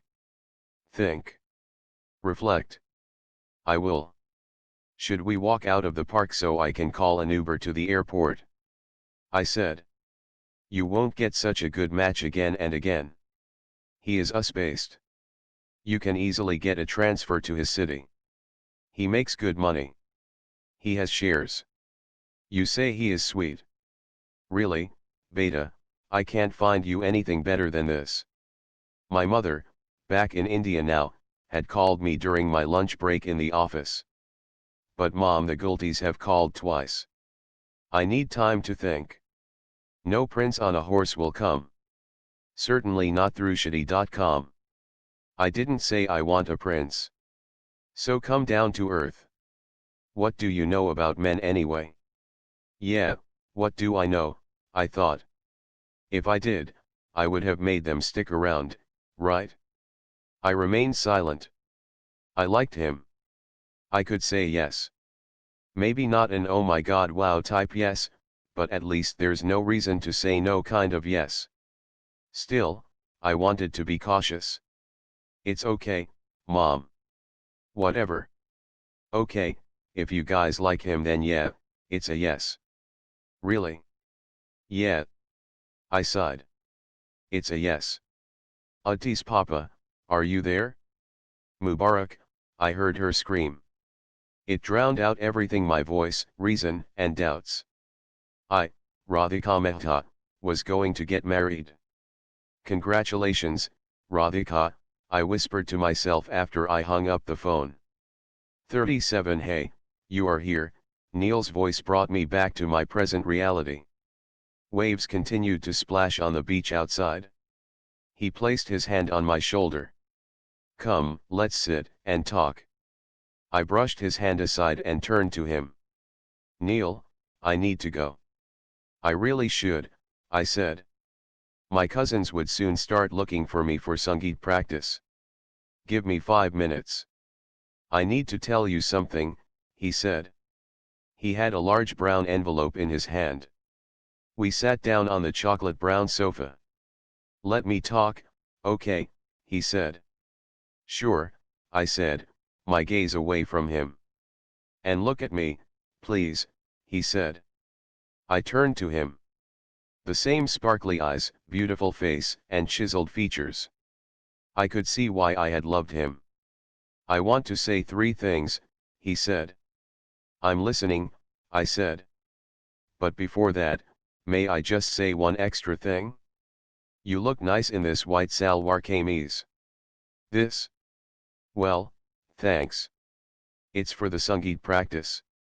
I have never seen you in Indian clothes. Really? I said.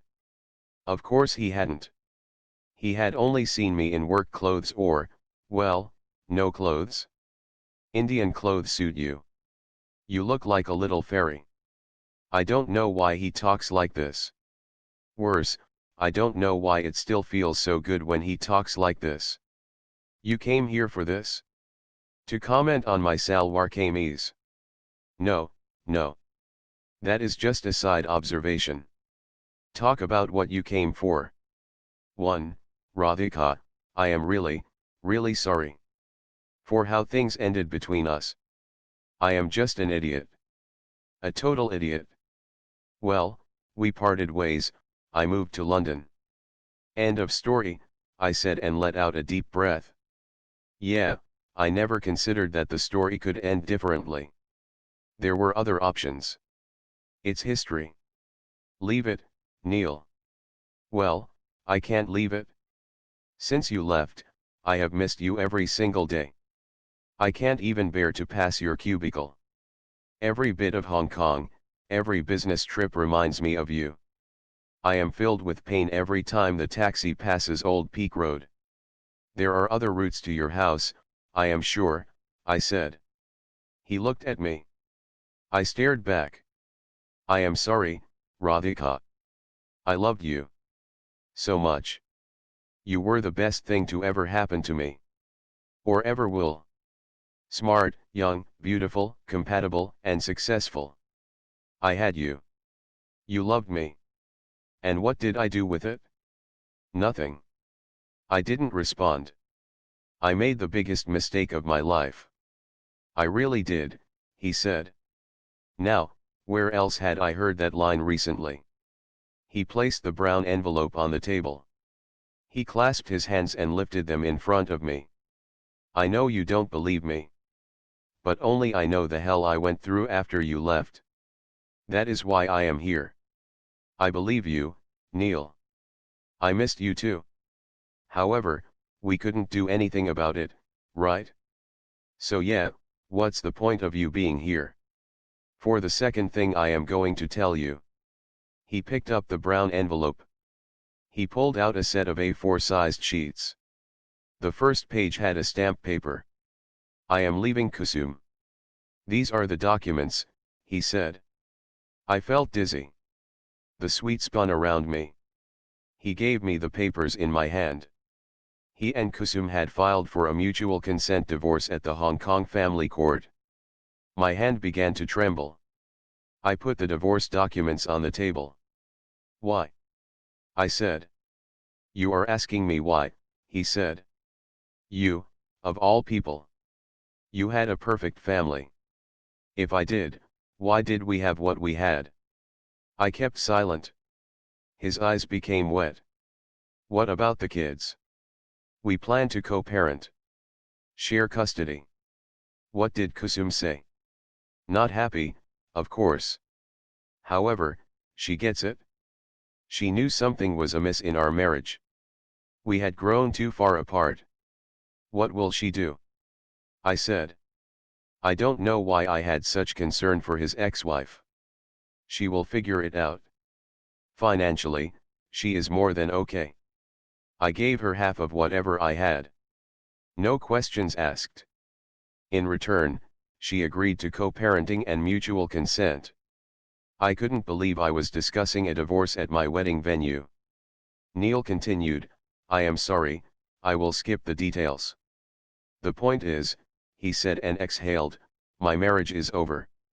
I am sorry, Neil, I said.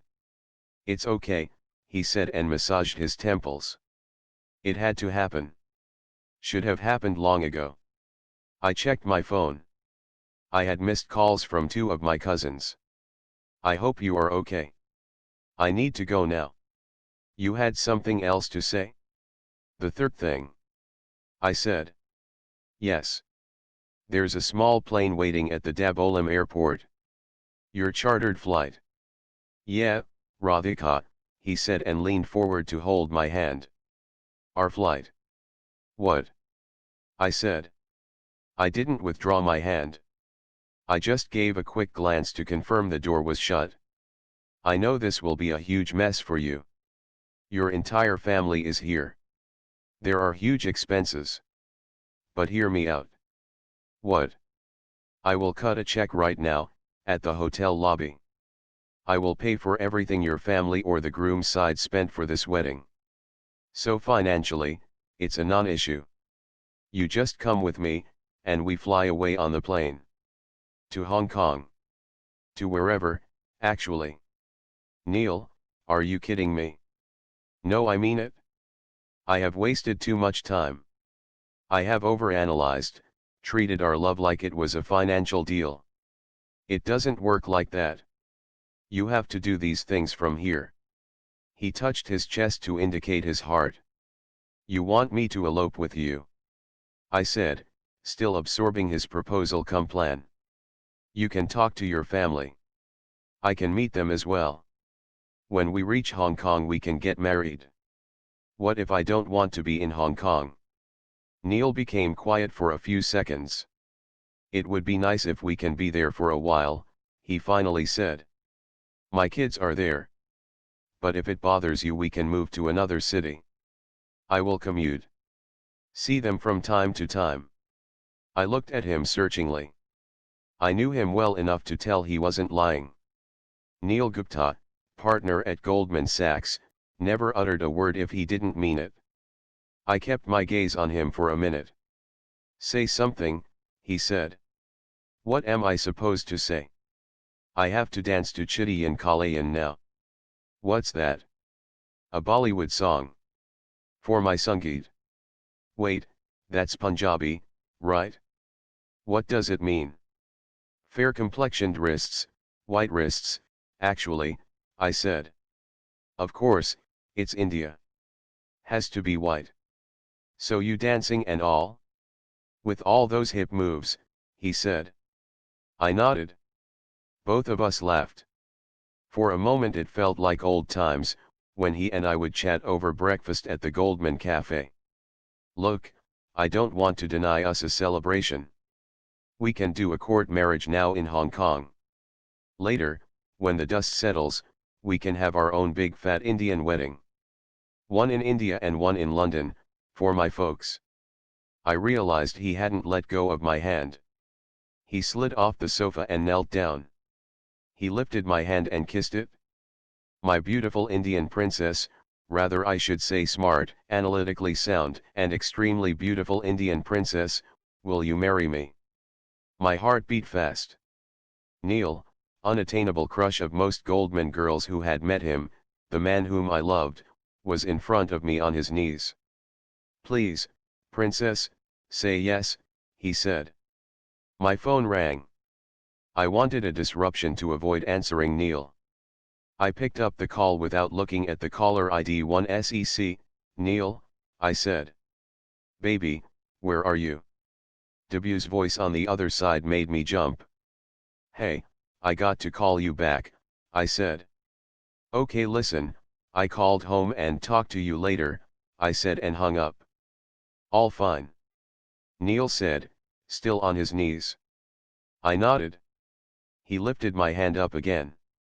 Radhika Mehta, I love you and will always do. Will you marry me? I pulled my hand back. I smacked my forehead. Fuck, Neil. Really, fuck, I said. What, Radhika? You had to do all this now? Where were you in Hong Kong, when I lay silently crying in bed next to you? You were crying? I couldn't hear. Silently crying. And you said I am not the marriage type. What was that? I am not meant to be a mother. I freaked out. I didn't want what we had to end. I couldn't figure out how to keep you. I stood up. How did you figure it out now? I said, or rather screamed, and pointed to the papers. Did you even suggest any such options then? I was the young VP at work you slept with. That's all I could be, right? I understand you are upset. I didn't treat you right. I came to resign. It didn't matter to you. The best you could do was to arrange a transfer. Wow. Why didn't you shout at me then? Huh. I said, twisting my dupatta's edge. You could have told me that what I was doing was wrong. You had a family. What am I supposed to say to you? Let's be together. Leave your wife and little kids. I wish you had, he said in a bleak voice. I paced up and down his suite a few times. He sat there, still on his knees. Sit on the sofa, Neil. There is no need to be so dramatic. He complied and sat back on the sofa. Fine. Not dramatic, but be pragmatic, he said. This is so stupid, Neil. Really, I expected better from you. So I acted late. Is that what your anger is about? Go ahead, yell at me. That's not the point. I missed you every day. I didn't contact you. But I did what I had to do with my life. Then I heard about your wedding and it was now or never. So I came here. To take you away. With me. Forever. He walked up to me. He held my shoulders with both hands. Neil, just stop, I said. Fine, hit me. Slap me. You did it once. Do it again. As many times as you want. But come with me. I felt his breath on my face. He had Ralph Lauren's Romance on, the same perfume he used to wear when he came to bed with me. Leave me, Neil, I said, even though I didn't make any effort to extract myself from his grip. He held my shoulders tighter. I said leave me, I said, my voice breaking. I started to cry. Radhika, what is with you and your tear taps? SHH, he said, enough now. It's okay. I am here now. It's all going to be fine. He placed his hand on the back of my head. He pushed my head forward until my forehead rested on his chest. He didn't try and kiss me. He just patted my head a couple of times. He brought his mouth close to my ear and whispered, I will be here, in this room. The pilot is waiting for my instructions. You calm down. Go back and think. It's a lot for you to take in. I will wait until you give the go-ahead. Then we will do what we have to. I nodded. I lifted my head. I need to go. I really do, I said. I raced down the hotel corridor, my mind racing a million times faster than my steps. At the function room entrance, I found Debut. Debut. I said, looking around to ensure nobody saw us. What are you doing here? Baby, I tried calling you so many times. You don't pick up. I couldn't talk to him here. Anyone from my or Brigesh's family could walk in anytime. I saw a staff door near the function room. I pushed it open. Debut and I entered the kitchen area of the hotel. You can't land up here like this, I said. I had no choice. I thought you would be at the Sangeet practice. I didn't see you there. A chef next to us fried a kilo of onions on full heat. You went in. I said, aghast. I pretended to be lost. Another guest in the hotel. Never do that again, okay? Sorry. We only have one more day, Radhika. I called to tell you I spoke to my parents. About what? About us. About everything we had. And the situation we are in now. I had a 2-hour call. Debut, I am not exaggerating this. But my head is a big mess and might explode right now. My phone rang, my mother was calling. I have to take this, I said. My mother shouted at me as soon as I picked up the call. Are you mad? Where have you disappeared? Your cousins are looking for you all over the hotel. I am here only, I said. Where? In the toilet. Why are you taking so long? Is your stomach okay? Eat carefully, don't get loose motions on your wedding day. You need medicine. Mom, I am fine. 2 minutes. Okay, bye. I hung up and looked at Debut. You heard that? I said. See how everyone is looking for me. I am sorry. Anyway, my parents protested a lot, but I convinced them. They want to come here. Please, Debut. I just need your decision. I am your first love, Radhika. First and only. You don't even know this guy you are getting married to. I have more choices now, I wanted to tell him. What do you want me to say? I said instead. I tried to walk past him. He blocked me with his arm. Stop this wedding. Tell your parents. I will come with you. It's now or never. Can I said and paused, can I think about this, W? Really? I have practice now. Yeah, he said and lowered his hand. Thanks, I said. I will love you until the last day of my life, he said from behind me. 38 Focus, Radhika Madam. Your feet are not matching the beat, Mickey, the choreographer, said to me. Though he was ticking me off for the 15th time, he had remarkable patience in his voice. In his place, I would have slapped my student. Neither do I have Chitty and Kalayan in real life, nor can I do the steps for Chitty and Kalayan, I said. He played the original song with Jacqueline Fernandez on the LED screen behind the stage. My 6 cousins who had to dance with me had mastered each move down pat. I couldn't keep up beyond 5 steps. I couldn't hear the lyrics or Mickey's instructions. I only heard the following in my ears: W. Neil. Brijesh. W. Neil. Brijesh. I heard I love yous in W's and Neil's voices. I heard Brijesh saying he wants to go apartment hunting in San Francisco. I heard Neil talking about the waiting plane. I imagined W's Bengali parents packing their bags along with their monkey caps and buying Rasgulla tins for their Goa trip. Mickey paused and replayed the song for the 16th time. 1-2-0-T, Radhika Madam, start, he said.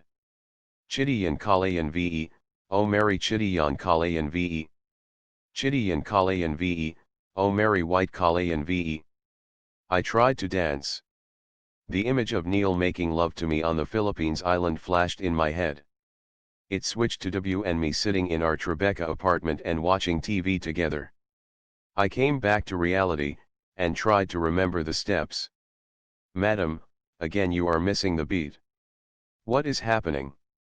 Cut, cut. Restart. 3 more attempts for Radhika the wobbly-toed bride. Well, turns out I sucked at these attempts too. Finally, Mickey stopped the music. Only Radhika ma'am now. Cousins, please leave stage, he said. He meant business. He played the song again. I came to the middle of the stage. In the first stanza, I had to lift my wrists to my face and move my eyes. Instead, I stood still. My legs felt weak. I dropped to my knees. I sank onto the stage floor and burst into tears. I cried loud enough to make the choreographer come running to me. He feared he would lose his job. Sorry, madam. I am sorry. We don't have to do this dance. It wasn't the dance. It was the thoughts that danced in my head. What on earth was I supposed to do? Madam, I change song? Romantic song? Ashiki too? Tum hi ho? Just walk around looking sad. Easy. Try. I shook my head. My cousins ran up to the stage and surrounded me. What happened, Diddy? Sweetie said. Nothing, I said. I am so useless. I can't get these stupid steps. Diddy, I can be the center girl, Sweetie said. How can you be the center girl? Are you the bride or what? Idiot, Pinky, another second cousin of mine, said. My mother came up to us. What is happening, she said to me. I stood up. I gave her a tight hug. I cried again. She patted my back. Calm down, my biddy ya. Every girl has to leave her parents' home one day. Sure, that's what she thought this was. I am crying at the thought of leaving home. Never mind, I have not lived at home for years anyway. Give her a break. She will do it in a few hours, my mother said. But, madam, Sangeet is this evening, Mickey said in a concerned voice. She will do it later, my mother said in her trademark stern, no more negotiation voice. I came back to my room with my mother. Rest, I am sitting here, my mother said. I lay down in bed. My mother opened a newspaper and sat next to me. Mom, I said. Close your eyes. Try to sleep. Mom, I want to talk to you about something important, I said. What? She said. Oh, did Auntie call the beauty parlor? Their staff should have come. Anyway, what? I looked at her face. Where do I even begin with her? Nothing, Mom, it's personal and I don't know if I should. It doesn't hurt so much, she said. What? I said, surprised. Sex. I know you must be tense. It doesn't hurt so much. Really, Mom? I said, my sarcasm not evident to her. Yeah. See, I am not like those backward mothers who can't talk frank with daughter. I talk frank. That's what you wanted to say, right? Yeah, pretty much, I said. Good. Rest. And do Chitty and Kalayan only. No sad tragic songs at my daughter's Sangeet. Suraj and his team of decorators outdid themselves on Sangeet night.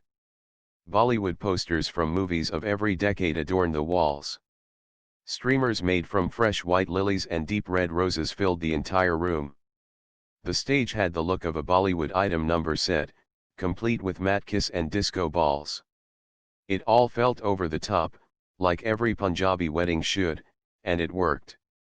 Guests roamed around the function room appreciating the decorations. I wore an onion-colored flowing lehenga along with an elaborate diamond set. I looked at myself in the mirror. Stunning you look, Didi, Sweeta said. I couldn't recognize myself after the 1-hour makeup session.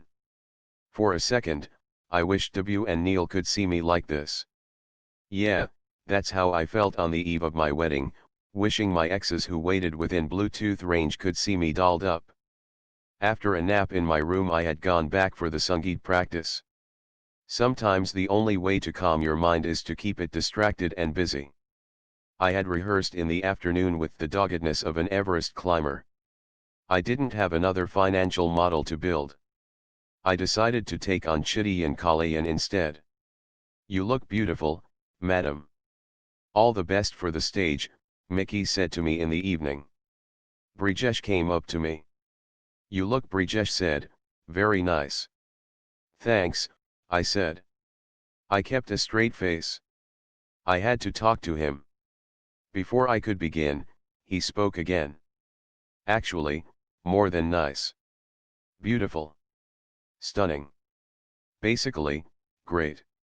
You look sharp too, I said. He wore a cream-colored Shervana suit with a self-design.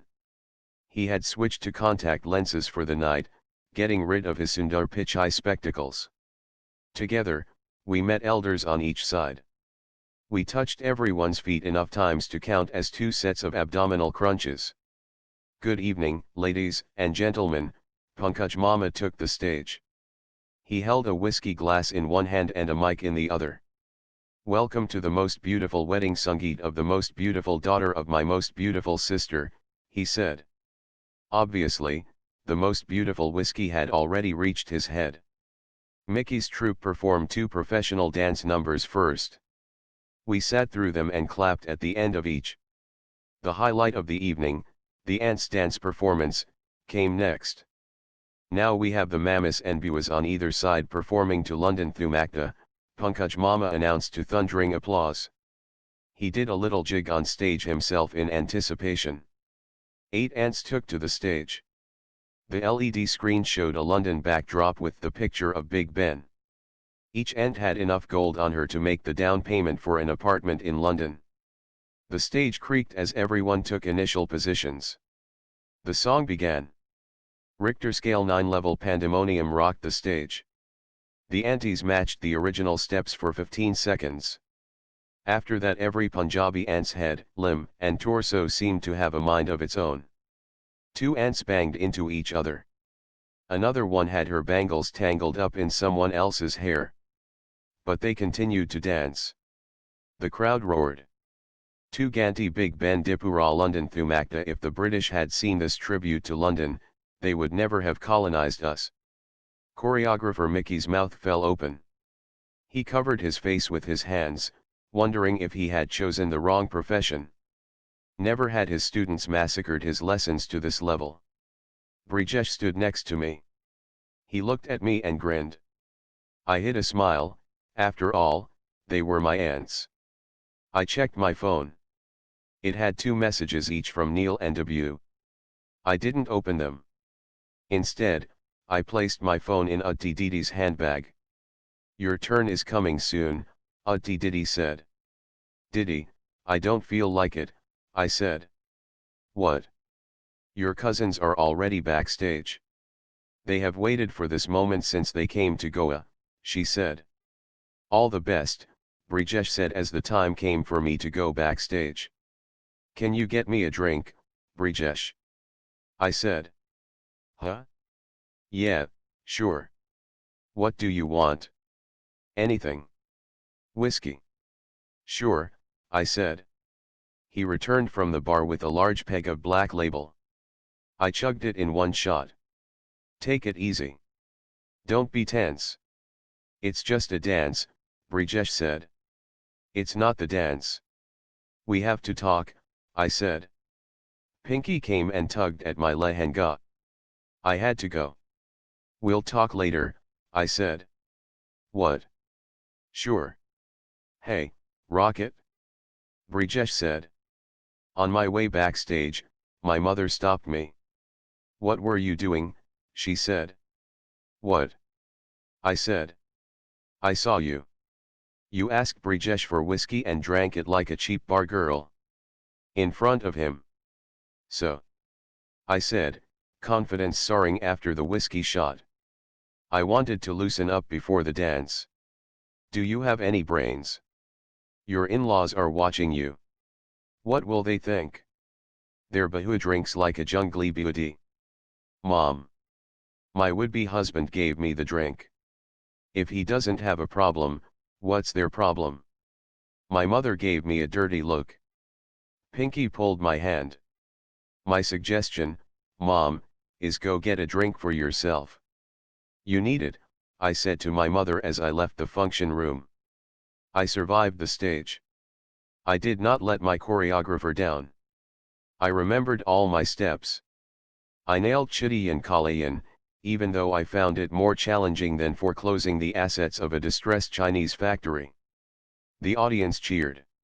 Mickey kept repeating 1 2 3 4 and turn round and 1 2 3 4 from behind the stage.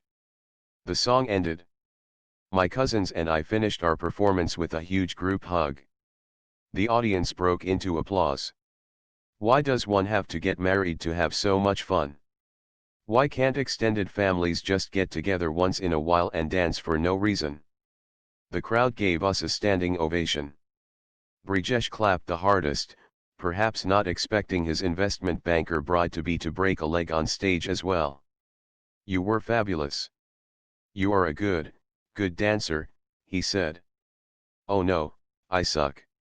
Those 4 minutes took 4 hours of merciless practice. I couldn't do that even with 4 months of training, he said. A waiter with drinks passed us. I stopped him and gave Brijesh a glass of whiskey. Drink up, I said. Are you sure? We still have to meet so many people. You will need it. We need to talk, I said. What? Before I could answer, lights dimmed in the function room. A DJ took over. The stage now became a free-for-all dance floor. In Punjabi weddings this means first the kids take over the floor. Then their elder teen cousins come and kick them off the stage. Next, all the uncles get drunk and shove the teenagers off. Finally, the uncles get so drunk that they even drag their wives, or the aunties, onto the stage. Brijesh and I also danced to a few songs. Brijesh was right. He couldn't dance. Imagine Bill Gates or Mark Zuckerberg trying to do Bhangra. You get the idea. After 3 songs, I whispered in Brijesh's ear, "Brijesh, let's step out and talk." 39 MYers felt a sense of relief as the DJ's music faded out as we left the function room. We came out to the Marriott garden, dark and silent at night. The December air had a mild chill to it and I rubbed my hands together. "Where are we going?" Brijesh said. "Out of sight," I said. I found a palm tree with a bench underneath it. We sat down, adjacent to each other, facing the sea. "Isn't it nice to just breathe?" I said. "It is, but they will look for us," Brijesh said. "A search party will be sent soon. It's all a bit crazy. This whole jingbang of 2 clans. Getting too much now," I said. "Don't worry, in 2 days all the guests will be gone. Just you and me then." "Yeah," I said. I wondered how and where to start. He continued to talk. "And soon we will be on a plane to Bali," he said. "Yeah, Brijesh, about that," I said. He ignored me and continued to talk, all excited. "And once we get back from Bali to SF, I have lined up apartment viewings that weekend. Hope that's okay." "Brijesh, I can't do this," I said. "What? Too hectic?" "Okay, we can see apartments later. It's just that my current apartment is too small and I am not talking about the apartment hunt." "Then. This. Whatever is going on. I am sorry. I can't do this." "What? Relatives? They are getting on my nerves too. How many more feet do we have to touch?" I held his shoulder. I turned him towards me. "Brijesh, I cannot get married," I said. "What?" he said in genuine confusion. "Sorry, beg your pardon." "You heard me." He looked at me and laughed. "What?" I said. "You are so funny. Sweet also." He pulled my cheek. "Sweet?" I said. "What is so sweet about me leaving him high and dry at the altar?" "You are nervous. And so like a little child, you are saying I can't do this. It's sweet only." "It's not," I said as he interrupted me.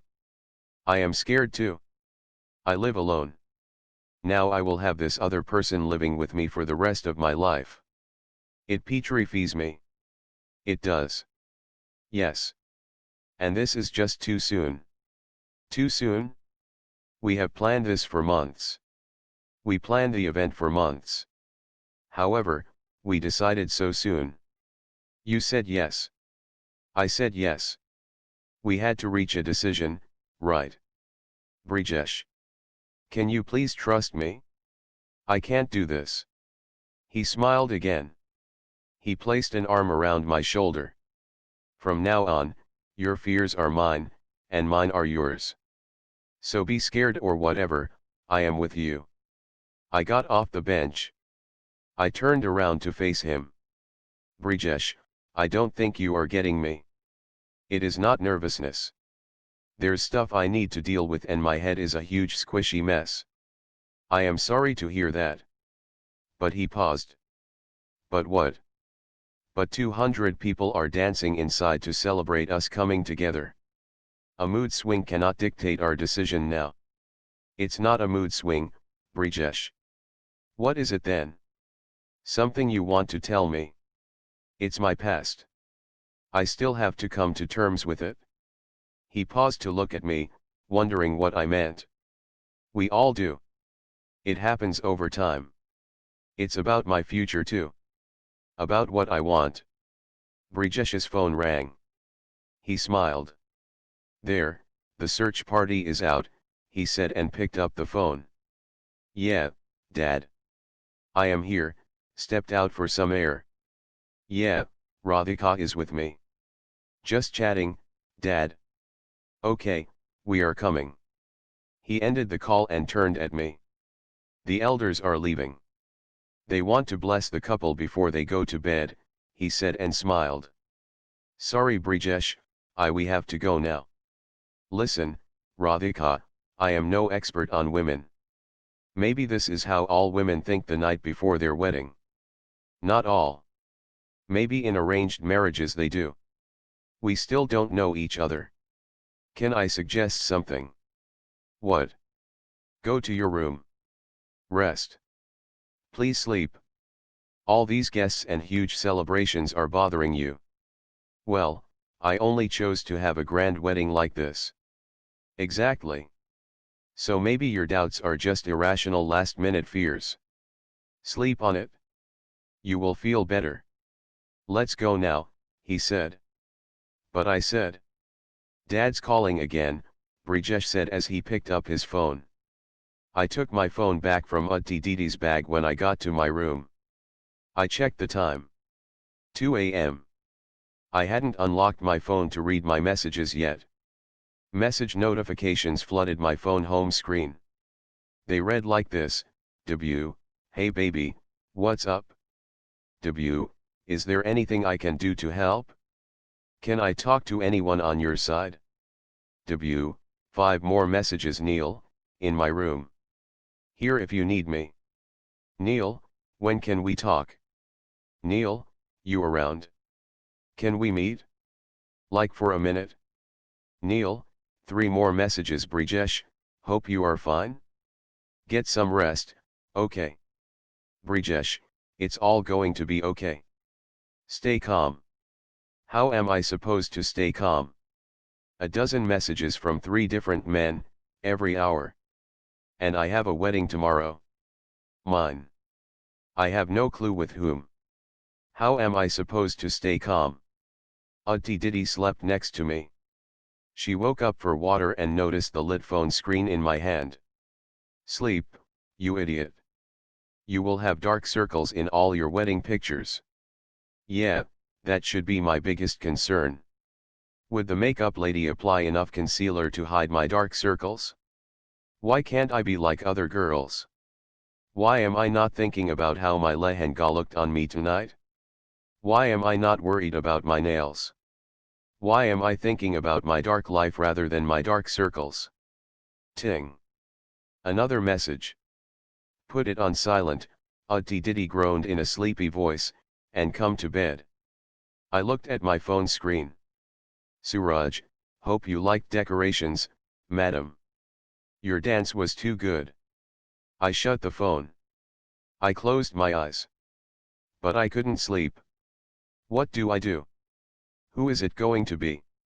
W, Neil, or Brijesh? Oh, Radhika, the great distressed analyst, how do you analyze your way out of this distressed situation? Some people are good at taking decisions. I am not one of them. Some people fall asleep quickly at night. I am not one of them either. It is 3 in the morning. I have tossed and turned in bed for 2 hours. I am to get married in 15 hours. We have over 200 guests in the hotel, here to attend my grand destination wedding. Everyone is excited. It is the first destination wedding in the Mehta family. I am the bride. I should get my beauty sleep. I can't. The last thing I care about right now is beauty. The only thing I care about is how to get out of this mess. Because, like it often happens to me in life, here I am yet again in a situation where I don't know what the fuck is going on. I lay still in bed for another half an hour. I thought about what I could do. I noticed Auntie Didi in deep sleep. I stared at the flickering red light of the smoke alarm on the ceiling. At 3:30 a.m., I stepped out of bed. I opened the room curtains. The sea appeared pitch black. The light from a few distant ships flickered in the background. Moonlight filled my eyes. It's your life, Radhika, take control of it, a voice inside me said. The voice was calm, unlike the hysterical mini-me who usually yelled. Who is this? I said to myself. It's me. Your inner voice. The critic inside me? The one who thinks I am a total bitch? No, the one who thinks you deserve to be happy. Really? I have a person like that inside. I said in my head and chuckled. We all do. Well, so what do I do? Who do I choose? Stay still, Radhika. Stay still. The answers will come. I did exactly that. I sat still for half an hour, almost in meditation. I kept my eyes fixed on the dark sea outside. Slowly, a weight lifted off me.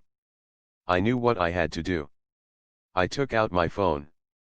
I sent an identical message to W, Neil and Brijesh, you there? W replied first, in a few seconds.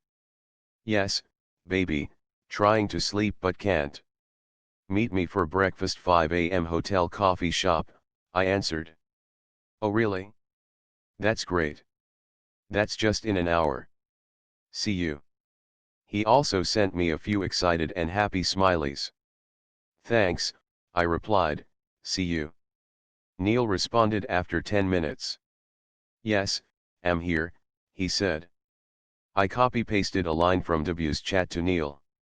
Meet me for breakfast 5 a.m. hotel coffee shop, I sent to him. Okay sure, Neil said. Brijesh replied at 4:30.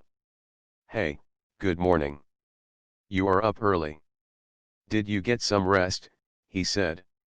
I am okay. Good. What's up? I copy-pasted the line from W's chat with one modification on the time. Meet me for breakfast 5:30 a.m. hotel coffee shop. Really? So early? Can you? Please. Of course. See you. I put my phone aside. I let out a big breath. Auntie Diddy woke up. What are you doing on the sofa? Fixing my life, I said. What? Nothing. Just going for a shower, I said and went into the bathroom. 40 I reached the coffee shop at 5 a.m. Neil and W had already arrived. They sat at separate tables, unaware of their common link through me. W wore a light blue kurta and pajama that along with his beard and spectacles made him look like a communist intellectual. Neil wore a crisp dark blue shirt with a button-down collar and a well-ironed pair of beige shorts. I wore a simple light blue chicken salwar kameez. It felt 10 times more comfortable and lighter than the wedding fine rise I had worn all week. 4 Indigo Airlines crew members occupied another table, sipping coffee before their early morning flight. Apart from them, the coffee shop had no other customers. The coffee shop was open on the side, facing the sea. Daylight had just broken. The sky had streaks of pink in it. The morning breeze felt cool in my hair, still wet after the shower. Neil and W stood up at their respective tables as I entered the coffee shop. They walked towards me from 2 different directions. Hey, W said. Hi there, you look fresh, Neil said. Neil and W looked at each other, surprised and confused. Good morning. W, this is Neil. Neil, this is W, I said. Good morning, W said, as he tried to figure out the situation. Hi, Neil said to W. Let's get some breakfast, I said. I sat down at one of the sea-facing tables. Both of them froze where they stood. Come, both of you, I said and smiled. They sat down hesitantly. The waiter arrived to take the order. I will have a cappuccino and brown bread toast. With peanut butter and honey. How about you guys? I said. W and Neil looked at each other. Black coffee. Porridge, please, Neil said. Orange juice, W said. The waiter left. I continued to smile, enjoying their confused state. Is he a friend? Neil said, asking about W. Yeah, you could say that, I said. You want to introduce me properly? W said, clearing his throat. Of course I will. Yeah, because sorry, W, I don't know you and so it is all a bit confusing and surprising, Neil was saying when I cut him off. Both of you are my exes. My past lovers, I said. If there were prizes for priceless expressions, Neil and W could both share a Nobel. Sorry, I don't understand, Neil said. I am an ex, but who is he? W. My boyfriend in New York, remember? Oh, that guy, Neil said. Neil is your ex too? Sorry, when was this? W said. Hong Kong. Oh, W said, and became silent. He studied Neil openly. Yeah, he's older, W. Much older, I said. Neil's married too. W realized I had caught him staring at Neil and took his gaze away from him. I was. Not now, Neil corrected me. So W's come to attend your wedding? That's nice. He's not come to attend it? He's come to marry me. He wants to sit in the groom's place. Right here, in Goa. What? Neil said. I thought things ended badly for you guys. W's the same guy who made you leave New York, right? Yeah, I said. Change of heart now. Just like you. I guess it takes a while for people to realize my worth. I turned to W. And, W, Neil is here to stop the wedding too. His style is a bit different. It involves chartered planes. W's eyes popped open. You see, he is rich. Something you always had a problem with. W stuttered as he struggled to string a sentence. I have no problem with someone who is rich. Who said I did? Neil interjected, Radhika, I didn't mean to display my wealth. It just seemed like the best option. Neil, it doesn't matter. But understand the situation, guys. Both of you are here to stop my wedding, which is in a few hours. Not only that, you want me to marry you instead. As you can imagine, you have put me in quite a predicament. The waiter arrived with our food. As he served us, Neil and W shifted in their seats, avoided eye contact with each other. I leisurely spread peanut butter on my toast. I saw the unease on their faces. W spoke after the waiter left. Sorry, Radhika. I didn't realize you have another ex-boyfriend here. Was this gentleman even a boyfriend, actually? He is so much older and married. Not married anymore. And my name is Neil, Neil Gupta, Neil said, loosening the collar of his shirt. Yeah, whatever. But, Radhika, I thought you and I are meeting here alone. In any case, you need to come with me. Why? You forgot how you treated her? She had to leave the country for you, Neil said. Even for you, Neil, I said. Neil looked at me with a stumped expression. Radhika, I said sorry. I never disrespected you. I may have had some confusion. But now I don't. I am only human. W interrupted Neil. Mr. Neil, find someone your own age. It's the connection that matters, not the age. And sorry to say, I seem fitter than you, Neil said. I couldn't believe the discussion. I had to make an effort not to grin. For a few seconds I relished these two men fighting over me. I imagined them in a fist fight, though I knew Neil would clobber the intellectual Bengali Babu in the end. I could have watched them duel all day. But I did not have the time. Boys, stop arguing. And listen to what I have to say for once, I said. I know you love me, baby, W said. I am your first love. Which is often a mistake. We connect, Radhika, beyond love. We are similar. You know that, Neil said. Why do you guys love the sound of your voice so much? Can I speak, uninterrupted? I said. Both of them nodded. Neil clasped his hands and placed his elbows on the table. W took a sip of his orange juice. Thanks, I said. Sorry, I am doing this to you together. Just more efficient. Also, maybe you can learn something from each other. It's fine, Neil said, eager not to censure me. Debashish Sen, you remember our walk in New York? You said women could do anything. You quoted feminist texts. Essentially, you said women could and should fly. Yeah, W said. Nice in theory. In real life the girl throws a party for her guy's promotion but the guy cannot handle the girl's bonus. Yes. That's not he said but I stopped him. Let me speak. You said fly, but when I flew high, you wanted to clip my wings. Fly, as long as you fly beneath me, is it? He looked down. I turned to Neil.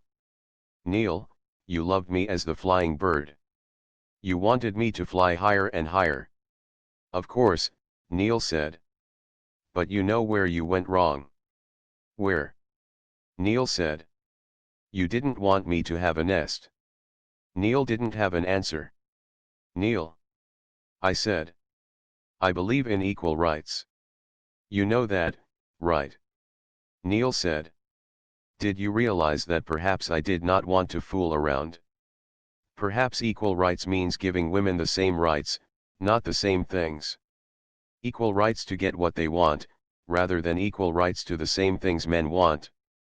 I noticed W scratch his head as he also heard and tried to figure out what I said. Meaning? Neil said. What do you want? Career. Home. W said. I am really confused. Yeah. What do you want? Choose whatever you like, Radhika, Neil said. I took a sip of my lukewarm coffee. Ah, choose, I said and sneered. Choice. The benchmark word of feminism, right? I become a great feminist if I give women the choice of home or career. What do you mean? Isn't that how it should be? Neil said. Yeah, why not? Isn't that fair? Giving women the choice. W said. No. It is still unfair. Because here's the deal. You know what women really want? We don't want to choose. We want to fly and we also want a beautiful nest. We want both. Do male birds tell female birds to choose? Hey honey, choose. Either fly or sit in the nest. I don't get it. Really, W said. Even Neil looked confused. From a man's perspective, men want a career, right? In general. Yeah, W said. Men want sex, right?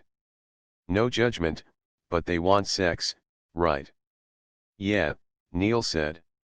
I collected my thoughts before I spoke again.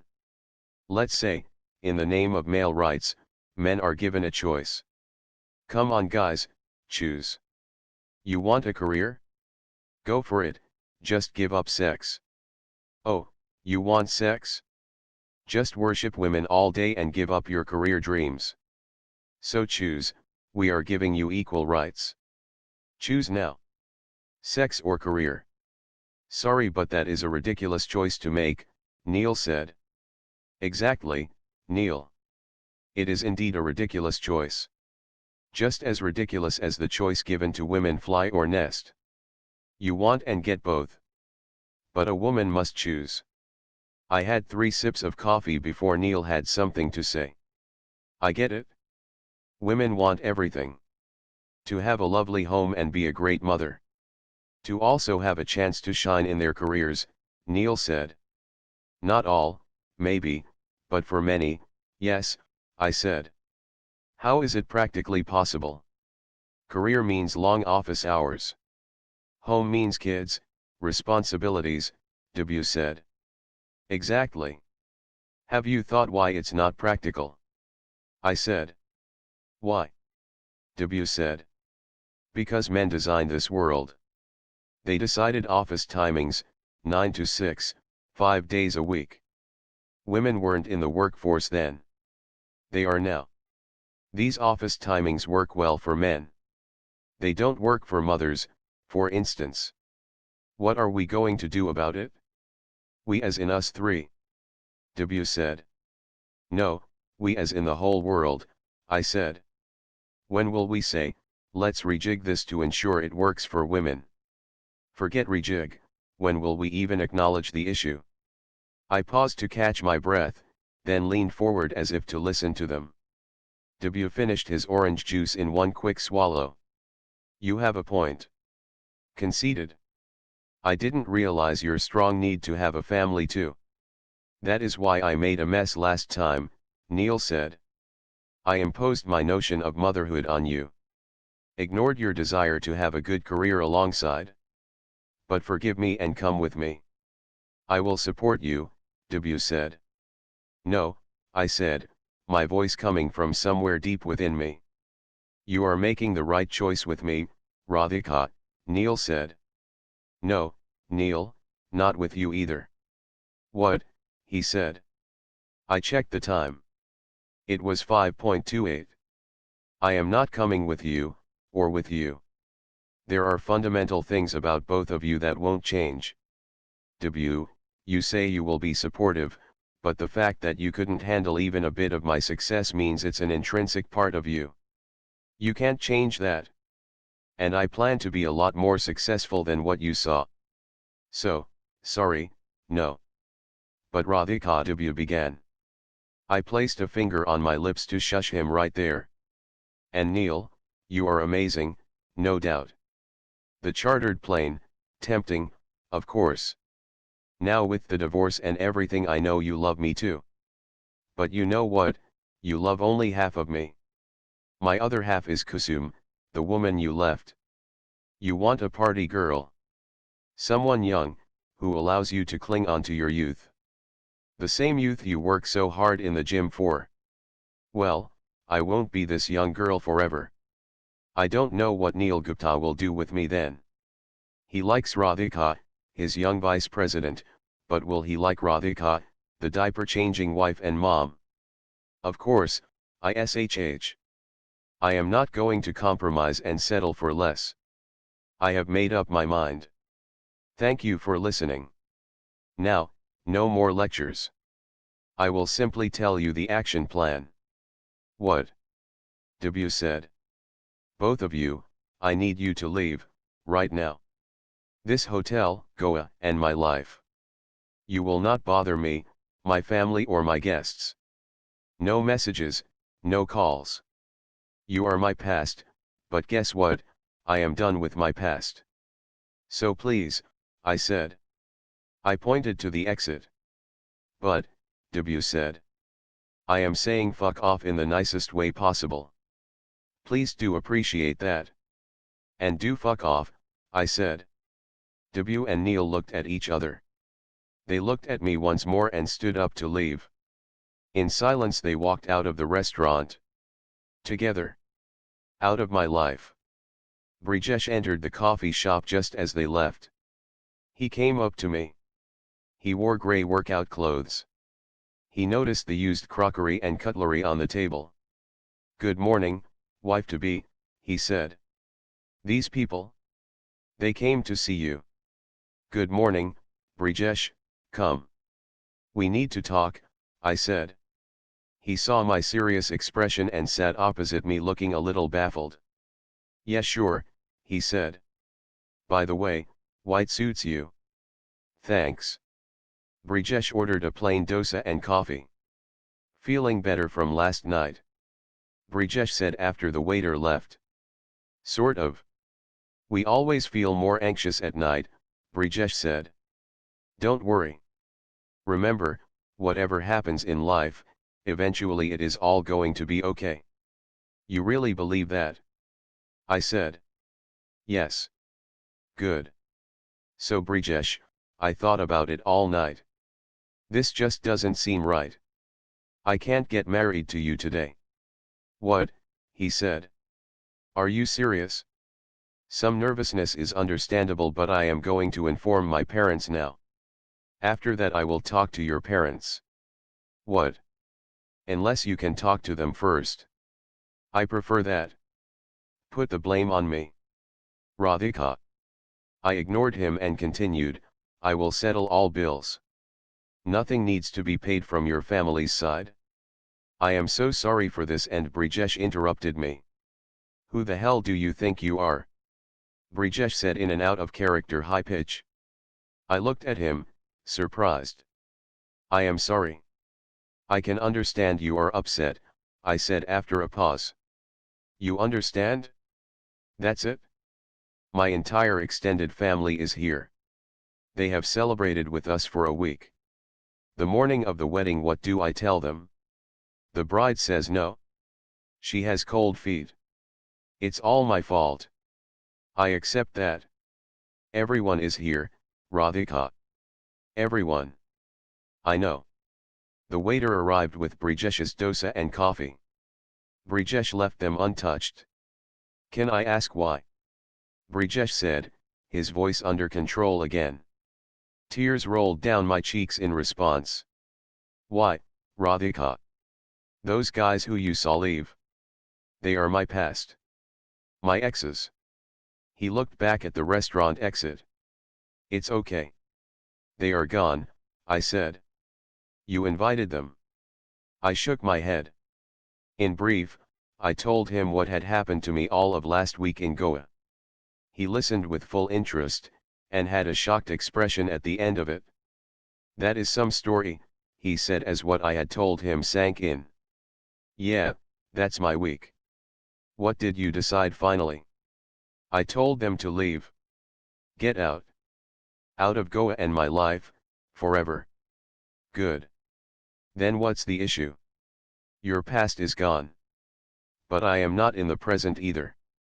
I am nowhere, really. I need to find myself. Find yourself, he said, a bit of sarcasm in his voice. You have told me you had 2 relationships. As long as they are in the past, I don't care. No, Brijesh. This wedding stands cancelled. I am sorry, I said and stood up. He looked at me. He could see from my expression that I offered no scope for negotiation. He remained silent. I turned around and left the coffee shop. 41 My room in Goa resembled a funeral scene. Despite the 5-star luxury and the gold around my aunts' necks, people had a somber expression. I had communicated my decision. My mother had displayed her hysteria. Dad sat stone-faced, unable, as usual, to react to any conflict situation. My aunts had gathered around my mother, offering fake sympathy and condolences. I could sense their glee. I was providing family gossip for months. Kamla Bua had still not given up. Brijesh said anything to you? Be honest, Kamla Bua said.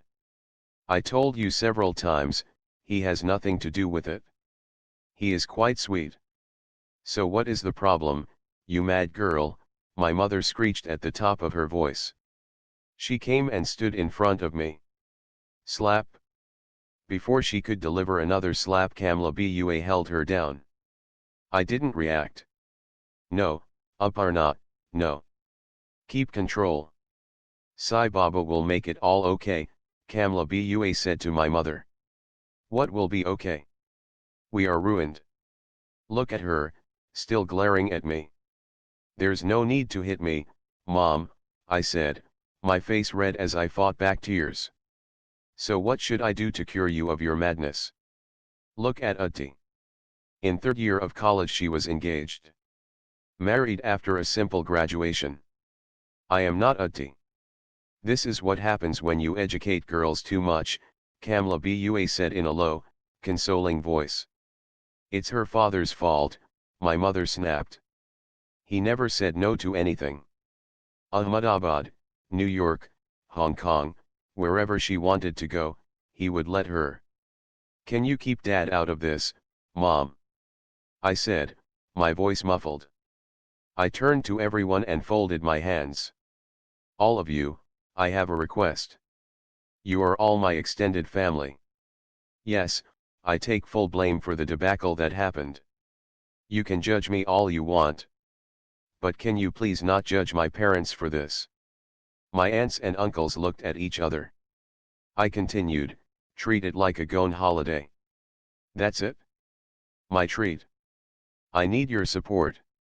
My bigger issue is Brijesh and his family. They will be hurt much more. I need grown ups from my side to be with me when I tell them. Nobody gave me a response. Fine, I will talk to them on my own.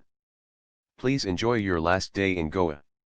Those wanting to fly out earlier, talk to Suraj to change flights, I said. The tableau continued. I turned to leave. Wait, I will come, Utti Diddy said.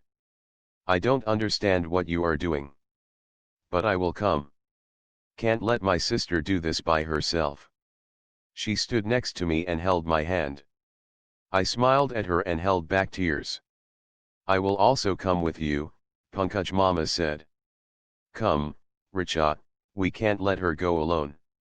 Richa Mommy debated between the roles of obedient wife and offended aunt, and chose the former. No need, my mother said. She does everything alone anyway. Dad, you should come, Utti Diddy said. My father stood up. Come, Aparna, my father said in his soft voice. My mother looked at everyone. With much reluctance, she stood up. Yes, let's go. Let's get fully shamed, she said. I rang the bell. Brijesh opened the door. He didn't say a word and stepped aside to let me and my relatives enter. The room felt ice cold, and not because of the air conditioning. Mr. and Mrs. Gulti, Brijesh's parents, and my almost in-laws-to-be, stood with glum faces. Brijesh's relatives, his father's brothers along with their respective wives, sat gingerly on the bed.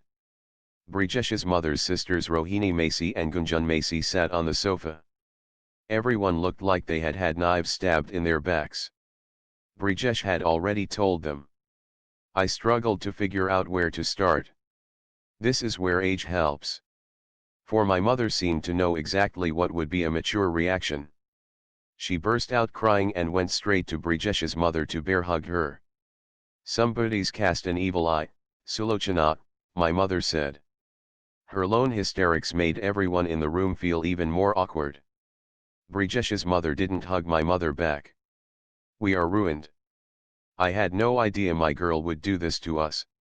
What do you do when your own child is defective, my mother said, howling at top volume. Sit down, Aparnaji, Brijesh's father said. I realized I had to take control. I went to the center of the room and addressed everyone. Hello everyone, I will just take a minute. To all in this room, I am sorry. I am really, really, sorry. I am sorry because I was not prepared for this marriage but I said yes. I am sorry because I brought shame to your relatives. I am sorry because I ruined your happy moment. However, I did this because I felt going ahead would not be fair on Brijesh and his family. This is fair. Brijesh's mother said. Her voice had a sharp sting to it. No. But going ahead would be even more unfair. Between two unfair things, this felt less unfair. I fought back tears as I listened to Brijesh's mother. In this room it is just us close relatives. You realize what we have to go through with all our acquaintances who are also here, she said. I do. I am sorry, I said, tears flowing. I folded my hands. I really am sorry, Auntie. Brijesh looked at his mother and then me. He stood silent with arms crossed on his chest. You look so good together, my father said. Can't we do something? I shook my head. Our relatives are here. The arrangements are all done. We can still end this drama, Radhika, Brijesh's mother said. Nobody will know. The marriage can still happen. No, Auntie, I am sorry, I said. What kind of a girl is this? Brijesh's mother said. I told you. I have a defective piece. My other daughter is golden. Such a nice, good bahu she is, my mother said. Enough, Aparna Auntie, Brijesh said. Everyone in the room looked at him, surprised. She may regret her decision to marry me. It doesn't make her defective. Through my tears I looked at Brijesh. Despite what I had done to him, Mr. IT guy could still actually stand up for me. It only made me feel worse. And Mom, she has made up her mind. We may not like it, but she has, Brijesh said. But, Beta, all arrangements are in place and everyone is here, and Brijesh's mother said. Mom, we can't get married just because it is convenient, Brijesh said. I gestured a thanks to Brijesh. He nodded. He handed me a box of tissues to wipe my tears. His kindness, even at this moment, killed me. All of you are still our guests, my father said with folded hands. And from my daughter's side, I say sorry. I could not see my father grovel. I wanted to leave so I could cry freely. Suraj will help you if you need anything. All your bills will be settled. Thank you, I said and ran out of Brijesh's room. The Gultis and Mehtas checked out of the Goa hotel at noon the next day. Both sets of families avoided eye contact. Things had indeed changed from the Sangeet night 2 days ago when people could not take enough group selfies. The Mumbai flight for the Gultis left earlier than ours. They took their places inside the bus. Brijesh, 1 second, I said, as he put on his backpack to leave the hotel lobby. Yeah, he said, his voice curt. Can we talk for 2 minutes? Really? Why, he said. I kept quiet. He took a deep breath. All right, he said. But not here, in full view of everyone. Meet me on the beach in 5. Thanks for supporting me in front of the elders yesterday, I said. We walked on the Marriott beach one final time. I don't like raised voices, or insulting people, especially in public, Brijesh said. You had every right to insult me too. You can now. We are not even in public. He looked at me for a second. He shook his head and gave a sad smile. I guess I never understood women anyway. I thought I did, a little bit. Clearly, I still have a long way to go, he said. You understand people and you understand kindness. You are a good guy, Brijesh. I am the one who is messed up. I need clarity.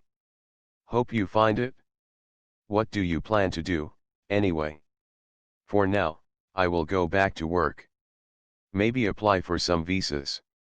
Then take a long vacation. Maybe one of those round-the-world tickets. The ones that let you fly in one direction. Just keep going. Well, the world is round. So you can't keep going. You will eventually have to come back home. Come back to reality. That's true, unfortunately, I said. Bye then, Brijesh said. Bye, Brijesh. You aren't coming back to the hotel, he said as he turned to leave. I will. I just want to watch these waves for a few more minutes, I said and looked into the horizon. 42 3 months later, El Albergue Hotel, Ollantaytambo, Peru. I sat in the cafe and sipped my coffee. The tiny blue trains to Machu Picchu came and went at regular intervals. I downloaded my trip photos from my phone into my laptop as a backup. My laptop flashed the date, March 23, with a reminder saying message B. It had been 3 months since the Goa fiasco. Despite the reminder, I found it difficult to gather the courage to message him. I flipped through every picture from my trip to distract myself. In the past month, I had started eastwards from London. I visited Berlin, Cairo, Beijing, and Sydney before taking a flight to Lima in Peru, South America. From Lima I landed up in Ollantaytambo, or simply Ollantay, the base point to visit the famous ruins of Machu Picchu. I stayed at the historic and charming El Albergue Hotel, located right at the mini train station that one uses to visit Machu Picchu. 1 hour and 2 cappuccinos later, I took out my phone. Radhika, just do it. What's the worst that will happen? I sent a WhatsApp message to Brijesh. Hi. I waited for another half an hour, until the blue ticks appeared. He had read my message. He didn't respond. My heart sank. This was all a bad idea anyway. Hi. What's up? He typed back a few minutes later. Today would have been 3 months. Of our almost wedding anniversary, I replied. He sent a smiley. Sorry again, I replied. Hey, all part of life. How are you doing? Good. Traveling. Took that trip I told you about. Round the world. Yes. Reached full circle yet? Almost. I still have 2 more flights to go. Cool. Where are you now? Peru. Came to see Machu Picchu. Nice. Where are you right now? I said. At work. No such luck like you. Brijesh, I wanted to ask you something. Sure. My next stop is San Francisco. I am there in 3 days. Oh, cool. Yeah. Was wondering if you want to meet for a coffee. He didn't respond for a few minutes. I had a sinking feeling about this. I sent him another message anyway. I totally understand if you can't or if you don't want to. Sorry, my boss had called me. Yeah, sure, would love to have coffee. Really? Great. Yeah, can we do it in Menlo Park? Easier for me. Of course. Whatever is closest to your office. How's Wednesday? Sure, Phil's Coffee at Menlo Park 4 p.m. Phil's Coffee Menlo Park. I arrived 5 minutes early. Phil's Coffee is located just outside the sprawling Facebook campus. I took a seat by the window, looking at the offices of a company that connected 1.5 billion people around the world. I wore a blue and white checked dress, which seemed to reflect the Californian sunshine. Hi, Brijesh said as he came up to my table. I stood up. We hugged cursorily. Thanks for meeting me, I said, a little self-conscious. No issues. Welcome to my city, he said. He wore a black hoodie and blue jeans. His shoulders seemed broader, as if he had bulked up. He wore a Facebook corporate ID badge around his neck. Strange to see you like this, at work, I said. Yeah, without any relatives. I see you and feel an ant is going to pop in any minute, he said. Totally. I am like, where are the Buas and the Macys? I said. Yeah, I feel this urge to touch someone's feet, he said. Both of us laughed. He went up to the counter and came back with 2 cappuccinos. I spoke after he sat down. I can never apologize enough, but again, sorry, I said, the one Indian girl whom you finally came down to marry created such a drama. He waved his hand. You don't need to anymore. I am mostly over it. Life goes on. I reflected in the past 3 months too. On why you did what you did, and said no to the wedding that morning. What did you infer? That frankly you, or for that matter, any girl, doesn't need a man to define her. You need a man to support, inspire. Understand you. Help you be the best person you can be, banker, mother, both, whatever. And until you find a man you trust enough to do that, why settle? I looked at Brijesh, admiring his wisdom. You think so? I said. I do. And you are not just one Indian girl. You are one special Indian girl. I smiled and gestured a thanks to him. He nodded. I still blame myself. A lot. For making you look bad in front of your relatives. Don't. I don't even think about my relatives when I think about Goa, actually. That's good. No regrets. I said. Not really. Okay, just one regret. What? You remember that night at the police station? Oh yes. When we went to Anjuna. That inspector. Our parents rescuing us. Terrible. Yeah. And all that we did, the grass, driving without a license. I would have never done all that without you. Well, I am bad company. That was a mad, crazy night. Yeah, so the thing is, I had begun to look forward to a mad, crazy life with you. That didn't happen, so, oh well. That's the regret. He shrugged and smiled. Our eyes met. I didn't have a suitable response for him. I decided to change the topic instead. Your shoulders. You look fitter, I said. I joined a gym. Try to go every day. It's showing. Thanks. You look relaxed too. Your face seems clearer. More peaceful. So is my mind. A month of travel helps calm you down. Yeah, I'm sure. You look nice, he said. I smiled. We sipped our coffee. How is work? I said. Good. But my business idea is taking shape. A service provider for developing Internet of Things or IoT apps. IoT is the next big thing. A company that helps make IoT apps has scope. Of course it does. Just that I need this formal business plan to raise money from VCs. It is a pain. They want financial models and projections and whatnot. I could help if you want, I said. Really? It's what I do on a daily basis, I said and smiled. Oh yeah, of course. I will need to understand the business. And turn it into a spreadsheet full of numbers. I do it all the time. I will share the details with you. How long are you here for? I have 5 more days of vacation left. I could make a quick model in the next couple of days. You would? That would be amazing. Can we work on it over the weekend? No problem, I said. We sipped our coffee in silence for a minute before he spoke again.